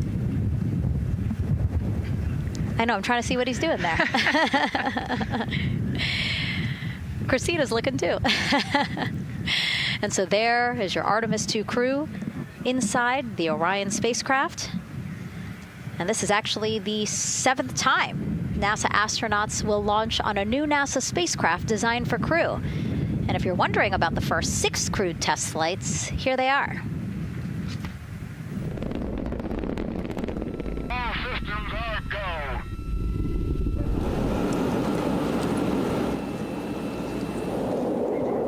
go. Gemini 3, Gus Grissom, John Young, March 23, 1965. Apollo 7, Wally Schirra, Don Isley, Walt Cunningham, October 11, 1968. Space Transportation System, or STS-1, John Young, Robert Crippen, April 12, 1981. Then NASA SpaceX Demo 2, Doug Hurley, Bob Behnken, May 30th, 2020, followed by NASA's Boeing crew flight tests. Butch Wilmore, Sonny Williams, June 5th, 2024. And now, Artemis II with Reed, Victor, Christina, and Jeremy. It is really surprising, honestly, to hear that through all these decades, through all these launches we've had, this is only our 7th new vehicle that we're testing for crew. Yeah, you know, we have so many different missions that we think about and we talk about, but really 7 vehicles that we've tested and that we're flying. You know, I like to think of spaceflight really as a permanent test, right? We have, you know, hundreds of missions or so. You know, an airplane that gets tested and then flown has thousands of data points. And so really spaceflight is always going to be in the test field. And I think it's important to remember that, especially as we put humans on rockets that we never have before, or for the 7th time we start a new vehicle and a new mission. Just getting word now that White Room closeouts are complete. And so the closeout crew is preparing to leave the pad.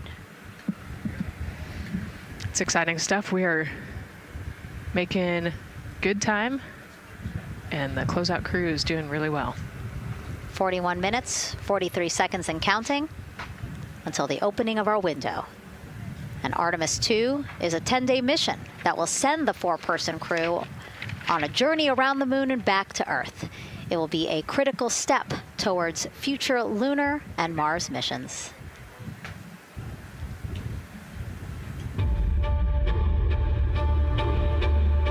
We're going back to the moon because it's the next step in our journey to Mars. We need to go explore the moon. There's vast regions of unexplored areas with the coldest, darkest places in our solar system. This is a test mission, and when we get off the planet, we might come right back home. We might spend 3 or 4 days around Earth. We might go to the moon. That's where we want to go, but it is a test mission, and we are ready for every scenario as we ride this amazing space launch system in the Orion spacecraft. But another reason we're going back to the moon is to fulfill NASA's mission, which is to explore the unknown in air and space, to innovate for the benefit of humanity, and to inspire the world through discovery. And when we succeed and when we accomplish the things that we set out to accomplish, that inspiration not only can set up new things to happen, but it also is a reminder in tough times that we're capable of doing great things when we work together. The thing I love about the moon is that it's not just a beacon for exploration and this platform of possibilities for incredible missions like this, but it has benefits. That's actually why we're racing towards it. Those benefits are really wide in nature. You have everything from innovation, technology development, not only for future missions going deeper into the solar system, but technologies that come back to Earth. You have inspiration, a whole generation of people starting this pipeline of STEM workers and manufacturers and operators that are excited to see what you can do when you work hard and you come together as a team. When I think about the 4 of us flying around the far side of the moon, seeing that Earth rise, taking images and video and sending them back to you, the feeling that I have inside is hope. We know that Artemis II is not the solution for humanity on planet Earth, but it is a contribution in the positive column. We hope that just for a moment that people will pause and say, wow, it's extraordinary when you look back upon the Earth with over 8 billion people, and you see this concrete example of what humanity can do, this extraordinary thing when we set big goals and CDR NTD to achieve them.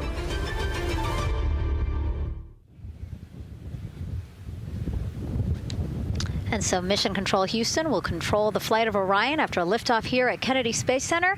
Here's Gary Jordan, who's embedded with that team. Gary, you might have to pause because we did just hear a call out to the commander in Orion.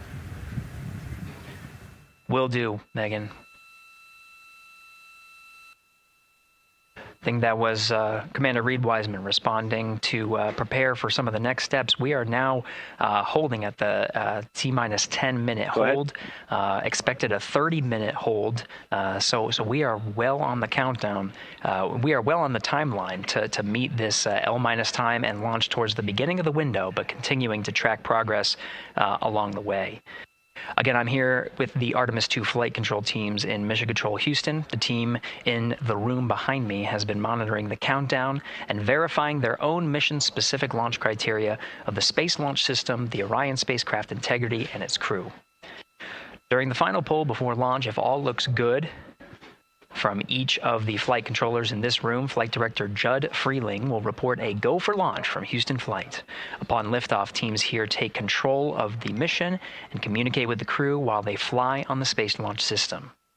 This phase of flight is highly dynamic, and each console position has a dedicated and important role of looking after critical systems. You'll hear calls from Capcom and NASA astronaut Stan Love in this room to the Artemis II crew as milestones are reached during the more than 8 minutes of powered flight on the core stage. Liftoff and Ascent are just the beginning. This room will be staffed around the clock over the next 10 days to oversee every moment of the mission through splashdown. Here from the Johnson Space Center, we'll be streaming the mission live 24/7 so anyone can follow the crew's journey, take peeks inside the spacecraft, and share the experience of a lunar flyby with astronauts looking down at the moon's surface. Teams here have been rehearsing tirelessly in simulations to throw every conceivable and inconceivable scenario their way. We are ready and eager to begin the Artemis II mission. Still milestones to come as we continue the countdown, but we'll be right back with you during the ascent phase of today's flight. With that, Megan, I will send it back over to you at the Space Coast. Thanks so much, Gary. Under 37 minutes until the opening of our 2-hour launch window, 6:24 p.m. Eastern. I've never been more excited for a time. But why don't we send it back over to Megan Carter with the Moon Board to learn more about what happens after Ascent. Absolutely. I am definitely also getting excited. Things feel like they're starting to pick up a little pace here. A lot is about to happen within the first 10 minutes of launch, but what happens after those first 10 minutes? Let me take you over here to my mission map so we can kind of jump ahead and let me explain a few things. So, our main engine cutoff is going to stand for MECO, and that is essentially where the rocket's job is done, and it is then going to turn the propulsion duties over to our ICPS. That stands for Interim Cryogenic Propulsion Stage. Don't try and say that too many times fast, but the ICPS is going to be right here, and that's our in-space propulsion. About 50 minutes into, after about 50 minutes into launch, it is going to conduct that first burn, and that's going to be the perigee raise maneuver. Essentially, what that is going to do is going to raise the spacecraft from a lowest point of Earth just a little bit higher into space, and then they are going to conduct that nice path. It's going to set them on that nice circular path around the Earth. That's when they're going to start to be able to really check out this spacecraft. The Orion spacecraft is going to be able to, like we've talked about, be maneuvered by the crew. They're going to check out those life support systems, and communication checkout's going to be vital at that point as well, obviously. Then they will be conducting that another burn, and that's going to raise them just a little bit higher again. And then they will, it'll be about time for the ICPS to separate, and they will start another lap around the Earth as well. Now, the ICPS, but even after it separates, its job will not be done because they will have the opportunity to conduct something called the Proximity Operations Demonstration. And this is going to be really important for our future lunar missions because the ICPS actually has a target on it, and the crew is going to have the opportunity to manually maneuver these spacecraft like we've mentioned and practice those docking maneuvers. Now, obviously, they will not be docking for this mission, but that is, again, going to be critical for those lunar missions in the future. Now, All right, after that ICPS has separated and they've done that second lap, they're going to conduct 2 more burns. And what these burns are going to do is set them up to the high enough orbit and a fast enough speed in order to conduct the translunar injection. This is going to be that critical moment and that critical milestone where they are going to produce about 6,000 pounds of thrust. And this is that point that is going to take them out of low Earth orbit into deep space, and it's going to set them on that nice path towards that lunar flyby. And I know we have talked a little bit about why this could be a record-breaking flyby and journey to the moon. And with that, I'm going to turn it back over to Megan so she can tell us just why. Yeah, she's talking about the distance record set by the Apollo 13 astronauts in 1970. They were 248,655 miles away from Earth, and this Artemis II crew might surpass that on flight day 6 when they fly around the moon by more than 4,000 miles. Yeah, it's a long ways. It's tough to fathom 250,000 miles from Earth, right? I mean, space, the space station is only 250 miles, and so we're going, I don't want to do the public math, but we're going much further than that. But it's important, right? Because we want to get back to the moon. We want to see the surface. We want to see the far side of the moon. And the way we do that is by breaking distance records. Yeah, and the exact distance record depends on exactly when they launch, like the time, the day. So we'll learn more as we go into this 10-day mission with the Artemis II crew. But here we are, 32 minutes, 50 seconds and counting from the opening of our launch window. Feels really, really surreal here as more and more people come to gather on the press site lawn here at Kennedy Space Center. Why don't we take a look at this video that we have here? Some familiar faces who wanted to wish our Artemis II crew a safe journey. Reed, Victor, Christina, and Jeremy, you are the real deal. You're flying to the moon for all of us, and we are in awe. You're the true heroes. You are not just astronauts. You are pioneers, venturing deeper into the unknown. But you are not alone. We will be all cheering you on from planet Earth. Hey, I'm Victor Wembanyama, and I play basketball in the NBA. But I'm not only interested in shooting hoops. I'm also interested in shooting stars, dark matter, and all other types of astronomical phenomenon. And to the Artemis II astronauts who are shooting for the moon, I wish them good luck and Godspeed. Hi everybody, I'm Ryan Gosling, and I play a biologist who goes to space to save the planet in the film Project Hail Mary. But the Artemis II astronauts are going to space for real, and they will travel farther from Earth than any humans in history. Sending all our best wishes to the Artemis II crew. I just want to say how proud I am of each of you and how inspired you make me. But it's not just about me. Your mission is going to inspire future generations of scientists, engineers, athletes, and dreamers to do something that they never thought possible. Hey, it's Roy Wood Jr., and I want to wish the Artemis II crew a happy and safe journey to the moon, well, around the moon. To go around. I know what you're doing. You got to look for a parking space. This is to go around the moon, make sure somewhere to park, and then you park journey. Good luck. It's actually a really good way to explain what how this mission builds. Again, we are hoping to land astronauts on the surface of the moon in maybe 2 years. So yes, we are looking around the moon on this lunar flyby mission to see where we might park. Thank you, Roy Wood Jr. Okay, and as we look at this live view of the rocket on the pad, there is a spectacular place here at Kennedy Space Center to watch launch from, and that's the Banana Creek viewing area. Why don't we go back there where the crowd is excited, and Leah has the best assignment ever, talking to people who are super excited about being here for Artemis II. Oh my gosh, Megan, you talk about the excitement being palpable. I'm telling you, everybody here on pins and needles as we get just about half an hour away from launch. I've been walking around talking to people, and I'm just struck again and again by how many people are here from across the agency. I want to introduce you to just a small portion of the people across NASA who have been supporting this mission. Patty Ortiz, NASA Armstrong Flight Research Center, Orion Program. Orion. Kathy Graves, Glenn Research Center, Joseph STEM Engagement. David Alexander, NASA Glenn Research Center, Office of STEM Engagement. Jennifer Becerra, Johnson Space Center, the Office of STEM Engagement. Here we go, right back here. Where are you from? I'm from NASA Glenn Research Center, Joseph Panakitis. Joseph, here we go. Wes Furman from APL. Maria Arredondo from Headquarters, Next Gen STEM. Mark Robinson, Stennis Space Center, Commercial Space. Amira Flores, Armstrong, Office of the STEM Engagement. Molly Kearns, NASA Glenn, Space Communications and Navigation. Matthew Pierce, Goddard Institute for Space Studies in New York City. Here we go, and right over here. Lauren Ring, Ames Research Center, Data Integration. So we're coming together. We're one big NASA team, one big NASA family, and we have one major message before we launch tonight. Okay, guys, what are we going to say? 1, 2, 3. Go Army!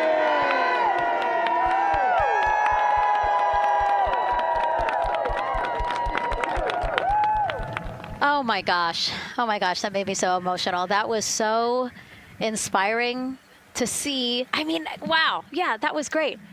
I mean, just to hear everybody say their position, what they're doing to support this mission is amazing. And I'm sure this was something that really rang true and resonated with NASA's Administrator Jared Isaacman, again, to see the workforce come together to do the work and then to be here for launch. So why don't we actually go over to him now with our Jasmine Hopkins at one of our other viewing locations. All right, Megan, thank you so much. The energy here on the balcony is honestly becoming electric as we get so close to launch. And now we are thrilled to welcome NASA Administrator Jared Isaacman. Jared, we're really entering a golden age of exploration. How will Artemis II set the pace for the coming years? Well, I mean, Artemis II is the opening act, right? This is the test mission. This is getting very comfortable with the SLS rocket, the Orion spacecraft. No humans have ever flown on this before, right? And we're going to put it through its paces. We'll go into Earth orbit for a little bit, make sure Orion's doing okay, and then we are sending them, right? We're going to send them farther into space than any humans might have gone before, 250,000 miles away, and it's going to set up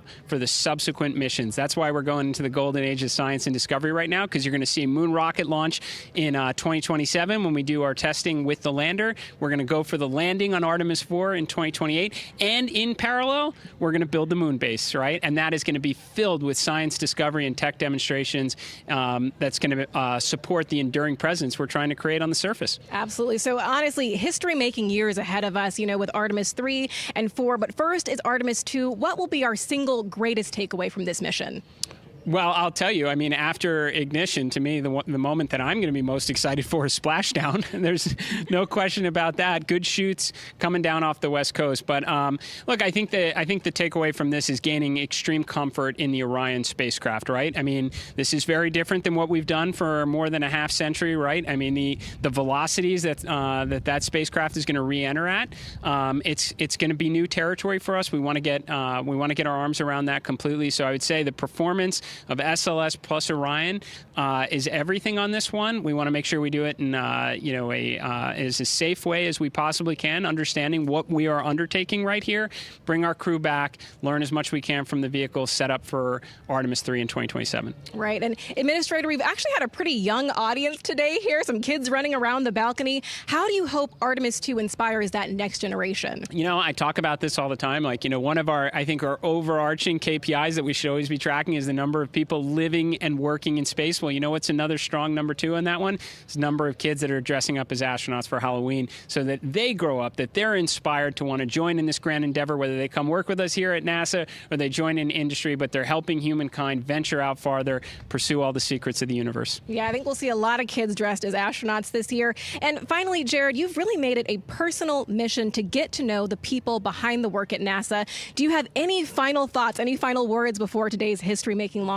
Yeah, well, one, I want to express a lot of appreciation. I'll tell you what, the 4 astronauts on top of Artemis II know this. It takes an army to pull a mission together like this, right? Across all 10 of our centers, all of our commercial partners, the international partners that come together to make this possible. My sincere appreciation for everyone who is currently working the mission right now, so getting them ready for launch, that will be watching over them in mission control, recovering this crew when they splash down off the West Coast. I have complete trust and confidence in your abilities. And everybody else who's not directly working on Artemis II, Artemis 3 is coming up next year. When this mobile launcher gets back in the VAB, we're going to start stacking. Wow, plenty of excitement ahead of us. Jared Isaacman, thank you so much for being here. Thank you. Thanks for being here. Of course. All right. And with that, let's get back to the countdown with NASA's Megan Cruz. Under 25 minutes and counting from the opening of our 2-hour launch window, and take a look at all these people behind us. I literally, every moment I turn around and I see the clock, I am like, Oh, wow. Oh, wow. There are more people and less time. Yes, exactly, which is a great problem to have. Yes. Now, this first crewed test flight of NASA's Artemis program coincides with the 250th anniversary of our country's founders signing the Declaration of Independence. Exploration is a part of America's DNA, and it continues now with our return to the moon. 250 years ago, 13 colonies laid the foundation for the greatest and most enduring democracy in the history of the world. One driven by courage, faith, and freedom. From that moment, we became a nation defined not by where we stood, but by how far we were willing to go. We conquered vast frontiers, invented tools that shaped a modern world. We found light in the dark, and we rose from the earth. Faster, higher, farther. We pushed beyond the sky and into the unknown. We carried our courage into the cosmos, and we planted the American flag on the moon, the defining achievement of American superiority in space. Today, our curiosity stretches farther than ever. American robots search ancient rivers on Mars. New telescopes unfold to glimpse the first stars. And a new generation prepares to return to the moon, this time to stay. For 250 years, America has carried the light of humanity forward. But American exceptionalism isn't inherited, it's earned. Our greatness comes not only from what we've done, but what we're still determined to discover. Because in every era, across every horizon, America is at its best when it's reaching for something greater. America celebrates 250 years, and we are leading the world into the future. 22 minutes, 15 seconds and counting from Artemis II, NASA's boldest test flight in a generation. The crew has said this often, that they hope it inspires children around the world. And recently, a group of kids here at Kennedy Space Center got a surprise of a lifetime while watching that rocket roll to the launch pad. So tell me what color it is.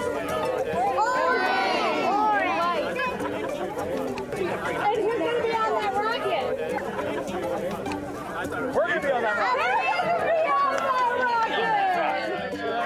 I could make it a little bit longer.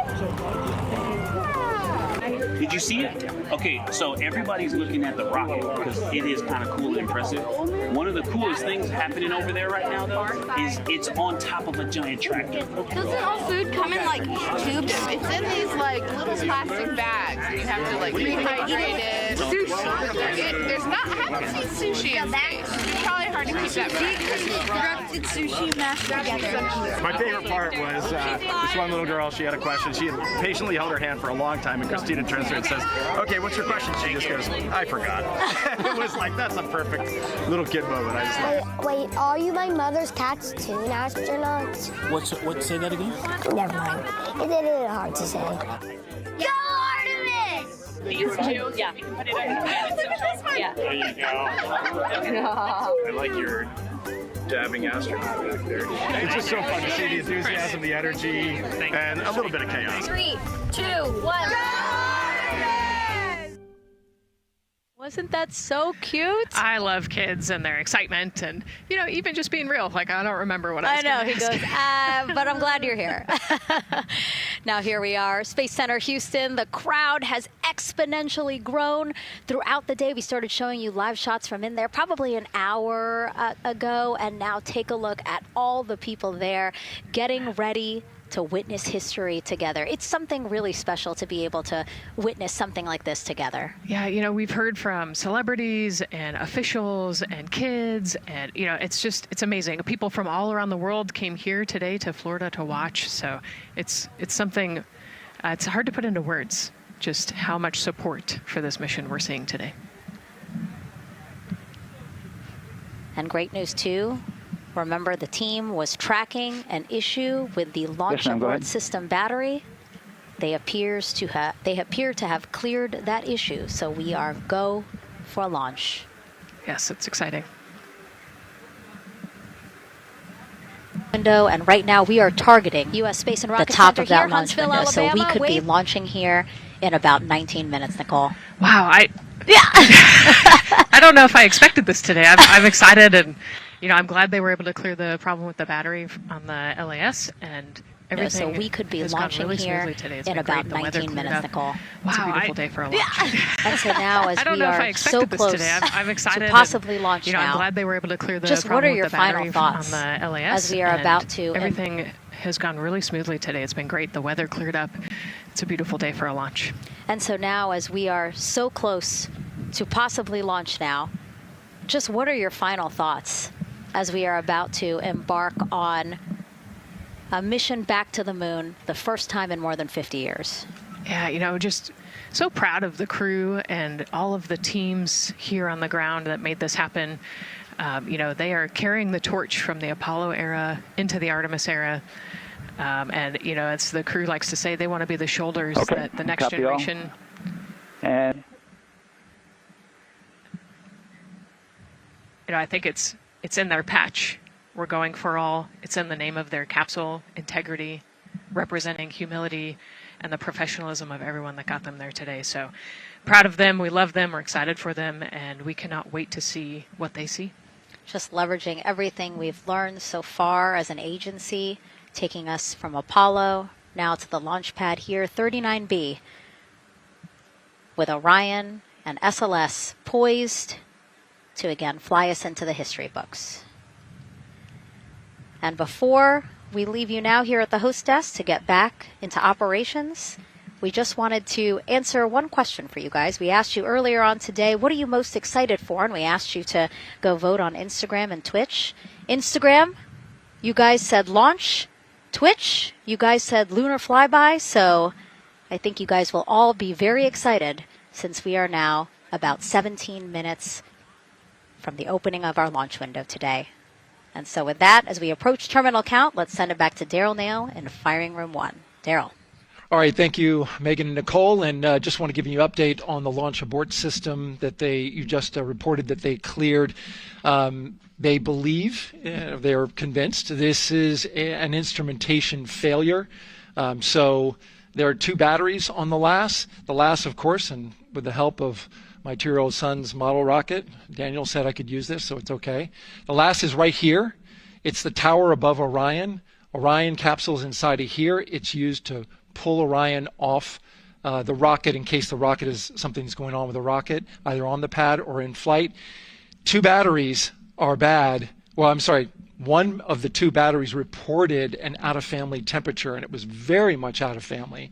And so they checked their data going back into the vehicle assembly building where they recharged the batteries and worked on them. And they have good, solid data, they reported, that tells them that this is an instrumentation failure, that there's something wrong with the sensor. And so they took it before the mission management team, which has to accept the risk, any changes to launch commit criteria, which this would be one, and they all fully accepted it. So now we are clear as far as that constraint is concerned. And one quick thing as we count down now, we are getting into the final minutes before liftoff. There's a 2-hour window. We haven't quite set the T0 yet, but this is a list of the cutouts. There are 150 cutouts that are included for this 2-hour launch window, and that's important. They're in very small print. That's important because there's basically 16 minutes inside this window that they cannot launch, and these are because of small things flying in orbit. There's a lot more things in orbit than there were back in Artemis 1 when we had 35 to 40 cutouts. For that reason, because of these 156 cutouts, they're going to be managing the launch window as we go forward. So they may have to wait out one of these cutouts. They range in time between 2 seconds to 23 seconds, but you'll hear the NASA test director talk through that. We're getting ready to merge that loop from NASA test director Jeff Spaulding.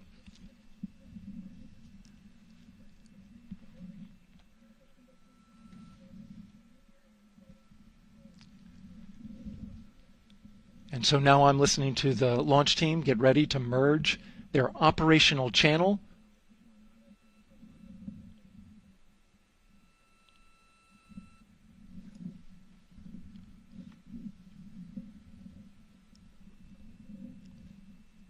We're now entering one of the most consequential phases of launch day, and that's terminal count, the final 10 minutes. And OTC, NTD, N212 for comm check? Good, comm. Help me. I hear the same. STC? GTC? GTC is on 212. All right, copy that. NASA Test Director Jeff Spaulding confirming communications with his team.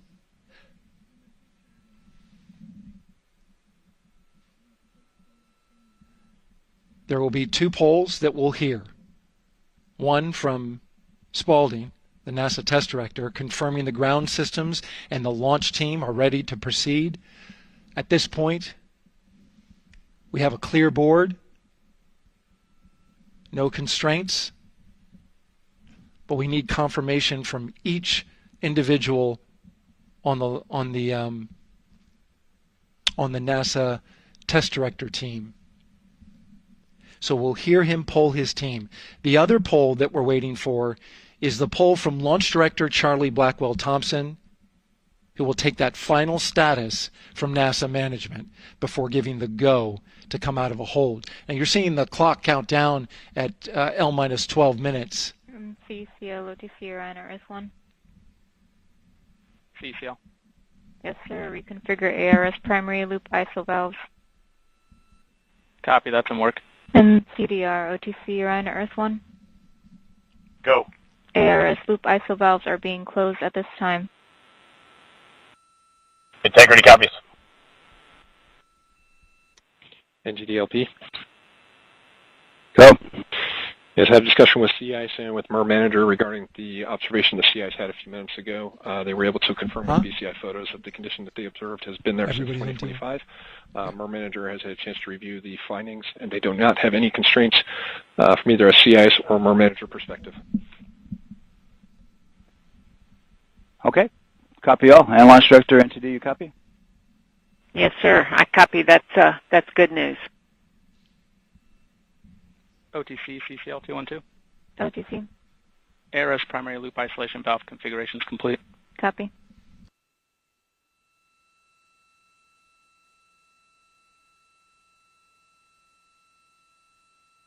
And CGLS, NTD, cancel pending, please. GLS copies, and that's complete. All right, and for all personnel, we got a little bit more work to do before we pick up the clock, and we're about a little over a minute from getting to T-minus 10 minutes. But we've canceled the resume time there, and then we'll pick it up after we get through all of our work and anything else that we need to do to get through the remainder of counts. So we'll continue working that to get to our T0 today.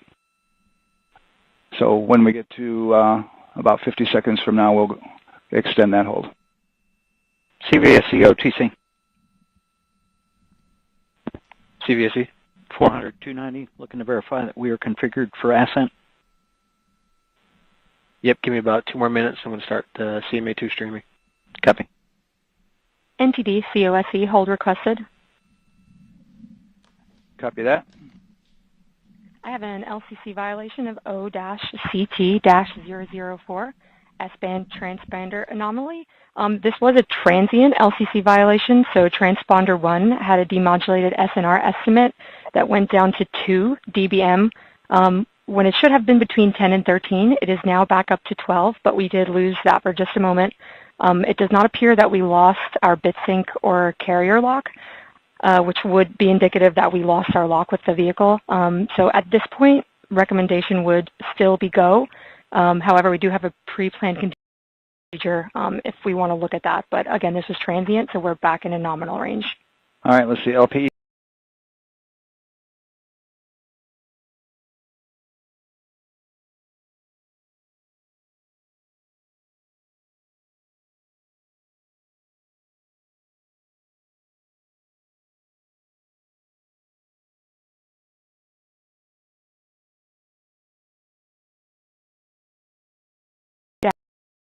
-004. Thank you.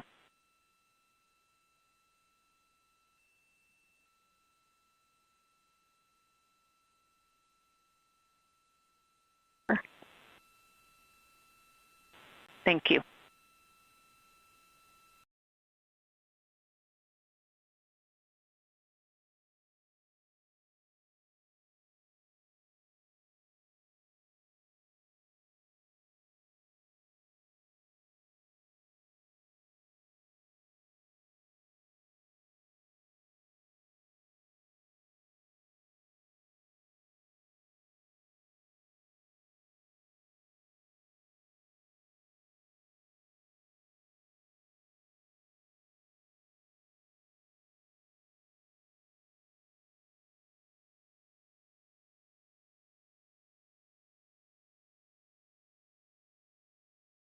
We would have had to lose it for over 10 seconds to get a second sample.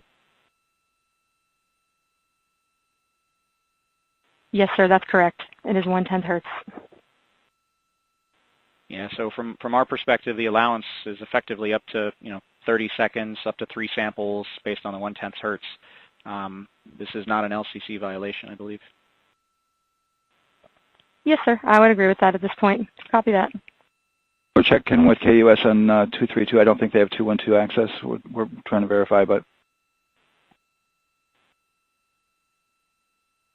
it sounds like they have a loss of lock as well. About 2 seconds. Okay. And I guess for both KUS and COSE, do we have lock now? That's affirmed. We do have lock for COSE.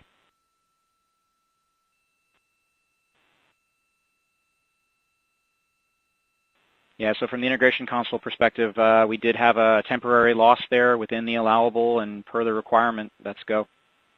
And this is Houston Flight. We have lock and we have good telemetry here in GSE. And KUS is have good lock now. So with all of that, OSC, then are we in a go configuration per your LCC? Yes, sir. Recommendation would be go. Okay. LP, you concur with that? Yes, sir. LP concurs go. And Launch Director? Yes, sir. Launch Director concurs go. And I'm going to go ahead and just verify everybody has everything else complete, Launch Director. And if we do, we'll be ready to pick up the poll at that time, unless there's something else that you're aware of. No, sir. Let's verify all our work is complete, and I would like one last check of our constraints list. All right. Let's see. OTC, are you still waiting for ComConfig, or are you? That is affirmed, sir. Okay. Yeah, is that your only open item? Yeah, OTC, this is CVSC. That 400 step 290 is complete. Copy. Okay, so OTC, you're complete with all of your work? That's affirmed. All right, copy that. STC? STC is complete. And GTC? GTC is complete. Okay, excellent. All right, and LPE, just want to verify we have no open constraints at this time.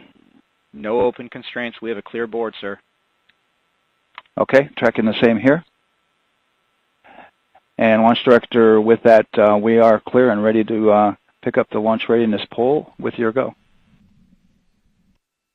All right, sir. I am go for the poll. All right.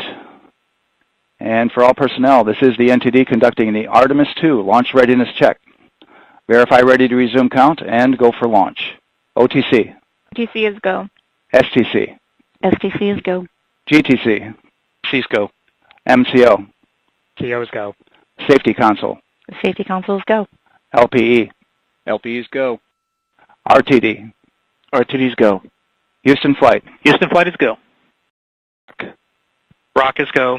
And CDR. Crew is go. Copy that. Thank you, Reed. And Launch Director, NTD, our launch team is ready to proceed at this time.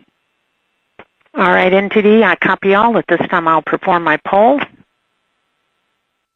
Attention on the net. This is the Launch Director performing the final poll for launch, verifying no constraints, and go for launch.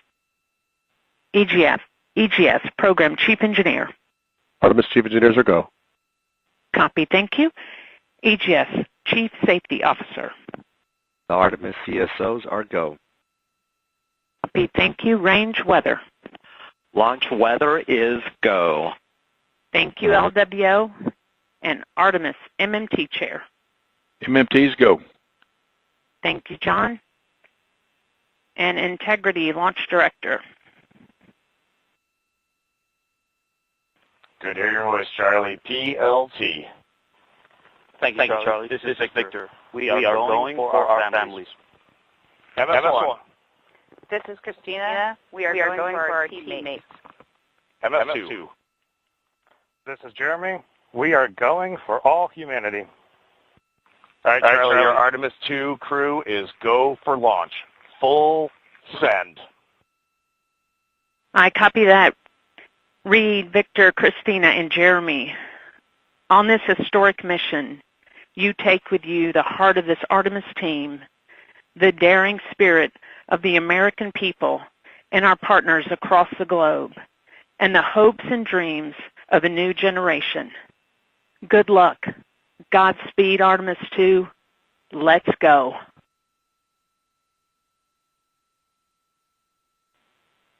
And NTD Launch Director. Go ahead, Launch Director. Yes, sir. You have a go to proceed with countdown. Copy that. I'll put it in work. CDR, NTD. Go. Your visors and initiate short purge per your EPROC 10.1.1, steps 8 and 9. 10.1.1, 8, and 9 going to work. Copy. CVSE, NTD. Start and verify recordings of our Orion cameras. Copy. Okay. Well, there you heard it. RSR, NTD. RSR. They're getting ready to start terminal count. arm rotation enable at this time, please. It's currently at T-minus 10 minutes. Once we wrap up this last bit of work, SNA arm rotation enable complete. we're going to start that clock. Copy that. Thank you. Integrity crew, close and lock visors.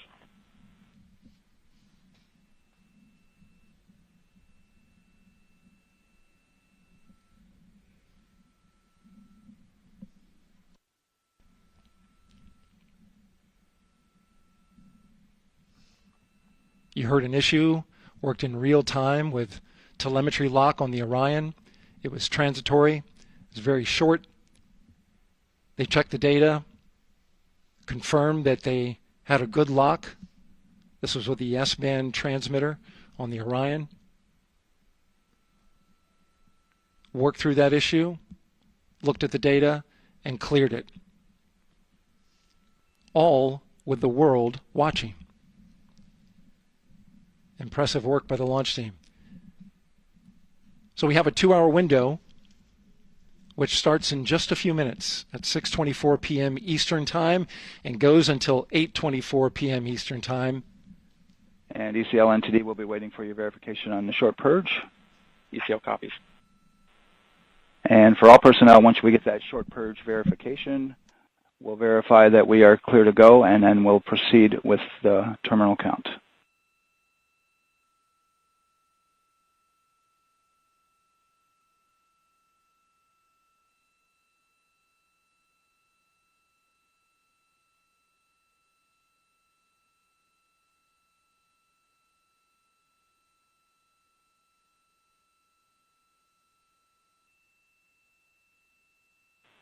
ECL time estimate?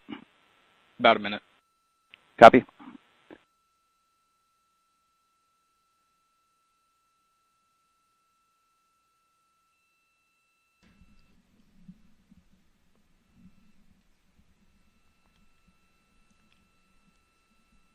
So we're going into the launch window, but not by much, it looks like. Just wrapping up some final work. And once that's completed, you'll hear NASA Test Director Jeff Spaulding ask for the ground launch sequencer operator to go ahead and start the clock. The ground launch sequencer is an application software. It runs on top of the launch control system in the firing room. Acts like a conductor of an orchestra, executing hundreds of commands in precise order and timing. It's all autonomous. NTD CCL 212, short purge initiations verified. All right, copy that, and we're verifying our constraints.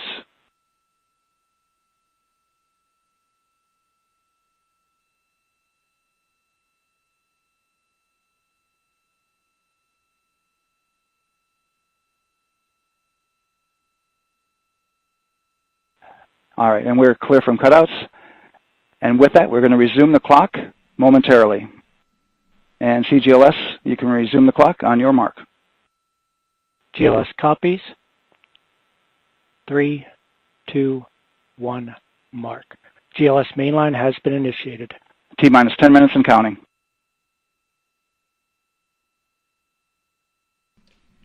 And that begins terminal count. Our new T0 is 6:35 p.m. Eastern Time. 6:35 p.m. Eastern Time. We are now counting down to liftoff of Artemis II.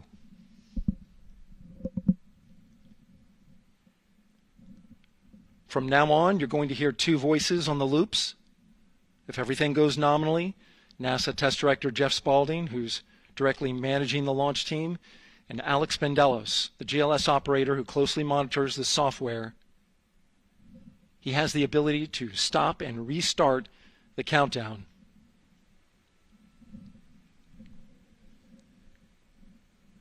A lot of people ask about whether there's a launch button. There certainly is not. Flight and Rock, our new T0 is 22:35:12.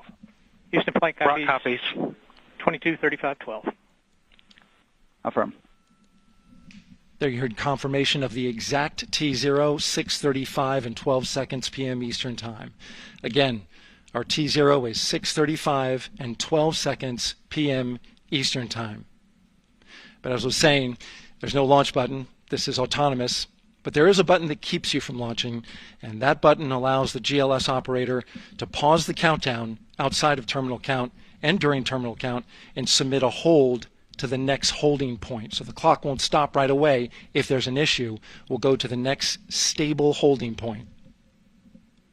This is how GLS configures the rocket and ground systems to a stable point where they can stop the countdown if that's needed. But right now, we are counting down. Our next big milestone, looking to retract the crew access arm. GLS is go for crew access arm retract.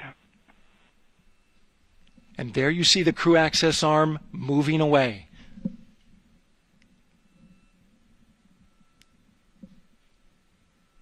That's the path that the astronauts took to ingress into the rocket.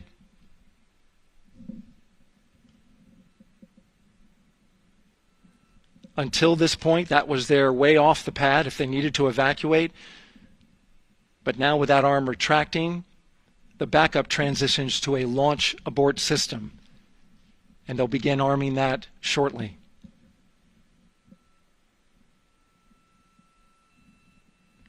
Of course, the launch abort system, great shot there of the crew access arm retracting away.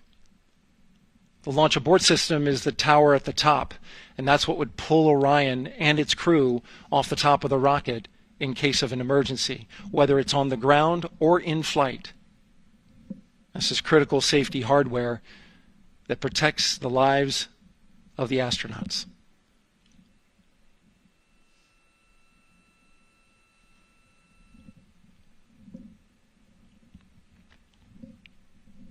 Starting at T-minus 6 minutes, the GLS will start bringing that and other high-energy systems online, starting with core stage pressurization.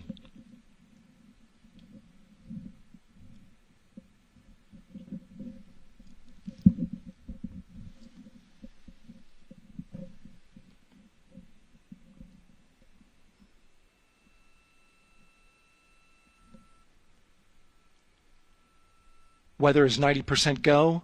The range is go. All systems are go.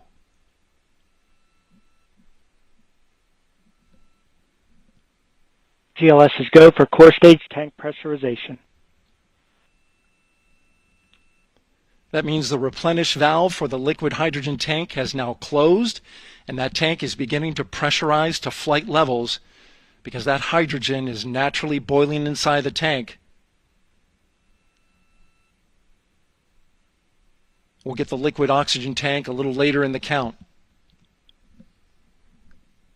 Now the team is waiting for verification that, if needed, the Artemis II crew could use the launch abort system to pull Orion safely off the top of the rocket in an emergency. Let's listen in for that call. GLS verifies last capability available. And CDR, do you copy? CDR copies, last available. That's great news, and you heard the NTD verify that with the commander of the mission. GLS is go for FTS arm. Now work is being done to arm the flight termination system. This is so the range safety can send a flight termination command if the rocket flies too far off track. There's a brief built-in delay so the launch abort system has time to pull the astronauts to safety go for first. LH2 high flow bleed check. All right, the high flow bleed check. That's so the cryo team gets verification that the RS-25 engines, all 4 of them, are in the proper temperature range for launch.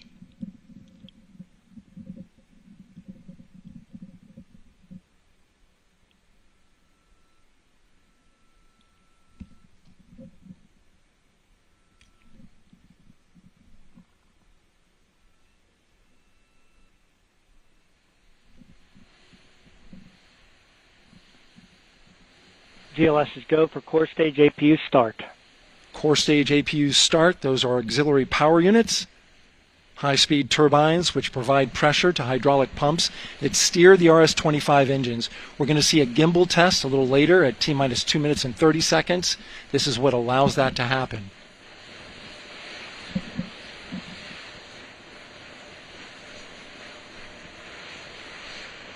Coming up in about 20 seconds, we're listening for go for purge sequence 4. That's a helium purge of the 4 core stage engines downstream of the propellant valve. This gets all the air and moisture out of there.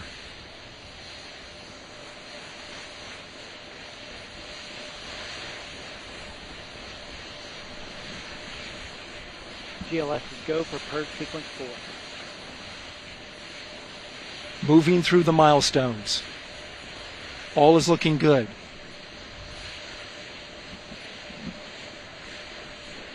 Coming up in just a few seconds, we're going to get that thrust vector control actuator test.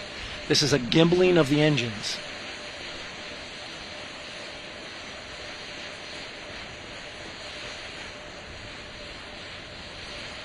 There are the 4 RS-25s, 3 of them shuttle heritage, 1 of them built from shuttle parts. And there you see them moving.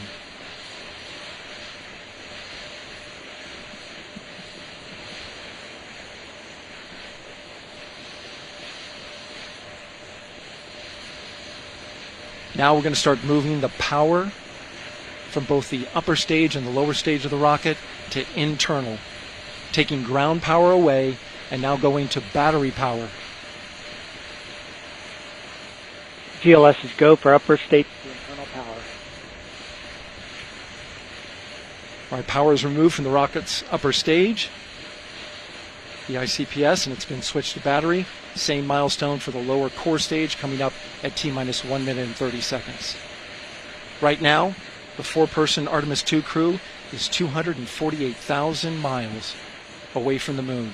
And if all goes well, they will fly by it in 6 days. GLS is go for core stage to internal power.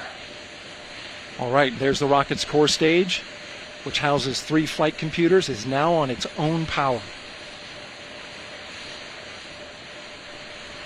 There's no more hold time because there's no more margin on these batteries. So we would have to recycle back to T-minus 10 to recharge if we had a hold.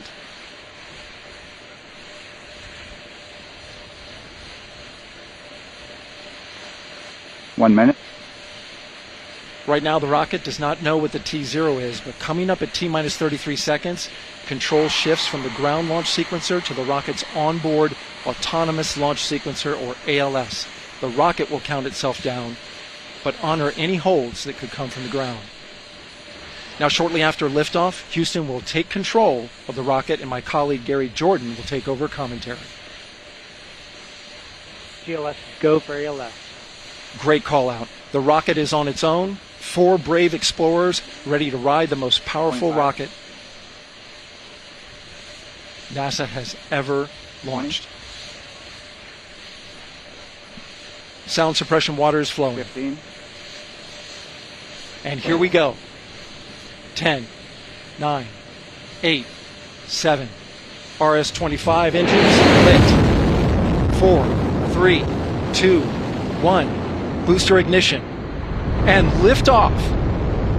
The crew of Artemis II now bound for the moon. Humanity's next great voyage begins.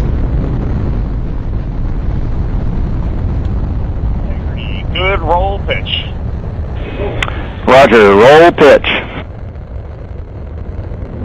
Houston now controlling the flight of Integrity on the Artemis II mission around the moon. Integrity, AMT high. AMT high. On time passing 30 seconds into the flights. Integrity passes the alternate MECO. Target milestone. Mission Control Houston seeing good performance on the 4 main engines at Space Launch System core stage. Integrity, 3 miles in altitude. Traveling more than 1,200 miles per hour.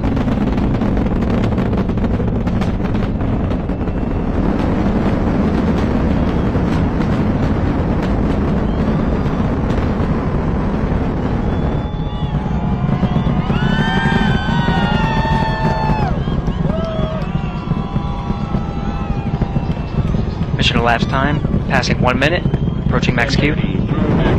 On, Ponce de Leon. Stan, we have you loud and clear on Ponce de Leon. Have you the same?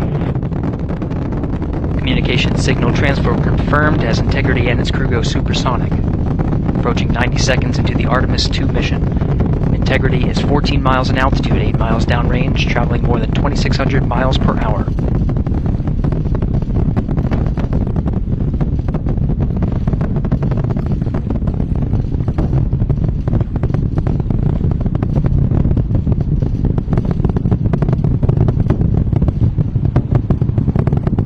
Minute 50 seconds of mission elapsed time, standing by for main engine throttle down to 85%, ahead of solid rocket booster separation, expected at the 2-minute 9-second mark. We see throttle down.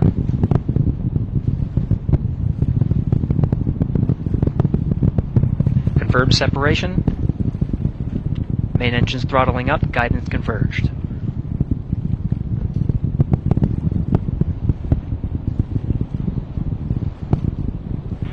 Integrity, guidance converged, performance nominal, upper stage RCS ready.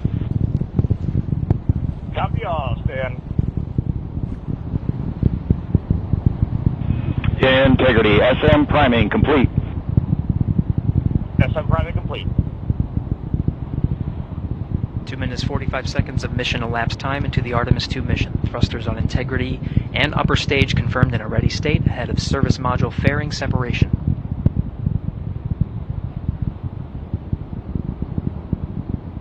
3 minutes into the flight. Integrity, 49 miles in altitude, 78 miles downrange, now passing 5,000 miles per hour.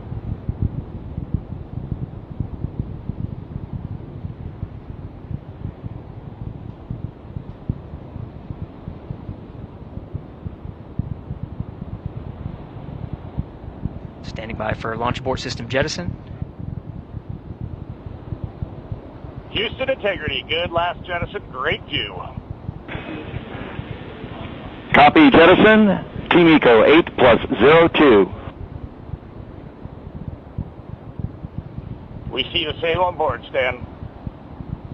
And Houston has you loud and clear on TDRS at the Kármán line. Outstanding, Stan, we have you the same. 3 minutes 50 seconds into the flight of Artemis II, Wiseman, Glover, Cook, and Hansen cross the boundary to space with good comm checks. GPS signals acquired after last jettison now working on internal checks to verify accuracy. Flight Dynamics Officer analyzed the time of main engine cutoff, confirmed at 8 minutes 2 seconds, time of MECO.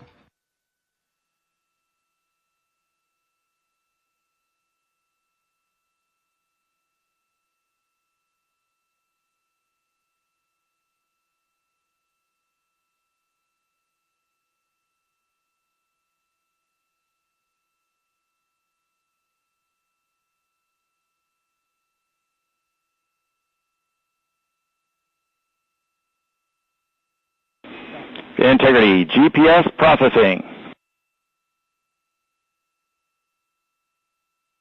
Outstanding, Stan. We see the same, and we have a beautiful moonrise. We're headed right at it.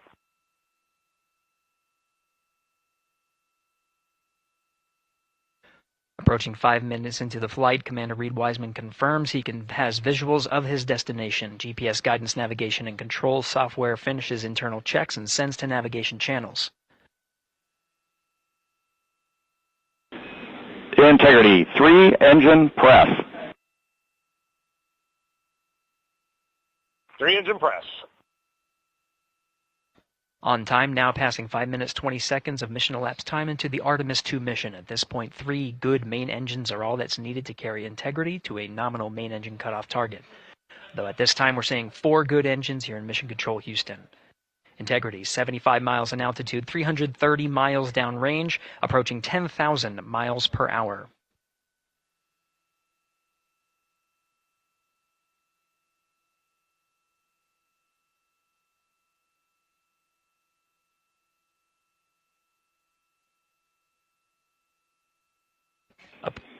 Integrity, looking good at 6 minutes.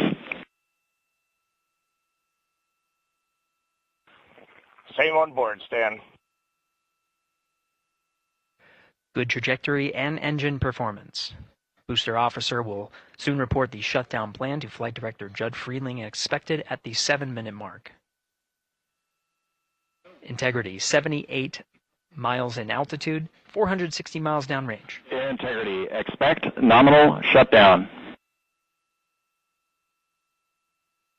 Integrity copies nominal shutdown.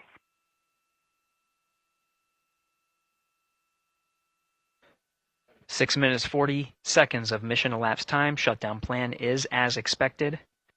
Again, the time of MECO was confirmed at 8 minutes 2 seconds into the flight.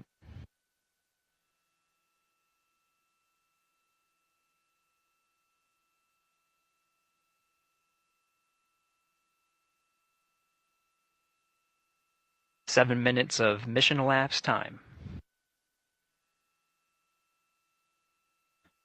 Throttling down as we approach the abort once around option. Milestone at the 7-minute 30-second mark. Now 84 miles in altitude, 650 miles downrange, traveling more than 15,000 miles per hour. Integrity, AOA open. AOA open. The window is now open for an abort once around option that would target splashdown in the Pacific Ocean. Still following nominal ascent at this time.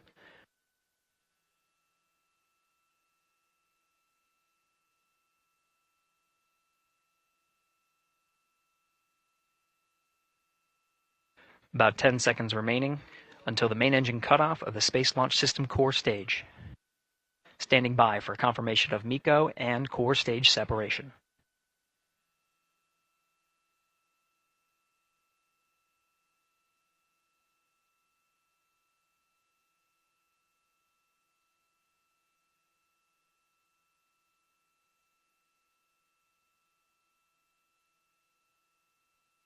Integrity and nominal MECO, core stage separated.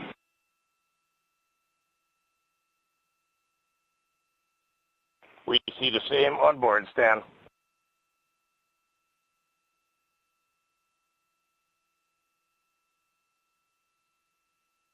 Eight minutes 40 seconds into the flight, we have a nominal main engine cutoff heading in the right trajectory on the way to swing around the moon. Core stage has separated, done its job. The Space Launch System upper stage, the Inner Rim Cryogenic Propulsion Stage, or ICPS, still attached to the Orion spacecraft.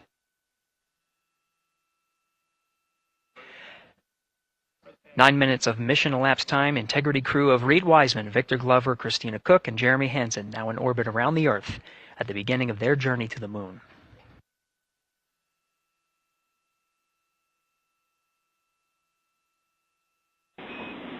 Integrity Houston, looking ahead to PRM numbers so far per the pad.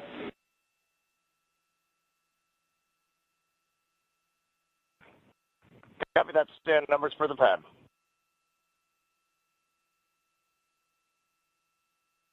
Capcom Stan Loves Now reminding the crew that the perigee raise maneuver time of ignition is as expected prior to booster ignition. That time being 49 minutes, 50 seconds of mission elapsed time.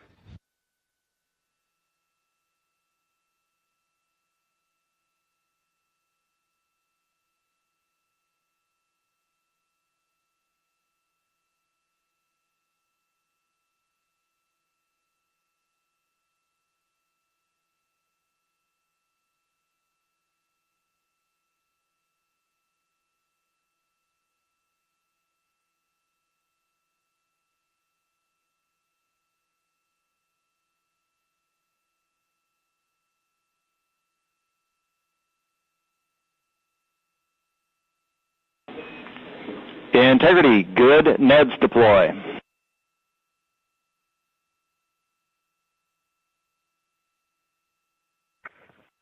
Copy that, Stan. Good, Neds.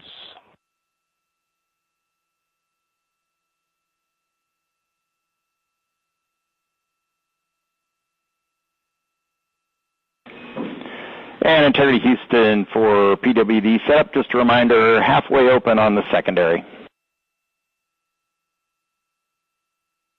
We copy that, Stan. Halfway open.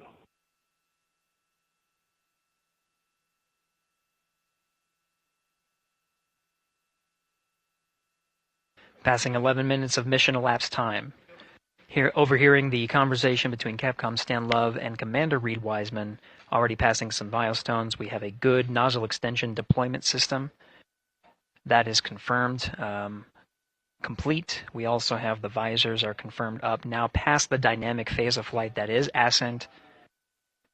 Their launch and entry suits that provided them an extra layer of protection. Now not as needed. They're going to raise those visors. And later in today's mission, they will begin to egress or get out of the suits to begin some of their initial tasks of activating some of the systems aboard in the Integrity spacecraft. It's passing 12 minutes of mission elapsed time. Again, the perigee raise maneuver that's targeted near 50 minutes of mission elapsed time, 49 minutes, 50 seconds.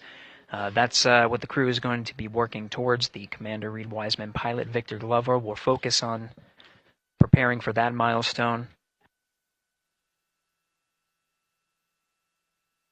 In the meantime, mission specialist Christina Cook and Jeremy Hansen will start some of the activation of environmental control life support systems. You may hear confirmation of their activation over the Orion to Earth communication network.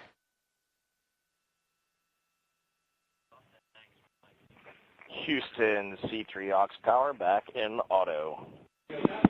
Copy C3 aux, and we're 2 minutes to maneuver.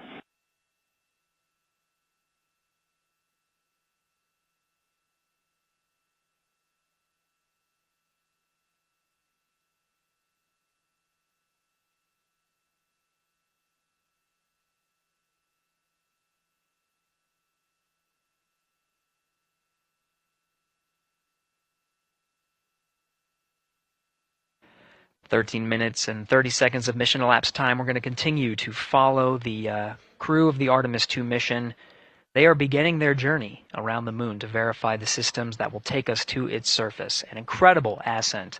Artemis II is underway. Reed Wiseman, Victor Glover, Christina Cook, and Jeremy Hansen begin their journey to the moon. Still milestones to come up as we await solar array deploy and the critical burns that will get Integrity into high Earth orbit around the Earth before engines are fired to get us around the moon. We'll keep tabs on Integrity and its crew from here in Mission Control Houston. But for now, we're going to send it back to you, Megan and Nicole at the Kennedy Space Center. Very jealous to hear how the launch experience was over on the Space Coast. Yeah, Gary, if people are just joining us, welcome back to the Space Coast, where we just saw Artemis II lift off 14 minutes ago, and wow, what an amazing launch and an emotional one too. As soon as the rocket lifted off, Nicole, you had tears in your eyes, I had tears in my eyes, and we had all these people around us cheering. It was amazing. Yeah, the energy was wonderful. I mean, it was a beautiful launch. We've got 4 friends and family members headed to the moon. It's pretty amazing. Yeah. How does that make you feel as someone who, is an astronaut as well, but also, as you said, friends? Yeah, so proud of them. Man, we don't have the words in the English language to describe this kind of an event, and pride, love, so many emotions. They are truly breaking some barriers, and hopefully, as Gary just said, they've got a long day ahead of them, so wishing them well on everything, but so far, what a beautiful launch to watch. Yeah, to be returning to the lunar orbit in more than 50 years. Maybe they go farther from Earth than any other humans before them. Maybe they see parts of the moon that we've never seen before. I mean, what a great start to what could be all of these milestones that we break in just a 10-day mission. Yes, what a way to welcome in the Artemis generation.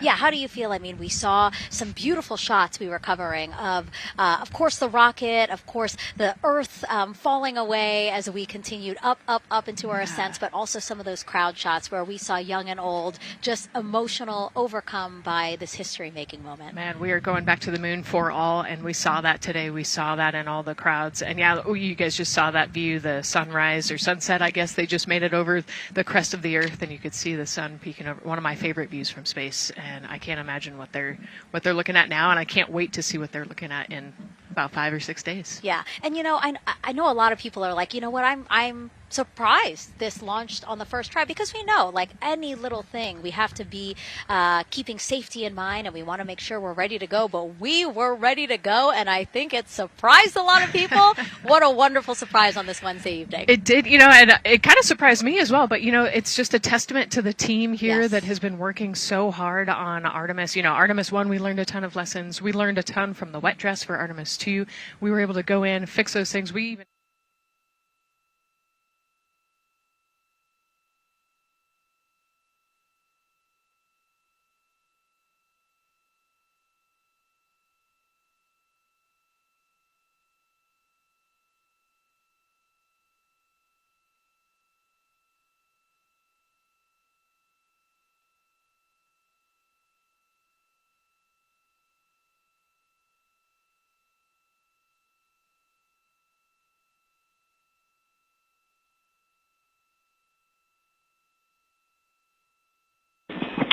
And Integrity Houston, cross-tie is on board per the ETSI-DEM.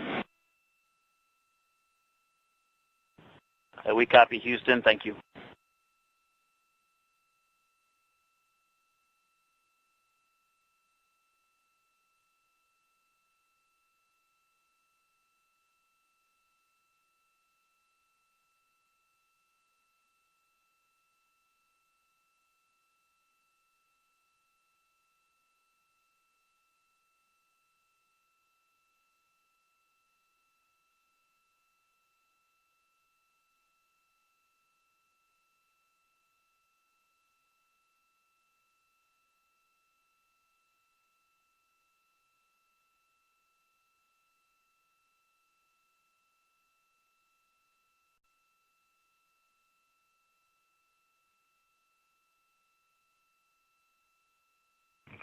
Houston, Integrity, any words on that momentary prop caution?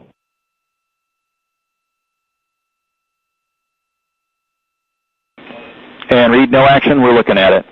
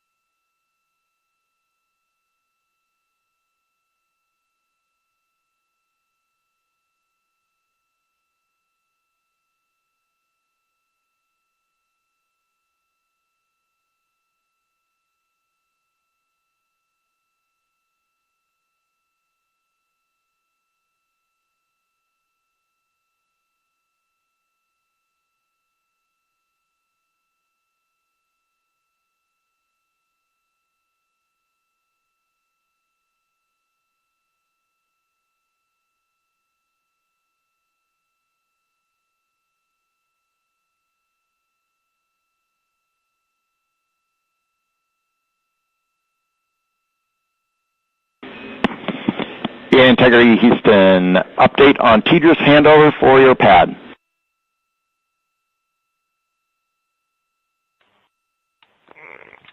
Give us just 1 minute.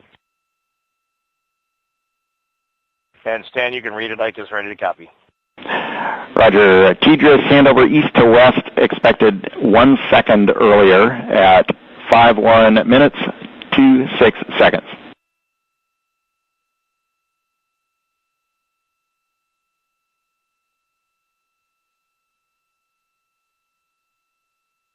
All right, Stan, we copy 1 second earlier for 5126 TDRS east to west, and saws are starting to deploy. Thermal knives are firing. We concur. Thanks for the report.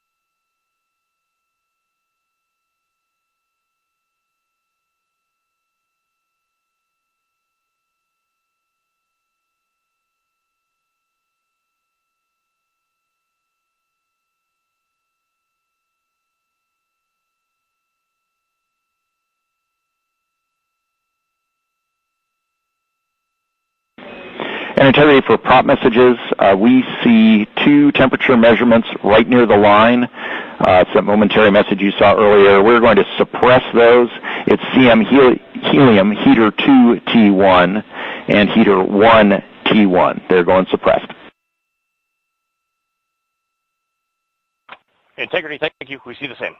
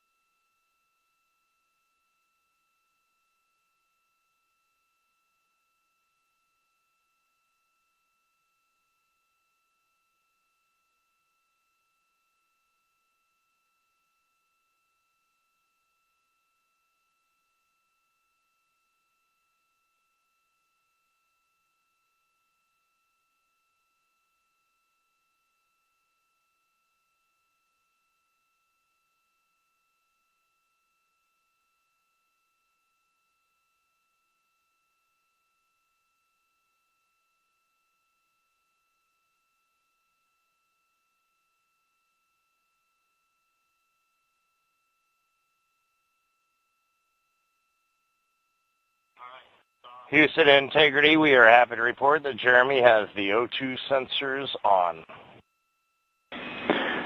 Copy O2 sensors.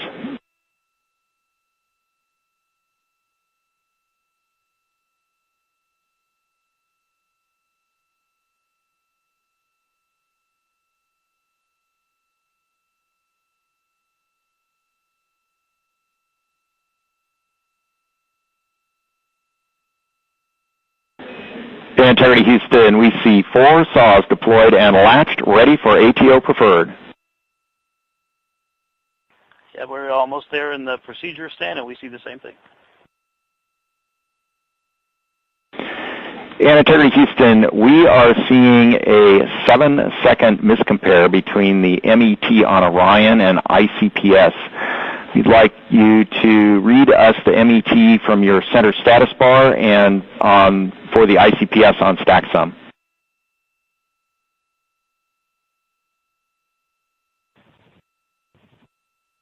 And Stan, we see a absolutely precise alignment. MET 25, 14, 15, 16, precisely aligned with ICPS MET. Copy. Thank you for that. We'll investigate a ground issue. And Houston integrity, ATO preferred set. Copy. ATO preferred.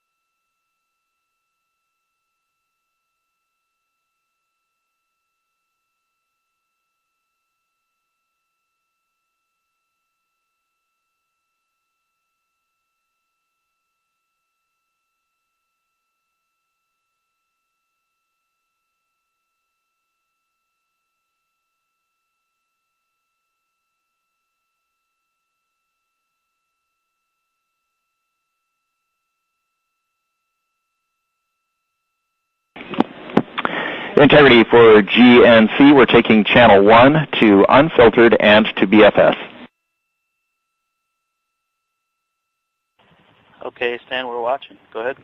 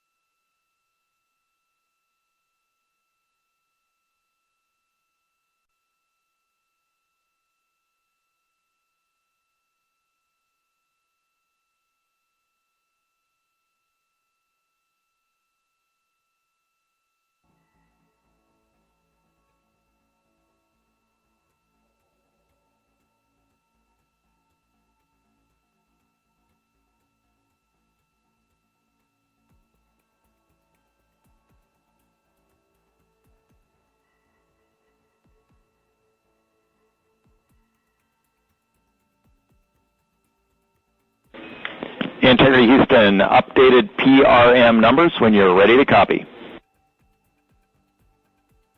All right, Houston, we are ready to copy. TIG is 2 seconds earlier at 4 minutes, 48 seconds. TIGO unchanged at 26 seconds. 49, 48, TIGO 26.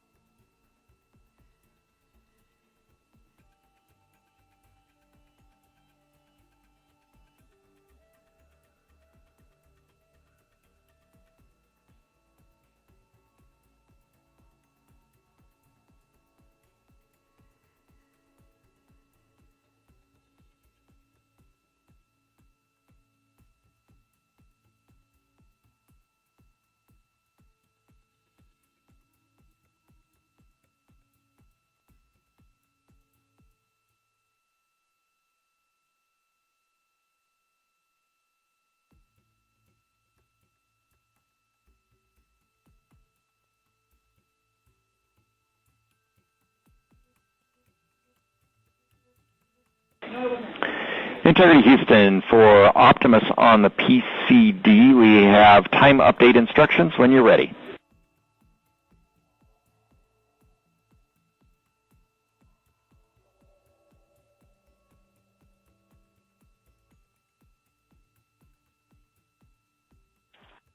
And Houston, Integrity, we copy.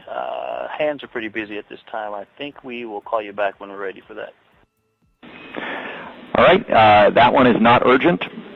2 minutes to maneuver to PRM attitude. We are watching and concurred.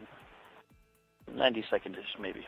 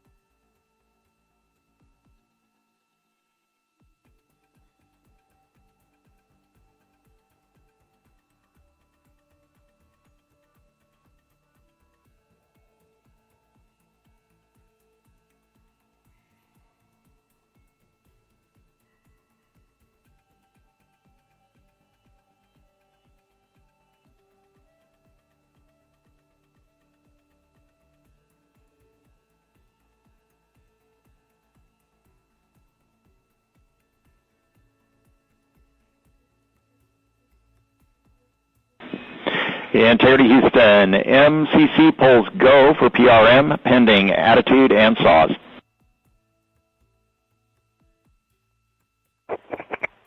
Okay, we copy. MCC is go. Maneuver starting.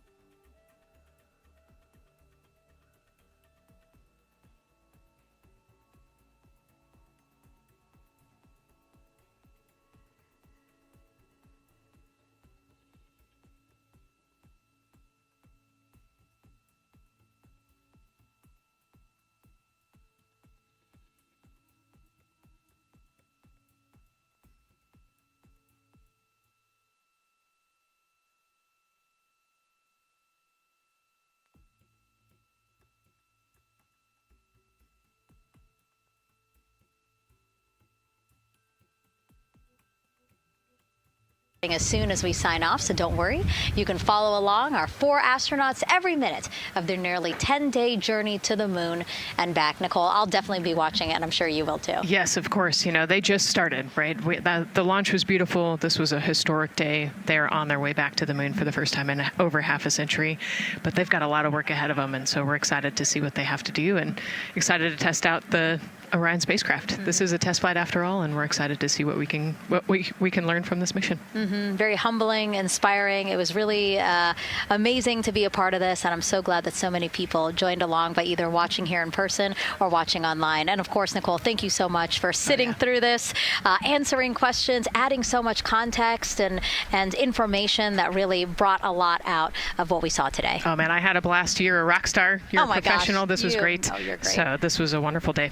Well, again, thank you so much, and thank you to you for watching at home. You know, tonight we didn't just launch a rocket, we launched the next chapter of human exploration. Our Artemis II crew now on their way back to the moon, and we're taking you with us. So thank you again for watching, and go Artemis II.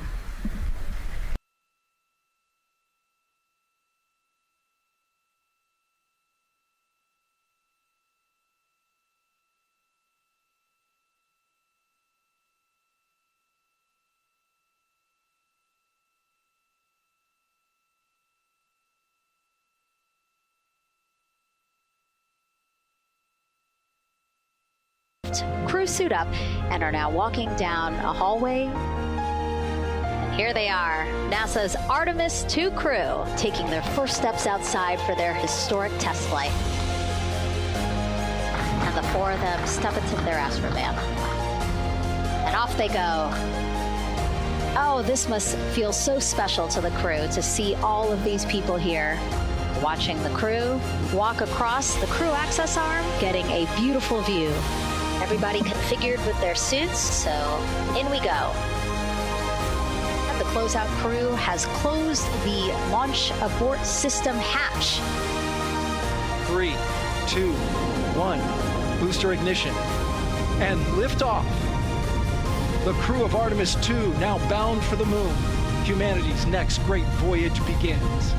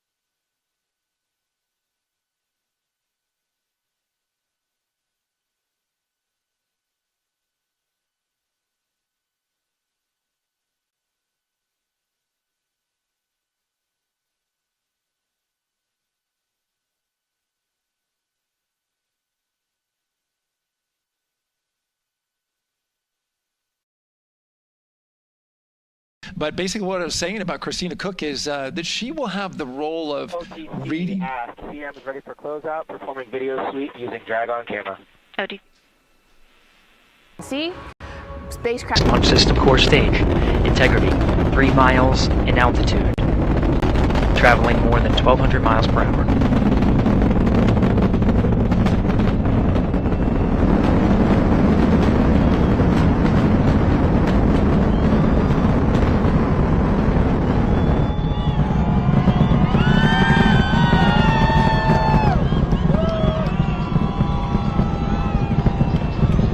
elapsed time, passing 1 minute, approaching max Q. On, Ponce de Leon.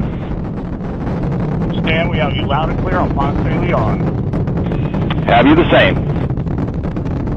Communication signal transfer confirmed as Integrity and its crew go supersonic. Approaching 90 seconds into the Artemis II mission. Integrity is 14 miles in altitude, 8 miles downrange, traveling more than 2,600 miles per hour.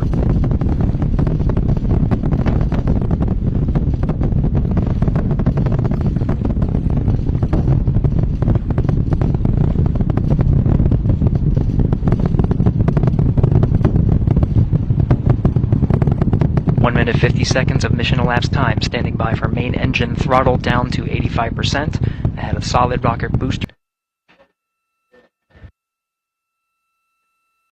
Now we're just seconds away from the time of ignition. We have ignition. You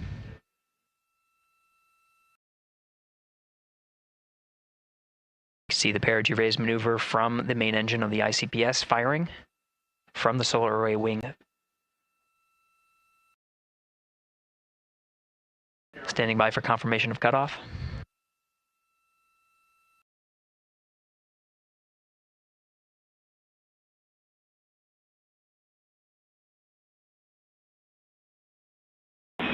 Integrity, good PRM, and 1 minute to teeter's handover. Copy that. We see the same on board, and the sun is rising on Integrity. Outstanding.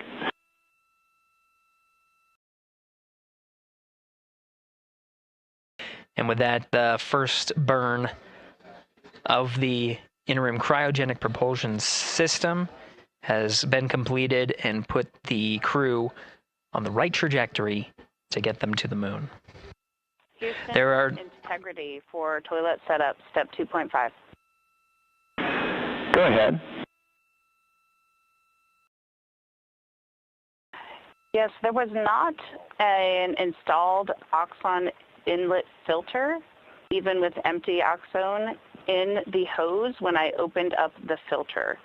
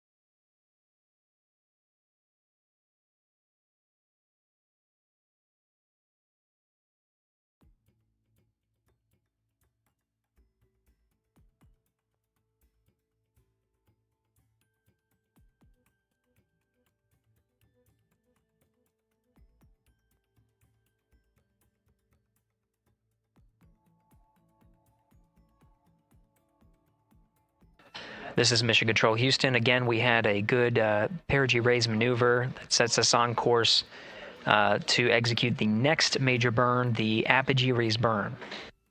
Now, the perigee raise maneuver just adjusts the orbit while we are in low Earth orbit, but the apogee raise burn is quite a significant burn, just shy of 18 minutes long.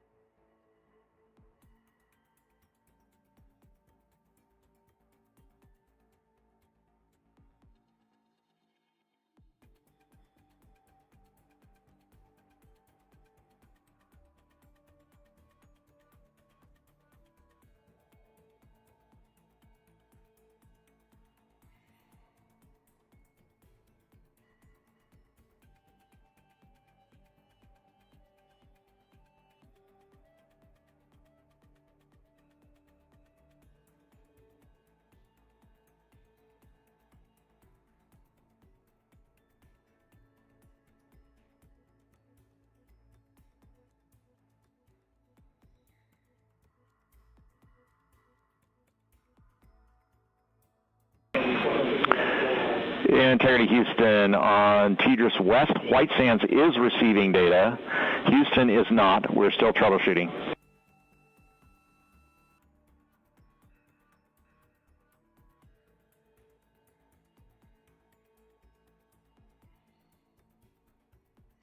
That was Capcom Stan Love, part of the Ascent team here in Mission Control Houston. We changed over to point to one of the tracking and data relay satellites at the expected time. That time was updated to 51 minutes 26 seconds of mission elapsed time, going from TDRS East to TDRS West. Upon switching to TDRS West, Mission Control Houston not seeing some of the data coming from Orion, coming from Integrity.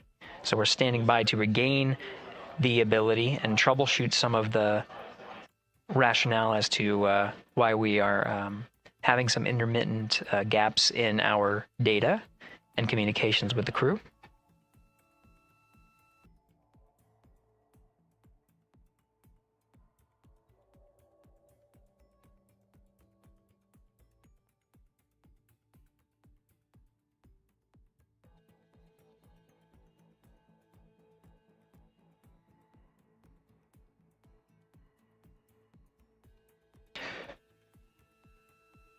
Now again, as the teams are troubleshooting. Integrity Houston in the blind. We see good solar normal maneuver. ARB TIG is expected to be 45 seconds earlier than the pad. That's 1 hour, 46 minutes, 0 9 seconds. No update to TIGO yet.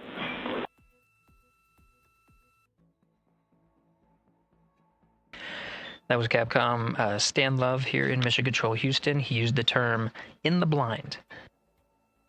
That refers to as part of the data that we are not getting from the TDRS West satellite.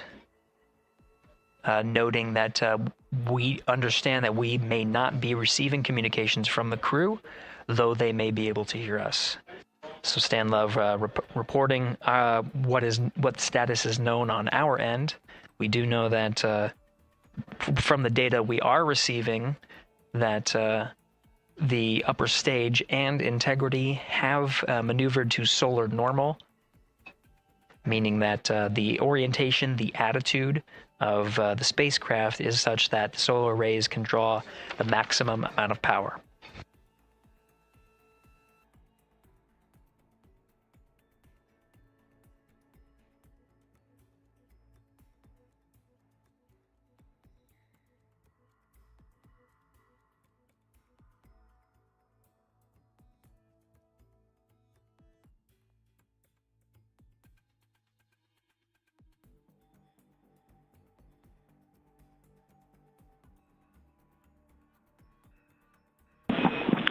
Integrity Houston in the blind for Christina. Just before the TDRS handover, we heard your report about the lack of an oxone inlet filter. We copy that there is not one installed as expected, but please put in a new one.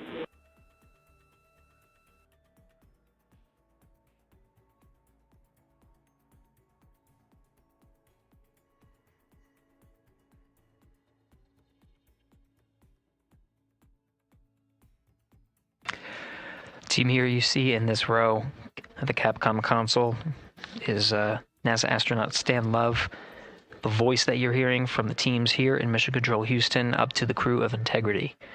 A Capcom voice that you'll hear throughout the mission as well. Next to Dr. Love, to his right, is Jackie Mahaffey, the Chief Training Officer for the Artemis II crew, and a voice that you'll hear from here in Mission Control Houston. Flight Director Judd Freeling is to Stan Love's left. The Ascent Flight Director and leading the teams through the Ascent that happened today.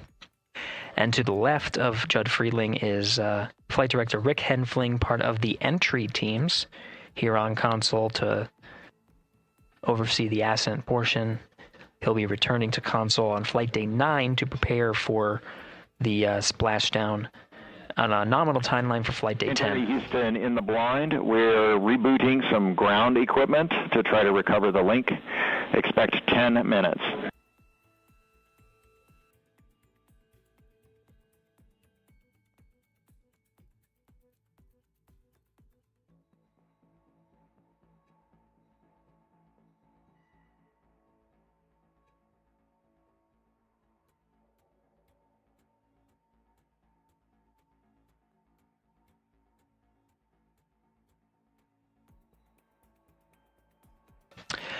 This is Mission Control Houston. Again, the teams here are troubleshooting the lack of a forward link, the inability to communicate with the crew aboard Orion. Teams are troubleshooting and planning to reset some ground equipment as the forward link was dropped at the time that we switched from TDRS East to TDRS West. That happened, that handover period started at mission elapsed time of 51 minutes, 26 seconds. Capcom Stan Love reporting some updates, what is called in the blind, meaning that though we... Integrity Houston in the blind, expecting an imminent automated swap to string 2 on board. Also, reminder, we are still receiving good ICPS data.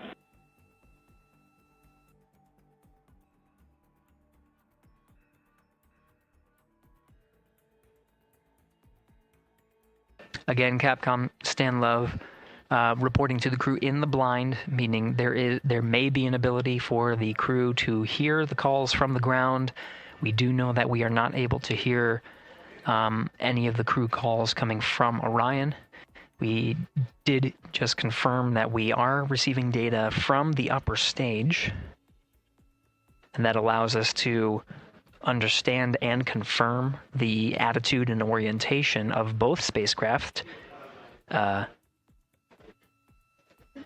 knowing that they are at solar normal. And with the reboot, we're starting to get some data here. We'll confirm that the data we are receiving is good.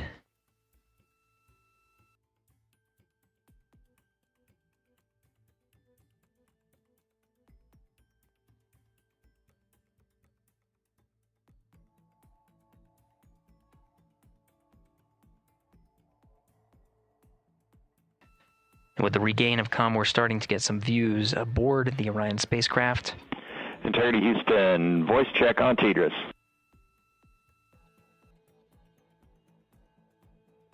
Loud and clear, Stan Hollis. And we now have you the same. Good to hear your voice. And good to hear yours as well. Right, we are still trying to understand whether the automated swap to S-band string 2 recovered comm for us or what was going on the ground. We gave you calls about an ARB TIG and an Oxone inlet filter. Did you copy them? Copied all.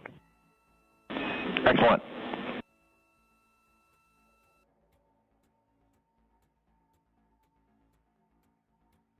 This is Mission Control Houston, though the solutions that were applied to regain the communications from Integrity is not known which one worked. We do know that we are receiving data. We're getting confirmation that is updating some of our telemetry that shows that the solar array wings have been reconfigured to the solar normal. Again, drawing as much power as possible. While Integrity is in flight and awaiting the next burn, the apogee raise burn. And you just heard confirmed, though Stan Love was reporting some things in the blind, meaning we could not hear the crew respond to any of the calls that were going on Orion to Earth. We did confirm from Reed Wiseman aboard Integrity that they did hear all of the calls that Capcom Stan Love was reporting. And Integrity for comm, while we are sorting out the earlier comm loss, we plan to remain on S-band string 2. Copy S-band string 2, and quid 19 has been inhibited for right CCD. Copy quid 19.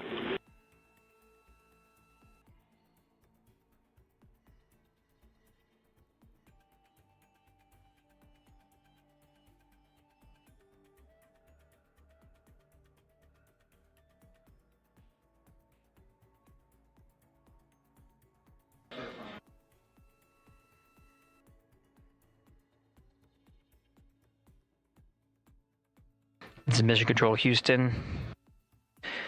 Commander Reed Wiseman working through his steps. At this time in the timeline, mission specialists Christina Cook and Jeremy Hansen should be closing out some of the procedures that were activating some of the environmental control and life support systems. And again, those steps relayed from Capcom Stan Lev were received by the crew, so they did copy them and address any of the feedback that was provided by Capcom Stan Love. The launch and entry suits for Mission Specialist 1 and 2, that's Christina Cook and Jeremy Hansen, per the timeline, they are in the period of time to doff or take off the suits. The launch and entry suits for Commander Reed Wiseman and pilot Victor Glover will remain on until after a successful apogee raise burn. Their role is to oversee the successful burn there. In the meantime, they're configuring some of their equipment and configuration that's needed ahead of the day's activities, starting with covering a CCD cursor control device. And they're well on their way to a nominal timeline, of course, addressing the communication link by resetting some ground equipment and changing the string of communications, which addressed the issue, and now we're getting full data from the ICPS as well as the Orion spacecraft.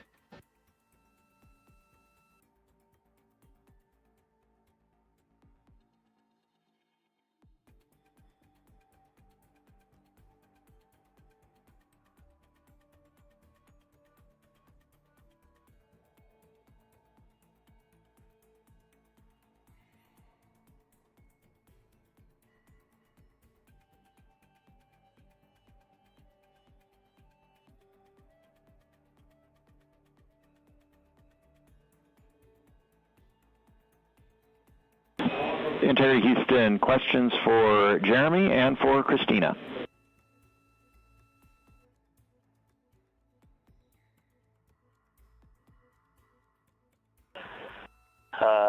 Stan, can you power on the toilet, and then we'll stand by for your words for Jeremy and Christina. Toilet power up is in work. The questions are, can you confirm the HHP cam has been powered down? And then the question for Christina is whether the urine filter, that's the rubber part, was installed, but just no beads connected.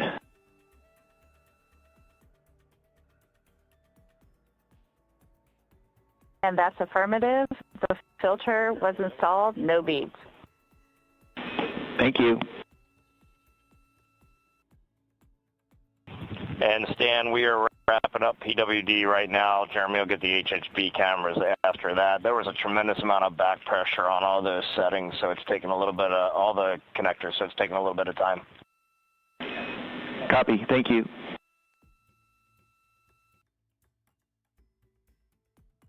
Commander Reed Wiseman aware of the steps, the initial steps for mission specialists Christina Cook and Jeremy Hansen, working on some of the systems inside, while the commander and pilot monitor the flight of Integrity. Integrity Houston, toilet is powered, waste tank purged.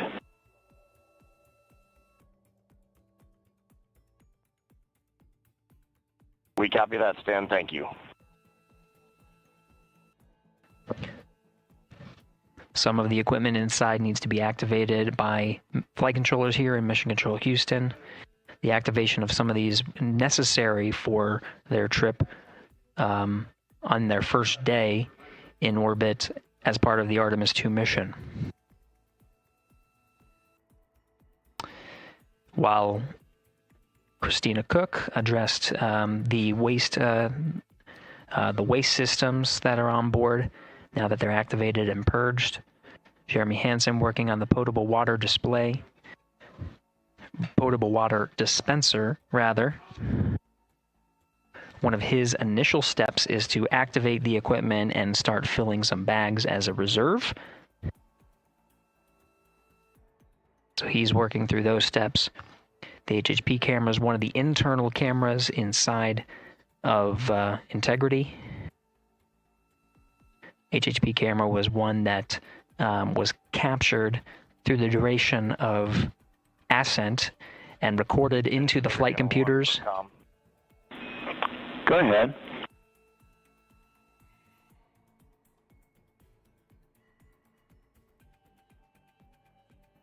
Yeah, doubt it helps you at all, Stan. But that whole time that you all had, it seemed like you had a good forward link. We just had no return.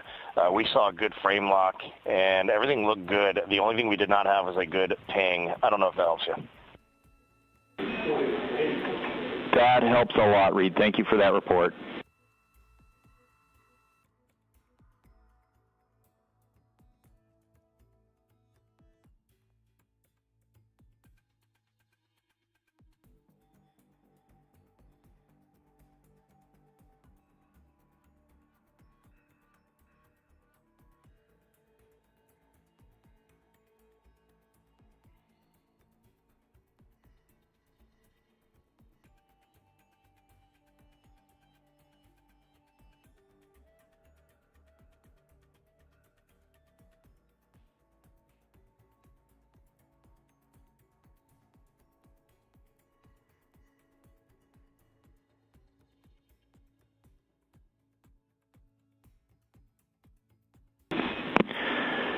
Integrity Houston for SAWs.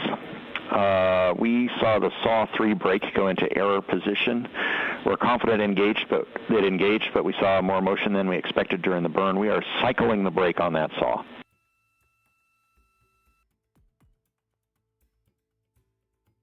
Okay, Stan, we copy that.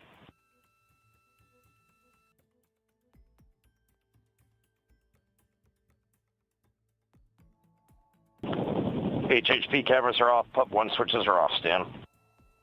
Copy HHP and PUP, thank you.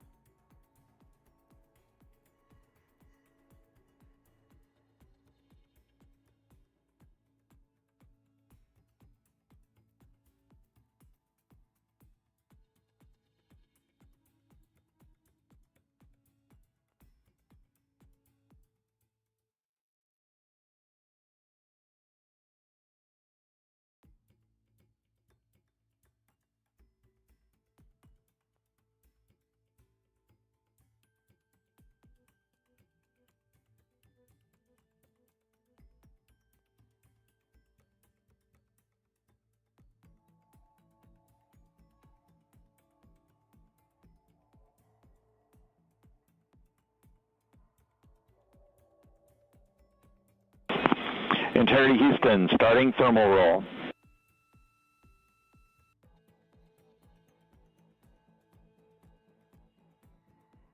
Houston Integrity on toilet, step 6.7. Go ahead for step 6.7. Yes, during 6.7, about 20 seconds after starting the water into the funnel, after a nominal startup, the toilet shut down on its own, and I have a blinking amber fault light. Copy, talking about it.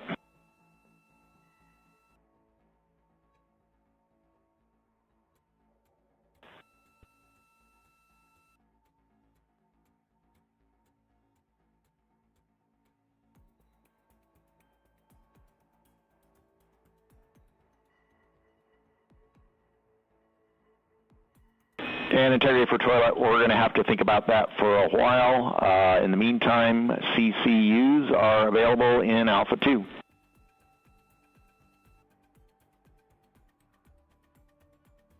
We copy, and I'll be returning the funnel to the cradle. Good config.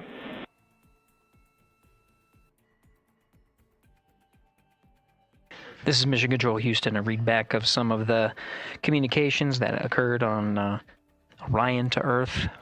We're now at 1 hour, 17 minutes of mission elapsed time. We got confirmation that the upper stage and Integrity began a thermal roll. They are on the illuminated side of the Earth right now at an altitude of just a little more than 1,000 statute miles. The thermal roll allows for even distribution of heating from the sun at that altitude. Distributes it a little more evenly ahead of the apogee rays burn. In the meantime, Mission Specialist Christina Cook working on the activation of some environmental control life support systems and waste management systems. Currently, as teams on the ground analyze some troubleshooting of the activation steps that she was going through, she'll gather some of the backup waste management capabilities that they have aboard Integrity, just as a precaution while the teams assess how to address what was reported down from Mission Specialist Christina Cook on the fault light.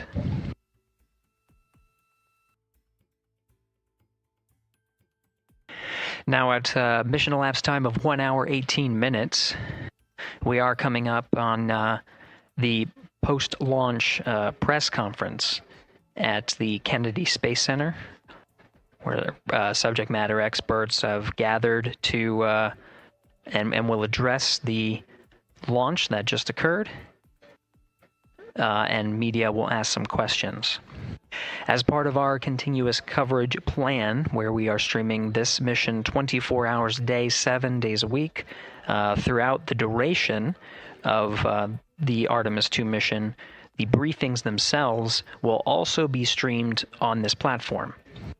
The time of the beginning of the press briefing is scheduled to be 7 p.m. Central Time, 8 p.m. Eastern Time today.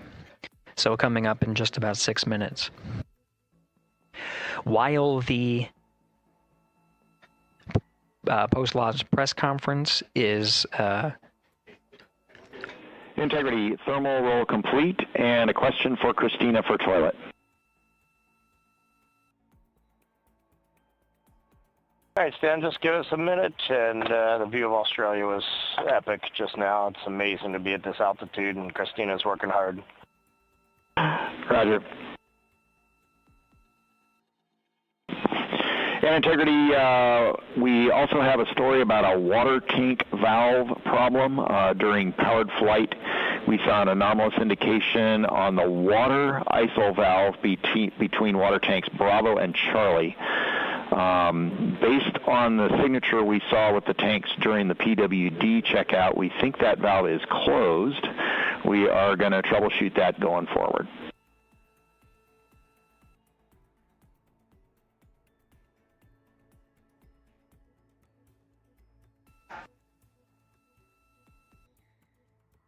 Quick recap, the thermal roll is complete, distributing. Dan, when you got Equus.N2H2O up, give me a call. I'm looking at it.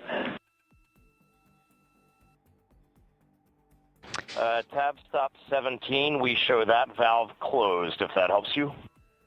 That is also what we see, and that's exactly the valve we're looking at.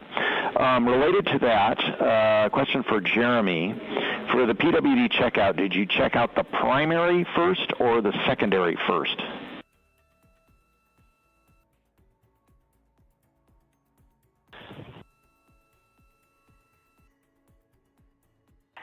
And Stan, Jeremy says primary first because he had trouble getting the secondary on, and I'm also ready to take your call. Copy primary first. We appreciate that. Christina, for the toilet, can you please tell us what the status LED is doing? Or was doing when you saw the fault?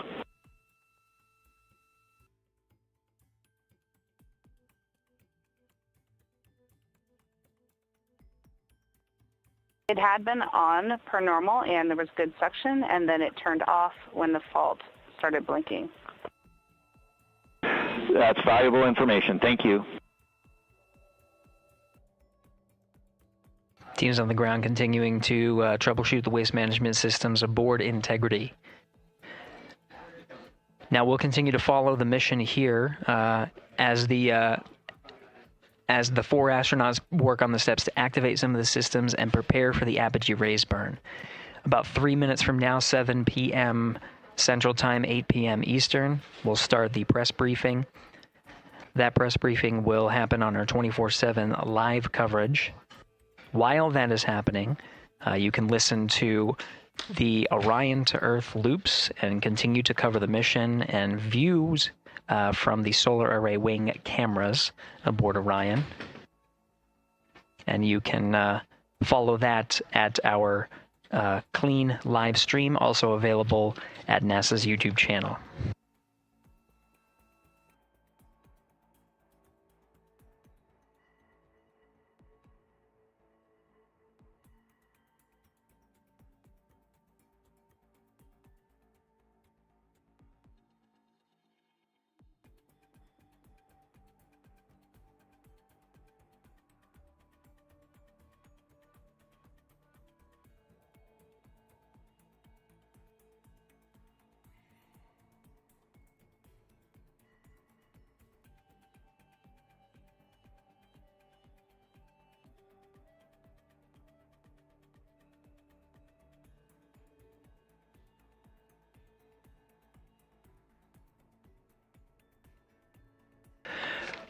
This is Mission Control Houston, passing 1 hour and 23 minutes of mission elapsed time into the Artemis II mission.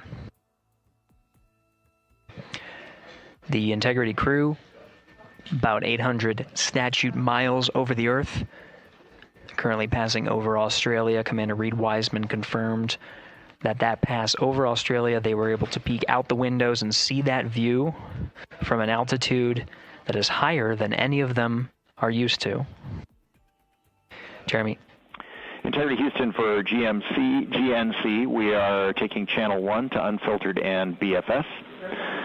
Also for the solar array indication we saw earlier, we think that when the brake originally set, it was like on a tooth, and that when the engine lit for PRM, it slipped one tooth.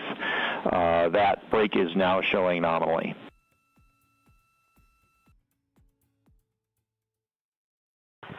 Okay, Sanya, we copy that, and I'm just curious. I feel like about a half an hour ago you took 1 to unfiltered and BFS.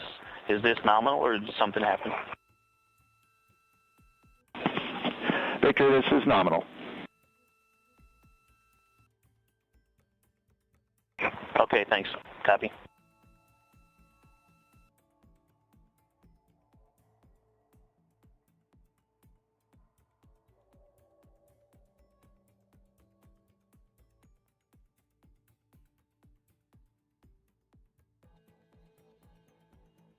Now 7 p.m. Central Time at a mission elapsed time of 1 hour 25 minutes. An update for viewers. We are continuing to cover the Artemis II mission and see live views from the solar array wings. The press conference scheduled for 7 p.m. The current start time for that press conference is 7:05 p.m. Central Time, 8:05 p.m. Eastern Time. During the conference, we are expected to execute the apogee raise burn. We're a little more than 20 minutes from the time of ignition of that burn. We do know that the time of ignition has been updated from the pad. This is the predicted time of ignition and trajectory that was uploaded to the crew prior to liftoff.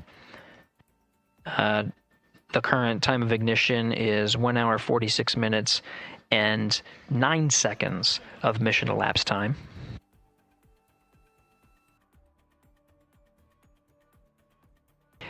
The duration of the burn at the pad was 17 minutes 52 seconds.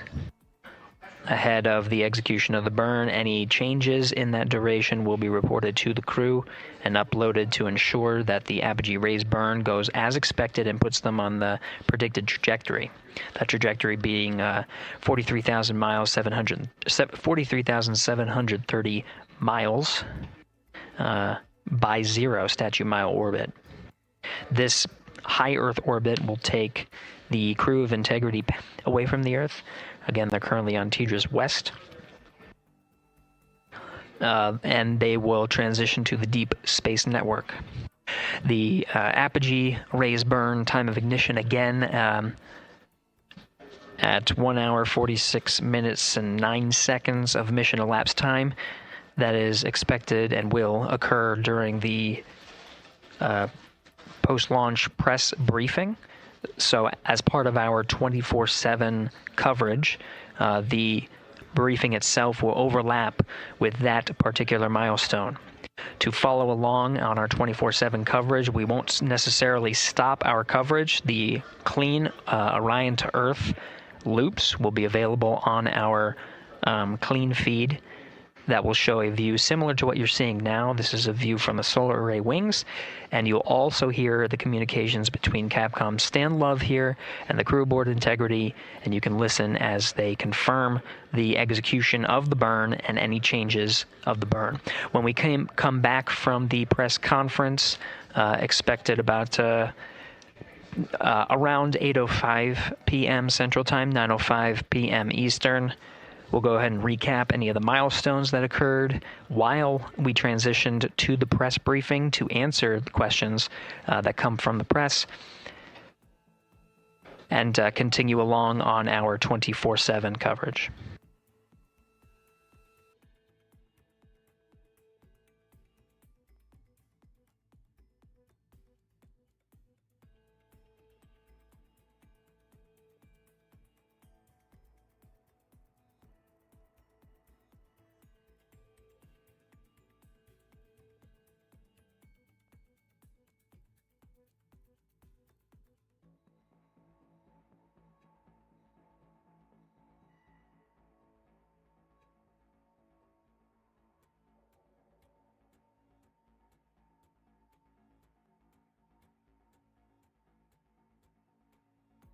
Houston Integrity for CFC install.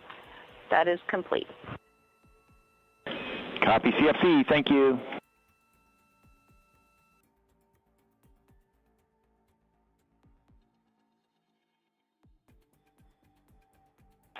And Houston, just want to let you know, since we're running a touch behind timeline, we have not yet started suit doff for any of the forward crew members. We'll get to it in a bit.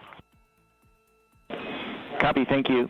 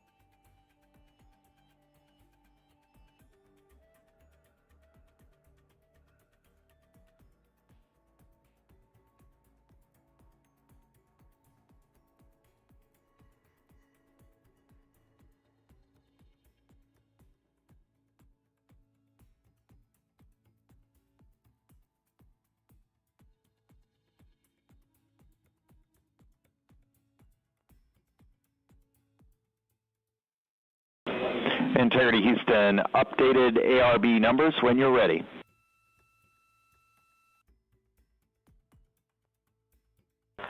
Stan, we are ready. And sorry, false alarm. Still integrating on the ground. We'll be back with you shortly.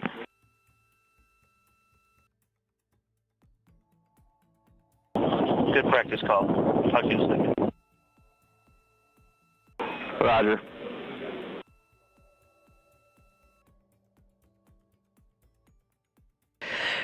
This is Mission Control Houston. For those still with us, the press briefing that was scheduled to begin at 7:05 will begin shortly. They're just getting set up, and just stay tuned until we are able to transition to beginning. Activity on Jeremy's timeline is complete. To the beginning of the press briefing. Copy docking camera. Thank you.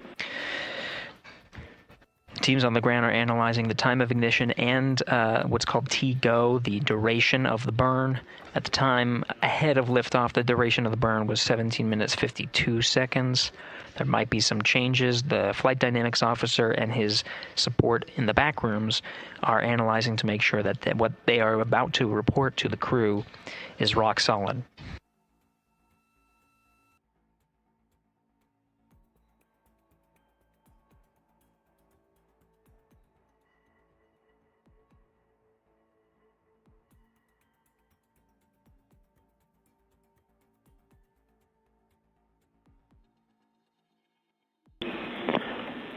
Integrity Houston with new ARB numbers for real this time.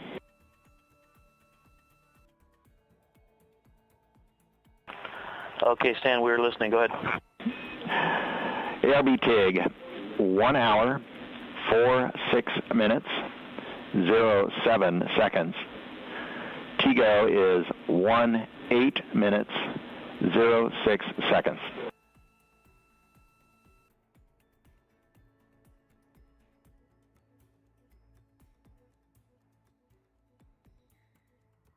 Okay, Stan, we copy and have entered 1 hour, 46 minutes, 7 seconds for TIG, and TGO, 18 minutes, 6 seconds. Thank you for that. With that, we also have an updated time for the handover from teeters west to east. That is going to be over 6 minutes earlier than what's on your pad. You can expect that at MET 2 hours, 03 minutes, 04 seconds, 2:03:04.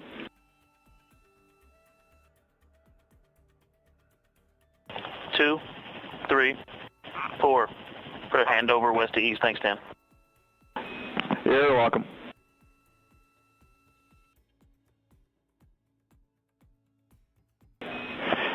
And Integrity, 2 minutes Dan, to maneuver. The PFE is reading 3, which is nominal.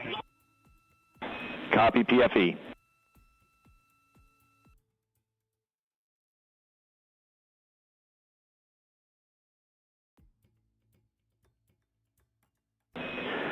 And Integrity, we are ready for the Eclipse power down per your execute note.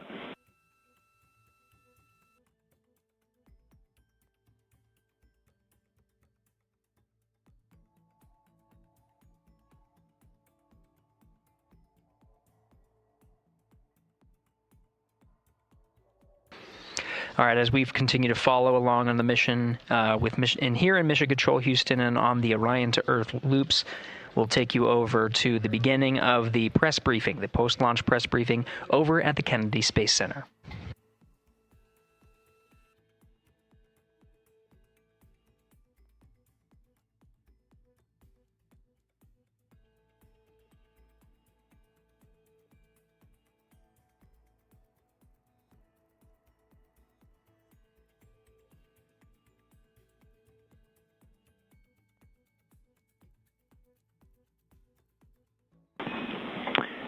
Integrity, MCC pulls go for ARB pending attitude and saws. Integrity.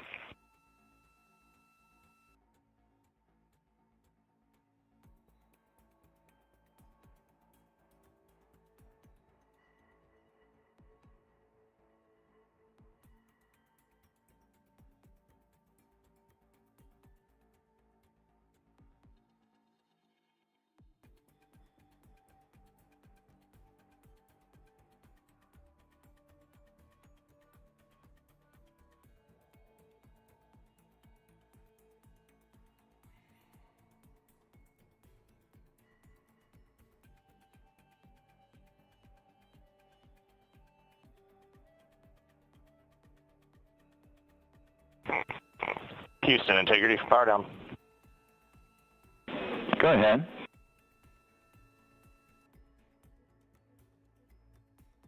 All right, we see the roll, Stan. And for power down, we believe our steps are complete. If we could get just some situational awareness on the DU brightness, we feel like we have them 50% down, but let us know. Checking.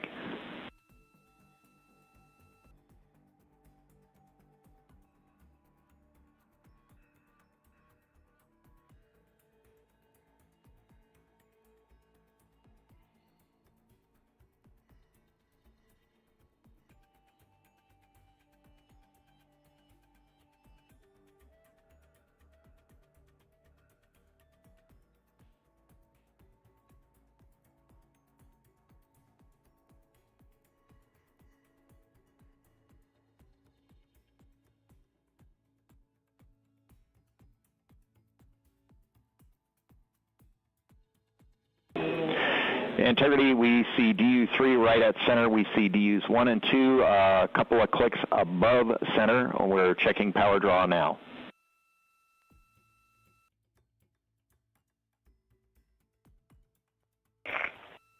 Copy that, Stan. And obviously when we go into eclipse, we can bring them down a bit further. Roger.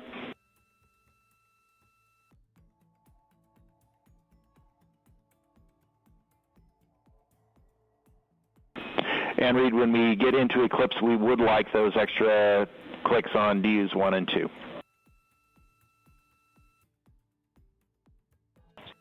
Yeah, you got it. We did bring 1 and 2 down a touch, but we'll bring them down as far as we can when we get into eclipse. That's perfect. Thank you.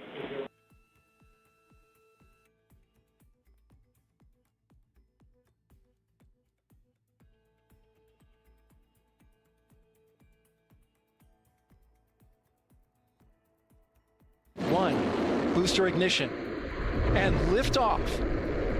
The crew of Artemis II now bound for the moon. Humanity's next great voyage begins. Integrity, good roll pitch. Roger, roll pitch. Houston now controlling the flight of Integrity on the Artemis II mission around the moon. Integrity, AMT high. AMT high. On time, passing 30 seconds into the flights. Integrity passes the alternate MECO target milestone. Mission Control Houston seeing good performance on the 4 main engines on the Space Launch System core stage. Integrity, 3 miles in altitude. Traveling more than 1,200 miles per hour. Good evening and welcome to NASA's Artemis II post-launch news conference. I'm Bethany Stevens, Senior Advisor and Press Secretary, and I will be your moderator today. I am joined by Administrator Jared Isaacman, Associate Administrator Amit Kshatriya, Acting Associate Administrator for the Exploration System Development Mission Directorate, Dr. Lori Glaze, and Director of Flight Operations, Norm Knight. Administrator Isaacman will give opening remarks, and then we will open the floor to questions. If you are dialing in to be with us here today, please press *1 to get in the queue. And with that, Administrator. Thanks, Bethany. Good evening, everyone. So today, April 1st, 2026, 6:35 p.m., NASA Space Launch System rocket lifted off the pad with 8.8 million pounds of thrust, carrying the Orion spacecraft and the Artemis II crew out to Earth orbit and beginning America's grand return to the moon. Now, about 51 minutes into the flight, during a planned handover between satellites, the Orion spacecraft underwent a communications issue, leading to a temporary partial loss of comms. The uplink from Capcom to the crew was being heard by the crew, but we cannot hear the responses for a brief period of time. There were no issues with the vehicle itself. Comms with the crew have been restored. We're actively working the issue, and we'll keep you informed. The Orion spacecraft has successfully separated from the core stage, and its solar arrays have been deployed as planned. Soon, the crew will execute the apogee raise burn, placing the spacecraft into a stable, high Earth orbit as we prepare for the translunar injection and the journey into cislunar space. NASA astronauts Commander Reed Wiseman, pilot Victor Glover, mission specialist Christina Koch, and Canadian Space Agency mission specialist Jeremy Hansen are safe, they're secure, and they're in great spirits. We will continue to monitor their health and the status as we move into the next phase of the Artemis II mission. So after a brief 54-year intermission, NASA is back in the business of sending astronauts to the moon. We have arrived at this point through a sustained effort and national commitment and the work of thousands across the agency, our industry partners, and our international allies. I want to personally thank the ground crews, pad controllers, the entire workforce here at Kennedy Space Center. This mission belongs as much to you as it does to the crew. The crew is now in the capable hands of Mission Control Houston, the Johnson Space Center, where teams will guide Orion through each phase of the mission with the same discipline and precision that has brought us to this moment. We have certainly been here before. We know the challenges ahead. We have a lot of checkouts to get through before TLI. And when, if all goes well, everything is go, Artemis II will be moonbound. You have our commitment to keep the public as informed as possible on this historic mission. And we will celebrate when this crew, we will hold our celebration until this crew is under parachutes and splashes down off the west coast of the United States. Thank you. So with that, we will open this up to questions, and we will start here in the room if we have any takers. We'll start right up here.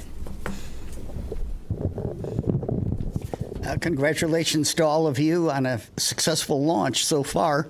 My name's Jim Siegel. I'm with Florida Media Now.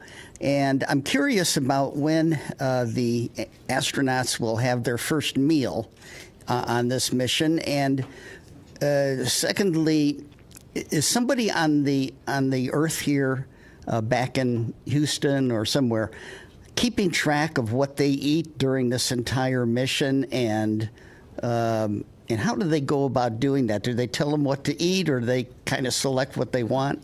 What do you think? Well, let's see. I'll jump in on this one. Well, what I'll tell you is they do have planned meals, okay? So they have a planned meal today. I will tell you they're very busy. So Ascent Day is very tough. It's tough physiologically, and it's tough from a workload issue as well. And so this timeline between now when the crew goes to sleep, so MET of about 8:30 is pretty packed. They're going to snack. They probably have some pre-positioned meals. I know they did in their flight suit. Some of the snacks that they can use if they need. But I will also tell you that flight day 1 and flight day 2, you might not feel like eating a lot, and that's just part of it. Your body is acclimating to 0G. Your physiology is transitioning from a 1G environment to 0G, and it takes a little bit of adapting. So right now they're working hard. They are doing what they need to do. They sound great on the loops. That was really a good signal to us that they're feeling well. But just know that that's part of the equation, when they get on orbit. As far as the food being tracked, yes, we have a food lab, and we have folks at the Johnson Space Center tracking what they eat, the nutrition, the calories. It makes a difference. They do this on Artemis. They do it on Space Station as well. So we're well versed in that. We want to make sure that they're healthy, and we also want to make sure we know what they're doing, what they're eating, so we can also track that and make sure that they don't need any supplements or anything additional. Thank you. We'll head over to Joey.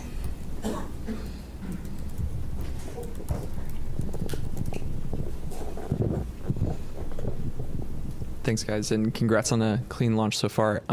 Jared, or whoever wants to answer, how were you able to resolve the communications issue, and do you have any guesses as to what might have caused that? And was there any part of the mission so far that appeared off nominal, or is everything looking good? Just curious to hear how things are going on that. Thanks.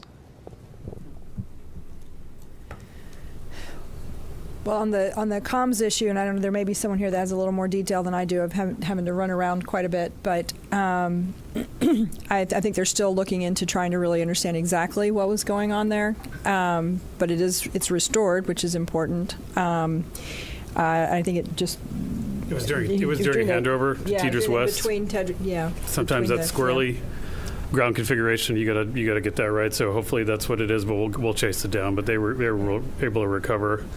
They had intermittent forward and return links, so the burns that they needed on board it was never an issue. It was unusual for it to be dropped out for a couple minutes. So that's what we're telling you. We had a controller issue with the toilet when they spun it up, so we got to work through that. That's going to take maybe a few hours to troubleshoot. So there was also a water tank valve. There's 4 water tanks on Orion. There's a crossover valve that connects the 2 gangs of tanks. It's supposed to be open to ensure maximum flow. It was closed during Ascent. When you shake the thing, things like that happen, so they're going to reset the valve. And then they had a recurrence of on Artemis 1, we had a latching current limiter failure on a piece of electronics, a transient failure when it gets exposed to radiation. They took 1 hit of those. We took about 24, 25 of those during Artemis 1. Again, normal, the onboard fault detection cleans that up, but we're just getting started, Joey. Clear, right? This is a flight test, and a lot of what we're doing here is exactly this, trying to test out all of the things that require the crew interaction, right? And so we anticipate to have a lot of these. Well, that's what we're here for, work through them. Sawyer? Importantly, apogee rays burn. We're go. So they're going to stay in space. Sawyer. Thank you, Sawyer Rosenstein, NSF. I noticed that the slide wire baskets happened to deploy during launch. Is that something that was expected? And can you give any initial reports, at least what you've seen from the cameras, of how the mobile launcher is doing, given the hope to be able to quickly turn it around? Yeah, you have something on the baskets. I can talk about the turnaround. The baskets they're supposed to get out of the way. That's part of the plan. So otherwise they take plume loads, and we don't like that. So I can tell you on the mobile launcher, our team has already been looking at a lot of the imagery that we have that was taken both during and after, and assessing that, trying to get the condition. We've got teams, I believe, going out there. They might already be out on their way to take a real look. Some of the good things that we've seen relative to Artemis 1, one of the issues we had was that the water that was supposed to be spraying down the launch pad, so that there were some issues there that didn't happen. We saw a lot of corrosion. The water was working, so things were getting washed down. We're still also going to remove some of the parts so that we can do some of that cleaning to make sure we don't have those corrosion issues. We haven't seen evidence of things like after Artemis 1, like the elevator doors were blown off. We haven't seen that. So we're optimistic, but we got to get out to the pad. We got to look. We did a lot of changes after Artemis 1, trying to harden the systems so that we can turn it around faster. We do anticipate there will be some items that'll need to be replaced. It's a pretty violent environment, but we're hopeful that that's minimized, and as soon as we have more information on that, we'll definitely let you guys know where we stand and how quickly we think we can get it turned around.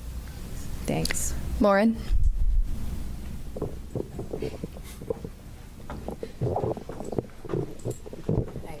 Lauren Grush with Bloomberg. I just wanted to get a gut check on how we're feeling about the upcoming proximity and ops operation. Do we have any concerns with that TDRS delay, or is that not an issue for that? I would say right now we're on for the proximity operations demo. Haven't heard anything that's keeping us from that, Norm? No. On track, ready to go. Victor Glover's going to be flying it. Reed's going to be working the procedure with him.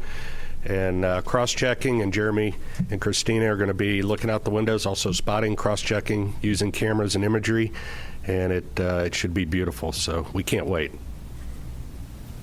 We'll go right over here. Yes, Bert Dicht from Ad Astra Magazine, National Space Society. Just wondering if the astronauts reported what the ride was like to orbit. I know with the space shuttle, it was a pretty rough ride until there was SRB SEP. Was this similar? Have you heard? I have not heard a report yet. I know we will get a report. Again, yes. When MECO happened, immediately they were getting prepped to do their perigee raise maneuver. That's critical. Otherwise, they come back to Earth, which we don't want them to. So they got that. They are working to get their spacesuits off. They just got the ARB burn, which was very important. So now they're working to get their suits off. So they are very busy. Now, later today, I anticipate they will call down and give us a full brief as to, how the Proxox demo went, how the ride uphill went, and I personally can't wait to hear the comparison between this massive rocket and the shuttle. Sounds great. Thank you. Micah?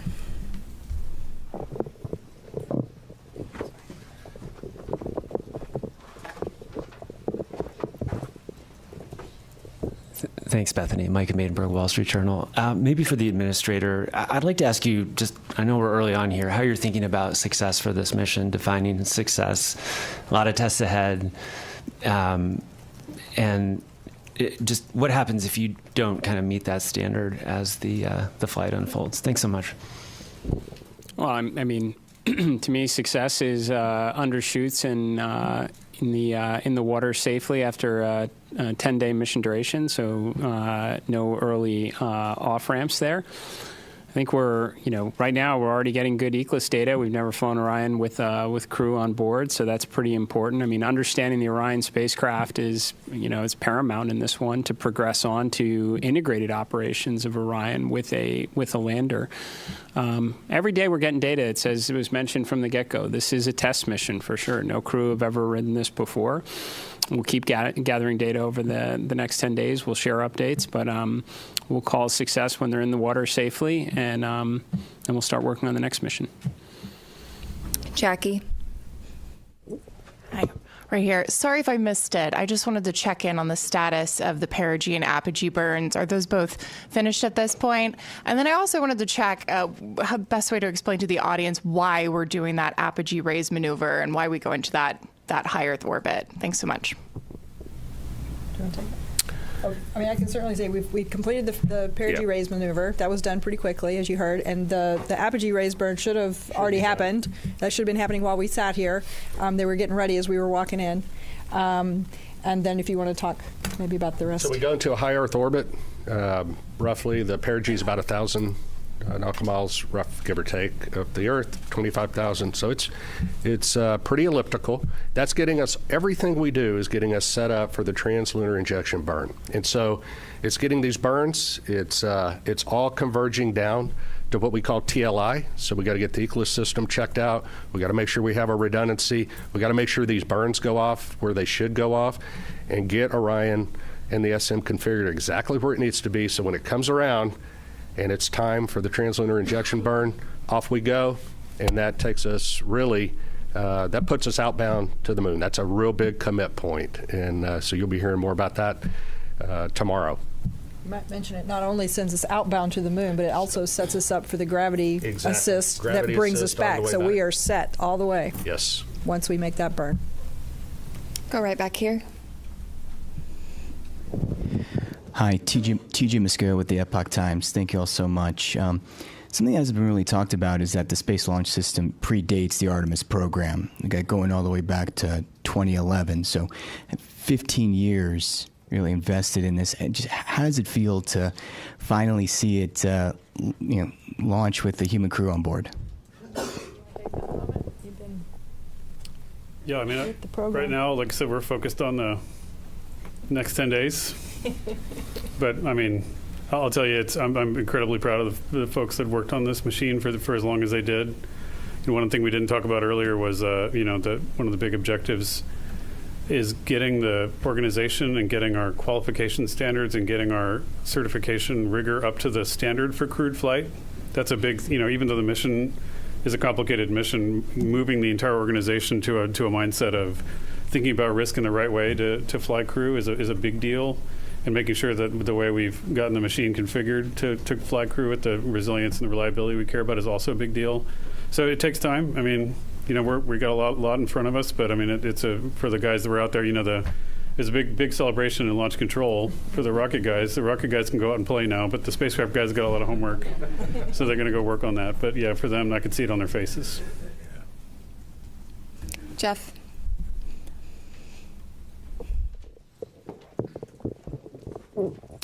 Jeff Faust of Space News.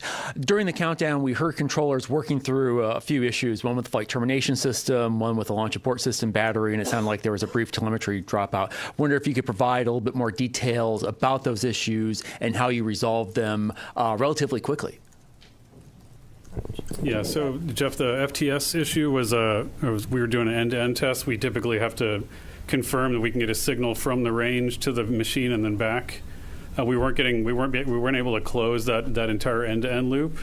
But the guys at the range, they were really quick on their feet. They swapped to a different range receiver, which is a slightly different heritage, but has the same fundamental algorithms on it, and they were able to switch over to that and able to confirm a good end-to-end signal, which is really clever. We had thought about getting a receive-only box that we had in the VAB and shipping that over to to Patrick quickly so they could do it, but they were able to fix it on the fly over there, so that was good. And once we knew we could confirm the end-to-end loop of that command, then we didn't need that receive. We don't need to do that test more than once. We just need to verify the commands get on board. And so once we confirmed that command was there, then that we met all of our public safety risk. For the launch abort system, we had a battery, so 2 batteries, several temperature sensors on both batteries. We had one poke out of family. We want to make sure all of them are tracking within certain limits, but we could confirm, given the locations of the temperature sensors of where they are on the battery itself, that the reading was instrumentation, because there wasn't a credible physics-based explanation for why that sensor would be that far high. It was an order of magnitude off scale high from the rest, and so we were able to quickly vote that sensor out. So that was two of the major issues. But again, the team, this is what the training is for. This is what the practice is for, is to go into those things and knock them out quickly. So they did it really well. We'll go right over here.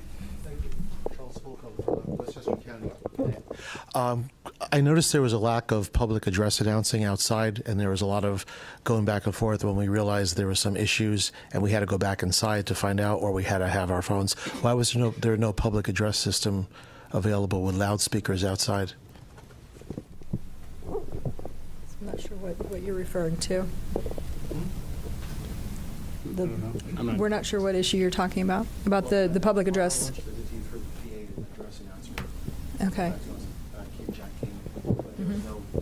All available to people outdoors, and I thought that was a lacking. Which we'll take a look into that. We'll definitely look into that. I wasn't aware that happened. So thank you for that information. That's new, and we'll definitely look into it. We'll go right back here.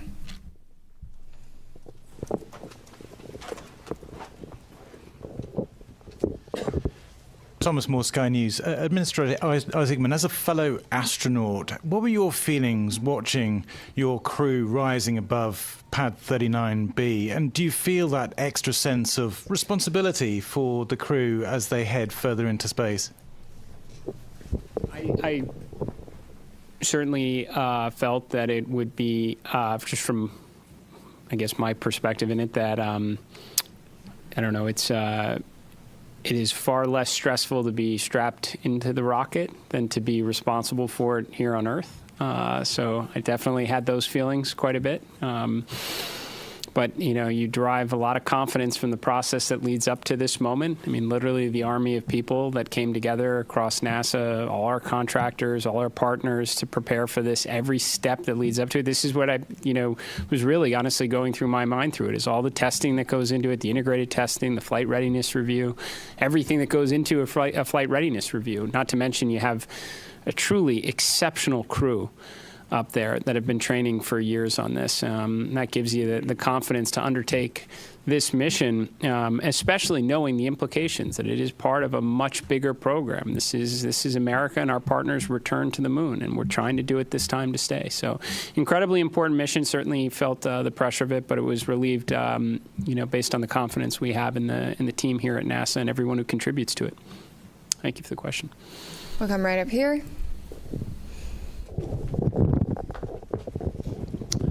Frederic Castel with France 24. First, of course, congratulations to NASA for the grand return to the moon. Mr. Administrator, I have this question that they ask me constantly in Europe and in the States. In the 60s, NASA was using just the slide rule to go to the moon, and they could launch almost every 3 months. Of course, they had more money probably, but what happened in 50 years? Why is it so difficult to make it again? What has changed? Thank you.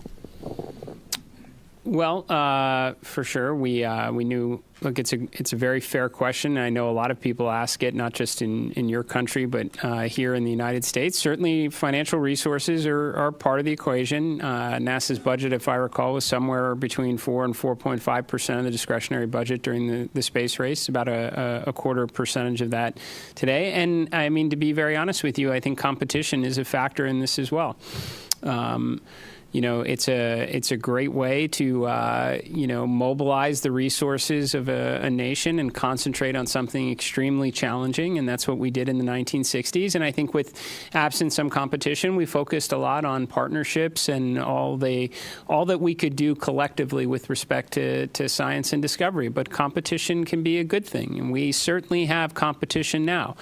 I think that's why you're seeing us start to concentrate our resources back to the objective and do it with a great coalition across the NASA workforce, our contractors, all our partners that have come together, our stakeholders in Congress and the administration who came here to witness this launch, is because they know we have competition, and this one's going to be close. And I think as a result, you're going to see a lot more progress, more so than you have in the, since when this was originally conceived under Constellation. We're going to get back into the business of launching rockets on a regular cadence. And we're going to bring the world along with us. So. We're going to take a couple of phone bridge questions for just a moment. Reminder that you can join by pressing *1 to get into the queue. We're going to start with Will Robinson-Smith from Spaceflight Now. Hi, thank you, Bethany, and congratulations, everyone, on a good mission so far. Question about the upcoming TLI burn tomorrow. At what point during the day will the team conduct a poll on readiness to proceed into the TLI, and what are the main criteria that you'll be assessing to make that final determination? Thank you. Okay, well, the TLI burn actually happens about the time that launch happens, so it's 1 day into the mission. So tomorrow, Eastern time, would be about 6:35-ish. Obviously, those burn times can change, so check that before tomorrow. But what are the teams looking for before TLI? We're looking to make sure that the life support systems work, that the vehicle's healthy, the life support systems have been checked out, they're ready to go. We assure that those are functional because once we commit to TLI, they have to function. And so we want to make sure. So that's why we spend a day checking out the systems. Ascent is, you shake, rattle, and roll a little bit, the vehicle. You saw that today. And you can imagine what that does to the systems. The systems, though, are performing very well. We anticipate that they continue to, but we want to get some track record on them before we do that. We also want to make sure we have redundancy in the system for comm, for environmental life support, propulsion, those type things before we embark on that TLI mission. So that's what the mission control team in Houston will be doing tomorrow. Jeff Radigan and his team, as the lead flight director, will be well into that. The teams are well versed on it. They have trained for it. They work very closely in conjunction with the engineering team, the mission evaluation room in Houston, where the engineers that have the intricate knowledge of Orion come together with the operations team, and together they work with the crew to make sure that the vehicle, is doing what we want to and accomplishing the mission objectives that we need to. But it always comes down to crew safety, vehicle safety, and mission objectives in that order. I might also mention, as those teams are checking out all of those systems, there will also be a meeting of the mission management team that's led by John Honeycutt, whom I think many of you have seen before, and they'll be meeting tomorrow afternoon to hear all of the results from what's happened over the last day, in preparation to make the decision on whether or not we proceed with the TLI burn. We will next go right back here to Manuel. Thank you so much. Manuel Masanti with Exploración Espacial. I understand that the CubeSats are going to be deployed like 5 hours into the flight. Is there any chance we're going to see live images of the deployment? And then when is the crew, I know they're super busy right now, but when are they going to start using the flywheel machine on its way to the moon when everything is more like... The second question was to do when they start doing the manual as far as... Flywheel machine. Oh, the flywheel machine. Sorry, thank you, the exercise machine. I guess after the TLI. I'll do this exercise. Yeah, I'll hand that to you, but I can answer the CubeSats. So the CubeSats are installed in the Orion stage adapter, which is actually a part of the upper stage piece, right? So once Orion separates from the upper stage, we'll do the ProxOps demonstration. right? And then once Orion has cleared and we're away, then they will be deployed. So Orion won't be there to take images of them. And once they are deployed, they each of them have their own plans for being able to communicate back down to Earth to various ground stations. They have their own communication plans. So we'll start to get information back from those individual CubeSats. So that's kind of the plan and the path forward on the CubeSat deployment and what you can expect. We're going to take one more question from the phone bridge from Christopher Mick of the Hudson Star Observer. Thank you very much. Congratulations to all the teams thus far. I had a question from an earlier media availability with Jeremy Hansen. He made mention of if the mission launched on April 1st, they would be experiencing a lunar eclipse. And I just want to follow up on that, if that's where that would be happening in the mission timeline, and if there would be any video perchance of that happening, or is that just going to be on the astronauts' photography at the time? So you may have to answer the question on whether or not there'll be the availability of the what kind of real time. I'm not sure what we'll have there, but the crew will get to observe the eclipse. This is pretty unique. It's kind of interesting. It actually doesn't happen when they're out of comm, so they will be having communication during that eclipse time. But during the eclipse, the moon will be blocking the sun. They will be able to see the sun's corona, which is kind of cool. So they've been having a lot of science lessons over the last couple of days to learn about that and the eventuality that we actually launched today. So they're prepared to make those solar observations. It'll be a pretty cool and unique opportunity. I'm sure we'll get some images down at some point. I just don't know if they'll be live. Tarek. Thank you very much. Tarek Malik with Space.com for the administrator. There have been a lot of comparisons of Artemis II to Apollo 8, a pioneering mission daring that sent astronauts on an untested crewed vehicle around the moon.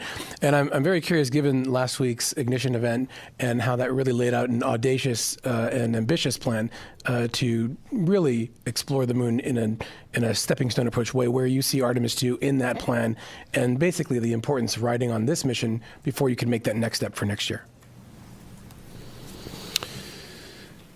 So, I mean, no matter, I guess, how you slice it, it's the opening act for sure. I think there are areas where we're clearly combining, Apollo 7, Apollo 8 into a single mission. Which we should be able to do. There has been, to your question earlier, there's been substantial progress, over the last half century. We have tools. We've certainly been there before, so I would expect us to be able to get some, mission efficiencies through. But I would say that what we learn from this, for sure, will inform how we think about Artemis 3. Now, there's certainly big picture objectives in that. We'd like to get the lander together. We'd like to test that out in Earth orbit before we go to the moon with it. But if there are things that we don't see, maybe it is comm-related issues, then we're going to try and fix those. And then we're going to want to validate that on the next mission as well. So, and that should be the idea, right, as we progress forward. I suspect when Artemis 3 comes around, we're going to learn a lot about the integrated operations that we'll want to validate and ensure is rolled into the subsequent missions. But yes, this should be a philosophy that we take across all of the grand efforts that we are pursuing right now, to not necessarily jump to the ultimate desired state, but to build up to it. I'm going to jump right up here.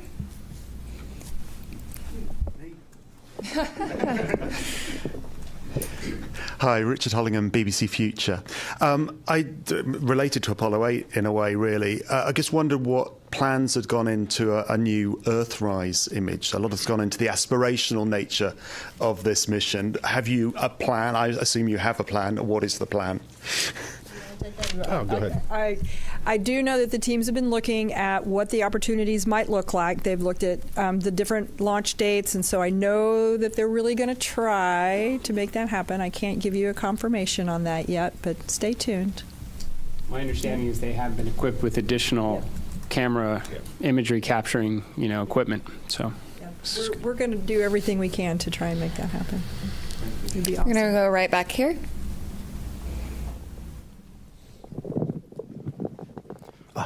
Thank you. I'm from a Japanese news agency, Kyodo News. My question is to the administrator. The United States and China are competing over moon development. What significance does today's launch have for the U.S. and NASA? Thank you.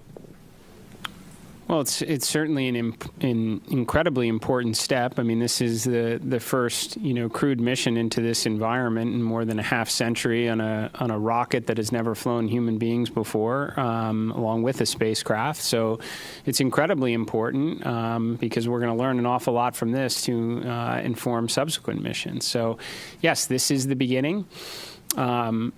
I can tell you, having had an opportunity to speak with the Artemis II crew after the State of the Union address, we talked a lot about what we wound up sharing with the world at the Ignition event about adding additional missions, accelerating production, building out a moon base.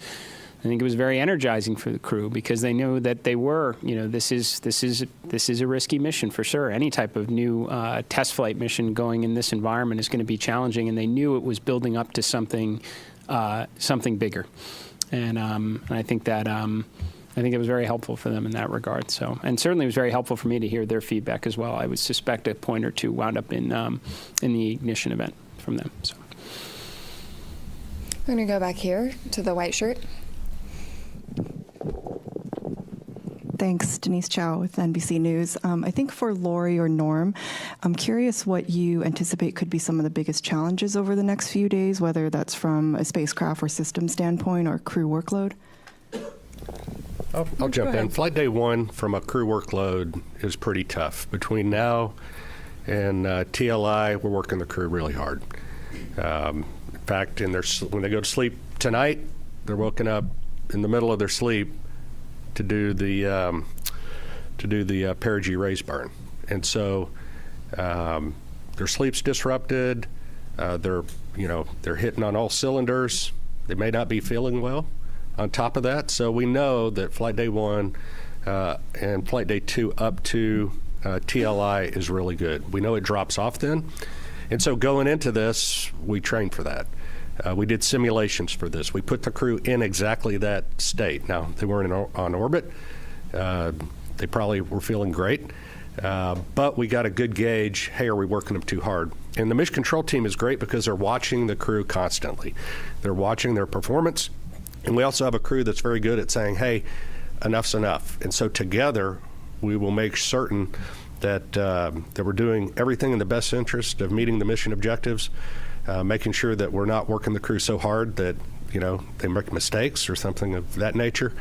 And again, we work as a collective team going forward. So this is our best opportunity, and they may add more stuff to the timeline before it's all done, and they may take some stuff out if we need to. But we adjust all the time on those things. So that's leading up to TLI. That's probably one of the bigger challenges, making sure we get those done.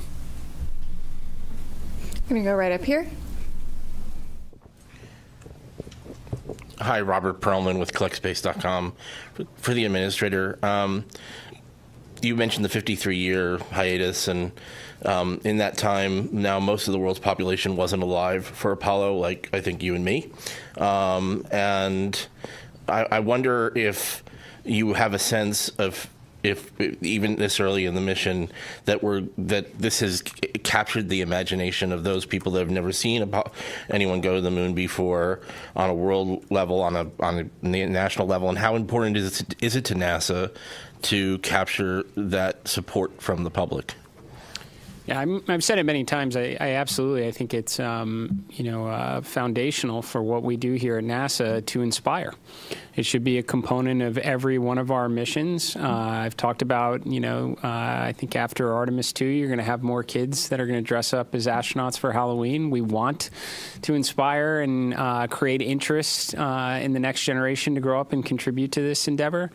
Now, how have we done so far in captivating the world's interest in America's return to the moon? I don't know. You have to tell me. We've been rather busy the last couple hours. I would say, and I felt this way going into it, that when we got down to T0, a lot of people would be paying attention. I suspect when some of the imagery starts to maybe come back from the moon, that's gonna further bring people into this story, right? And then we bring them home safely, and we start preparing for again the next chapter in the story. So. Yeah, I think inspiration is extremely important. I think people, despite, some of the commentary up to now, how many people really know we're going around the moon? I'm willing to bet right now a lot of people do. And I think we'll only draw in their interest further as the mission proceeds. I'm going to go right here.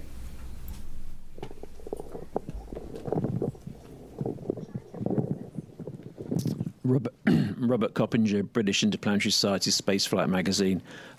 Commander Wiseman said during the crew news conference in September last year that when they get off the planet, they may only spend 3 or 4 days going around the Earth. What sequence of events would need to happen for that to occur? I was quite surprised to hear him be so specific about such a scenario. I know you all talk about it being a test flight. So what would need to happen for the mission to be curtailed in such a fashion? I didn't cover the question. So I think the question had, just confirm, it's kind of hard to hear, but the question is that the commander talked about one of the alternate missions where they maybe would stay in Earth orbit for 3 or 4 or 5 days, yes, that sort of thing. What would need to happen so for one that of the one of the scenarios that would have led to that is if for some reason during the launch that the SLS did not quite deliver us to where we needed to be, or the upper stage didn't deliver us to the orbit that we needed to be in. That would have been one of the scenarios. I think that's probably the main scenario that would have ended up in that one of those kind of alternate missions. Yeah. But I don't think we're going to need to worry about that, hopefully. But the other thing is if for some reason we're able to stay, but we're not able to do the TLI burn, we would stay in Earth orbit. So there's a couple of scenarios where that could happen. We're right back here. Hi there, Joey Vars with the Gabber for anybody. In the weeks leading up to the launch, we were talking about some of the distance records and altitude records and speed records that would be achieved that were contingent on the specific day and time of launch. I was wondering if we had a better concept of what those might be now that we are successfully off the ground. Thank you. Norm has that data for you. Well, based on the predicts right now, assuming all the burns go as planned and the timeline is executed as we think it's going to be, it'll be on flight day 6. At an MET of about, 18 hours, 18 and a half hours. And again, check that as we get closer because burn durations and things like that matter. But that's where we will exceed or beat the Apollo distance record, or at least that's where we believe that it's going to happen. So that'll be an exciting day, and we'll stand by to see what transpires. You're right here. Hi, I'm Hanju Yang from Kookmin Daily in South Korea. And first of all, congratulations on today's successful launch. And my question is for administrator. And this mission also carried a Korean satellite on board. From your perspective, why does a crewed lunar mission like Artemis II matter not just for United States, but for the global community? I think we say often that when we undertake these type of endeavors, we never go alone. We go with our international partners. We have a Canadian Space Agency astronaut that's on board this mission. We are carrying a lot of CubeSats from our Artemis Accords partners, and we are going to continue to do this going forward. JAXA is contributing a pressurized rover, a major contribution to our efforts of having an enduring presence on the lunar surface itself. The Italian Space Agency, just a few days ago, we signed a memorandum of understanding for a habitation module on the surface of the moon, a component of the moon base. And to be honest, it was also a key component to the ignition event from last week. Half of the Artemis Accord partners were present. We spent a good portion of the second day talking together, recognizing that some of our partners can make contributions like a pressurized rover or a habitation module, and many others are going to work with their academic institutions and universities for science instruments that could wind up on the Phase 1 component to the moon base itself, or interesting tech demonstrations. This is something that NASA is extremely proud of and will continue to do so as we as we continue to press forward under this program. So we're going to do last question here. I'm going to go over to you in the back. It's Paul Brinkman, Aerospace America. Can you just talk a little bit about the propellant loading this morning? Was it flawless? Were there any leaks detected? Was it a repeat of the wet dress rehearsal? Did you learn anything? Yeah, go ahead. I think it went extremely well. What I heard this morning, and Amit may have an update from later, but some of the leaks that we'd seen of the hydrogen during the tanking for the hydrogen, we saw leaks below 1%, which was significantly lower. Again, the seals that we replaced seemed to perform extremely well. We did a pressure test kind of partway through, and the leak went up to about 1.4%. Still, well within the constraints, which 16% is the bound that we have. So I think it performed extremely well. We actually, I think, finished the tanking early. From what I understood, so I think it went extremely well. So again, the seals that we had replaced out at the pad after wet dress number 1, I think that was proved to be very successful. And with that, thank you all for coming out and covering humanity's return to the moon. Stay tuned for updates on NASA's social channels, including our continuous coverage on YouTube and NASA Plus. Go Artemis! Thank you.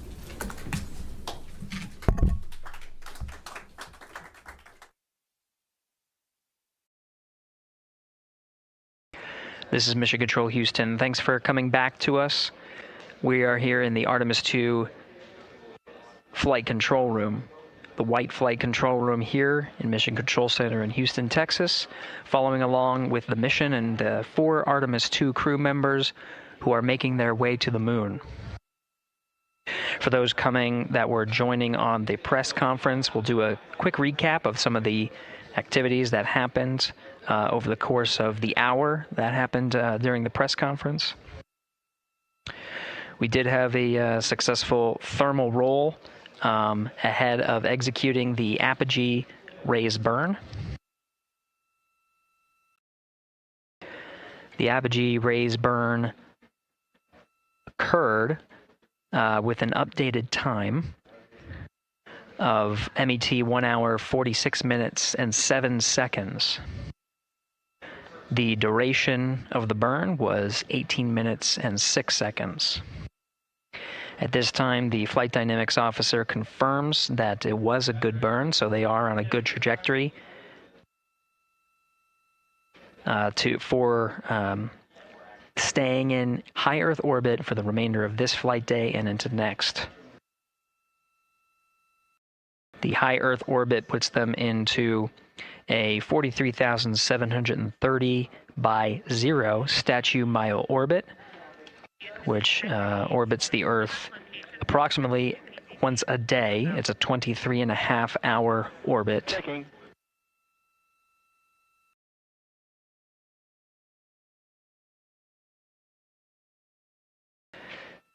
At this point, the crew is working through a number of steps to prepare for their first day in orbit, their first night.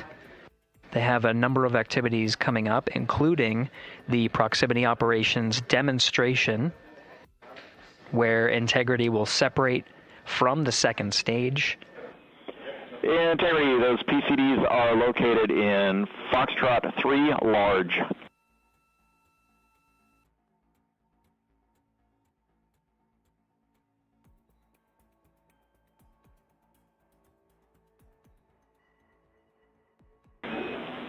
Integrity, good. String 1, helium clearing. Integrity copies. And stand in the docking camera checkout, step 9. Would you like me to go ahead and configure for our pod at this time? Checking.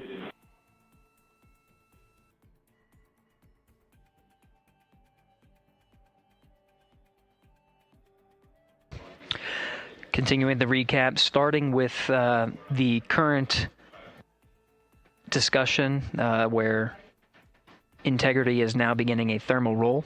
And integrity for docking cam, yes, please configure for our pod. Copy.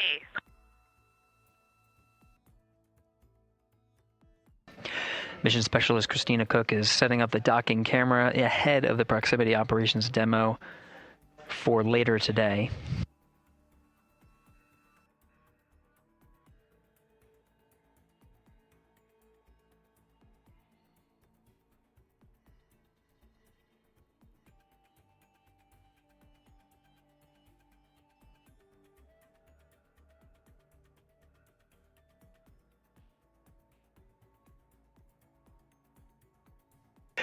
Right now, the crew is in the middle of executing a thermal roll.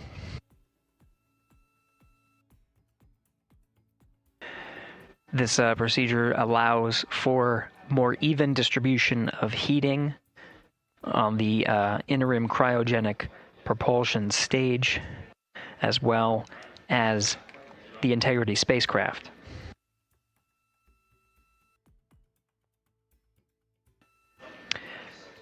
NASA astronaut Christina Cook is also working through troubleshooting steps of the waste management system that's aboard the Integrity spacecraft.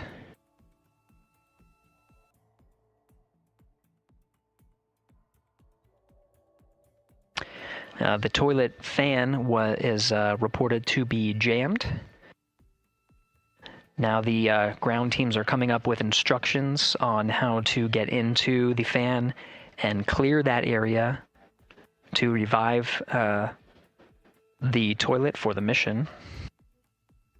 In the meantime, they're getting their contingency, their backup waste management capabilities, specifically for urine. The fecal collection of the toilet, that specific capability can still be used with the waste management system aboard Orion.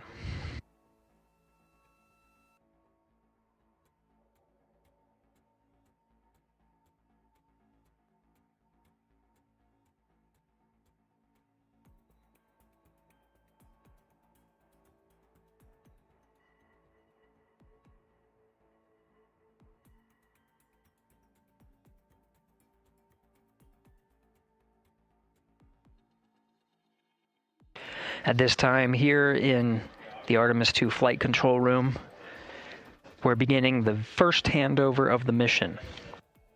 The Ascent teams, led by Flight Director Judd Freeling, are handing over to the Orbit 1 shift. You can see Flight Director Jeff Radigan to the left of Freeling. Right now, he is the one conducting the handover with his team, getting a read on all of the activities they have upcoming for the rest of the day. Namely, the one in the near term is a proximity operations demonstration.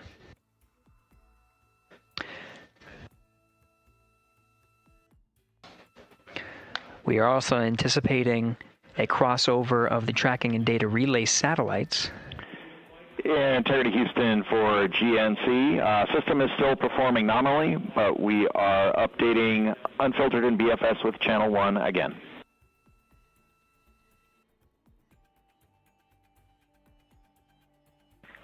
Integrity copies.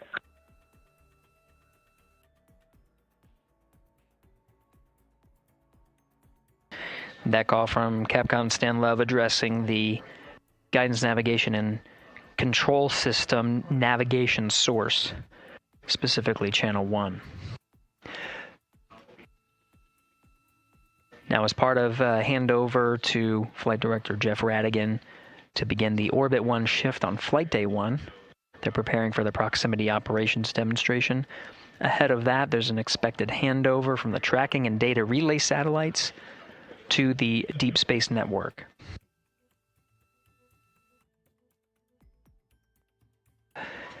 The successful execution of the apogee raise burn puts the crew in the Integrity and its crew far from Earth, with the apogee being upwards of more than 43,000 miles.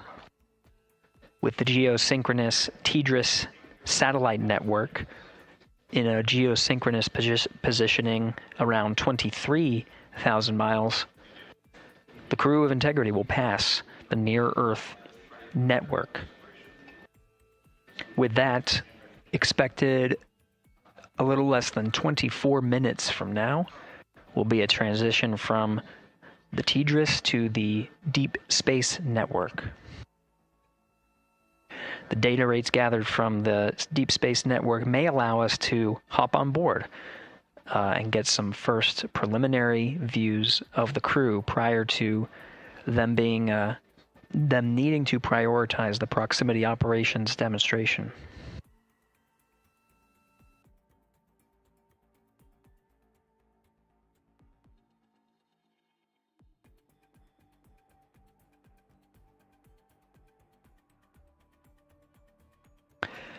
We'll take a pause here and listen for some Orion to Earth communications as the team goes through their handover procedures, so we can listen in on the next steps for the Orbit 1 team.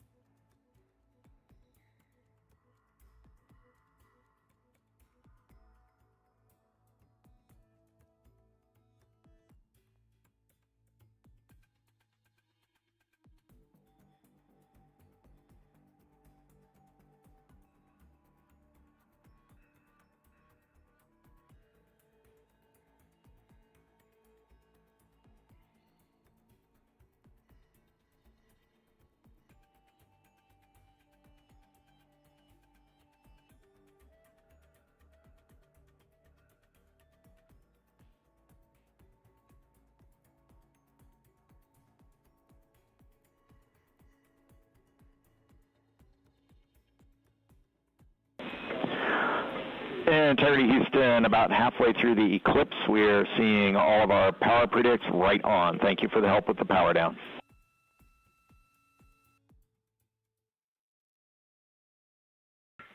Integrity copies.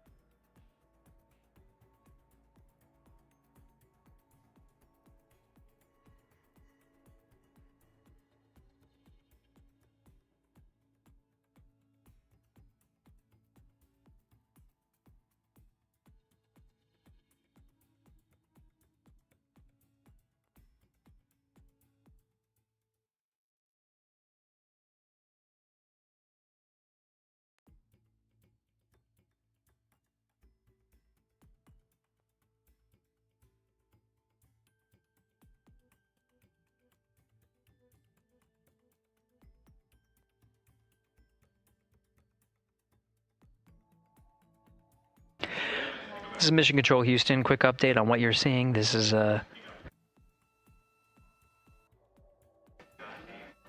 this display is brought up onto the front screen by the control officer here in Mission Control Houston. It's called the Ascent PFD and is available at the first phases of flight.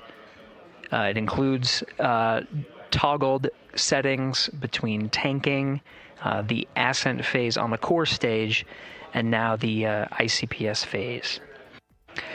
As you can note from the display here, we're in a post-apogee raise burn coast. Right now the attitude for integrity is... Integrity Houston, 1 minute to string 2 helium clearing.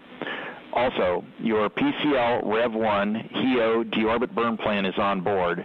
That's in slot 2. The name is HEO D/O Rev 1. Copy helium clearing, and we see the burn plan. Thanks. Outstanding.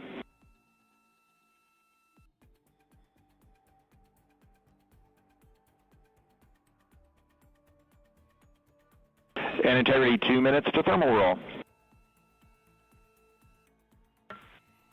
Copy.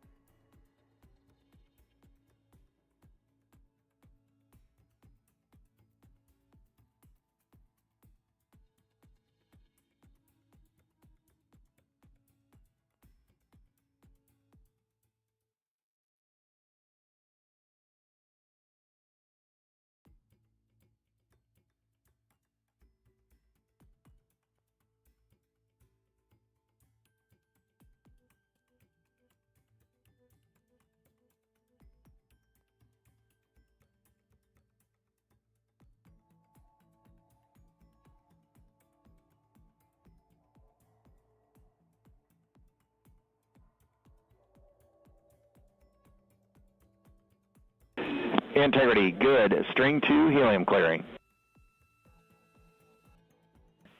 Integrity copies, and I've got some AGA readings for you, Stan, when you're ready. Jeremy, also thermal roll is complete. Jeremy, go ahead with your AGA numbers. Okay, Stan, everything is off scale low, and then CO2 is 3.7. O2 is 18.5. Temperature, temperature is 70.3, and pressure is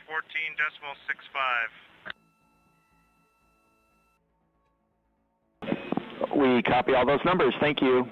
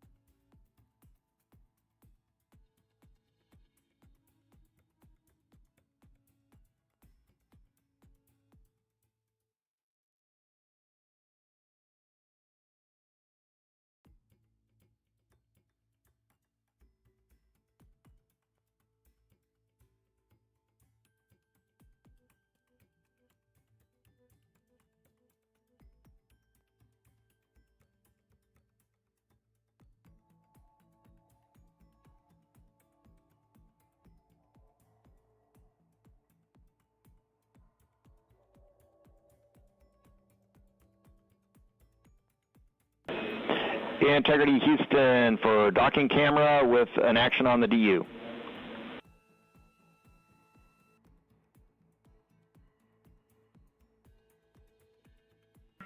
Go. For the docking cam, we see exposure set to 1 instead of 3. We think that'll be too dark. You can set that back to 3 on rpod.dockcam, HK L4. Copy. Thank you.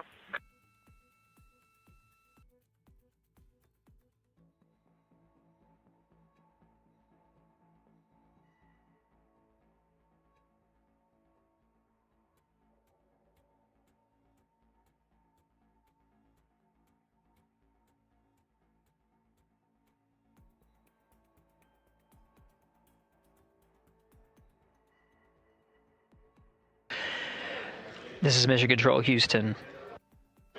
The Ascent and Orbit 1 teams have completed their handover.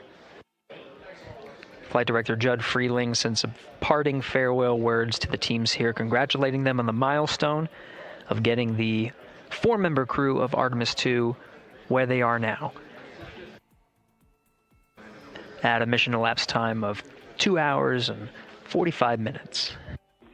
Integrity, thermal roll complete.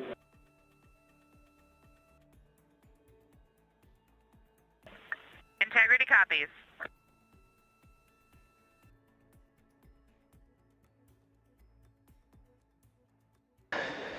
The Integrity crew working through their procedures.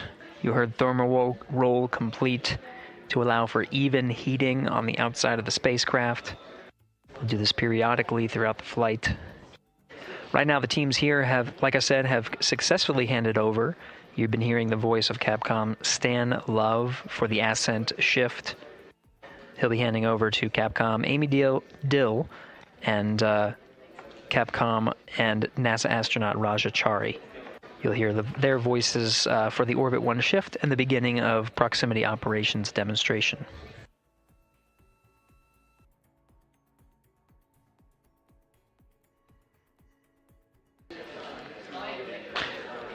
From here, Mission Control Houston, that will conclude the Ascent shift. We'll hand over here at the PAO console to your Orbit 1 commentator, Leah Cheshire Mustachio. She'll take you through the proximity operations and some of the activities that lead to the end of the cruise day and the beginning of their sleep period. That's it for the Ascent team. This is Mission Control Houston.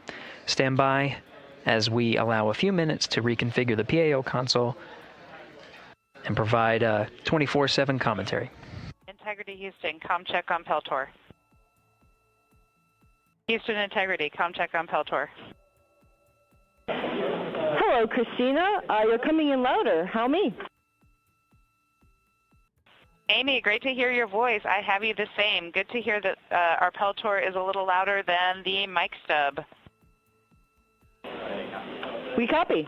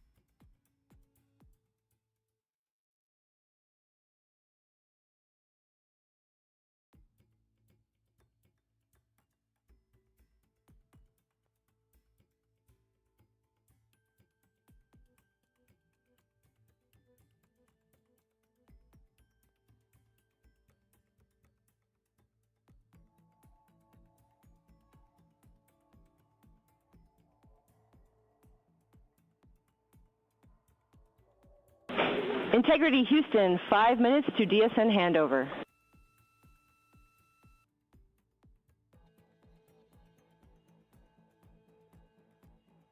Integrity.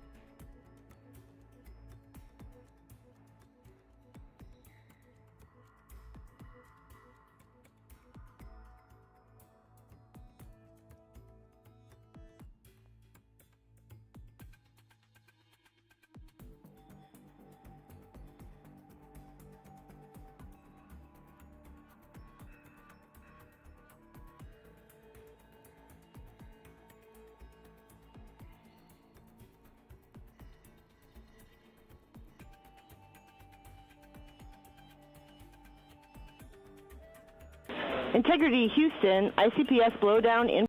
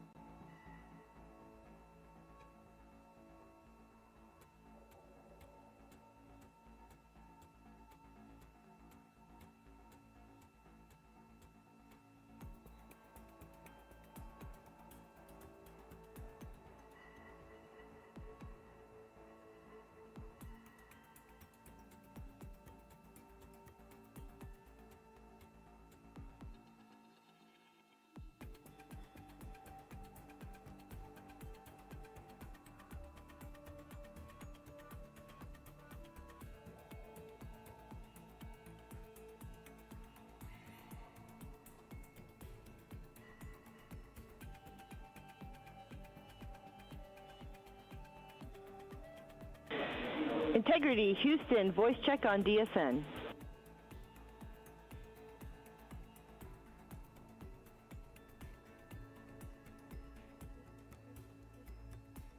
Houston, Integrity has you loud and clear on DSN. And we have you loud and clear as well, and while we were handing over, ICPS was in blowdown.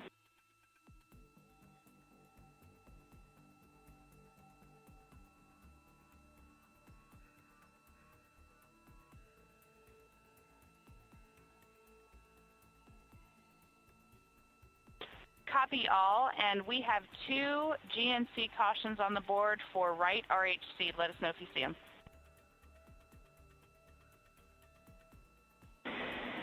Copy, Christina. We're seeing the same. We think we might have a channel failure. We are taking a look.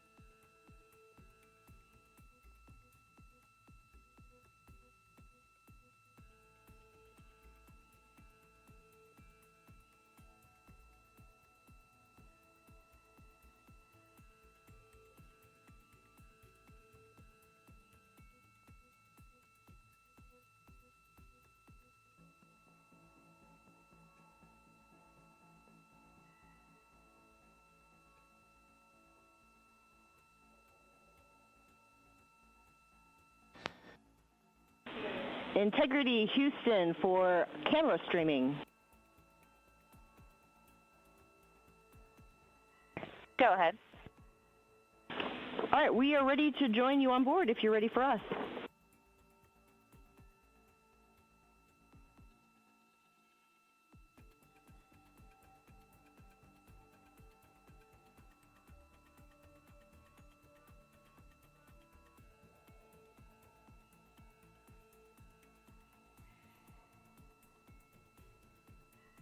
Houston, we are ready for you to come on board.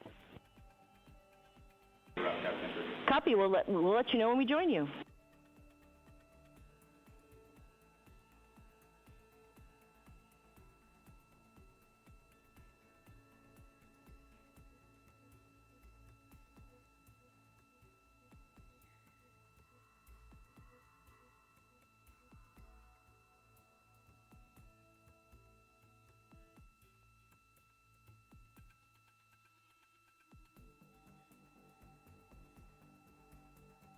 For the first time since they arrived in space, you're looking at a live view of the Artemis II crew in the Orion spacecraft.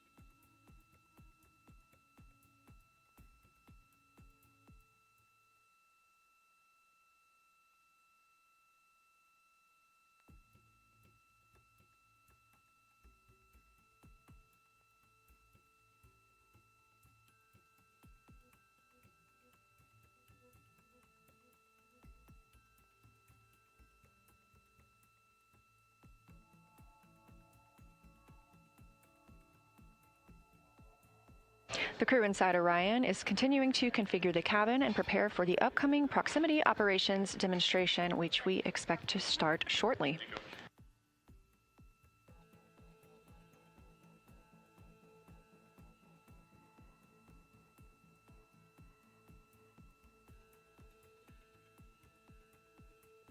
And as you can see, it's pretty dim in the cabin right now. The lights are dimmed as the vehicle is in an eclipse.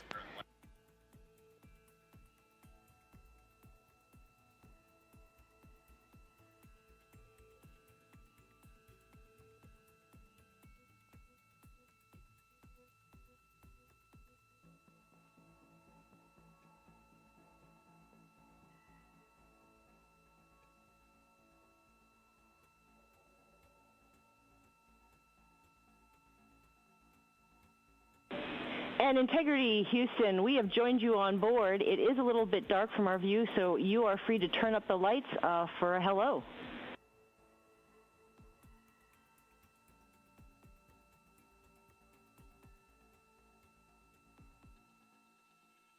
right, Houston, I just want a quick comm check. Can you hear this transmission?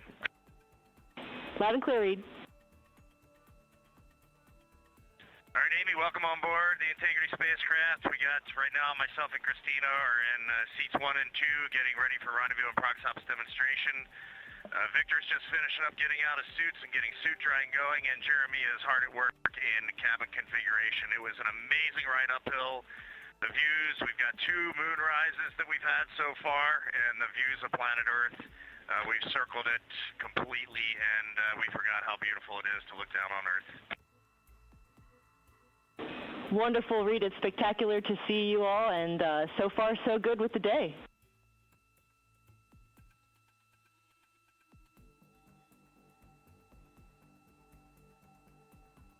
Amy, thanks for welcoming the world on board Integrity, and we're looking forward to a good rendezvous and prox operations here in a few minutes. And on that note, Reed, we have the prox ops pad whenever you're ready to copy.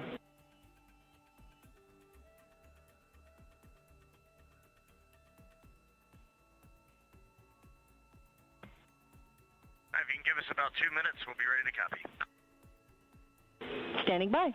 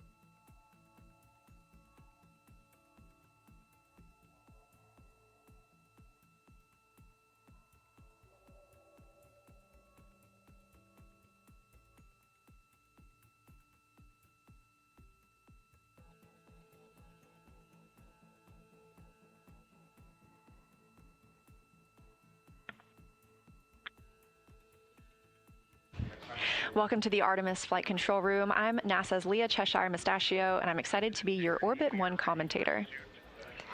We're hearing some comms from the crew as they are preparing for their proximity operations demonstration.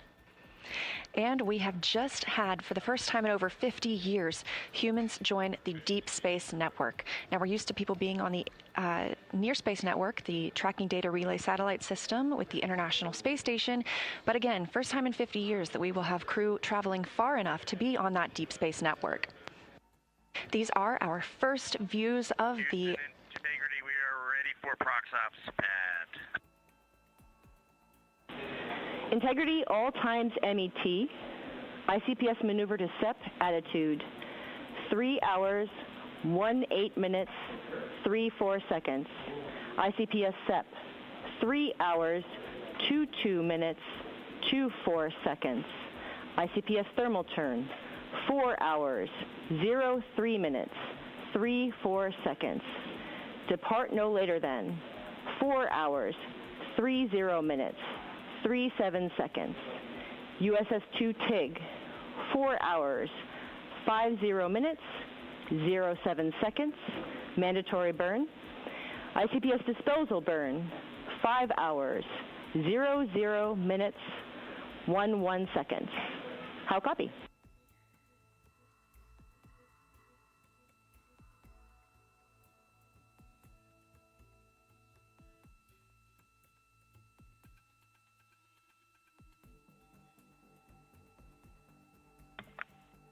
Okay, Amy, we copy all, and we are hopping over to 13.1.100 ProxOps FTO, and confirm you hear this transmitter loud and clear. Confirmed loud and clear.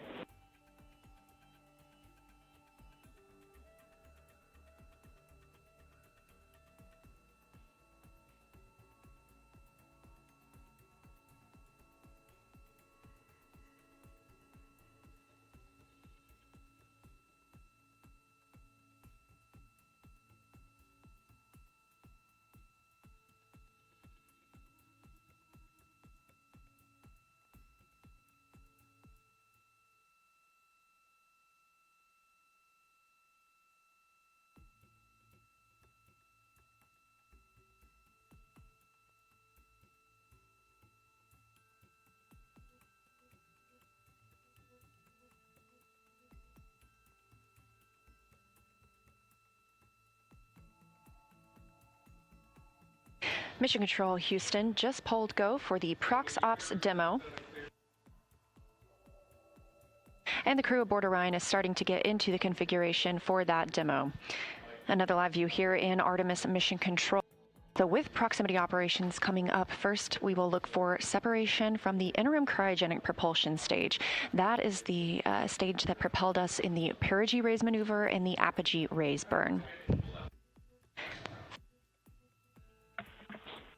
Amy, we have 20.8.101 post-BFS engage actions open on step 2.1, but we are taking no actions in that procedure. Moving on. Copy, and I have a story on the right RHC when you're ready to hear it.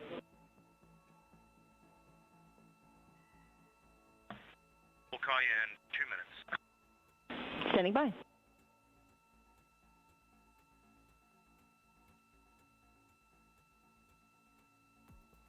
As we mentioned, the crew is... Integrity, comm check from the Peltor headset connected to Seat 1 AIU. Loud and clear, Victor. Tell me. Happy the same, thank you.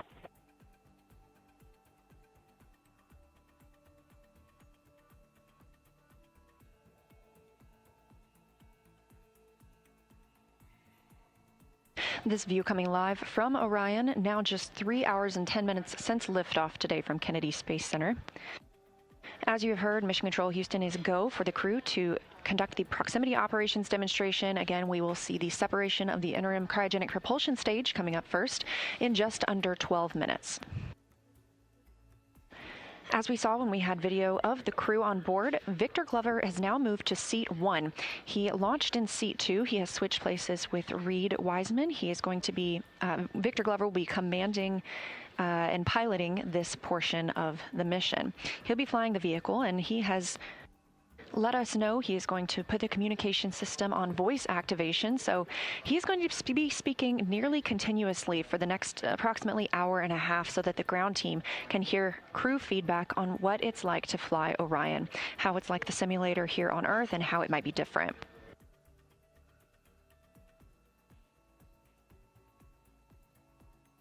During the proximity operations demonstration, Glover will use the translational and rotational hand controllers to command Orion, first doing a translation control checkout and roll control checkout. He will get a read of Orion's roll, pitch, and yaw from this commanding. We'll hear calls about targets and degrees of width. There is no rangefinder available between Orion and the interim cryogenic propulsion stage, so this crew is using other data, like how big the upper stage looks outside of the window or through a camera. So the degrees that you'll hear him call out are the width of the target on the screen that he is monitoring. That screen is going to be fed by the docking camera that was set up after launch. The target that he'll be reading initially is the entire ICPS itself. We'll be about 100 meters or 300 feet away from the ICPS. Those degrees are going to be reported as greater on the screen because it's a larger target. Can you just confirm that we have a gas introduction of some sort, nitrogen, I'm guessing? Checking.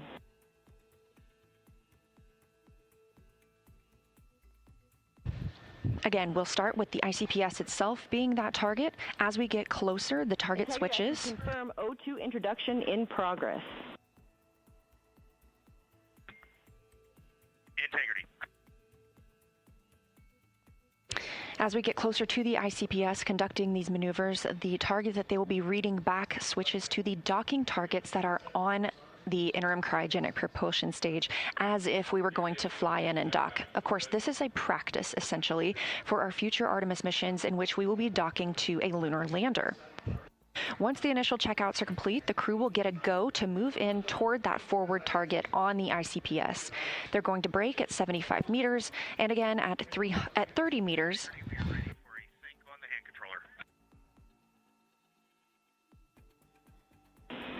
Okay, Reed, for the right RHC, it looks like it was a single event upset. We are now seeing all good channels. We did command a fitter reset from the ground. We do have a quick checkout that you could perform if you feel that you have time. We are showing on right-hand controller, RHC pitch, channel 3, deselected.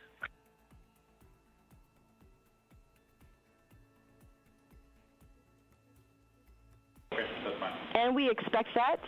For the checkout, you're going to confirm CSS is not selected and then do a full deflection positive pitch, then negative pitch.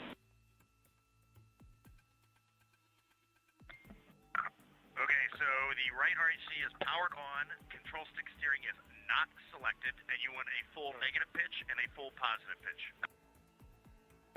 Affirm.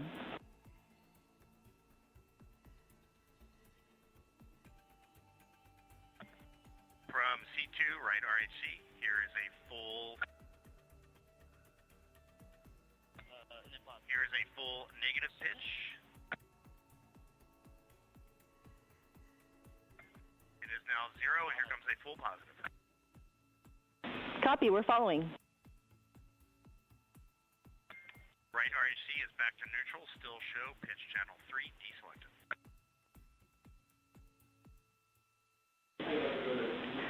Copy, that's a good checkout, and we'll do the reselection of the channel from the ground, and you are go for Orion 180 pitch, ATP, and Prox Ops FTO after set.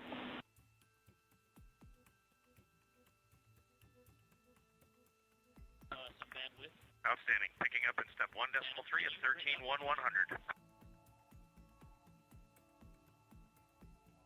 13.100. The crew just did a couple of tests with their hand controllers that they'll be using to command the spacecraft.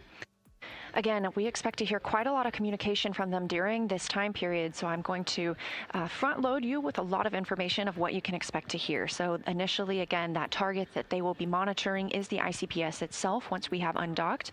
And then as we move in closer, it becomes the docking target. The crew will fly all the way into 30 meters before, and they will brake at 75 meters, braking again at 30 meters, and then arrive and hold at 10 meters away from the interim cryogenic propulsion stage.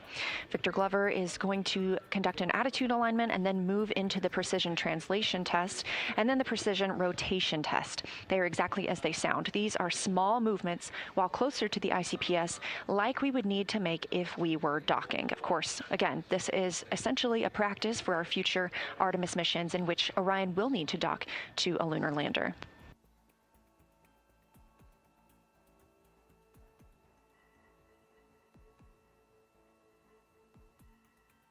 Orion will then back away 20 meters from the ICPS for the ICPS to complete a thermal turn, setting it up for the next portion of the proximity operations, where the crew... Less than 2 minutes for maneuver to SEP attitude.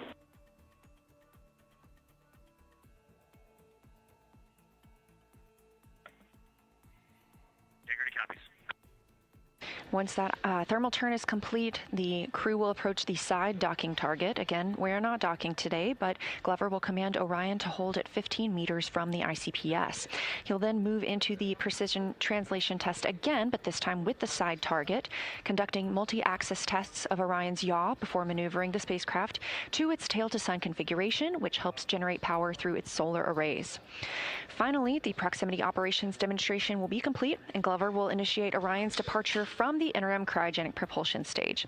This is the upper stage separation burn and provides the separation we need between Orion and the ICPS. ICPS will then have its own deorbit burn over the Pacific Ocean following Orion's departure.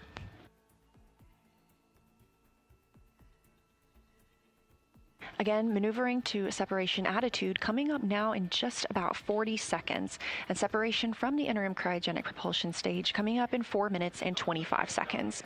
We are now 3 hours and 18 minutes since liftoff.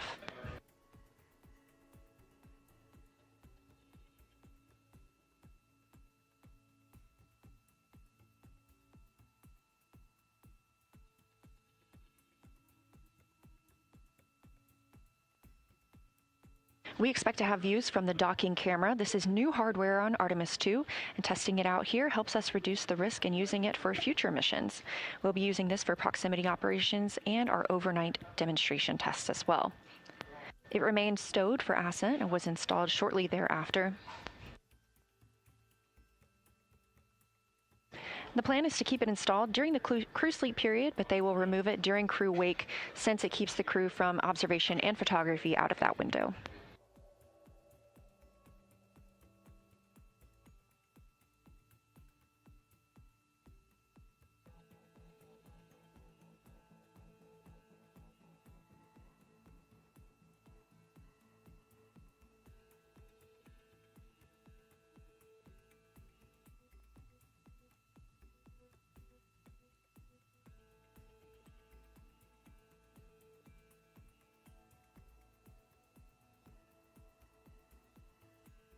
Houston integrity Vox check from seat 1 on the Peltor headset.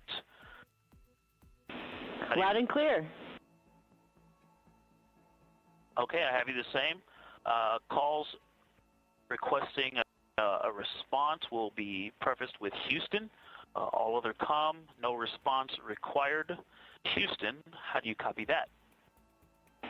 We copy, we're ready. We are ready. Just some words on my configuration. I'm wearing my Ox suit boots, and they're clipped in to the seat 1 foot pan to give me some stability. I've got the shoulder straps of the harness on tightened, holding me down to the seat pan, so I feel really stable for actuating the rotational and translational hand control.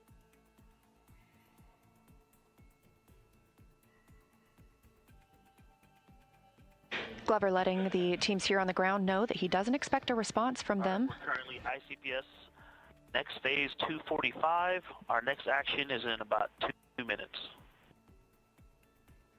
Starting timers. Thank you for bright. we confirm with them about the power down? The sun is coming up. Houston integrity for the power down. Are we okay to brighten the DUs or ProxOps demo? Your go to configure DUs as bright as you like. Integrity. Expecting ICPS separation coming up in about a minute and a half. Houston, ICPS maneuver complete. Good step attitude.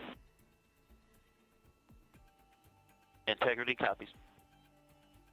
Reed shared just before launch. This is a crew activity. We will be hearing Victor's voice. But also the sun's coming up, so that could be it. Okay, about a minute until we start timers. Christina Cook is floating to Victor's left. She's in charge of the timing and procedural discipline. Advisory. Jeremy Hansen. Roll this up now just to have it for the. Hansen is floating to Reed's right, watching the ICPS, ready to call a back away if need be. Standing by for separation.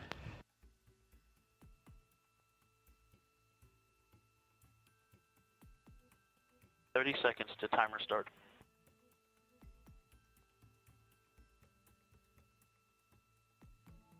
And that timer starts at separation. Command sent.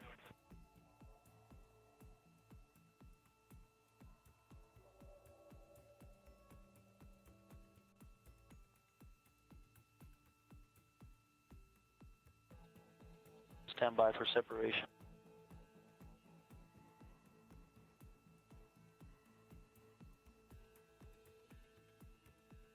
Yeah, we have good separation, good motion. We are ATP go. Confirmation, separation from the interim cryogenic propulsion stage. Good motion. Go for 180 pitch, confirmed. Separation confirmed, Houston. Houston copies. All right, here comes the pitch rate.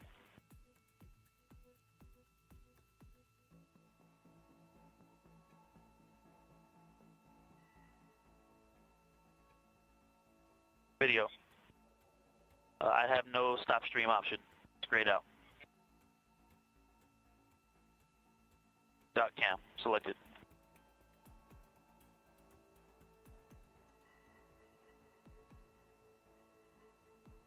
I see it. Look at that. Woohoo! That. This view inside Orion. I see the moon in the camera, and now I see ICPS in the docking camera field of view. Okay, waiting for 550. I'm on the THC. There's 550, starting the 19N. 1. This is the view from 5, 9, and this is the view arrow. The docking camera is showing the crew inside Orion. 19 ends. The SMRCS. Caution, prop, SM, RCS, manifold 3, OX-P health. Much quieter. Got a little rumble like we're driving on a rocky road, but much quieter than in the sim. I'm showing about 3 degrees wide on ICPS. And it's holding right near the center. Integrity, no action for you on that enable prop caution. No action. All right, still waiting on the 19 ends to burn out. Thrusters are still fine. We've got a little rumble. It's like driving on a rocky road. All right, burned out. Okay, I see about 2.6 degrees wide on ICPS. All right, zooming in. It's 3x. 2.7 degrees wide. Here goes 6x zoom.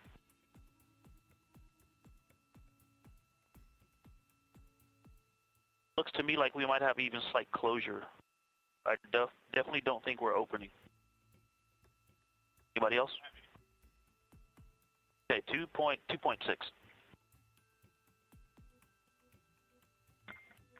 Houston, hold confirmed at 2.6 degrees. Copy.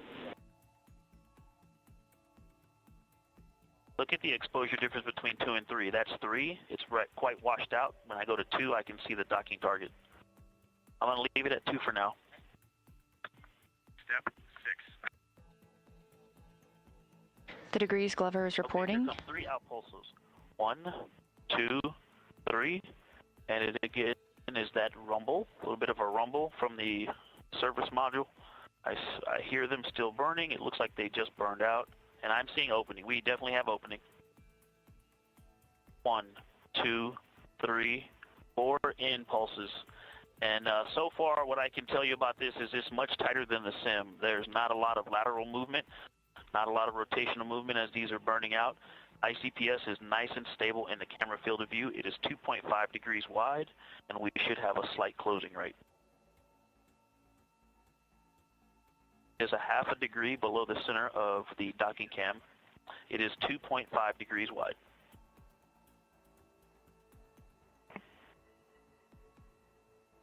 In Authority DAP, it's quite nice and very responsive. And the camera is also better than what we were flying in the sim. I'm getting very slight movements, so it's making it easier to assess opening and closing. This camera is much better than the sim. We will be less than 4 degrees. I'm going to start left since it's just to the left. So here comes 2 left. 1, 2, left. Good motion. Looking for 1 full degree, so I'll start at the center. Hack. ICPS is centered, waiting for 1 degree to the right. Now I'm going to give it 1 down, if that's okay.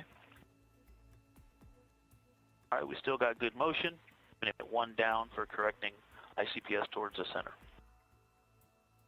All right, and then when I get 1 degree of motion, copy. There's 1 degree hack. 1, 3, 4 rights. 2 lefts to center, copy. Again, very responsive. Authority DAP is quite responsive. It's very intuitive. I got about 1/4 of a degree, maybe even less than that, of overshoot by starting at 1 degree of movement. And I've got good motion, half a degree back toward the center line, and I will capture it with 2 lefts. I'm going to lead that by about 1/4 of a degree. Here comes the first 1, 2, and I'm going to give it, I'm going to let those down slowly correct themselves. So, all right, again, that little rumble, it's like a very slight rumble, like just driving over a little slightly rocky road, and the 2 lefts are in. We've stopped on the center line laterally and vertically, waiting for it to correct back to the center. Here comes 2 downs. 1, 2. Start counting out the center.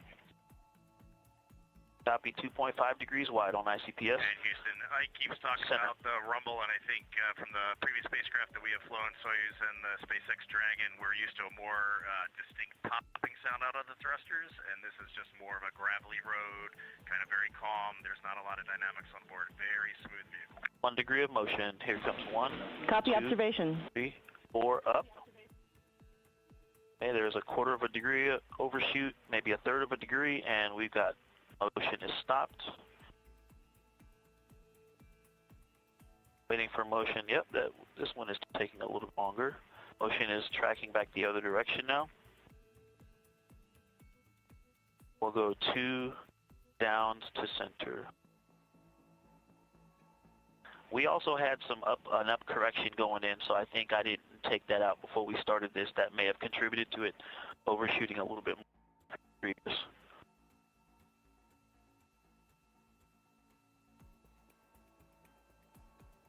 Yeah, we started with a little bit of Z motion due to that correction earlier on.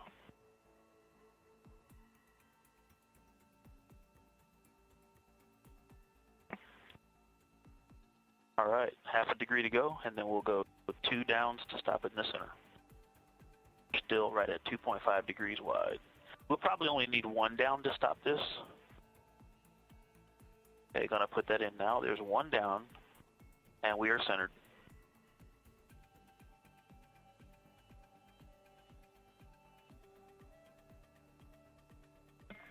Houston, integrity translation checkout complete. Moving to step 7.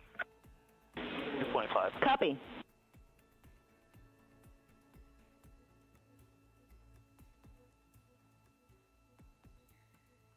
Equal.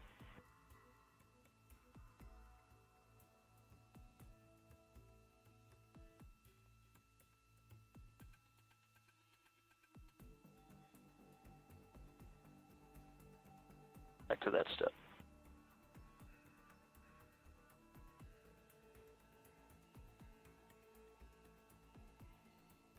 Okay. Okay, I'm good.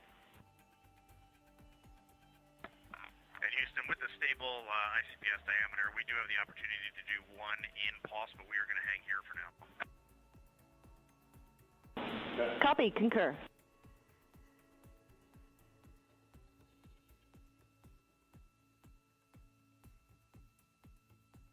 Okay, I don't need to ref. Okay. All right, control stick steering. Engaged. Hold inertial. Diaphragm is ref.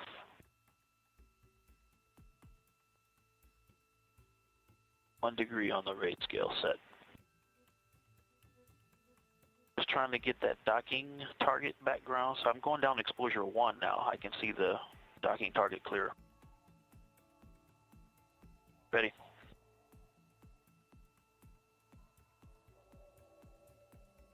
Okay, 3 pulses to the right coming in. 1, 2, 3. Good motion. 2 for 17. 5 degrees for 17. No cross coupling, no rate in other axes. 10 degrees for 17. Good motion. See ICPS center docking target 12 for 17. The degrees you hear Glover reporting are the amount the ICPS is taking up on the docking camera, which you see in the left side of your screen. All right, roll rate is at 0. Ready?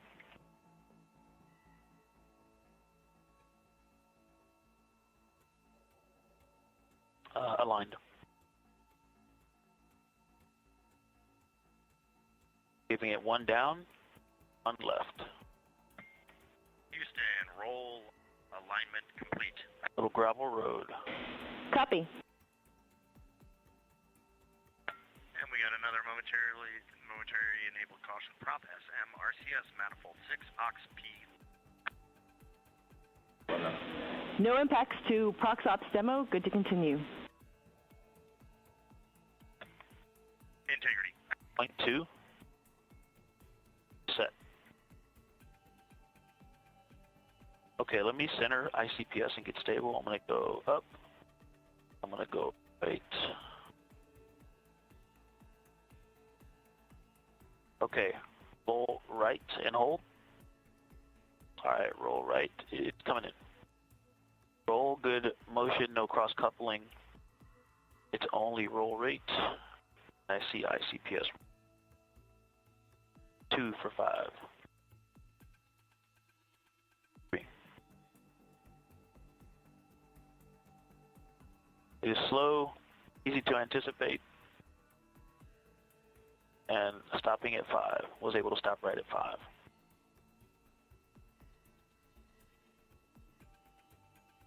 Using integrity. Oh, sorry. Okay, going left. Good motion. It's all roll.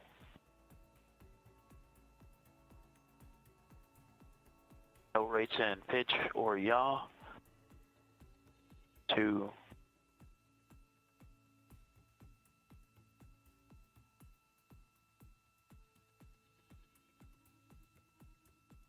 All right, roll H released. It's 0. Back to the center. Roll is slow but nice and predictable. Easy to anticipate and stop with precision. Houston, roll checkout is complete. Copy. You're 2.6 degrees wide.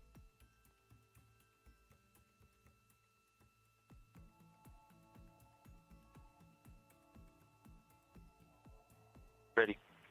Pulling edge key. Pitch is in pulse.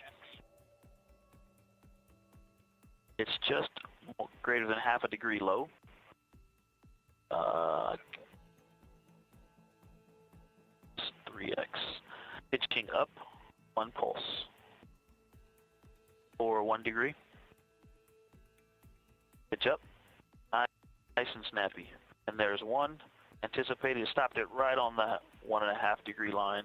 Okay, and returning it to the pitch down. Stop just greater than half a degree low. Stop. Very nice. That pitch was very tight, very responsive. I was able to stop it right where I started it.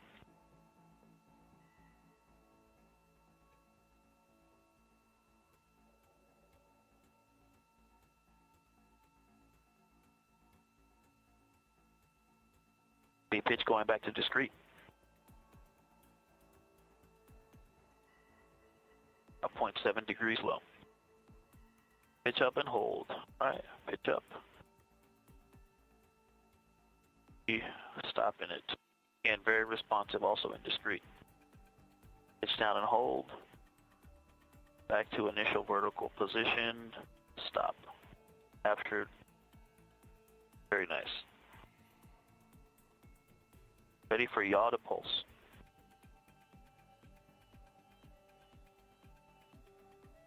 Going right, one pulse. A good motion. There's all right, and yaw left, one pulse, and stopped it right at 1 degree. Very responsive in yaw as well.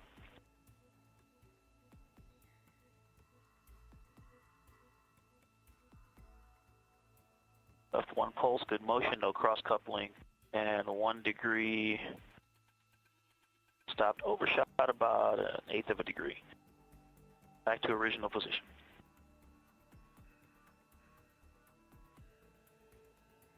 Yaw going back to discrete.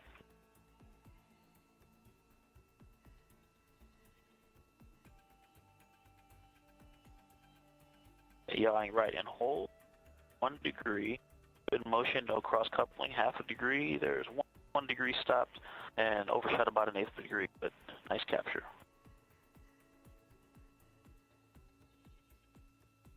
Yeah, I'm getting a little of a bounce here. I think that, not sure, it's most likely from us, the camera, or this vehicle wobbling in yaw.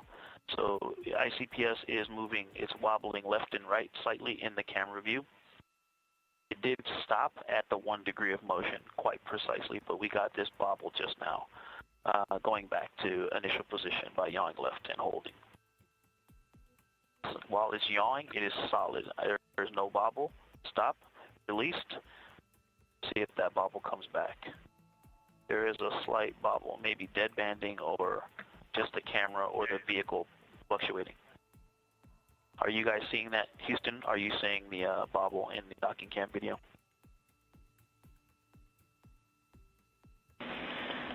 Victor, we are not, but it might be because it's a low rate for us. Okay, copy. Had a little bit of a lateral oscillation there. Houston, authority DAP checkout complete, ready for step 12. Copy, go to continue, and also, once you get there, you are go for forward target approach to 10 meters. Integrity.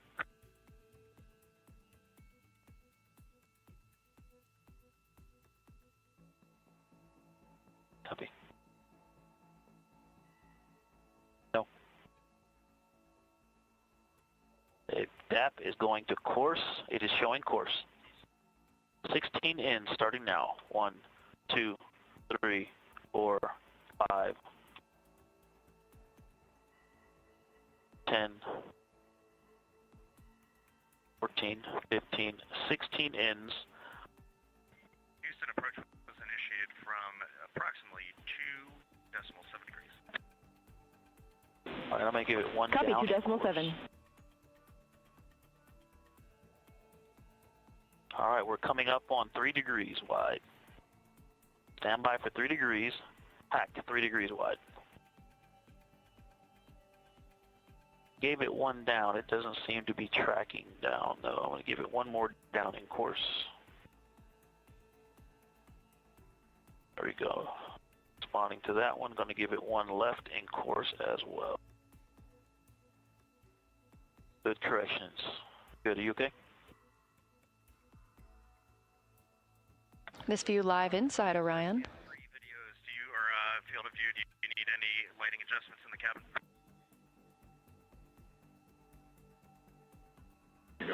Cab camera looks good to us. Thanks.